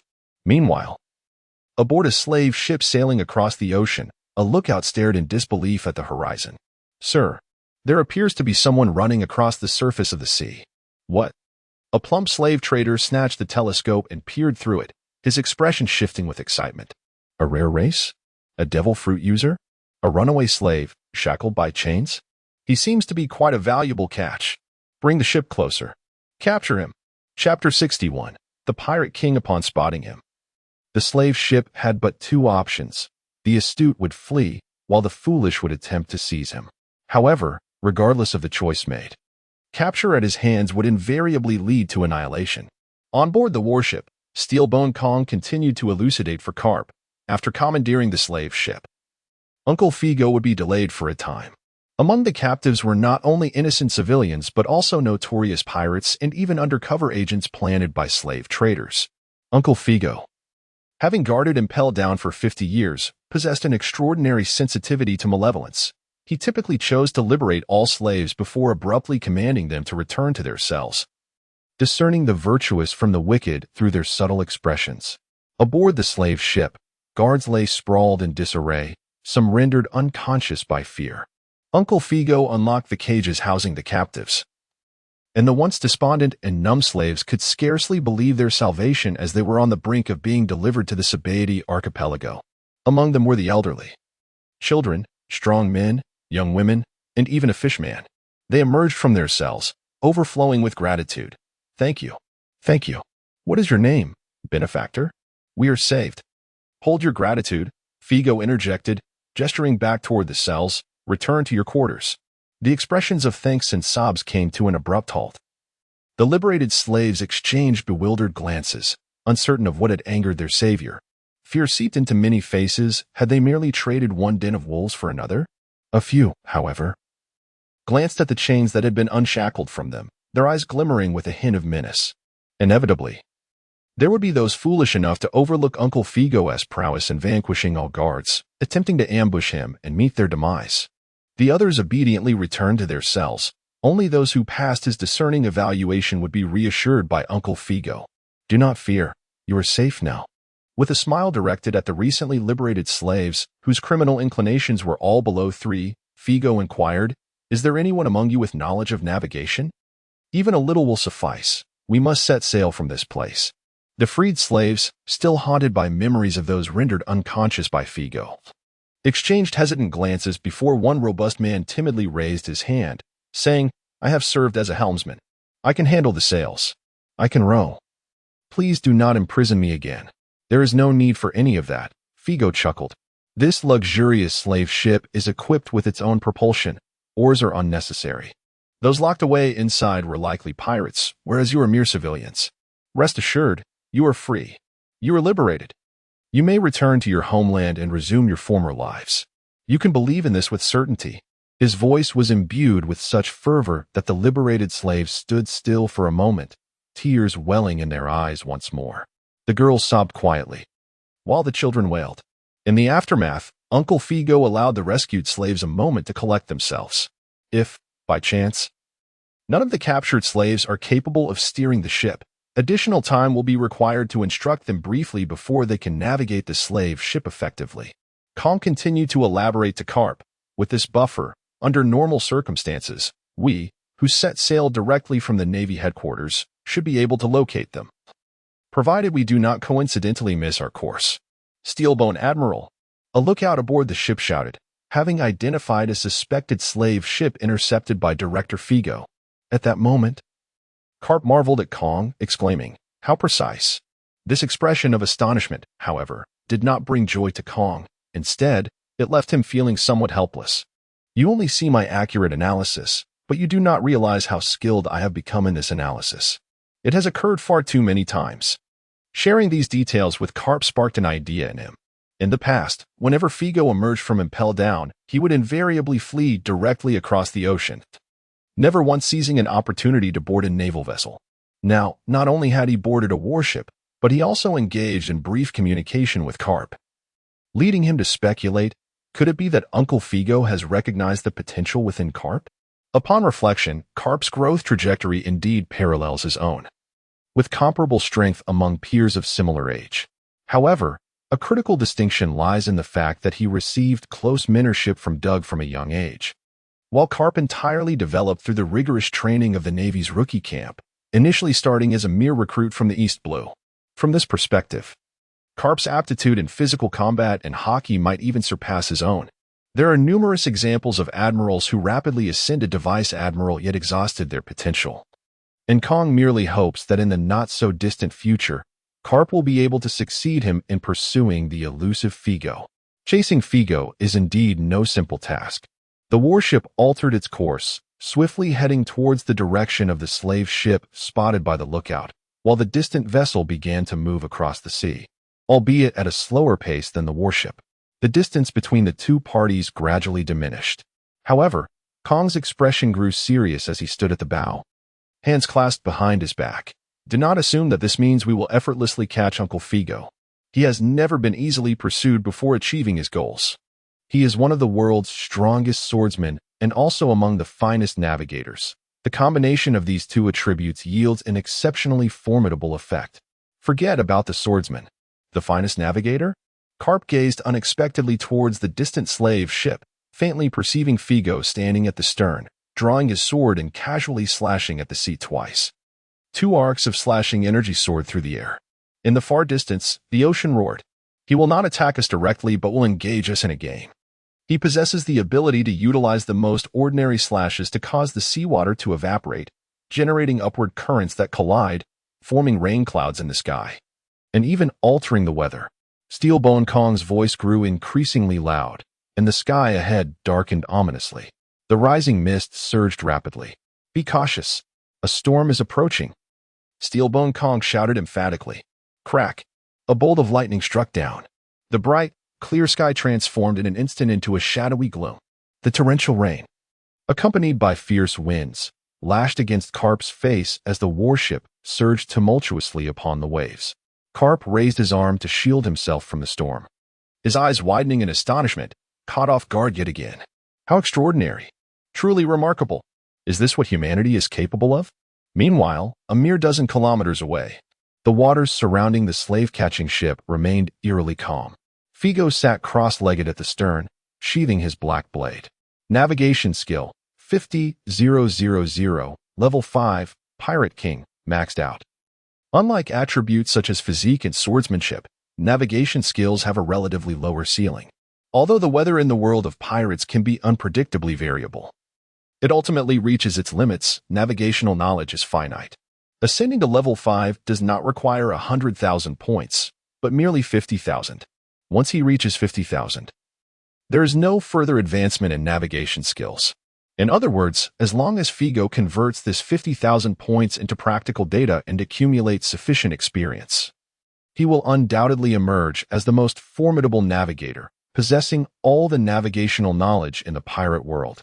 Drawing his black blade, he casually slashed twice. The clouds in the sky behind him thickened ominously. Figo grinned with a wicked delight. Another delightful journey awaits, Little Kong-chan. Chapter 62, Rogue Town. A few days later. Aboard the warship, Carp lay sprawled in the cabin, wiping his face in a disheveled manner, his complexion pale and somewhat numb. Heaven knows what he had endured. Storms, tsunamis, dense fog, thunderous tempests, extreme cold, assaults by sea kings. The perils he faced at sea within mere days exceeded all he had encountered in the past decade. Even with his robust physique, he was beginning to feel the strain. Yet the sailors aboard, even those as junior as ensigns or simple soldiers, seemed unfazed, skillfully navigating the vessel and skillfully dodging danger after danger. Truly, they were worthy crew members of a vice admiral, having become accustomed to such trials. Steelbone Kong entered. "Hey, kid, you all right?" "Yes, I'm fine." Upon seeing him, Carp sprang up from the deck, instantly revitalized, eagerly inquiring, "Is it time for dinner, Admiral Steelbone?" "Not yet." Carp plopped back down, exclaiming weakly, "No dinner yet? I'm so hungry." "Admiral Steelbone, how many more days until we catch up to that director of Impel Down? Why has he managed to shake us off despite conjuring up all these storms? If they sailed in a straight line, they would naturally elude us."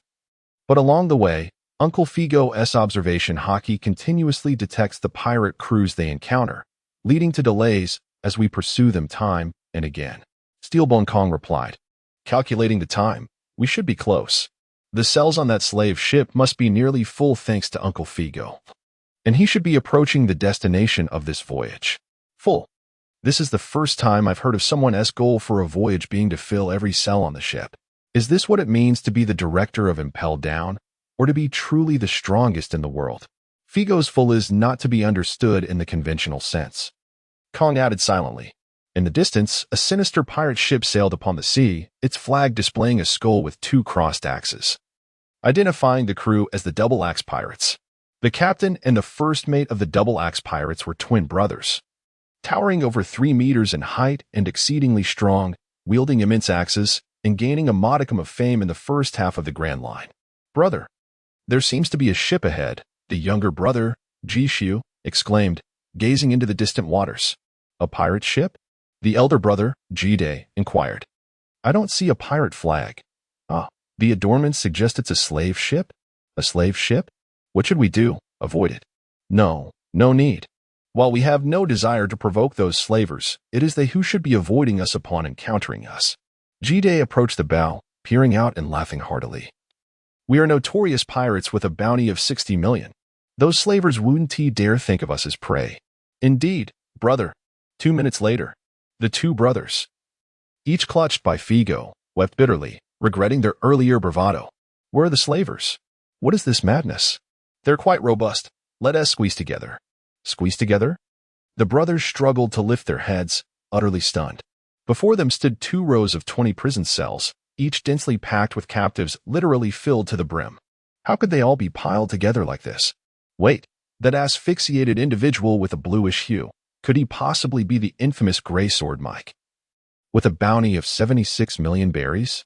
And that frothing at the mouth fellow must be Ironhead Radham, whose bounty stands at 90 million. Astonishingly, there is even one with a staggering bounty of 170 million.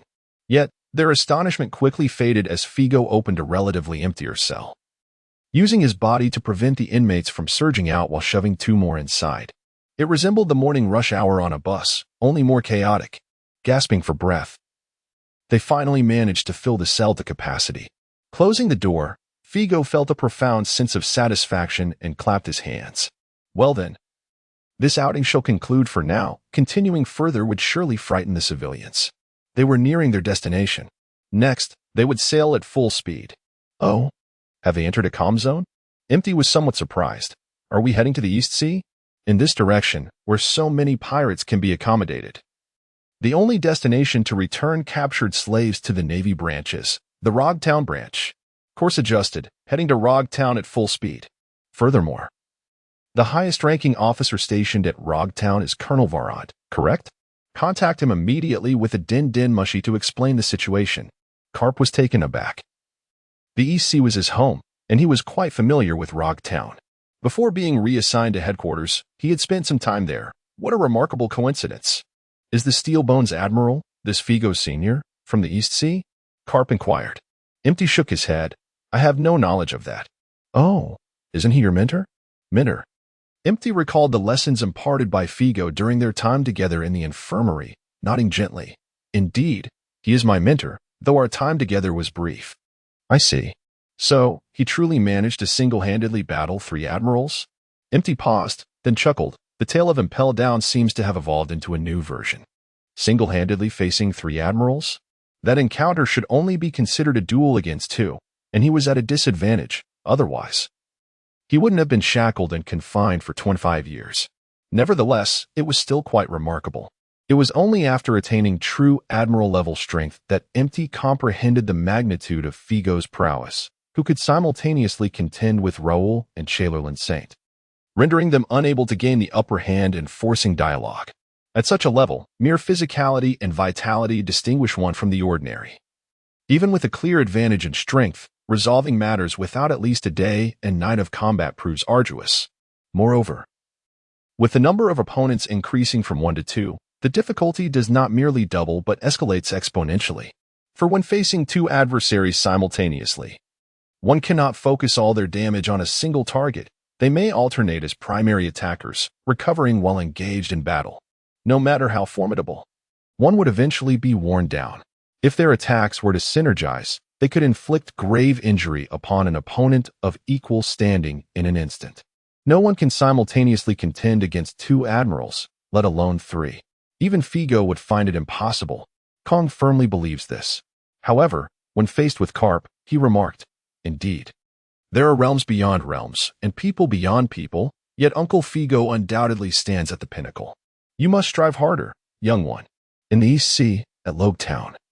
By the coastline, a small vessel languidly rests at the dock, where a golden-haired youth is fast asleep. Suddenly, the rhythmic sound of disciplined footsteps jolts him awake. He furrows his brow, sits up, and is startled to see a battalion of Marines, numbering over 100, assembling on the shore, led by a colonel. The expression on the golden-haired youth's face shifts dramatically as he crouches at the edge of the boat, observing discreetly, his demeanor tinged with anxiety. His name is Silbaz Rayleigh. 20 years of age, recently rendered homeless by a pirate attack that incinerated his home, forcing him to pilfer this small craft and wander aimlessly, using it as a refuge. He has only just arrived in Logtown a few days prior. But what is going on? Have I not merely stolen a boat? Why does it seem as if the entire Marine contingent of Logtown has been mobilized? Is this truly necessary? Chapter 63. Rayleigh. I thought the Navy was here to apprehend me. However, it seems they're not here for that purpose. After observing quietly for some time, Rayleigh's heart began to ease slightly. The assembled sailors appeared to be awaiting the arrival of some distinguished individual. Indeed, I'm not a wanted man. He took a sip from his flask to steady his nerves, feigning calmness as he straightened up and made eye contact with the naval colonel who had already turned to look at him, and he inquired, "Sir, what is happening? Do not be afraid. Is this vessel yours?" "Yes, indeed it is." "Then would you kindly shift it slightly in that direction? A large ship will be docking shortly." Colonel Valente, stationed at Rogue Town, spoke with a gentle demeanor, and Rayleigh complied without hesitation. In truth, he yearned to row away from this place immediately. But the food supplies on board were insufficient, and he feared revealing any signs of anxiety. Thus, he untied the anchor and pushed the boat away from the shore with a pole, swiftly steering it toward the direction indicated by Valente, distancing it a bit further. Valente, however, was somewhat apprehensive. As a young colonel in his early 30s, holding command over such a significant branch as Rogue Town, he was indeed accomplished. Yet he had never had the opportunity to engage with Admiral Steelbone Kong. Moreover, the message from the transponder snail had mentioned that before Steelbone Kong's arrival, the warden of the undersea prison, Advanced City, would be arriving first, requiring him to lead all the sailors of Rogue Town to receive the ship, which would be transporting a considerable number of pirates. This order bore an air of peculiarity. He was unfamiliar with the warden of Advanced City by rank. He was on par with admirals and even marshals, but why would a warden from a prison suddenly appear in Rogue Town, let alone bring a multitude of pirates? And how numerous could they possibly be to warrant the presence of the entire naval force for a welcoming ceremony? Amidst his unease, the silhouette of a large vessel gradually came into view, and to Valente's astonishment, it was not a warship but appeared to be a slave ship from Sabaody. The prominent slave traders of Sabaody prided themselves on serving the celestial dragons, yet they were ostentatious, adorning their ships in lavish decorations, starkly different from ordinary merchant vessels. Valente had encountered such ships several times, and as a righteous sailor, he abhorred them deeply. His brow furrowed slightly, and as the ship drew nearer, he was taken aback to recognize a figure standing at the bow, plunging him into recollection. A few of his junior officers approached him, inquiring about the situation, but he merely shook his head, prepared to receive the ship. The slave ship gradually docked, and Figo leaped onto the shore, prompting Valente to hurriedly approach. "Are you the warden of Advanced City?" "Just call me Warden Figo," he replied with a smile. "It seems your reaction suggests we have crossed paths before." "Are you a student of Miss Mia? Is it truly you?" Valente exclaimed, his excitement barely contained. "Yes, over a decade ago. When I was still in the elite training camp, I saw Miss Mia chatting with you. Your appearance has hardly changed at all." The chains adorning his wrist were particularly striking. Once seen, they were unforgettable. After a brief pause, he hesitantly inquired, "Do you refer to Teacher Mia as sister? Are you her?" "We are both new recruits from the same elite battalion. I am 70 years old this year," Figo replied with a smile. Valente's eyes widened in surprise, while the officer beside him was left speechless. This must be a jest. He appears to be no more than 50. Certainly not a peer of General Mia. "Well, since you are a student of Mia, I shall leave the subsequent matters in your capable hands," Valente remarked. "This vessel was seized by me, and aboard are some slaves I rescued. You are responsible for arranging their return to their homelands one by one. Should any issues arise, I shall have Mia deal with you." He turned to call out, "Disembark." "I see." Valente regained his composure, gazing at Figo with admiration. "Truly, he is a friend of Teacher Mia," turning justice into tangible action without hesitation. He glanced at the former slaves disembarking from the ship and declared loudly, "Rest assured." Whispers circulated among the sailors, reflecting the nature of their leader. They regarded the expressions of the former slaves with kindness. This reassured the hearts of the liberated. Yet some still timidly pleaded, "Benefactor, you have saved our lives. May we follow you?" Among them were strong men and beautiful maidens alike. Figo simply shook his head and waved his hand, saying, "What a fanciful thought. Many wish to follow me, but this good fortune is not for you. Return home with these sailors." The strong man choked back tears, while the maiden wept. Figo then addressed Valente, "On our journey, I also apprehended some pirates and have confined them aboard the ship. Take the sailors on board and transport them to the prison in Rock Town, where you may sift through them. Those deemed worthy may be sent to the city of advancement." "Yes," Valente responded loudly, leading his sailors onto the ship. Realizing that the apprehensions were a mere happenstance, not a planned escort. "You captured them. You captured. Goodness. What on earth are these?" Meanwhile, in the distance, Rayleigh observed discreetly. Has a significant figure indeed arrived? Upon catching sight of Figo, he quickly shifted aside, his heart racing. Did he see me? No, no. Remain calm, Rayleigh. You are not a fugitive, merely a thief of a ship. That unscrupulous merchant must have at least 20 such small vessels. However, this is not a place to linger. Rayleigh decided to wait until the sailors returned, then promptly procure some food and row away from Rock Town. Soon, he witnessed the sailors stirring in commotion, and after a considerable time, they began dragging down one despondent figure after another from the approaching grand vessel. It appeared they were all captured pirates. Although it resembled a merchant ship, was that individual truly a Navy officer? One pirate was escorted down, then 10, and Rayleigh felt little concern. But when 100 pirates were brought down, then 300, Rayleigh's eyes widened in disbelief, glancing at Figo, then back at the seemingly modest slave ship. This. I must leave at once. He leaped ashore and dashed towards the nearby shops. On the other side, an extraordinarily long convoy drew the attention of all the residents passing by. Before the era of great pirates, Logtown had not yet transformed into a pilgrimage site for every pirate of the East Blue. The law and order here remained decent, and encounters with pirates were scarce, let alone witnessing such a multitude of them at once. Amidst the crowd stood a young man, shouldering a bundle and clutching a straw hat, with his mouth agape in astonishment. His name was Gold Roger, a 19-year-old preparing to set sail on his adventure, unexpectedly encountering such a spectacle. The pirates appeared so menacing, yet he felt an exhilarating thrill. As the procession moved on, he grinned widely and continued striding toward the coastline. You continue escorting them.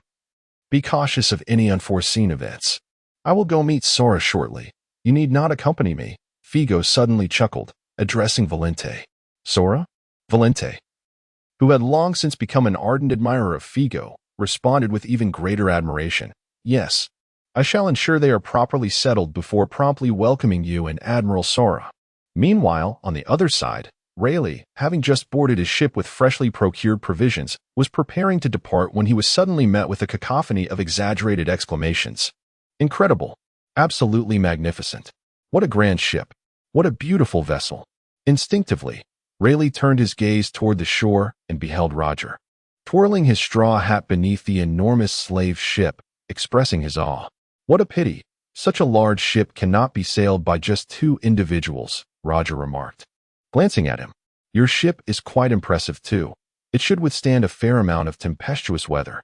Greetings, I am Roger, Gold. Roger, may I inquire your name? Who is this overly familiar child? Rayleigh, eager to depart, initially wished to ignore him, but suddenly a thought struck him. 2 individuals cannot sail it? Which 2? He mused. Him and me?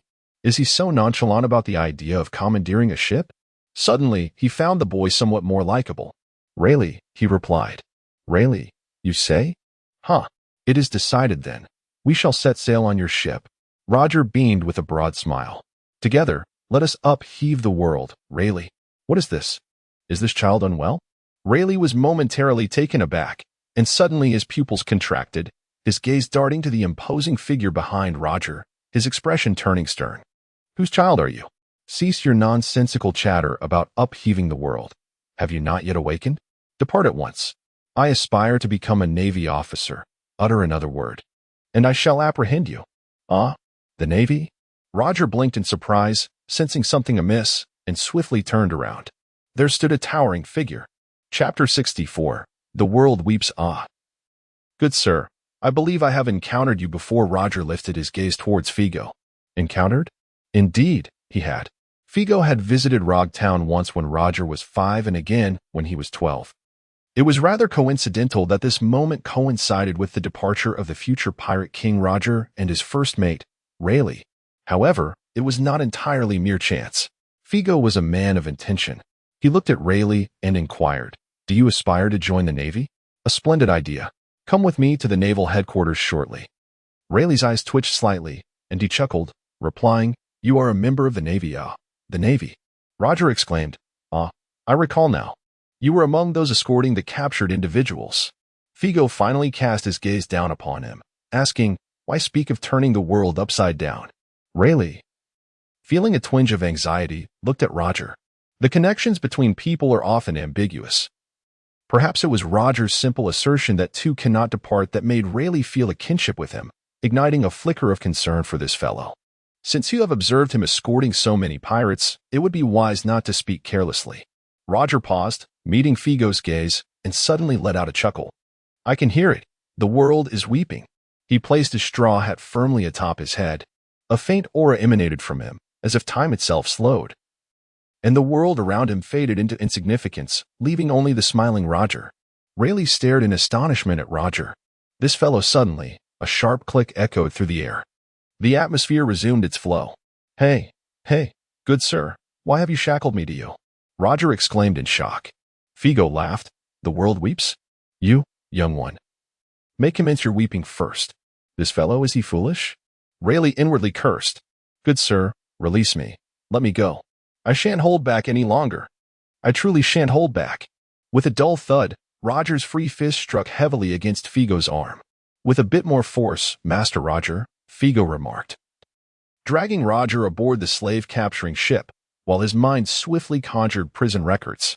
Indeed, this constituted an arrest. Long ago, Figo had sensed that confining criminals within cells was rather inconvenient to activate prison records, hence he sought more flexible alternatives. Unable to find the cage fruit or any similar power, he once contemplated carrying a detachable cell, assembling it to confine defeated foes, but that proved too cumbersome. It was only later, by chance, that Figo discovered that shackling one hand to himself while fastening the other to the criminal also qualified as an arrest. In this manner, he effectively became a mobile cell, and the criminal shackled to him fulfilled the condition of absolutely unable to escape, thus being imprisoned upon his person. Hence, he had grown accustomed to wearing handcuffs. Even after leaving Impel Down, he had never removed them. Beside him, Roger was throwing punches and kicks, completely disregarded by Figo, who, while dragging Roger onto the ship, leisurely perused Roger's information, a flicker of surprise crossing his eyes, momentarily halting his steps. Uncle, did I hurt you? Let go of me," Roger exclaimed triumphantly. Truly a larger version of Luffy, Figo glanced at him and continued pulling him aboard. "Ouch, my wrist hurts," Roger exclaimed. "Wait, is this your ship? It's so beautiful, Uncle." While Roger continued to ineffectively attack Figo, his curiosity remained piqued. It was only when Figo dragged him next to the cage on the slave ship that he began to feel urgency. "I won't hold back any longer." A heavier fist struck Figo's cheek with a resounding thud. Then, ouch, what is this? Why does my face suddenly feel so hard? This is called iron block, a martial technique only the Navy can learn. Of course, you won't have the opportunity to discover it, Figo said, his fingertips exuding authority as he finally unlocked Roger's shackles, shoving him into the cage. "Want to turn the world upside down? And you go?" Just as Roger fell into the cage, about to be locked in by Figo, a figure suddenly charged in from the side, forcefully colliding with the unsuspecting Figo, preventing the cage from locking. It was Rayleigh. He swiftly pulled Roger up. "Run." "No." Roger ignored him, grasping Rayleigh's arm, flexing his other wrist with a grin, finally free. "Thank you, Rayleigh. Haha, this uncle is quite strong. Let's make him our first opponent after we set sail." "Damn, this is reckless," Rayleigh thought, feeling foolish as he cautiously eyed Figo. "Don't be foolish. We can't defeat him. We must flee." "Aren't you aiming to join the Navy? Why save him?" Figo interjected. Rayleigh smiled wryly. "I don't know." "Is that so?" Crack. Neither of them fully comprehended what happened, only perceiving Figo's speed matching his voice. As he swiftly inserted himself between them, locking Rayleigh's wrist with the handcuffs. Oh no. In a panic, Rayleigh drew the sword from his waist, but hesitated, his strength faltering mid-swing. "You're even holding back against me?" Figo chuckled, flicking Rayleigh's sword aside, then casually tossing Roger away. Unlocking Rayleigh's handcuffs, Figo treated him much like Roger, shoving him into the cell. The outcome was the same. At the last moment, Roger desperately shoved Figo away. After several exchanges, both were left in disarray. And Roger finally comprehended that Figo was not an opponent he could defeat at this moment. Together, he and Rayleigh leapt off the ship, landing in the small boat that Rayleigh had previously paddled over, swiftly rowing away. Splashes erupted around them, the small boat moving with the speed of a motorboat, leaving Figo unable to intercept, watching helplessly as they disappeared into the distance.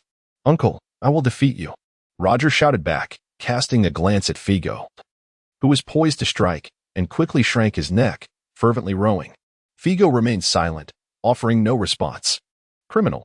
Silbaz Rayleigh, level, R9, status, escaped, crime index, 2, capture participation, 100, available skills, swordsmanship, navigation, theft.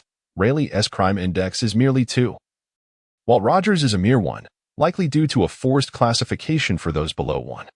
Figo certainly had no intention of extinguishing the hopes of these two fledgling sailors who had yet to set sail. If he possessed such idle time, he would rather venture into the New World to capture a few notorious pirates. On one hand, he had briefly entertained the notion of enticing Rayleigh into the Navy. But upon meeting him today, Figo realized how challenging that would be. Rayleigh, too, is a man who yearns for the sea and freedom. Even if Figo forcibly brought him in, he would inevitably transform into a version of Luffy or Ace nurtured by Carp. On the other hand, Figo was here to establish a position. Even in a state of escape, no matter how far apart they were, Figo would find them. Criminal. GOLD. Roger. Level. R9. Status. Escaped. Crime index. 1. Capture participation. 100. Available skills. Weaving. Aquatic skills. Power of the underworld. Legendary. Can you hear the world weeping? Figo's observation haki had reached a level comparable to Sapphire, surpassing many. Yet he had yet to touch upon the realm of hearing the voices of all things. He had long suspected that this was not a higher tier of observation haki. Even with immense talent, there must be limits. Indeed, a golden legend had emerged. But why is it termed power of the underworld? Among the 3 ancient weapons, isn't the underworld a colossal worship? Why not the power of the celestial king? Figo found himself perplexed. Yet he knew he had undoubtedly brushed against one of the world's most profound secrets, the mysteries of the D clan. However, because you hear the world weeping, you intend to upheave it? Such a task is not meant for the two of you. Chapter 65. The turbulent departure upon the vast expanse of the ocean. The novice pirate Roger and Rayleigh fervently maneuvered the ship's oars, propelling their modest vessel at an exhilarating pace.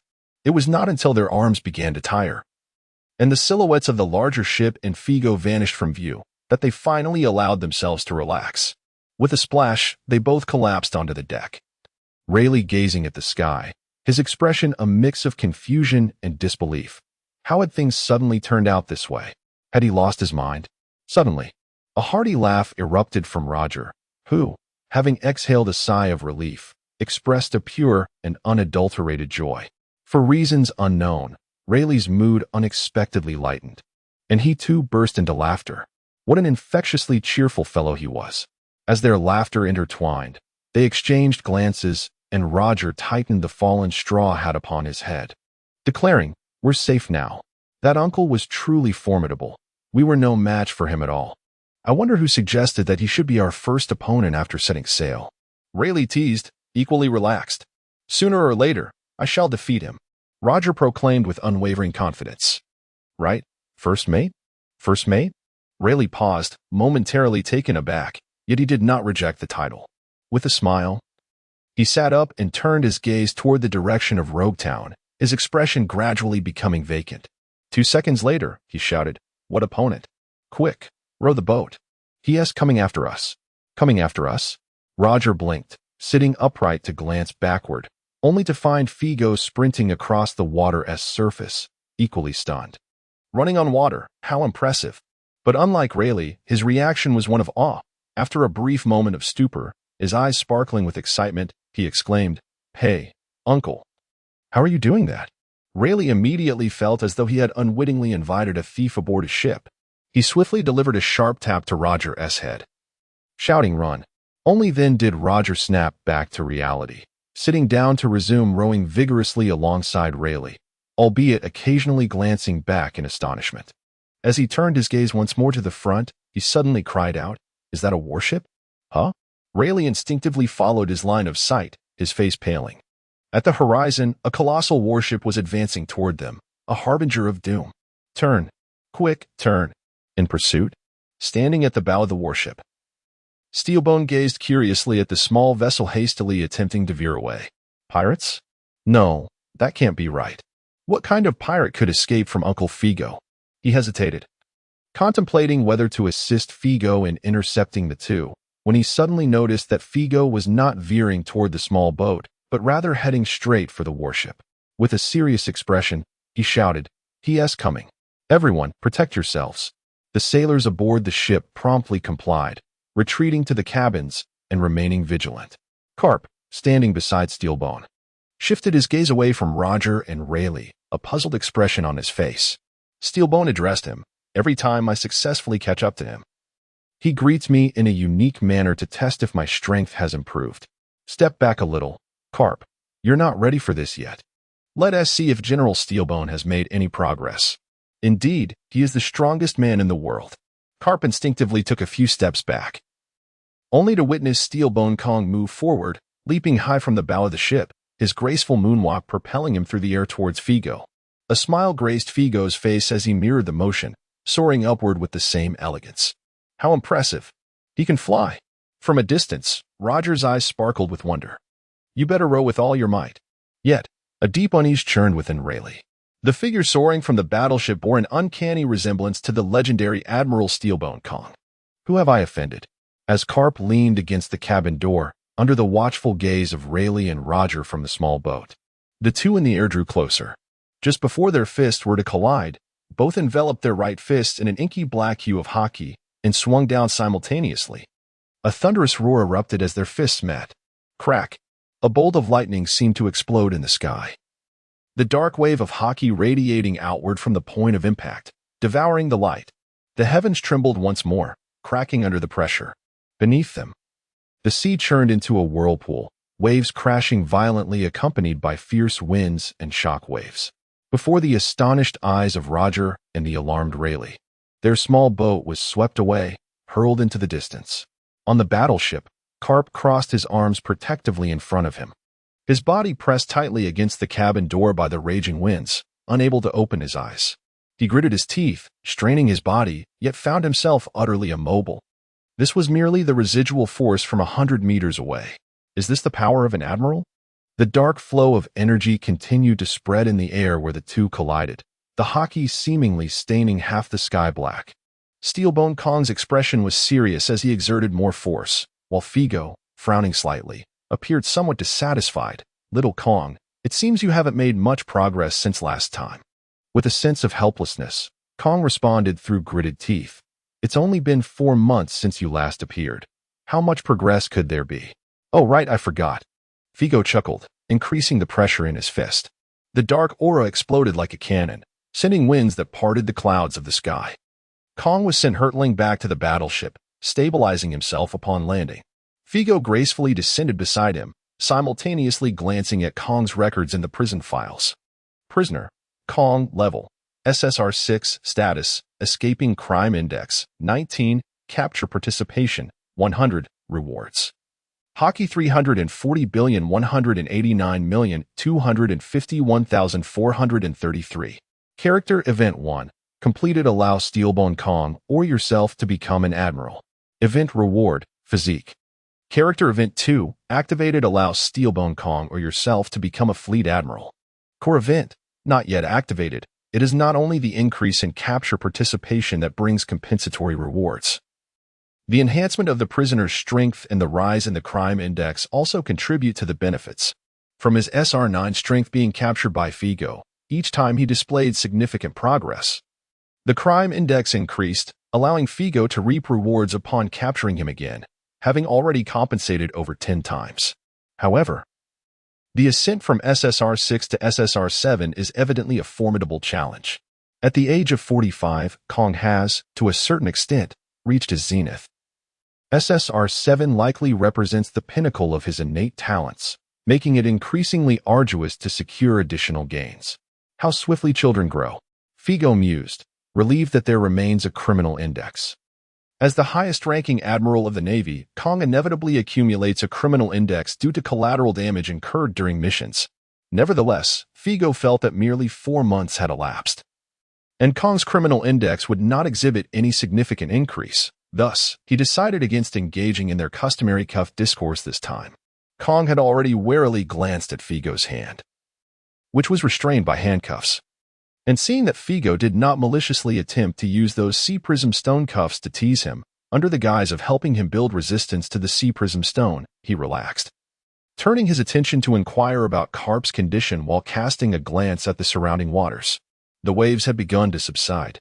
Those 2 individuals, suspected pirates, had been swept far away by the tide. Was it intentional on Uncle Figo's part to bid them farewell? Were they perhaps the offspring of some unfortunate pirate left behind in Impel Down, for whom Uncle Figo had come to offer his care? Several dozen kilometers away, Roger and Rayleigh, drenched to the bone, lay gasping in the small boat. Remarkable, truly remarkable, Roger exclaimed in a flurry of admiration. That uncle is extraordinarily powerful, and we too are formidable, having managed to escape from his grasp. Rayleigh rolled his eyes, increasingly sensing a bleak future. Their captain was utterly oblivious. Did he truly believe they could defeat him? Roger paused, grinning broadly. Of course. We shall grow stronger, brother. This fellow. Rayleigh turned his head and spat out a mouthful of seawater, also wearing a smile, when he heard Roger exclaim once more, "At last, we are safe." Safe? You mentioned safety before. An unsettling feeling suddenly stirred within Rayleigh. He sat up, his expression shifting dramatically. Oh no. The boat is leaking. Roger, hurry and plug it up. Huh? What? Where? No way. I can't swim. What? You're a power user. No, I'm not very good at it. Not good at swimming, and yet you venture out to sea. Hiki, still laughing. Hurry, the boat is sinking. Ah, yes, rocking and swaying.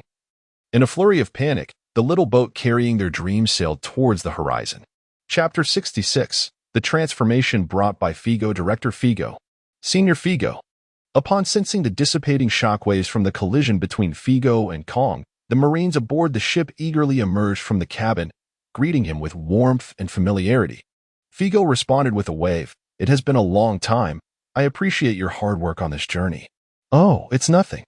As long as we can savor the Sea King delicacies grilled by Director Figo on our way back, it is all worthwhile. The thought of grilled Sea King delicacies caused Carp to chuckle, conjuring vivid images in his mind that momentarily overshadowed the earlier jarring impact of the collision. Kong found himself at a loss for words regarding the Marine's enthusiasm towards Figo. In contrast to his own fatigue, the Marine's pursuit of Figo was indeed beneficial.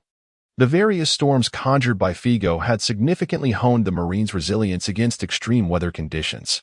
Those who had served on his ship were often deemed highly valuable, especially in the unpredictable climate of the New World, where Marines disembarking from his vessel were sought after by vice admirals. Moreover, the unforgettable taste of Figo's grilled Sea King delicacies stemmed from 50 years of accumulated expertise.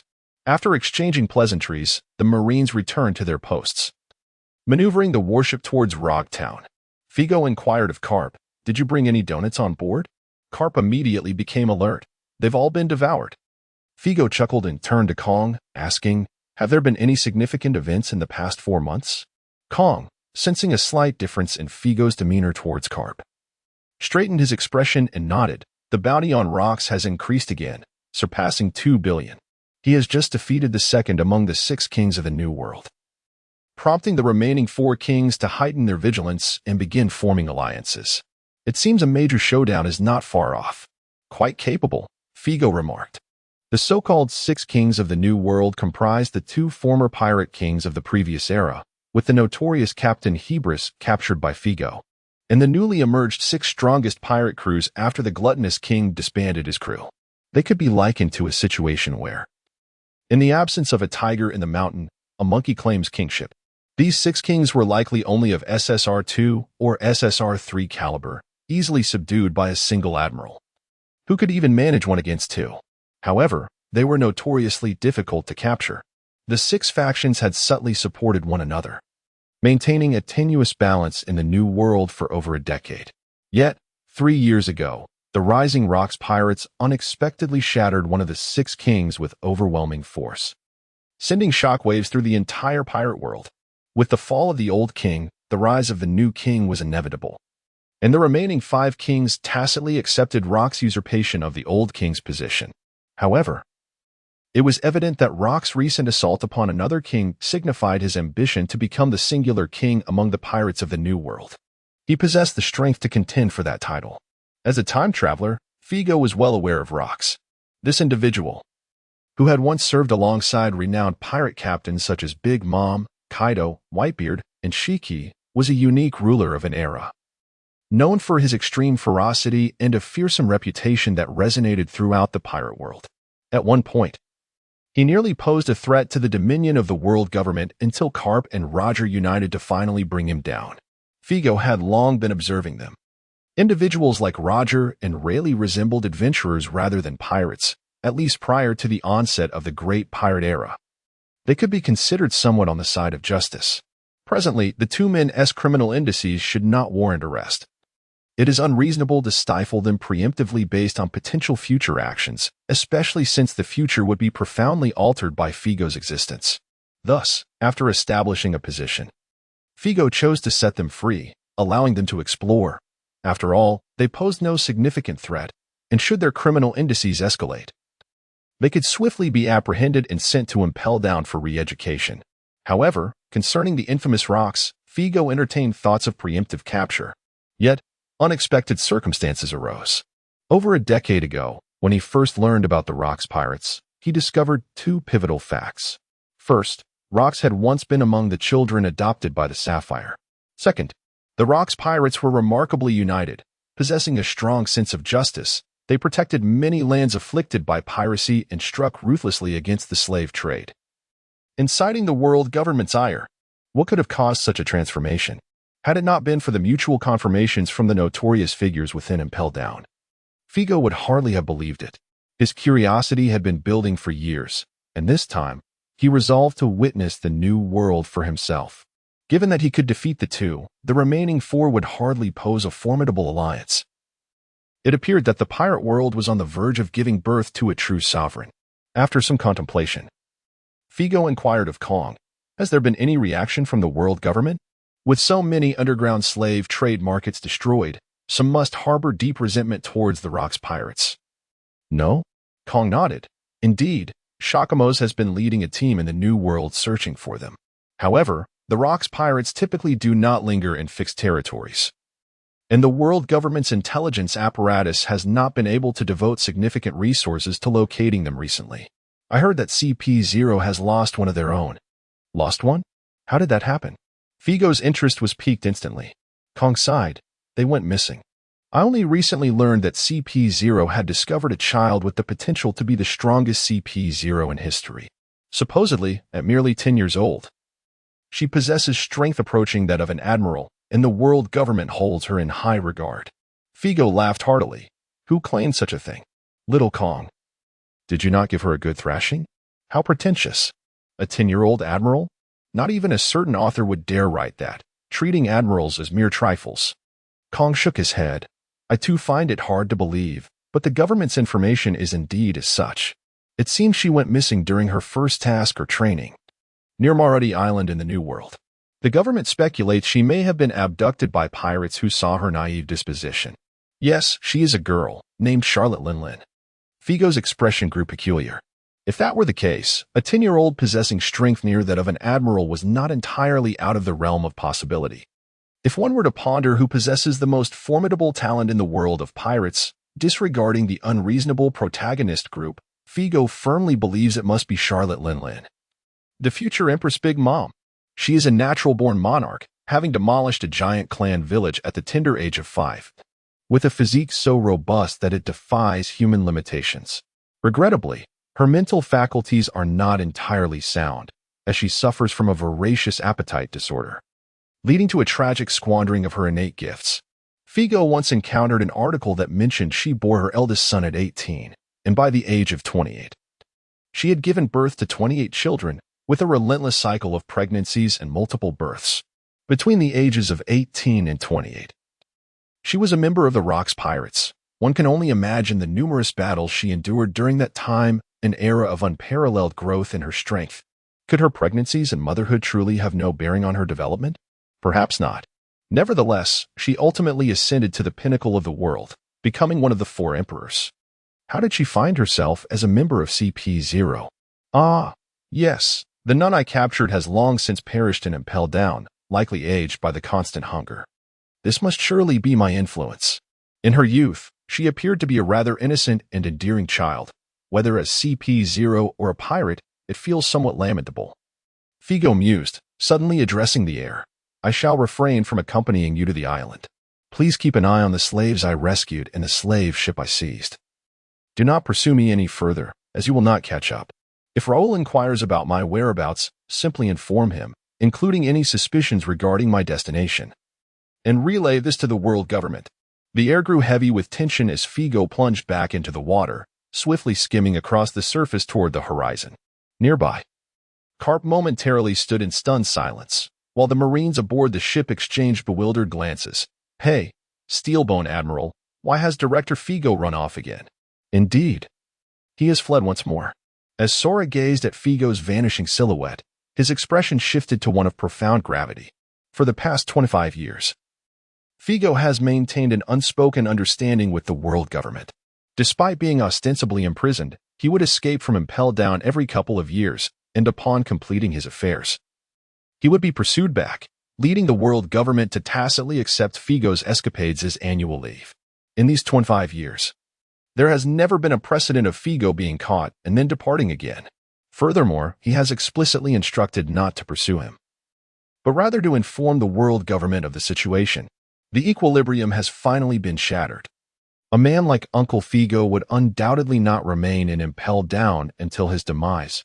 Following that agreement, Steelbone Sora contemplated gravely. Has the world's strongest, who vanished for 25 years, finally returned to the public eye? The world is poised for upheaval. Chapter 67. Little girl, do you wish to eat? World government. Mariewa. The 5 elders convene once more. Due to the presence of Figo, this generation of the elders has held more meetings than any before, and each gathering carries an air of somberness. This time, however, the atmosphere is particularly oppressive. After a prolonged silence, Saint Raiola slammed his hand on the table. I knew that scoundrel would never settle down and simply grow old and Impel Down. How dare he? We have made such significant concessions to the Navy. Does he truly believe we would hesitate to dismantle the current Marine headquarters and rebuild it? The O family has been gone for over a decade, and he thinks we cannot eliminate him? Infuriating. Can't we enjoy a peaceful term? The other 4 elders shared his frustration, and one spoke up. Our foremost priority now is to ascertain his whereabouts and intentions. What did Kong say? He claimed ignorance, merely stating that Gaston Figo refused to allow him to follow this time, and his warships were unable to catch up or intercept. Humph. That man is the grandson of Dog, and over the years, Gaston Figo has led him to become increasingly rebellious. Of course, he wouldn't intervene. It's maddening, both of them are disobedient. Mendez bin Saint is now content to age and await death, leaving us to clean up the mess. We should have taken greater risks back then and sought Lord M's assistance to eliminate those wretches. What good is it to speak of this now? Raiola, perceiving the reluctance of the other 4 to take responsibility, as Impel Down and Gaston Figo fell under his purview, knew he must provide a solution. He took a deep breath, striving for calmness. He shouldn't cause too much of a ruckus. If he truly intends to act, he ought to pay a visit to the Marine headquarters and meet with Mia. The 4 turned their gazes toward him, finding merit in his assertion. Continue. Raiola's eye twitched. He is a man who does not understand subtlety. Even without Kong trailing him, he is likely to encounter and capture some pirates along the way. If he delivers them to a nearby Marine outpost, we could pinpoint his location. The 4 nodded, pondering the implications. And then what? Let us first determine his destination. It may not all be ill-fated. Raiola fell silent for a moment before adding, regardless, he comes from the Navy and seldom shows mercy to pirates. Even though he has established a city within a city and Impel Down and treated a select few pirates kindly, he has never allowed anyone to leave. If he ventures into the New World, We should contrive a way for him to encounter the Rocks pirates. Perhaps. Indeed, it would be most advantageous if he were to engage in battle with the Rocks pirates. The other four, having sensed the looming threat posed by the Rocks pirates, immediately expressed their agreement. 5 days later, the 5 elders reconvened. The one responsible for managing the intelligence department, St. Neilborough, addressed them. Esteemed colleagues, I bear both good and bad news. Gaston Figo has indeed appeared in the New World, but his location is at Mardi Island. St. Riola? No? How could it be so swift? In merely 5 days, from Lowtown in the East Blue to the New World, the speed is astonishing. He must have traversed the windless zone at a breakneck pace. Another member of the Gorasei interjected. His prowess, particularly in technique, has undoubtedly surpassed that of 25 years ago. Restraining him has become increasingly arduous. This is indeed bad news, is it not? St. Neilborough paused momentarily. No, Mardi Island is where Lingling went missing. Suddenly, the air fell into a heavy silence. The 4 Gorasei glared at him in irritation. Why conceal such crucial information? Was the target that girl? Infuriating. The information must have been leaked to him by that scoundrel, Steelbone, who feigned ignorance. Does he intend to retrieve Lingling and groom her as his successor? Absolutely not. He must be stopped at all costs. Since the Figo incident 25 years ago, the world government has grown increasingly anxious regarding the presence of high-level powers beyond the Marine headquarters. After all, had there been one more supreme combatant in that battle, the outcome could have been drastically different. The presence of the Divine Army is strategically sensitive and typically remains unmoved in the event of an emergency. Their mobilization would be too late. Consequently, the strength of CP0 and CP9 has surged over the past 25 years, with several members of CP0 now boasting the power of Marine admirals. However, cultivating a supreme combatant remains a distant goal. Hence, great expectations have been placed upon Charlotte Lingling. Moreover, witnessing Charlotte Lingling's extraordinary talent, the Gorasei hopes to have a world's strongest akin to Figo emerge from their ranks, thereby solidifying the government's dominion.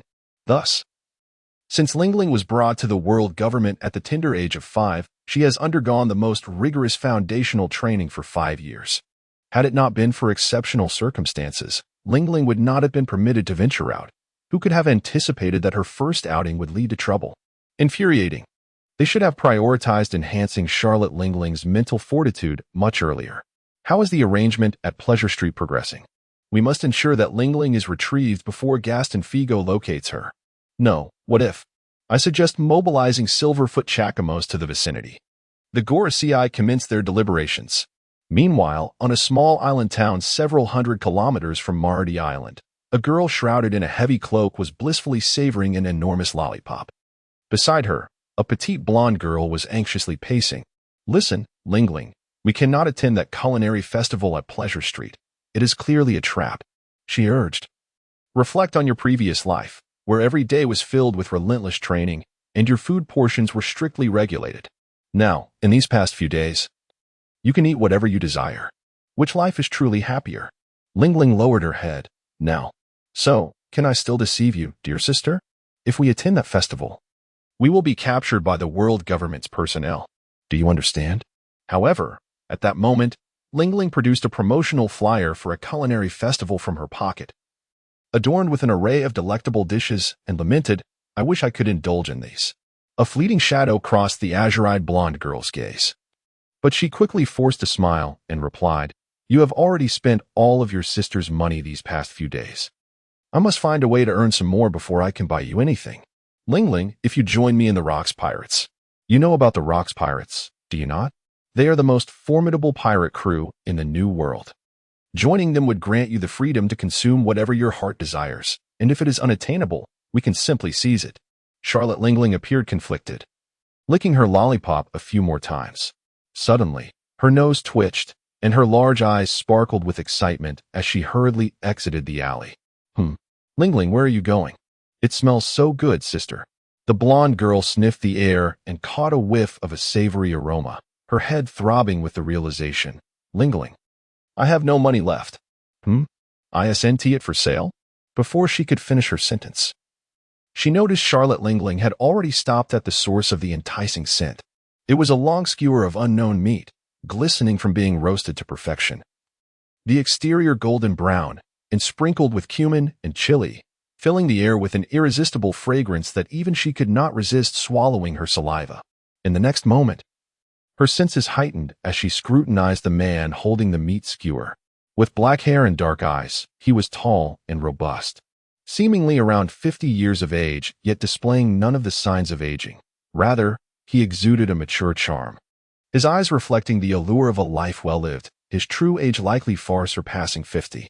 What piqued her interest further was the handcuff dangling from the wrist of the man who held the meat skewer. A fugitive?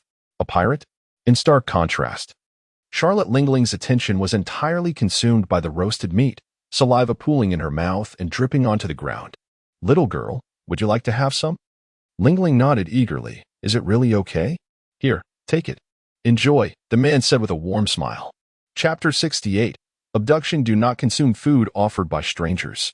The blonde girl had not yet had the opportunity to caution her when Charlotte Lingling, without hesitation, expressed her gratitude and snatched the roasted meat from Figo's hands, eagerly stuffing it into her mouth. Her eyes squinted with delight, and her cheeks flushed a charming pink. "Delicious," she mumbled. "Oh no, what if it is poisoned?" The blonde girl eyed Figo warily. "Who are you?" "Just passing by," Figo replied. "What a remarkably tall young lady you are, at such a tender age." "You stand taller than I do, how astonishing," he observed Charlotte Lingling, who at the age of 10 had already surpassed 3 meters in height, likely a result of rigorous training in CP0. Though her physique resembled that of an ordinary young girl, her pale skin concealed muscle and strength. Her face retained a hint of baby fat, and with her pink side-swept bangs, she appeared utterly adorable. In stark contrast stood the blonde girl, seemingly 17 or 18, with a slender figure and cascading curls, exuding an air of elegance. However, her height was strikingly below 1 meter, creating an amusingly dissonant image. "Are you her sister?" Figo inquired. "I am Figo. You may call me Grandpa Figo." "What are your names?" "Grandpa?" The blonde girl raised an eyebrow at Figo, questioning his self-appointed title. She glanced at Lingling, who was nearly finished with her roasted meat. Confirming it was not poisoned and recalling Lingling's formidable strength, she relaxed and replied, "Her name is Lingling, and I am Bajin. Thank you for the meat. This child is always greedy." "Bajin? Indeed, it must be her. Oda surely has a peculiar sense of humor. Each beautiful maiden seems to transform entirely in old age." Miss Bajin, who proudly claims to be the beloved of Whitebeard and the mother of Whitebeard too, was quite the con artist, and it seemed Lingling had unwittingly encountered another. "Do not mention it," Figo said. "Little Lingling is quite charming." "How old is she?" 10 years old, Lingling answered herself. "Grandpa Figo?" "Figo? I feel as though I have heard that name. Do I know you?" Bajin's heart sank. Could this be the notorious pirate the world government was concerned about? She had not heard of this name. "I'm sorry, but Lingling and I have matters to attend to. We must take our leave." "Are you headed to the culinary festival at Joy Street?" Figo pointed to the promotional flyer that Lingling had carelessly held. "What a coincidence. I wish to go as well. I am a remarkable chef. The meat you just enjoyed was prepared by me, wasn't it, Lingling?" Lingling's eyes sparkled with excitement, and she could not suppress her drool. "It was delicious. I have never tasted anything so exquisite. Shall we go together? I plan to set up a meat stall at the festival, and you can eat as much as you desire, free of charge." "Really?" Lingling exclaimed, her excitement palpable. Bajin's expression darkened. "What does this scoundrel intend?" "I have no desire to attend any culinary festival. That is a trap set by the world government. Damn it. And to let this pig eat for free? In just under a month, the millions of berries I had amassed were completely devoured by this glutton. You must have never witnessed such a voracious appetite. Were it not for my lack of strength, I would not have had to painstakingly and perilously deceive a member of CP0 just to join the Rocks Pirates as a mere apprentice, having invested money and taken risks. The sunk cost was far too great. Bakken could not accept such a loss. After a month of companionship, surely I would not be swayed by a mere piece of roasted meat. Reflecting on Lingling's power, Bakken laid her cards on the table. "Are you a pirate?" "Lingling and I intend to align ourselves with the Rocks Pirates. You are aware of them, right? For your own safety, we should part ways." "What a coincidence," Figo interjected with a smile. "I, too, wish to seek out the Rock's pirates. Our paths align perfectly. Bakken fell silent for a moment. Are you preparing to be their cook? Close enough, Figo replied. Damn it. Bakken cursed inwardly. Figo continued. Then let us first attend the culinary festival at the Pleasure Street before heading to the Rock's pirates together, shall we?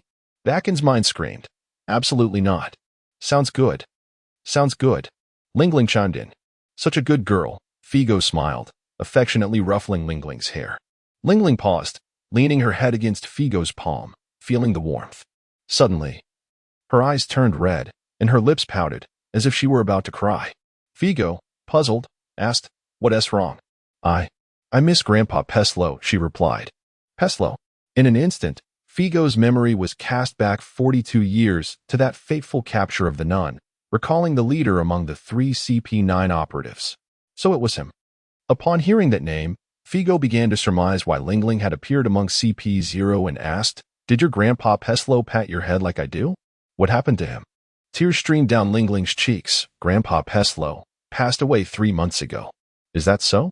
He was not much older than me, such a short life. No wonder she was released at the age of 10. It seems the world government allowed her to roam for a while. Do not worry. You still have Grandpa Figo, he said, wiping her tears and gently patting her head as he led her toward the shore. Meanwhile, Bakken stood frozen for a moment, feeling utterly superfluous.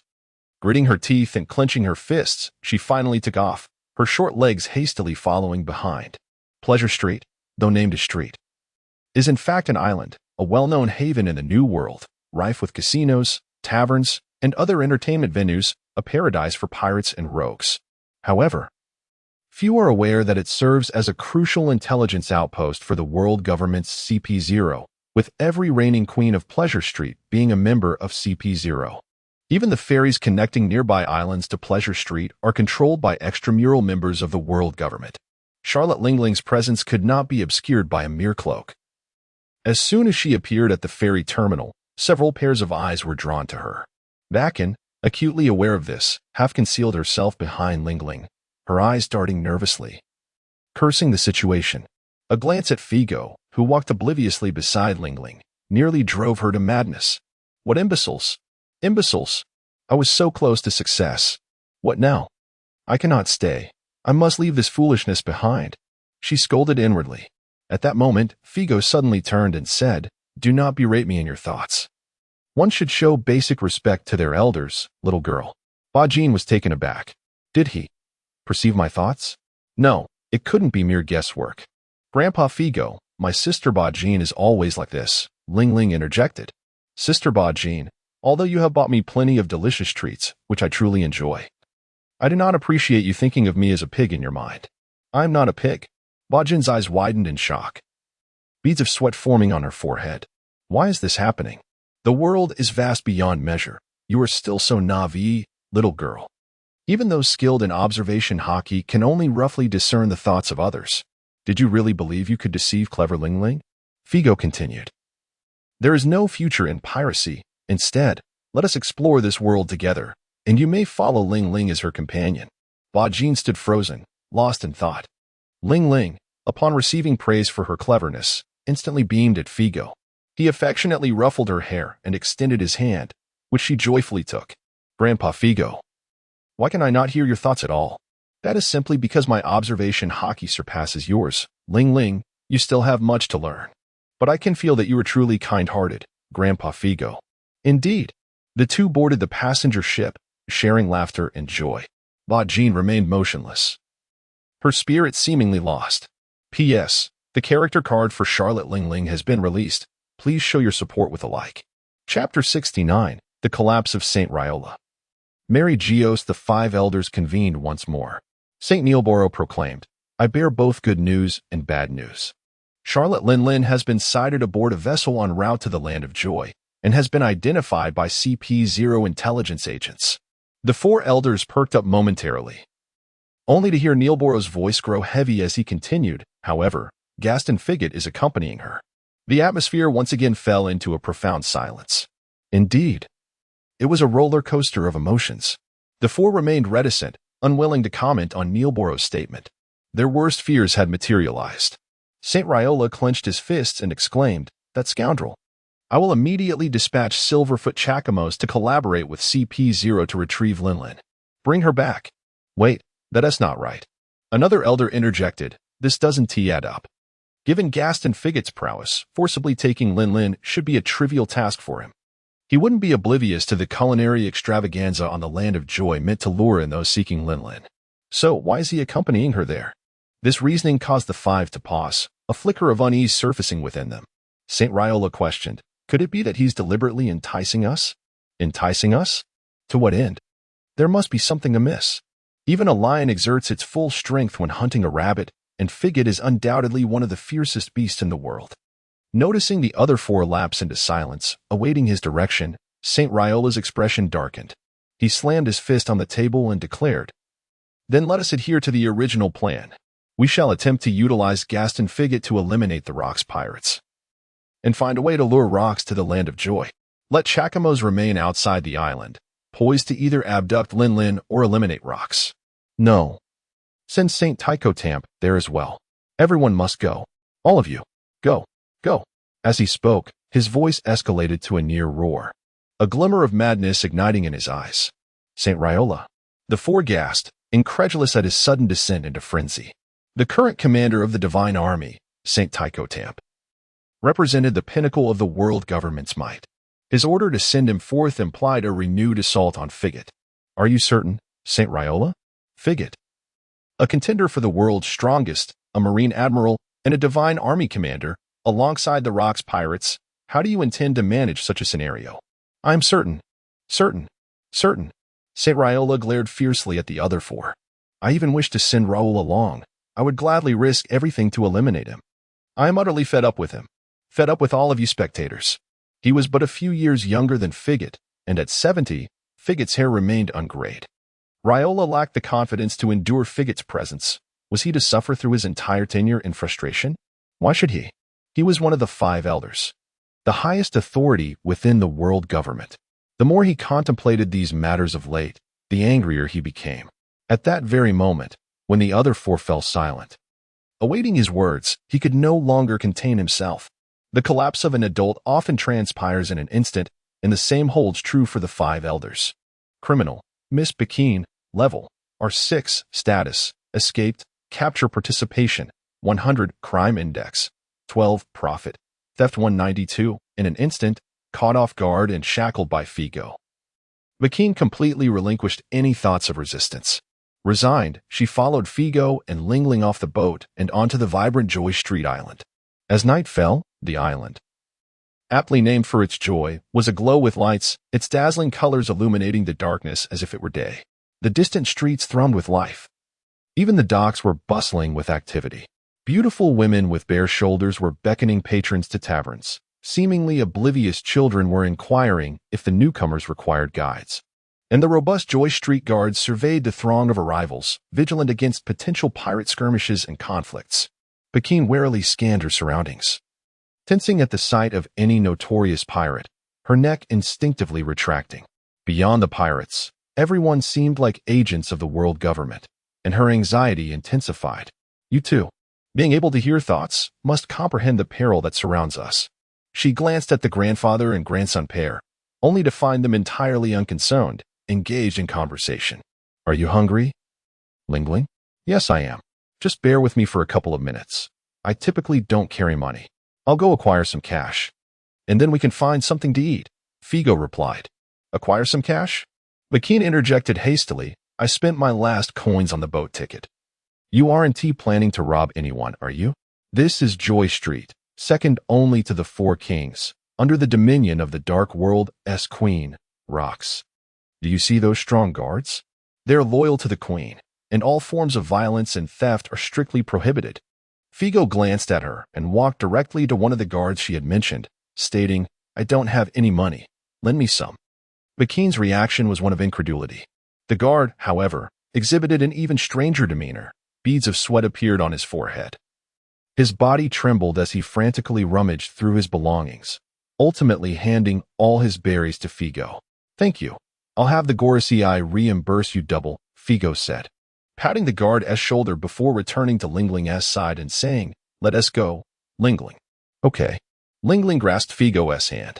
Vakeen stood in a daze, watching the pair recede into the distance, then turned her gaze back to the sweating guard. Who on earth are these individuals? Is this the formidable presence of the world's strongest man, Gaston Figo? In the shadows, a tall, striking woman wiped non-existent sweat from her brow, but, Senior Tyree. If he acts so recklessly on Joy Street, the island's reputation will be tarnished. His presence?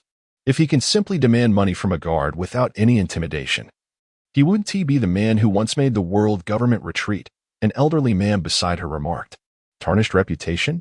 After this. Whether Joy Street will continue to exist is uncertain. The woman hesitated, then sighed. I understand. They are heading towards the culinary festival. Should we continue to follow them discreetly? In the event of discovery. What if? The old man continued. From the moment he set foot on the island, nothing would remain concealed from him. He is acutely aware of who belongs to our faction, even the two of us observing him. He's simply too indifferent to acknowledge it. The woman gasped. So, what should we? Do not regard him as an adversary. We are unworthy of being his enemies. The old man chuckled softly. We merely need to fulfill our responsibilities, and then leave the rest to fate. He gazed at the silhouettes of Figo and Ling Ling, contemplating. It seems Ling Ling has quite the fondness for him.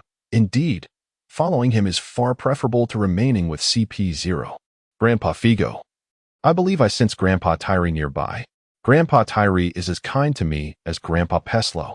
Figo gestured playfully to Ling Ling, his hands forming claws. Little tiger? Ling Ling's eyes sparkled. Exactly. Grandpa Tyree can transform into a little tiger. He is just too small to allow me to ride him anymore since 3 years ago. Oh. Grandpa Figo, do you know Grandpa Tyree? Yes, I have encountered him, Figo replied. Ling Ling, would you like to visit your Grandpa Tyree? Ling Ling hesitated, shaking her head. Perhaps not.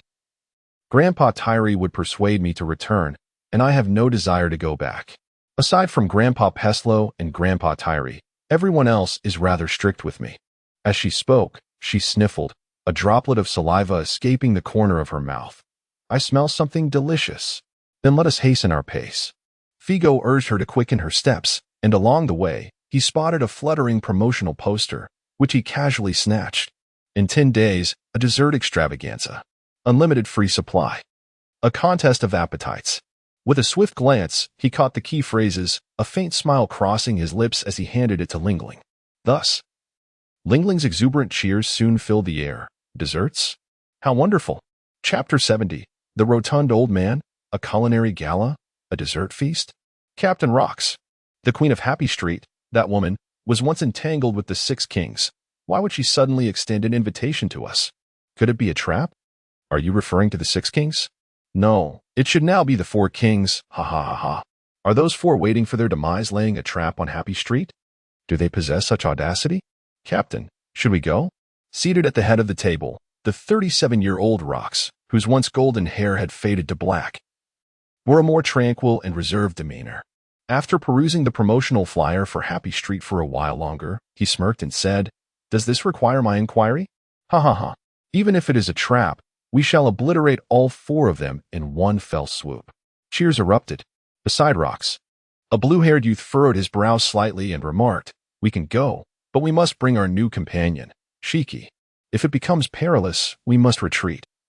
I do not wish to see any of our comrades harmed. Rocks shrugged helplessly. The pirates erupted in laughter. Ha ha ha. Vice Captain Chrissy, you have begun to exercise caution again. Hee hee, but that is only natural. Shiki's abilities are extraordinarily convenient. Among the crew, the newly inducted 19-year-old Shiki, the Golden Lion, laughed awkwardly under the pirate's scrutiny.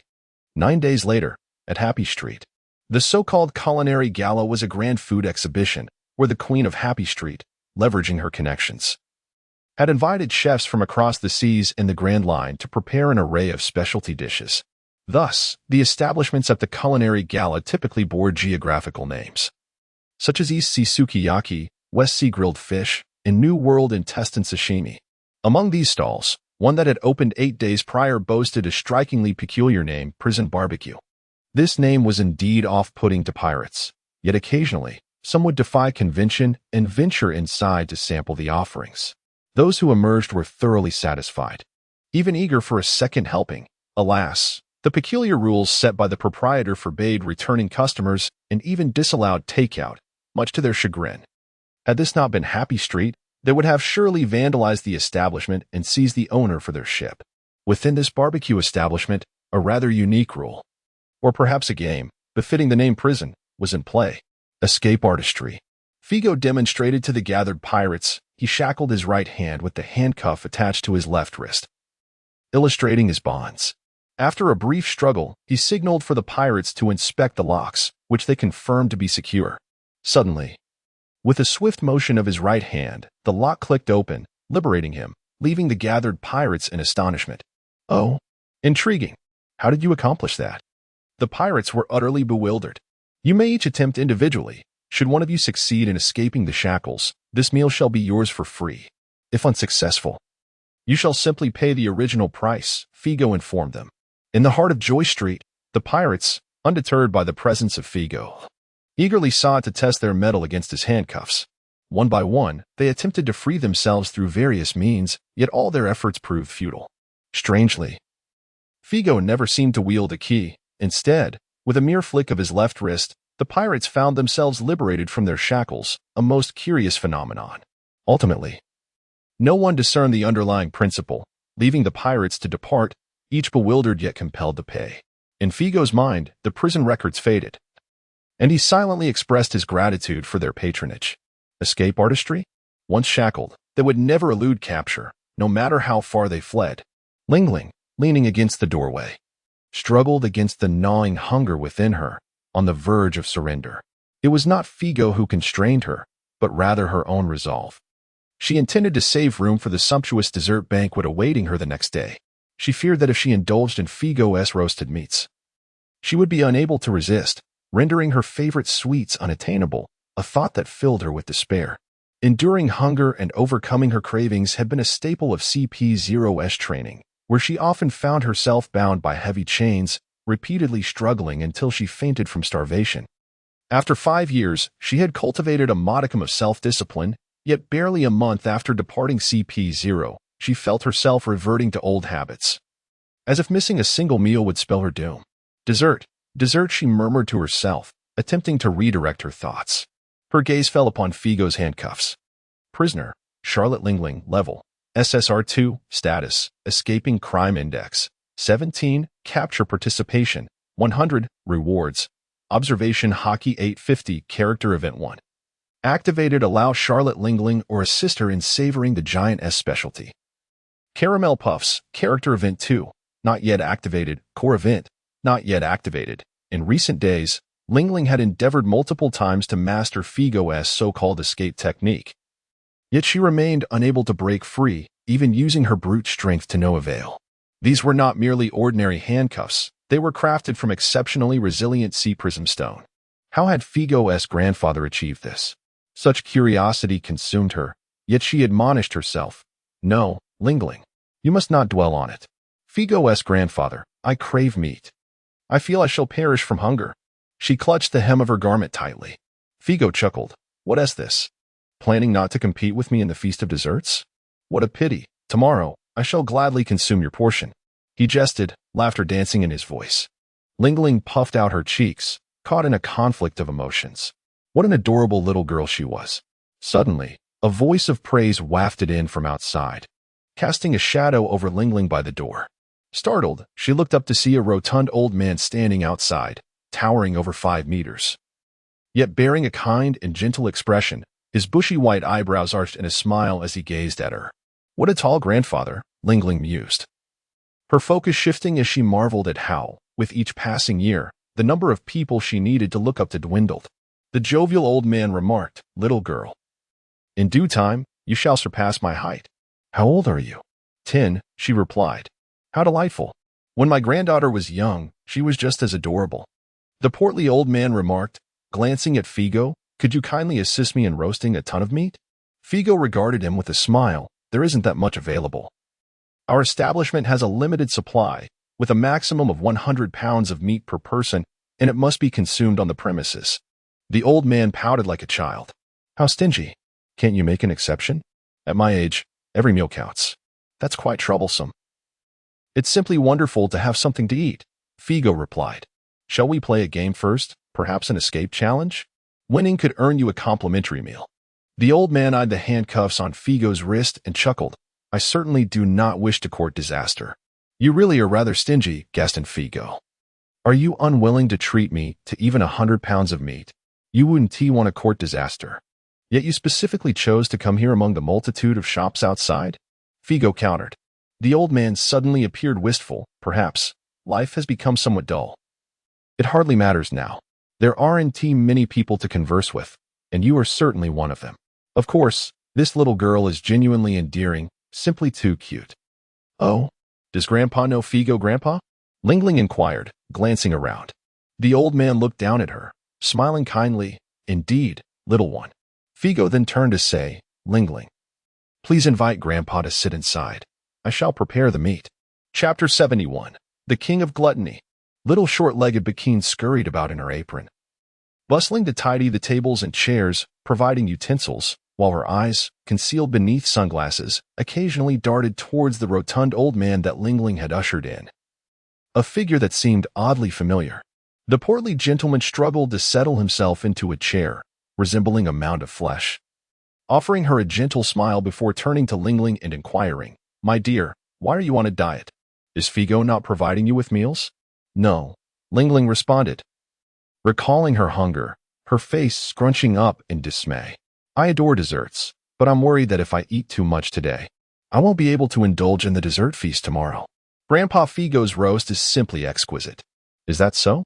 What a coincidence. I too have a fondness for desserts. As does my granddaughter. Really? Lingling exclaimed with delight. How old is Grandpa's granddaughter? Is she not here? Could she come and play with me?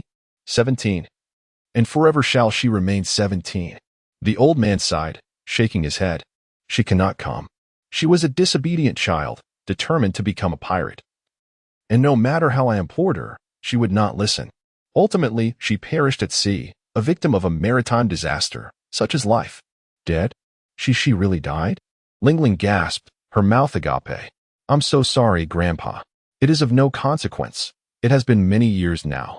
Not only her, but my son also met the same fate, lost to the ocean. He lived for 90 years, and in the end, not a single relative remained by his side. Why must they all venture out to become pirates?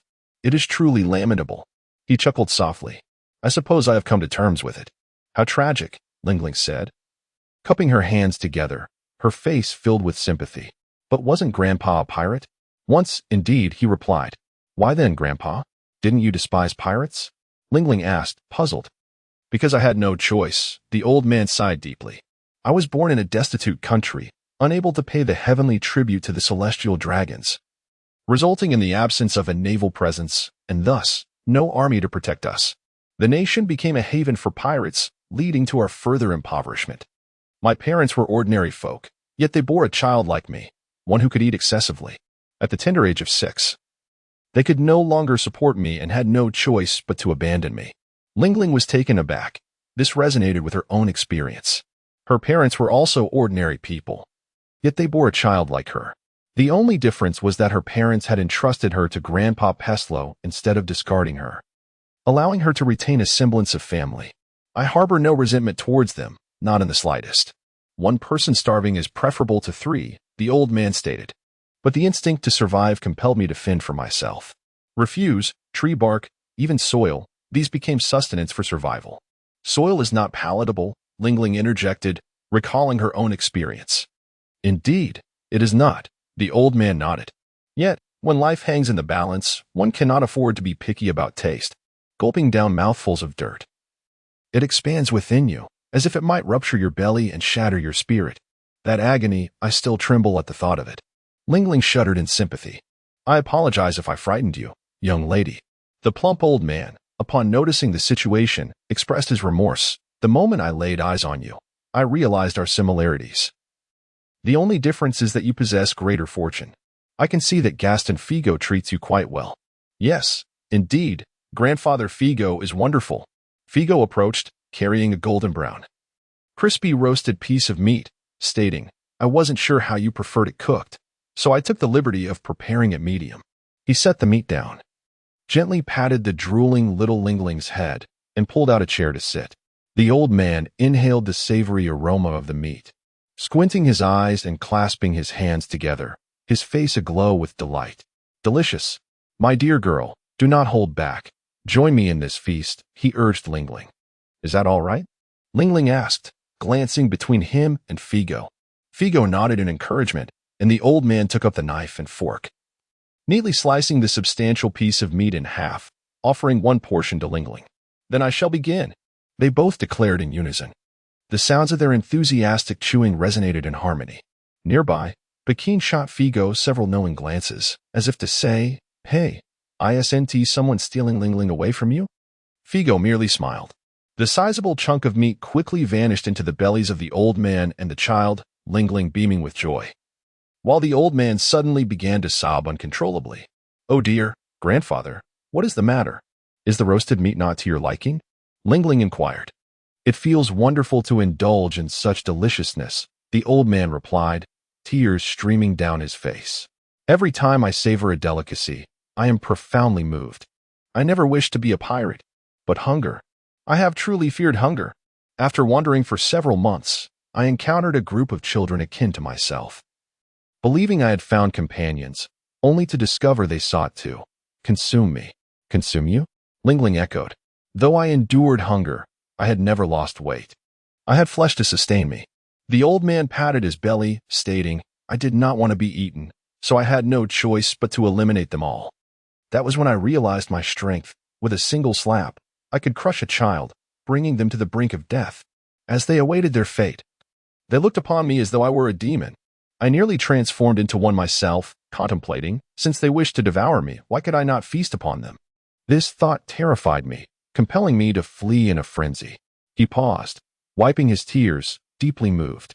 Lingling gazed at him in astonishment. Figo gently stroked her head, allowing the old man's memories and sobs to flow uninterrupted. Regaining composure, the old man managed a faint smile. Eventually, things improved. By the age of 15, no one dared allow me to go hungry again. All who obstructed my meals met their demise. Each meal was a bountiful feast. Once satiated, human desires burgeon, and I yearned for even more exquisite delicacies. From the western seas to the great route, I have savored the culinary delights of the New World and the entire globe. Like the roasted meat I enjoyed today, accompanied by fine wine, the flavors linger in my memory even after decades. He licked his lips, revealing an expression of rapture, soon followed by a sigh.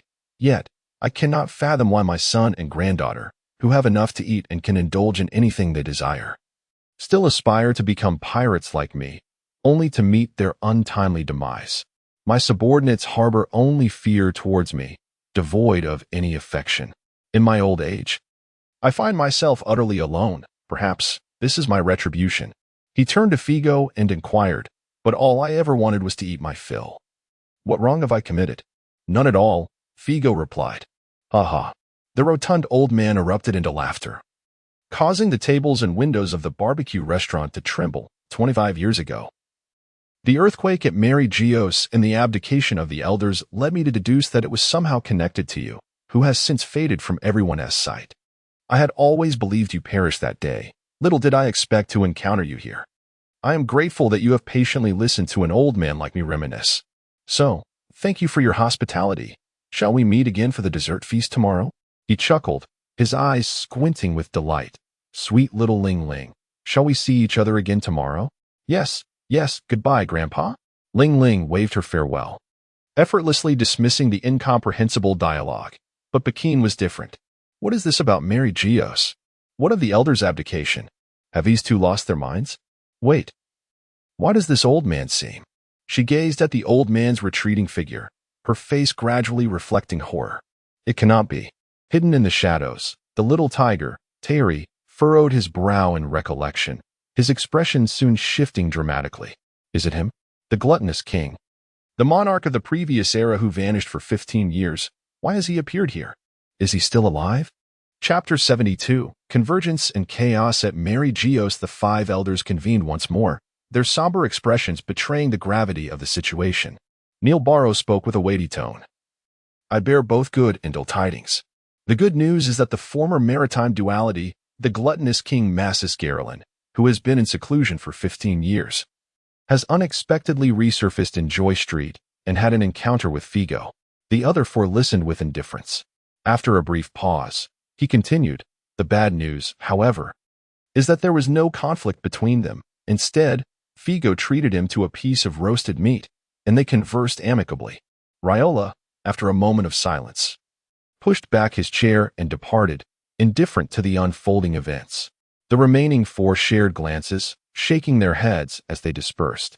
Yet, the following morning, Neil Borrow summoned them again, stating, "I have yet another piece of news, both good and bad. Or perhaps it is neither.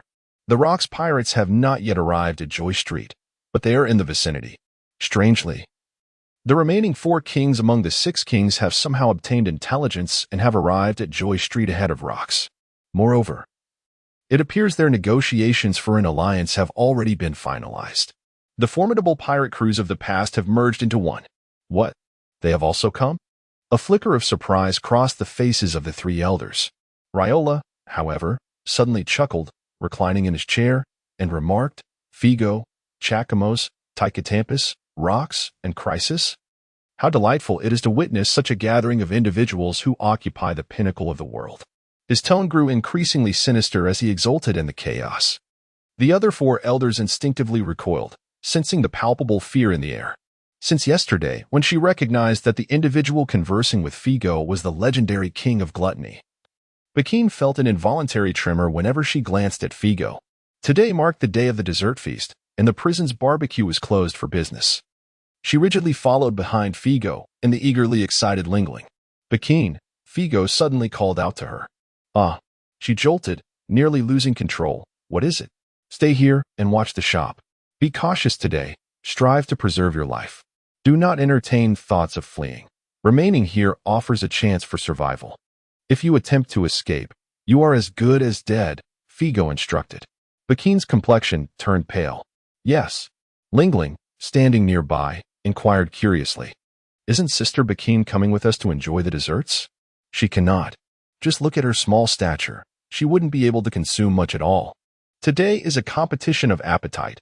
She wouldn't even manage to get through the door," Figo replied. "Oh, I see." Lingling nodded sympathetically at Bakine's short legs before happily taking Figo's hand and departing. The dessert feast was held in a vast square outside the food street, already adorned with decorations and enclosed by walls, leaving only a grand entrance guarded by 2 rows of Joy Street sentinels. The throngs of people outside were overwhelming, with pirates grumbling, "What is this? We must consume 100 caramel cupcakes to gain entry? I could manage that, but after finishing, I doubt I could eat anything else. What is the point of attending a dessert feast then? Hey, look at that guy. He has finished. Oh, incredible." As Lingling listened to the cacophony of sounds, her round face tightened with a hint of anxiety. Perhaps indulging in Grandpa Figo's barbecue yesterday had not been wise. However, once Figo guided her through the throng and into the heart of the festivities, her expression transformed into one of delight. Before her stood small carts piled high with caramel cakes, each reaching 3 meters in height. "Is this all? Must we consume these to gain entry?" She eagerly inquired of the guard overseeing the assessment. The guard, appearing somewhat apprehensive, affirmed her query. "Grandpa Figo, look, Lingling." She turned her head and looked up. Beaming, "Grandpa P, you've come too." "Indeed, Lingling," the king of gluttony replied, standing beside Figo and Lingling with a smile. "Shall we enter together?" Figo nodded in agreement. "Absolutely," Lingling exclaimed. The trio positioned themselves by separate carts, and Lingling eagerly began stuffing her mouth with cake, her eyes squinting in bliss. "Hey, look at that girl. She's astonishingly skilled and so young. ISNT that the barbecue shop.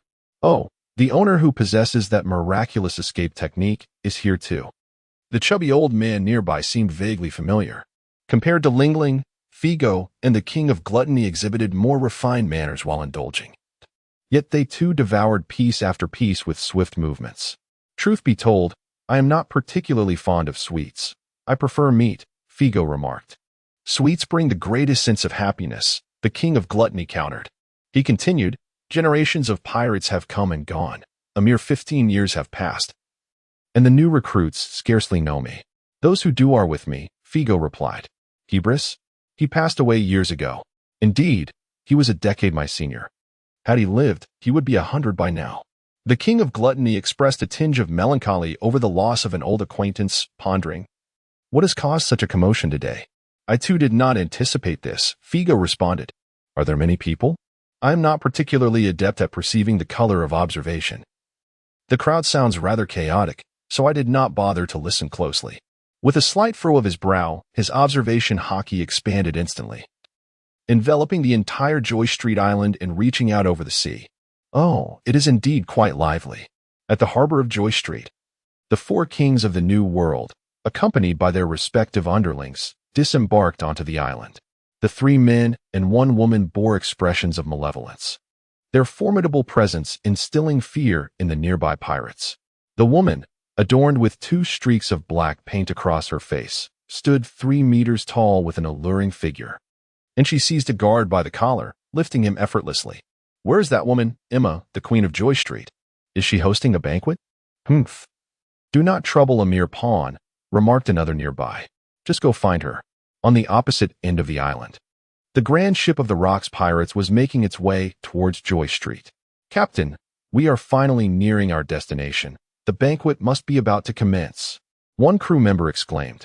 "Really, why didn't Shiki just fly us over?" Rocks glanced at the blue-haired youth beside him. Chrissy chuckled, urging everyone to exercise caution and refrain from revealing Shiki's abilities. If the situation turns dire, the concealed flight capability may become our trump card for salvation. Suddenly, a familiar figure appeared. In the distance, a silvery vessel floated upon the ocean, manned by 2 individuals. One stood nearly 3 meters tall, adorned in a cloak of justice, with flowing silver hair and a strikingly handsome visage, appearing to be in his early 40s. The other, also in his 40s, bore a commanding expression, was bald, donned in a white samurai robe, and wore wooden sandals, with a sword exceeding a meter in length sheathed at his side, named Oni Tetsu. They were none other than Admiral Silverfoot Chakamos and the current commander of the Divine Army, Tikatampa Saint. In Tikatampa Saint's hand was a golden transponder snail, through which the voice of the 5 elders echoed, "Do not set foot on the island for now. Silverfoot, observe the situation after the battle erupts on the island and provide them with a battlefield, but refrain from becoming too involved in the conflict. Always stay vigilant regarding Figo's movements and circumstances. Furthermore, the situation on the island has spiraled completely out of control. Whatever may occur is beyond anyone's prediction. Your primary concern must be your own safety." Suddenly, another voice interjected from the transponder snail. "The paramount objective is to eliminate Gaston Figo. Kill him. Calm down. Riola Saint. Just stay calm." After a cacophony of voices, the transponder snail was abruptly disconnected. Tikatampa Saint fell silent for a moment, tossing the transponder snail onto the deck. Pondering, the recent generations of the 5 elders are truly a disgrace to the world government. "Silverfoot, heed my instructions," Chakamos commanded. "Understood, Lord Tikatampa Saint." It seems we may finally witness the world's strongest combatant in action. Steelbone has long pursued him, and my curiosity about him is quite piqued. Strongest in the world? As the most recognized strongest among the successive commanders of the Divine Army, Tikatampa Saint did not acknowledge Figo's claim to supremacy. Chapter 73. The First Bite. Wow, how splendid. Upon successfully entering the banquet hall of the dessert feast, Lingling's eyes sparkled with delight, her hands clasped against her chest. Before her lay a veritable mountain of various confections, tempting strawberry cream puffs adorned with luscious red strawberries, square pieces of honey toast baked to a golden perfection, cakes of varying sizes crafted from rich cream, and towering ice creams soaring several meters high. The dessert feast was evidently more than just a mere lure for Lingling. In order to prevent any rebellious feelings upon her retrieval, CP0 had clearly invested considerable thought into this culinary scheme. The banquet area was arranged in the style of a buffet, with beautiful young ladies dressed as waitresses approaching to guide the trio to their seats. "We shall assist in recording everyone's consumption, fairly and impartially selecting the king of appetite for today's dessert feast," she informed the 3. However, Lingling could hardly move. I want to eat. I want to eat. I want to eat everything." "Then go ahead and indulge," the king of gluttony said, ruffling her hair. "You remind me so much of my younger self." transforming like this in the presence of food. Go on, Lingling, Figo encouraged. Oh, Lingling cheered, leaping towards the nearby cake, her hands reaching out eagerly. The king of gluttony chuckled and followed suit. Figo nodded to the anxious waitress beside them, signaling her to disregard their trio and join in with Lingling and the king of gluttony. Thus, the three became a unique spectacle in the banquet hall. Their speed and focus on consumption utterly unparalleled. In the world of pirates, there existed a multitude of food enthusiasts, yet few robust individuals were incapable of eating. Although most pirates had little interest in desserts, several had already entered before the trio, gathering in small groups to slowly savor their mountains of treats. None, however, could compare to the trio's exuberance, diving straight into the feast. The first to capture attention was Lingling. Her rapid, dexterous hands transformed various desserts into fleeting shadows that disappeared into her seemingly bottomless stomach. Observant pirates could readily discern her enviable physical prowess, feeling a stirring desire to bring her back aboard their ship. Next, the king of gluttony, a towering figure over 5 meters tall, was hard to miss. This old fellow. He looked somewhat familiar. Wait a moment, could it be? No way. Ultimately, those seasoned by age recognized the king of gluttony, beads of sweat forming on their foreheads as they gazed towards the center of the banquet hall, where the statuesque Queen Emma of Joy Street watched the trio devouring their food with a hint of anxiety. Their hopes dashed. They pondered how such a dessert feast could attract this old man. How could anyone still have an appetite after witnessing this? Who is that girl?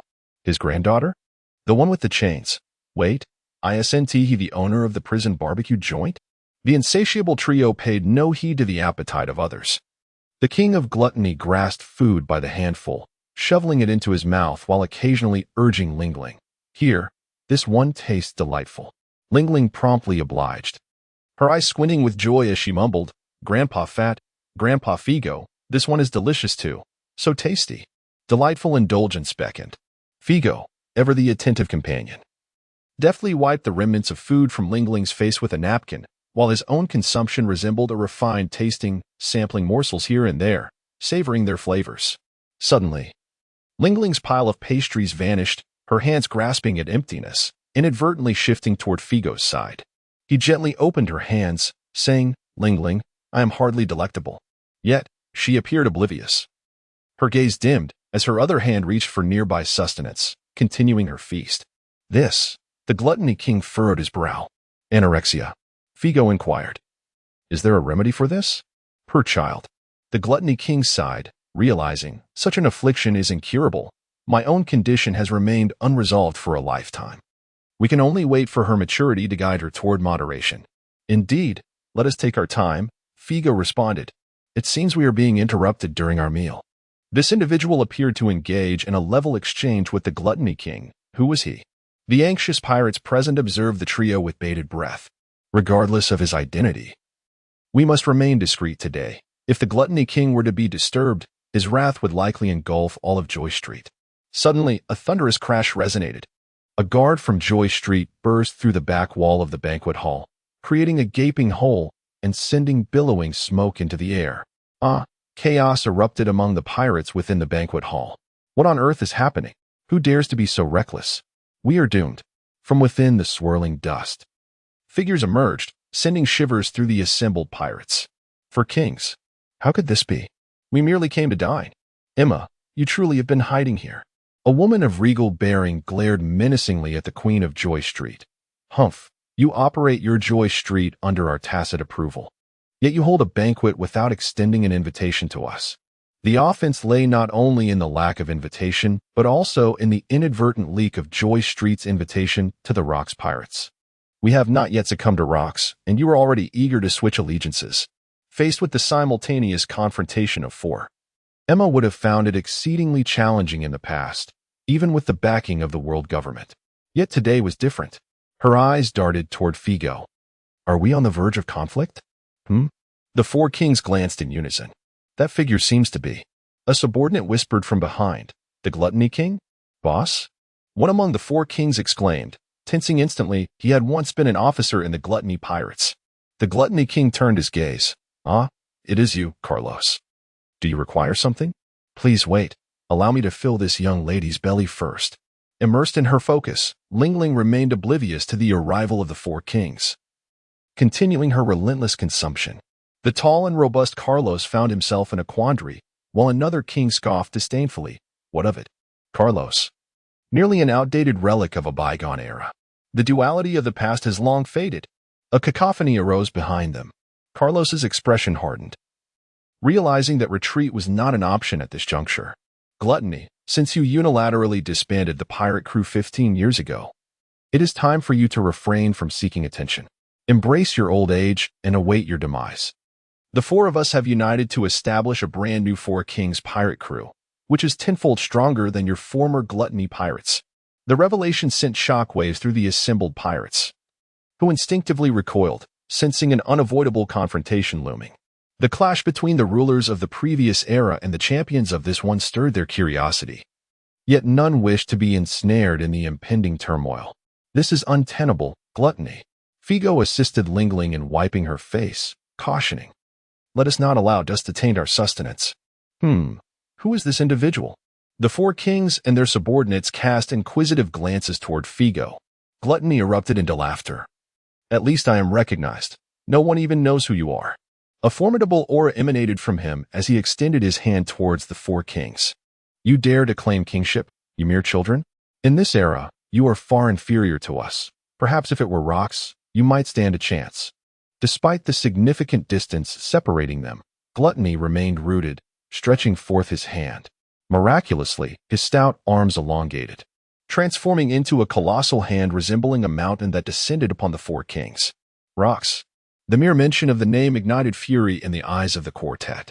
Their inadequacies had been questioned throughout the reign of the six kings, and with the rise of the Rocks pirates, whispers of the true king has finally emerged echoed incessantly in their ears. That old relic should rest in peace.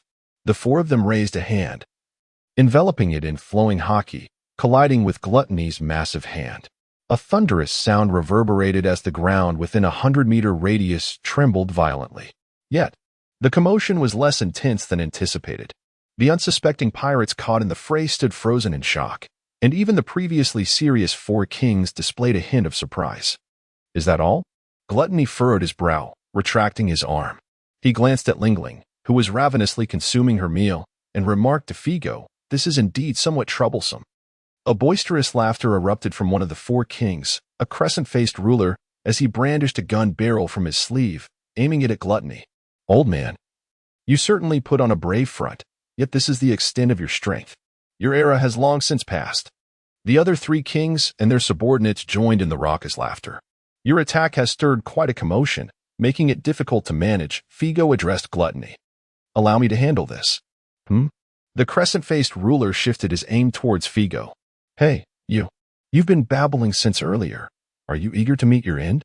Figo regarded him coolly, shaping his right hand into a gun-like posture, aiming directly at the crescent-faced ruler. The crescent-faced ruler's irritation was palpable as he squeezed the trigger beneath his sleeve. Yet faster than him, Figo's arm quivered as though recoiling from a gunshot. In that fleeting moment, the moon-faced king felt an unbearable blow to his chest, forcing him to expel a copious amount of blood, leaving his mind in a state of emptiness. His body arched backward, propelling him through the air, colliding with several of his subordinates, and continuing his flight. He crashed through buildings, shattered rocks, and obliterated everything in his path. After soaring several kilometers, he finally came to a halt within the ruins of a collapsed structure. Collapsing to the ground, spewing blood, clutching his chest, utterly powerless to rise. In the banquet hall, the remaining three kings and their subordinates were momentarily frozen in a myriad of expressions. The pirates caught in the chaos gaped in horror, bewildered by the unforeseen spectacle. What was that? They could not comprehend it. But in an instant, "Is that a finger gun?" The shock resonated deeply within the heart of the Queen of Pleasure Street, a member of CP0. "You dare call that a finger gun?" Even the King of Gluttony was momentarily taken aback, only to erupt into laughter and return to feasting with Lin Lin. "Flying finger gun. Bear it." Figo lowered his arm and stepped forward. The battle that was destined to erupt on Pleasure Street would be etched into history, and at this moment, Figo had fired the first shot of the conflict. Chapter 74. The Disparity. Trepidation, fear, and dread, these emotions were palpably real.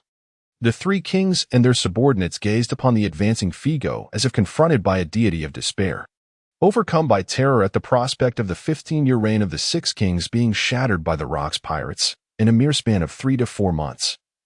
For rival pirate crews had conjoined into one.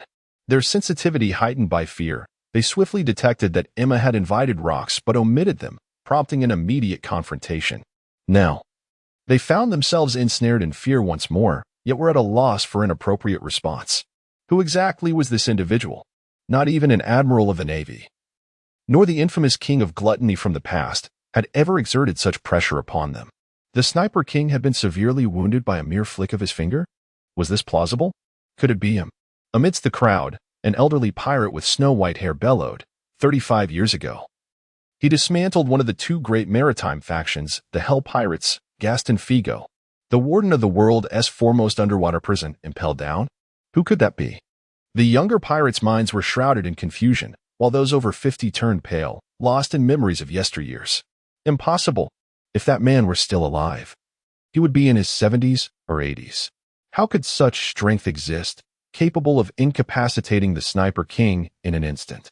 Several pirates who had shared a feast of roasted meat with Figo recalled the escape techniques he demonstrated days prior, their bodies drenched in cold sweat. How are we still alive? The average age of the four kings was around 50, and among them was a former apprentice of the Hell Pirates. With a reminder, long-buried memories surged forth, fists clenched in determination. It was undoubtedly him. The female sovereign, fierce as a beast, bared her elongated fangs, her countenance menacing. So, he is merely an old relic nearing his grave? Perfect. I shall eliminate him, and the king of gluttony in one fell swoop. Heralding the formation of the Four Kings Pirates, she had to be resolute. Having just unified the Four Kings Pirates, she could not afford to become a laughingstock. Take him down. Her cadre roared in encouragement, several drawing their blades to charge at Figo. Figo, hands interlocked, declared, flying finger gun, shotgun. Boom. An invisible projectile emanated from his fingertips, and like the Sniper King, even with the forewarning of Figo raising his hand, the attackers were instantaneously propelled backward. The three kings faced their own bullets. The speed of the shotgun pellets was considerably slower than that of the single-target sniper rifle, and with their guards up, their observation hockey allowed them to anticipate and deflect the incoming shots with their weapons. Yet, their expressions shifted dramatically. Clang, clang, clang. It was as if a colossal bell had been struck. The immense force impacted their weapons, driving them backward.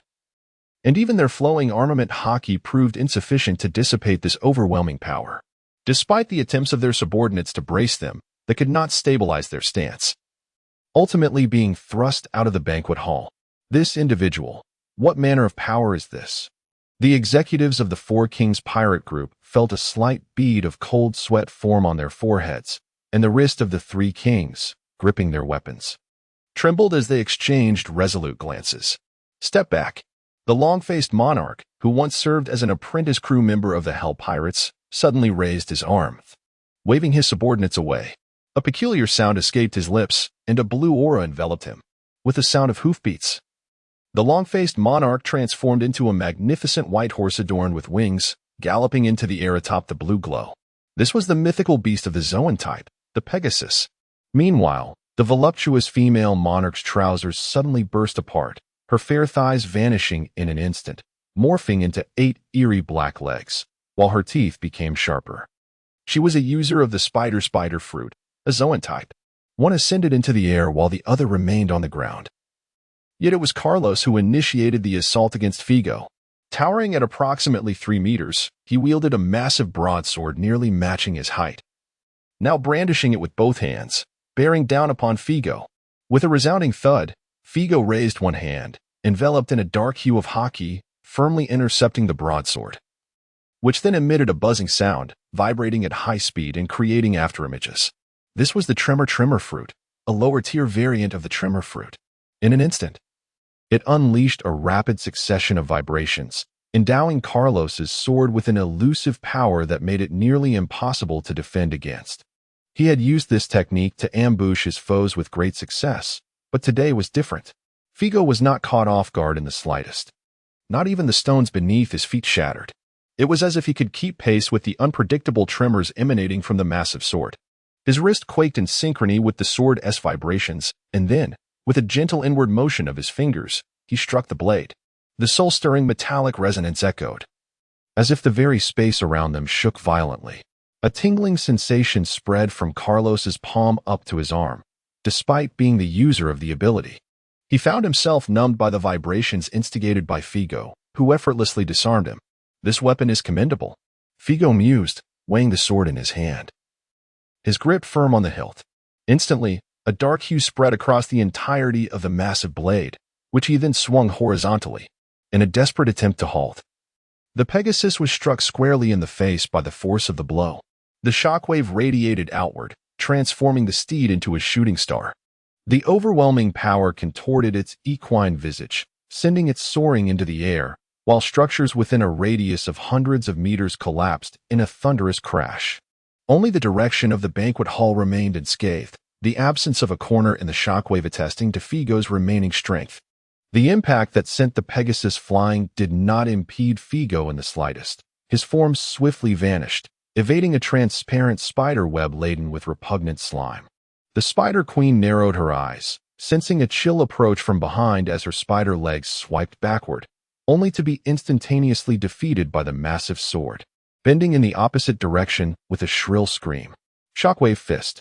Carlos, deprived of his weapon, swung his fist from Figo's side, aiding the Spider Queen in hastily maneuvering her spider legs sideways, before turning to viciously bite at Figo with her sharp teeth.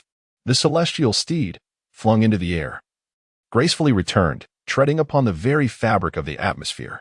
Before the horse could arrive, a cerulean aura enveloped Figo and the two kings below, obscuring Figo's vision and observation. The three kings united in their assault. A tempest surged towards Figo. Gripping the great sword tightly, crimson lightning coiled around it. A stolen technique. Thunderous 8 trigrams. Crack. A bolt of thunder descended from the heavens, engulfing the broadsword in Figo's grasp. Empowered by the wrath of thunder, the sword appeared to possess the might to shatter the very space itself. Under the astonished gazes of the three kings, the swiftly moving great sword transformed into a streak of light, striking them in succession. Their full-force attacks, including armed color defense and all forms of resistance, were instantly obliterated. A resounding roar reverberated, scattering the clouds in the sky, while the three kings, struck by the great sword, felt their bones tremble, blood spewing from their mouths. As they were propelled like cannonballs in 3 different directions, only Figo remained, holding the great sword, standing tall at the center of the earth, resembling a deity. Why is this happening? One of the cadre from the 4th King Pirates, flung hundreds of meters away, knelt dazedly on the ground. Those are 3 kings. Even an admiral of the Navy, could not an admiral of the Navy? They could fight 35 years ago, at the level below SSR-4. One can only escape under the hands of an admiral, yet still dare to claim kingship? Now, the gap between Raoul and me is likely akin to that between you and Raoul. So the question arises, how vast is the gap between you and me? Figo advanced, brandishing the greatsword.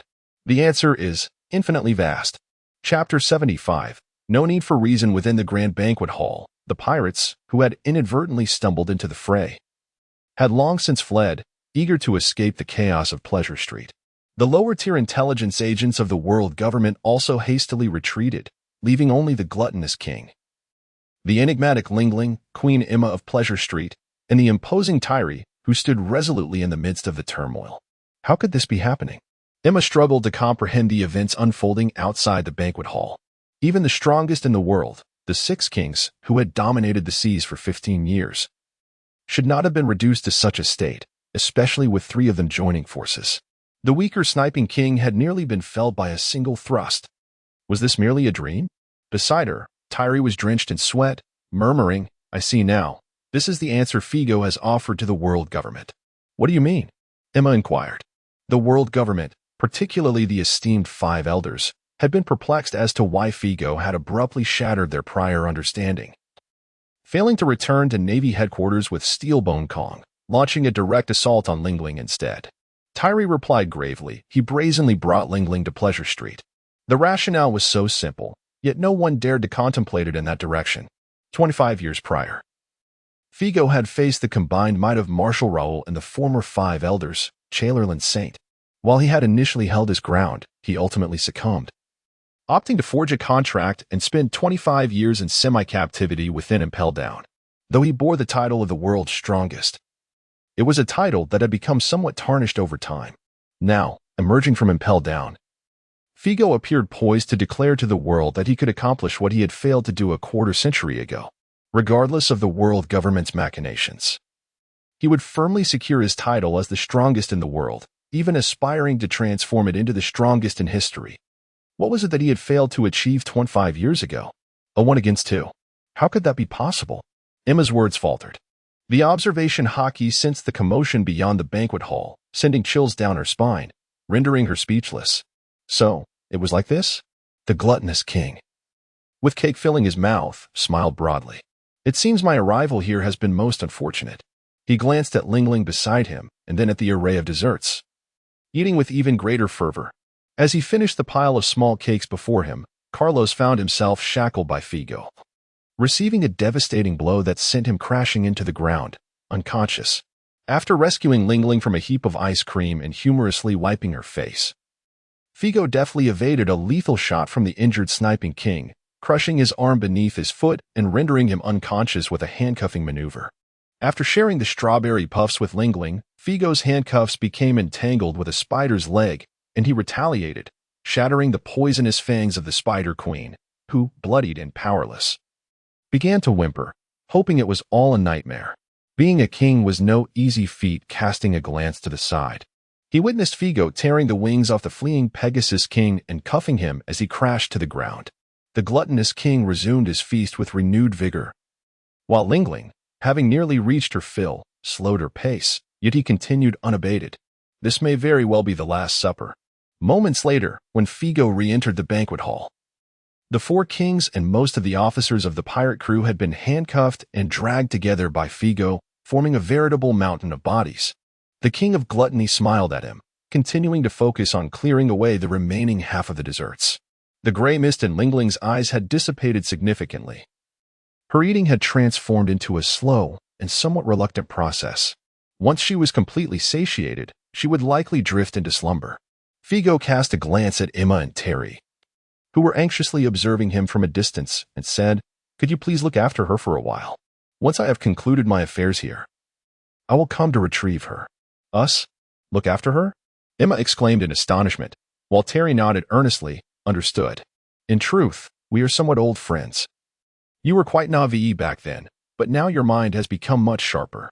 It seems that after 42 years, there is much to reminisce about." Figo chuckled. "Once this is all settled, shall we have a chat?" Terry smiled wryly. "All right." After a brief wait of 3 minutes, a stuffed Ling Ling let out a satisfied burp, her eyes gleaming with contentment and happiness before she toppled backward. Terry swiftly caught her with his shaving technique, hoisting her onto his back, and nodded at Figo, vanishing from the banquet hall alongside Emma. "So, smooth?" Once they were away from the banquet hall, Emma unexpectedly gestured towards Ling Ling. Had the mission to seize Ling Ling been accomplished? Terry sighed. "Do not overthink it. If Figo fails today, Ling Ling will naturally return to CP0. However, if he succeeds, even if we bring Ling Ling back to Mariehua, Figo will have the opportunity to ascend to the Holy Land once more and take her away." Emma then realized, her complexion paling, and she whispered to Terry, "Is he intending to battle the King of Gluttony? They seem to get along quite well. Why?" Terry countered, "One is the warden of Impel Down, the other, the most formidable pirate with a bounty exceeding 1 billion. When they converge, does a reason for conflict truly need to be established? Indeed, no justification is required. Having long since sensed the presence of the King of Gluttony through Kenbunchakahaki, Figo could have easily evaded him and continued to reside in seclusion, yet he did not. From the moment the King of Gluttony stepped into the barbecue restaurant, this confrontation was destined to unfold. Yesterday, I only spoke half my mind. It is not wrong to desire to be full, but after satiating oneself, those who suffer or even perish because they could not find enough to eat are equally blameless," Figo expressed to the King of Gluttony. Indeed, the King of Gluttony nodded, laughing. "What a pity we did not meet sooner, for you are quite my kind of person. Thank you for allowing me another hearty meal along with your barbecue." "You're welcome," Figo replied. "Ah, one must not waste food." The king of gluttony's gaze swept across the remaining small piles of desserts in the banquet hall, and his body suddenly began to swell. From 5 meters to 10, and then to 30 meters. The king of gluttony gradually transformed into a veritable mountain of flesh. Bursting through the dome of the banquet hall, debris cascaded down as his massive hands scooped up the remaining desserts, mingled with rubble and dirt, and stuffed them into his mouth. The crunching and swallowing echoed through the hall. Subsequently, the king of gluttony cast his gaze upon the diminutive Figo. Erupting into laughter, "I am well fed." A colossal fist descended. Figo met it with a punch of his own.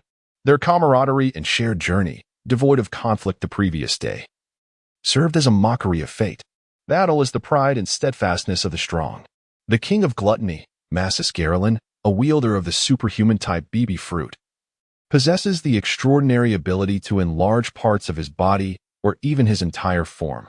The larger he becomes, the more vitality he expends. Yet, with greater size comes amplified strength. Once, in a fit of rage, he shattered an entire island with a single blow, boasting a bounty even surpassing that of Hebrus.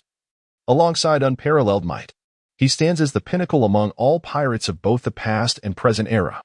Chapter 76. The participation of Rocks on the eastern coast of Happy Street. The grand vessel of the Rocks pirates was preparing to dock. Mere moments prior, they had sensed the tremors of battle emanating from the island, entering a state of heightened alert. Through their telescopes, they glimpsed the Pegasus King soaring through the sky in a frantic escape, only to witness the tragic moment when its wings were shredded by an unknown force, leading to its silent descent. The first mate, Chris, felt an ominous alarm ringing loudly within him, but despite several attempts to persuade him, Rocks refused to retreat. Undeterred by the fear that loomed over them, his hand rested upon the hilt of his sword as he gazed intently at the heart of Happy Street, as if attuned to some distant sound. Then, as his imposing figure rose high, a gasp escaped the lips of a cadre member of the Rocks pirates. "It's the king of gluttony. That old rascal is still alive? Could it be that those 4 fools had laid a trap here, only to attract the king of gluttony instead of us? Indeed, a feast of desserts. Ha ha. That old fellow is no easy prey. Surely those 4 imbeciles are not destined to perish at the hands of the king of gluttony first? No, that's not right. It's not those 4. The king of gluttony is engaged in combat with others." Chris's pupils constricted slightly. "Be cautious." In the distance, the colossal fist of the king of gluttony was enveloped in armament hockey, crashing down with tremendous force as if colliding with something. The entire island of Happy Street trembled in response, rippling like a wave. Boom, boom, boom, boom, boom. In an instant, the 4 fists, cloaked in armament hockey, collided hundreds of times in the air, unleashing a torrent of explosive winds that ravaged the surrounding area. A tempest beyond the scale of wind speed obliterated all structures at the center of the battlefield, pushing debris in all directions, as if the remnants of buildings were swept away, cascading toward the coast. Under the keen perception of the Rocks pirates' cadres, many pirates within Happy Street were unable to escape, swallowed by the crumbling ruins, their lives extinguished in an instant. Furthermore, the furious winds and displaced debris swiftly surged toward them, unleashing tumultuous waves upon the sea, forcing their pirate ship to retreat against the tide. Who is battling him? The cadres of the pirate crew shielded themselves with their arms against the ferocious winds, their faces etched with horror. At the bow of the ship, Rocks and Chris stood side by side, pushing forward with outstretched hands, utilizing flowing armament hockey to dissipate the shockwave. Indeed, the king of gluttony from the previous era was formidable, but what sort of being could rival him, judging by the method of attack? Could it be the Marine Admiral Steelbone Kong? Chris said gravely, "Captain, we must leave this place." "No, it is not an even match." A fierce expression emerged on Rox's face. The king of gluttony is no match for that individual, as if to validate Rox's assertion in the distance. After countless exchanges of fists, the massive form of the king of gluttony was forced to retreat repeatedly. Chris and the cadres displayed expressions of astonishment. From Rox, a surge of conqueror's hockey erupted, palpable as substance, shattering the wooden planks of the ship and completely neutralizing the oncoming gale, infused with a deep-seated murderous intent. Captain? For many years, Chris had not witnessed such murderous intent from Rox. a sensation that momentarily transported him back to the time he first boarded the ship 2 decades ago. It was unmistakably him. With a thunderous crash, rocks shattered the deck and darted ashore, his figure racing towards the heart of Joy Street, where the battle raged on. The West Coast. Flee. Flee. This place was further away from the banquet hall of the dessert feast, and the pirates, in a state of panic, raced against the ruins that pursued them. Those who lagged behind were devoured, while the swift successfully boarded their vessels. Set sail! Set sail! Several pirate ships roared to life, propelled by the fierce winds as they swiftly distanced themselves from the shore. After a few miles, they collectively exhaled in relief, collapsing onto their decks. We survived. Wait, wait. Up ahead, is that a small boat? Could it be Silverfoot? No, no. Swish, swish, swish. Blades of light flashed, and the pirate ships were cleaved into fragments, leaving the pirates to plunge into the sea with terrified screams, each met with the relentless arcs of light, silencing them forever. Upon the drifting, silvery vessel, the esteemed Tikatampa Saint sheathed his sword, having vanquished his foes. How terrifying, indeed, that individual is considered the strongest in the world. Beside him, Shakamos pondered gravely, Lord Tikatampu. Should we proceed according to the original plan? Or should we? His gaze drifted towards the golden transponder snail aboard the ship. The confidence and optimism that once adorned Tikatampu's visage had evaporated. The battle between Figo and the Four Kings had been relayed to him through the transponder snail by CP0.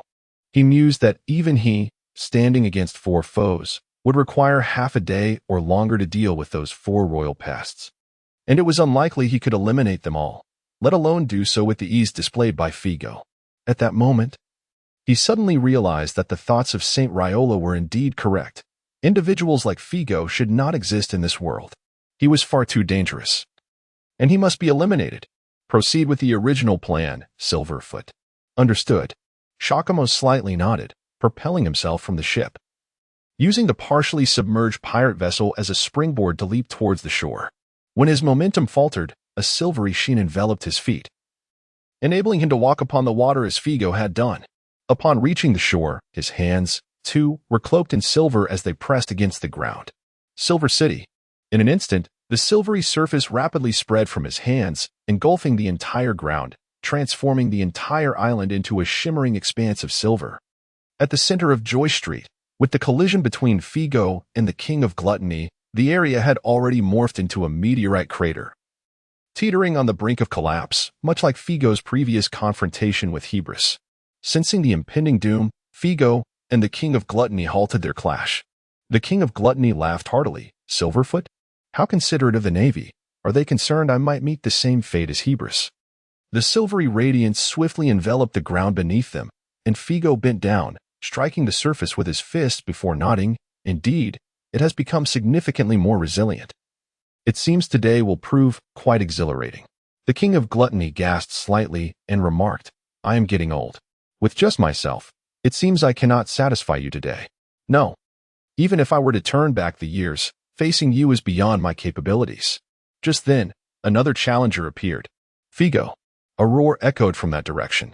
Surrounding Roxas was a surge of formidable conqueror's haki, his raven-black hair billowing as he advanced, leaving imprints on the silver ground with each step, brandishing his blade towards Figo. You're still alive, the one who abducted the Saintess. What has become of her? Roxas demanded. Sapphire is flourishing. She has become the Saintess in the hearts of many. Figo mused, though he chose not to elaborate to Roxas, simply stating, Come with me, and you shall learn of her fate. A similarly potent wave of Conqueror's haki surged from Figo, pushing Roxas's aura back to several meters away. Let the contest begin. Roxas laughed heartily. Count me in. The King of Gluttony joined in from behind, unleashing his own overwhelming haki towards Figo. Figo sidestepped, isolating the King of Gluttony as haki at a distance. The 3 forms of palpable haki clashed and retreated, causing the silvery ground to tremble and the sky to seem as if it were splitting and folding inward. Conqueror's haki, 115640, level 5, Peak Conqueror. Among all abilities, Figo had scarcely enhanced his Conqueror's haki through prison records. Yet the might born from his strength ensured that his haki would not be inferior to either of these two. With a thunderous boom, the three waves of hockey collided, erupting into a tempest that swept in all directions. The king of gluttony praised, "Not bad, Roxas, compared to those four, you possess a hint of regal essence. Let us see today whether Gaston Figo will emerge victorious and be crowned the king of the world, or if he will be vanquished and return to his post. Who would join forces with you, old man? He is my opponent," Roxas retorted, gripping his blade and charging alone toward Figo. In an instant, he closed the 100-meter distance between them, crimson lightning enveloping his blade. Demon Slayer, a ghastly visage with green skin and fangs, surged forth from him, his long knife seeming to slice through space itself, transforming into the fangs of a demon, aiming to pierce through Figo's body. The strike was lethal, yet in the next moment, the murderous intent on Roxas's face froze. Figo merely raised his right hand, firmly grasping the blade with an armament-coated palm, shattering the hockey entwined on it and dispelling the apparition of the demon. The deadly strike calmed as if blown by a gentle breeze. Your opponent? In 20 years. Perhaps the version of you that assaults the Valley of the Gods might stand a chance in a duel with me. But now? Young man, you are still too green. With a resounding crash, Roxas fell, bloodied and defeated. Chapter 77, 1 against 2. Embedded within the silver-white meteorite crater, Rox felt the disparity of the world for the first time. The battle he witnessed at the tender age of 3 remained etched in his memory, an indelible mark as he pursued the paths of Figo and Hebrus over the years. The Six Kings? Merely a whetstone on his journey of growth, insignificant in his eyes. Yet, upon encountering Figo once more, a full-force strike was effortlessly countered, revealing to Rox the vast chasm of power that lay between them. Could one truly reach such formidable heights? Struggling to extricate himself from the rocky wall, he clenched his fists, a more potent conqueror's hockey surging forth from him. Some may shrink in the face of adversity. Others, however, grow stronger when confronted with power. Is his strength ascending from SSR 5 to SSR 6? Truly, Rox is remarkable. A smile graced Figo's face as he supported the arm of the king of gluttony. Quite commendable. The capture reward had indeed increased. Gaston Figo. Is it a bit excessive to be lost in thought at such a moment? A discontented voice came from above, as a fierce gust of wind swept in.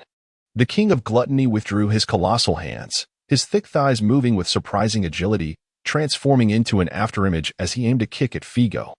Figo raised his arms to the side, and with a resounding thud, he was sent flying, crashing against the nearby rock wall, which shattered into a web of cracks. Yet, propelled by even greater speed, he retaliated with a kick aimed at the king of gluttony, striking true against his abdomen. The bulging mass of fat resembled a balloon, and Figo's foot sank deep into it. The king of gluttony, enhancing his belly with armament hockey, intended to ensnare Figo within the layers of fat. However, an unexpected penetrating force emanated from Figo's foot, piercing through the king's flesh and assaulting his innards. Armament hockey, internal destruction, with his insides roiling.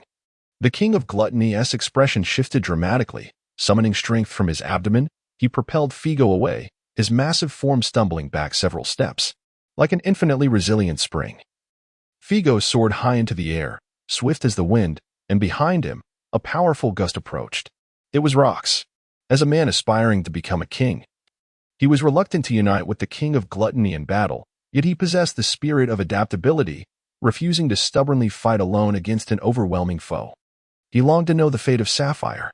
Facing a stronger king, allying with others in battle was not a disgrace.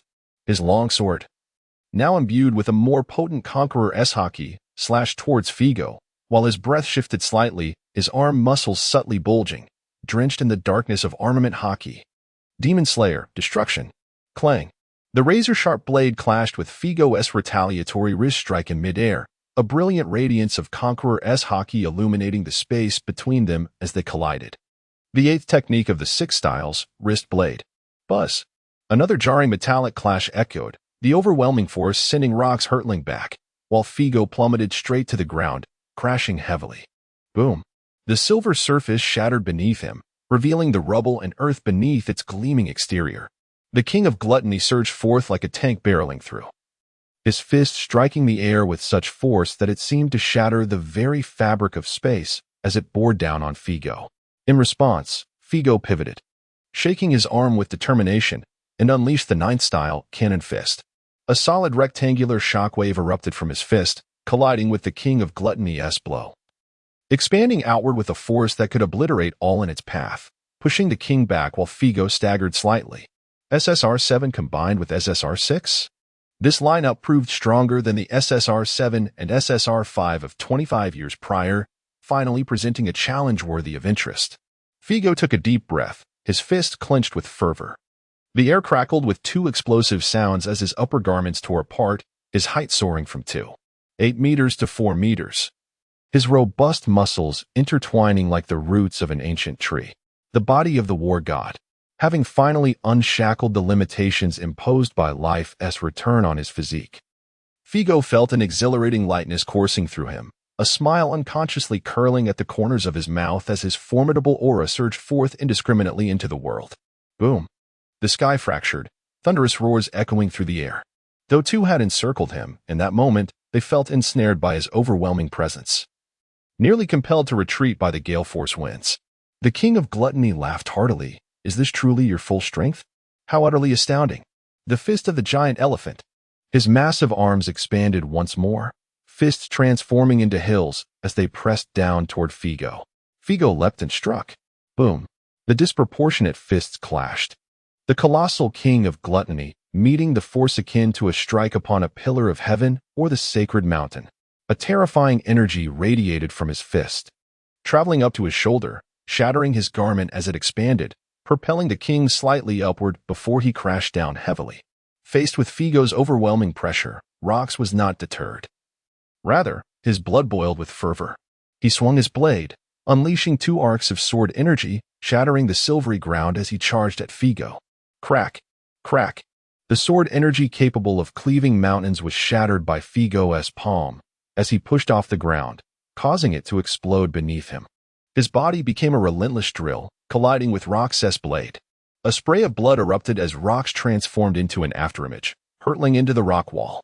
Simultaneously, the colossal fist of the King of Gluttony struck Figo's back, sending him crashing into the wall, yet in the blink of an eye, Figo emerged unscathed. Sprinting through the air at high speed, delivering a kick that toppled the king, crashing him to the ground and stirring the earth into a frenzy. Then, Figo sidestepped, catching Rox's descending longsword with one hand while blocking the sweeping leg of the King of Gluttony with the other. The three forces collided and clashed continuously. The sky appeared to split open into a chasm, with thunder rolling ceaselessly. As the focal point of this tumultuous clash, the silvery ground beneath them began to sink deeper, as if the island were on the verge of submergence. Rox and the King of Gluttony both let out desperate roars with all their might. The power of the blade intensified, and the legs of the King of Gluttony grew ever more robust. They unleashed their entire might, gradually breaking through Figo's defenses, striking him directly. A shallow cut appeared, a slight shock injury. Nothing more. A roar erupted from Figo's mouth as his muscles swelled further. The golden hue of his armament hockey coursing through him, churning ceaselessly. At the epicenter of his being, light seemed to warp, transforming into a state of chaos. As the silver-white ground surged outward, entwined with golden radiance. Armament hockey, 29695, level 5, Master of Armament. Physique, 508359 level 5, Master of Physique. Two resounding explosions echoed as both combatants were simultaneously hurled away, tumbling through the air. Such formidable armament hockey, such a robust physique, ha ha ha. The colossal form of the King of Gluttony soared through the air, propelled with the might of an earthquake, charging back towards Figo, exuding immense pressure. Gaston Figo. From this day forth, no one shall reign before you. Yet, to defeat us together will not be so effortless. With a thunderous roar, the King of Gluttony's body expanded once more, transforming into a giant of 100 meters. Rox's expression tightened as he gleaned insights from Figo's armament hockey, reinforcing the hockey on his black blade, elevating his power from the pinnacle of SSR-5 to SSR-6. Feeling a long-lost thrill, Figo's lips curled into a smile as he responded loudly. Then, let us see what you can do.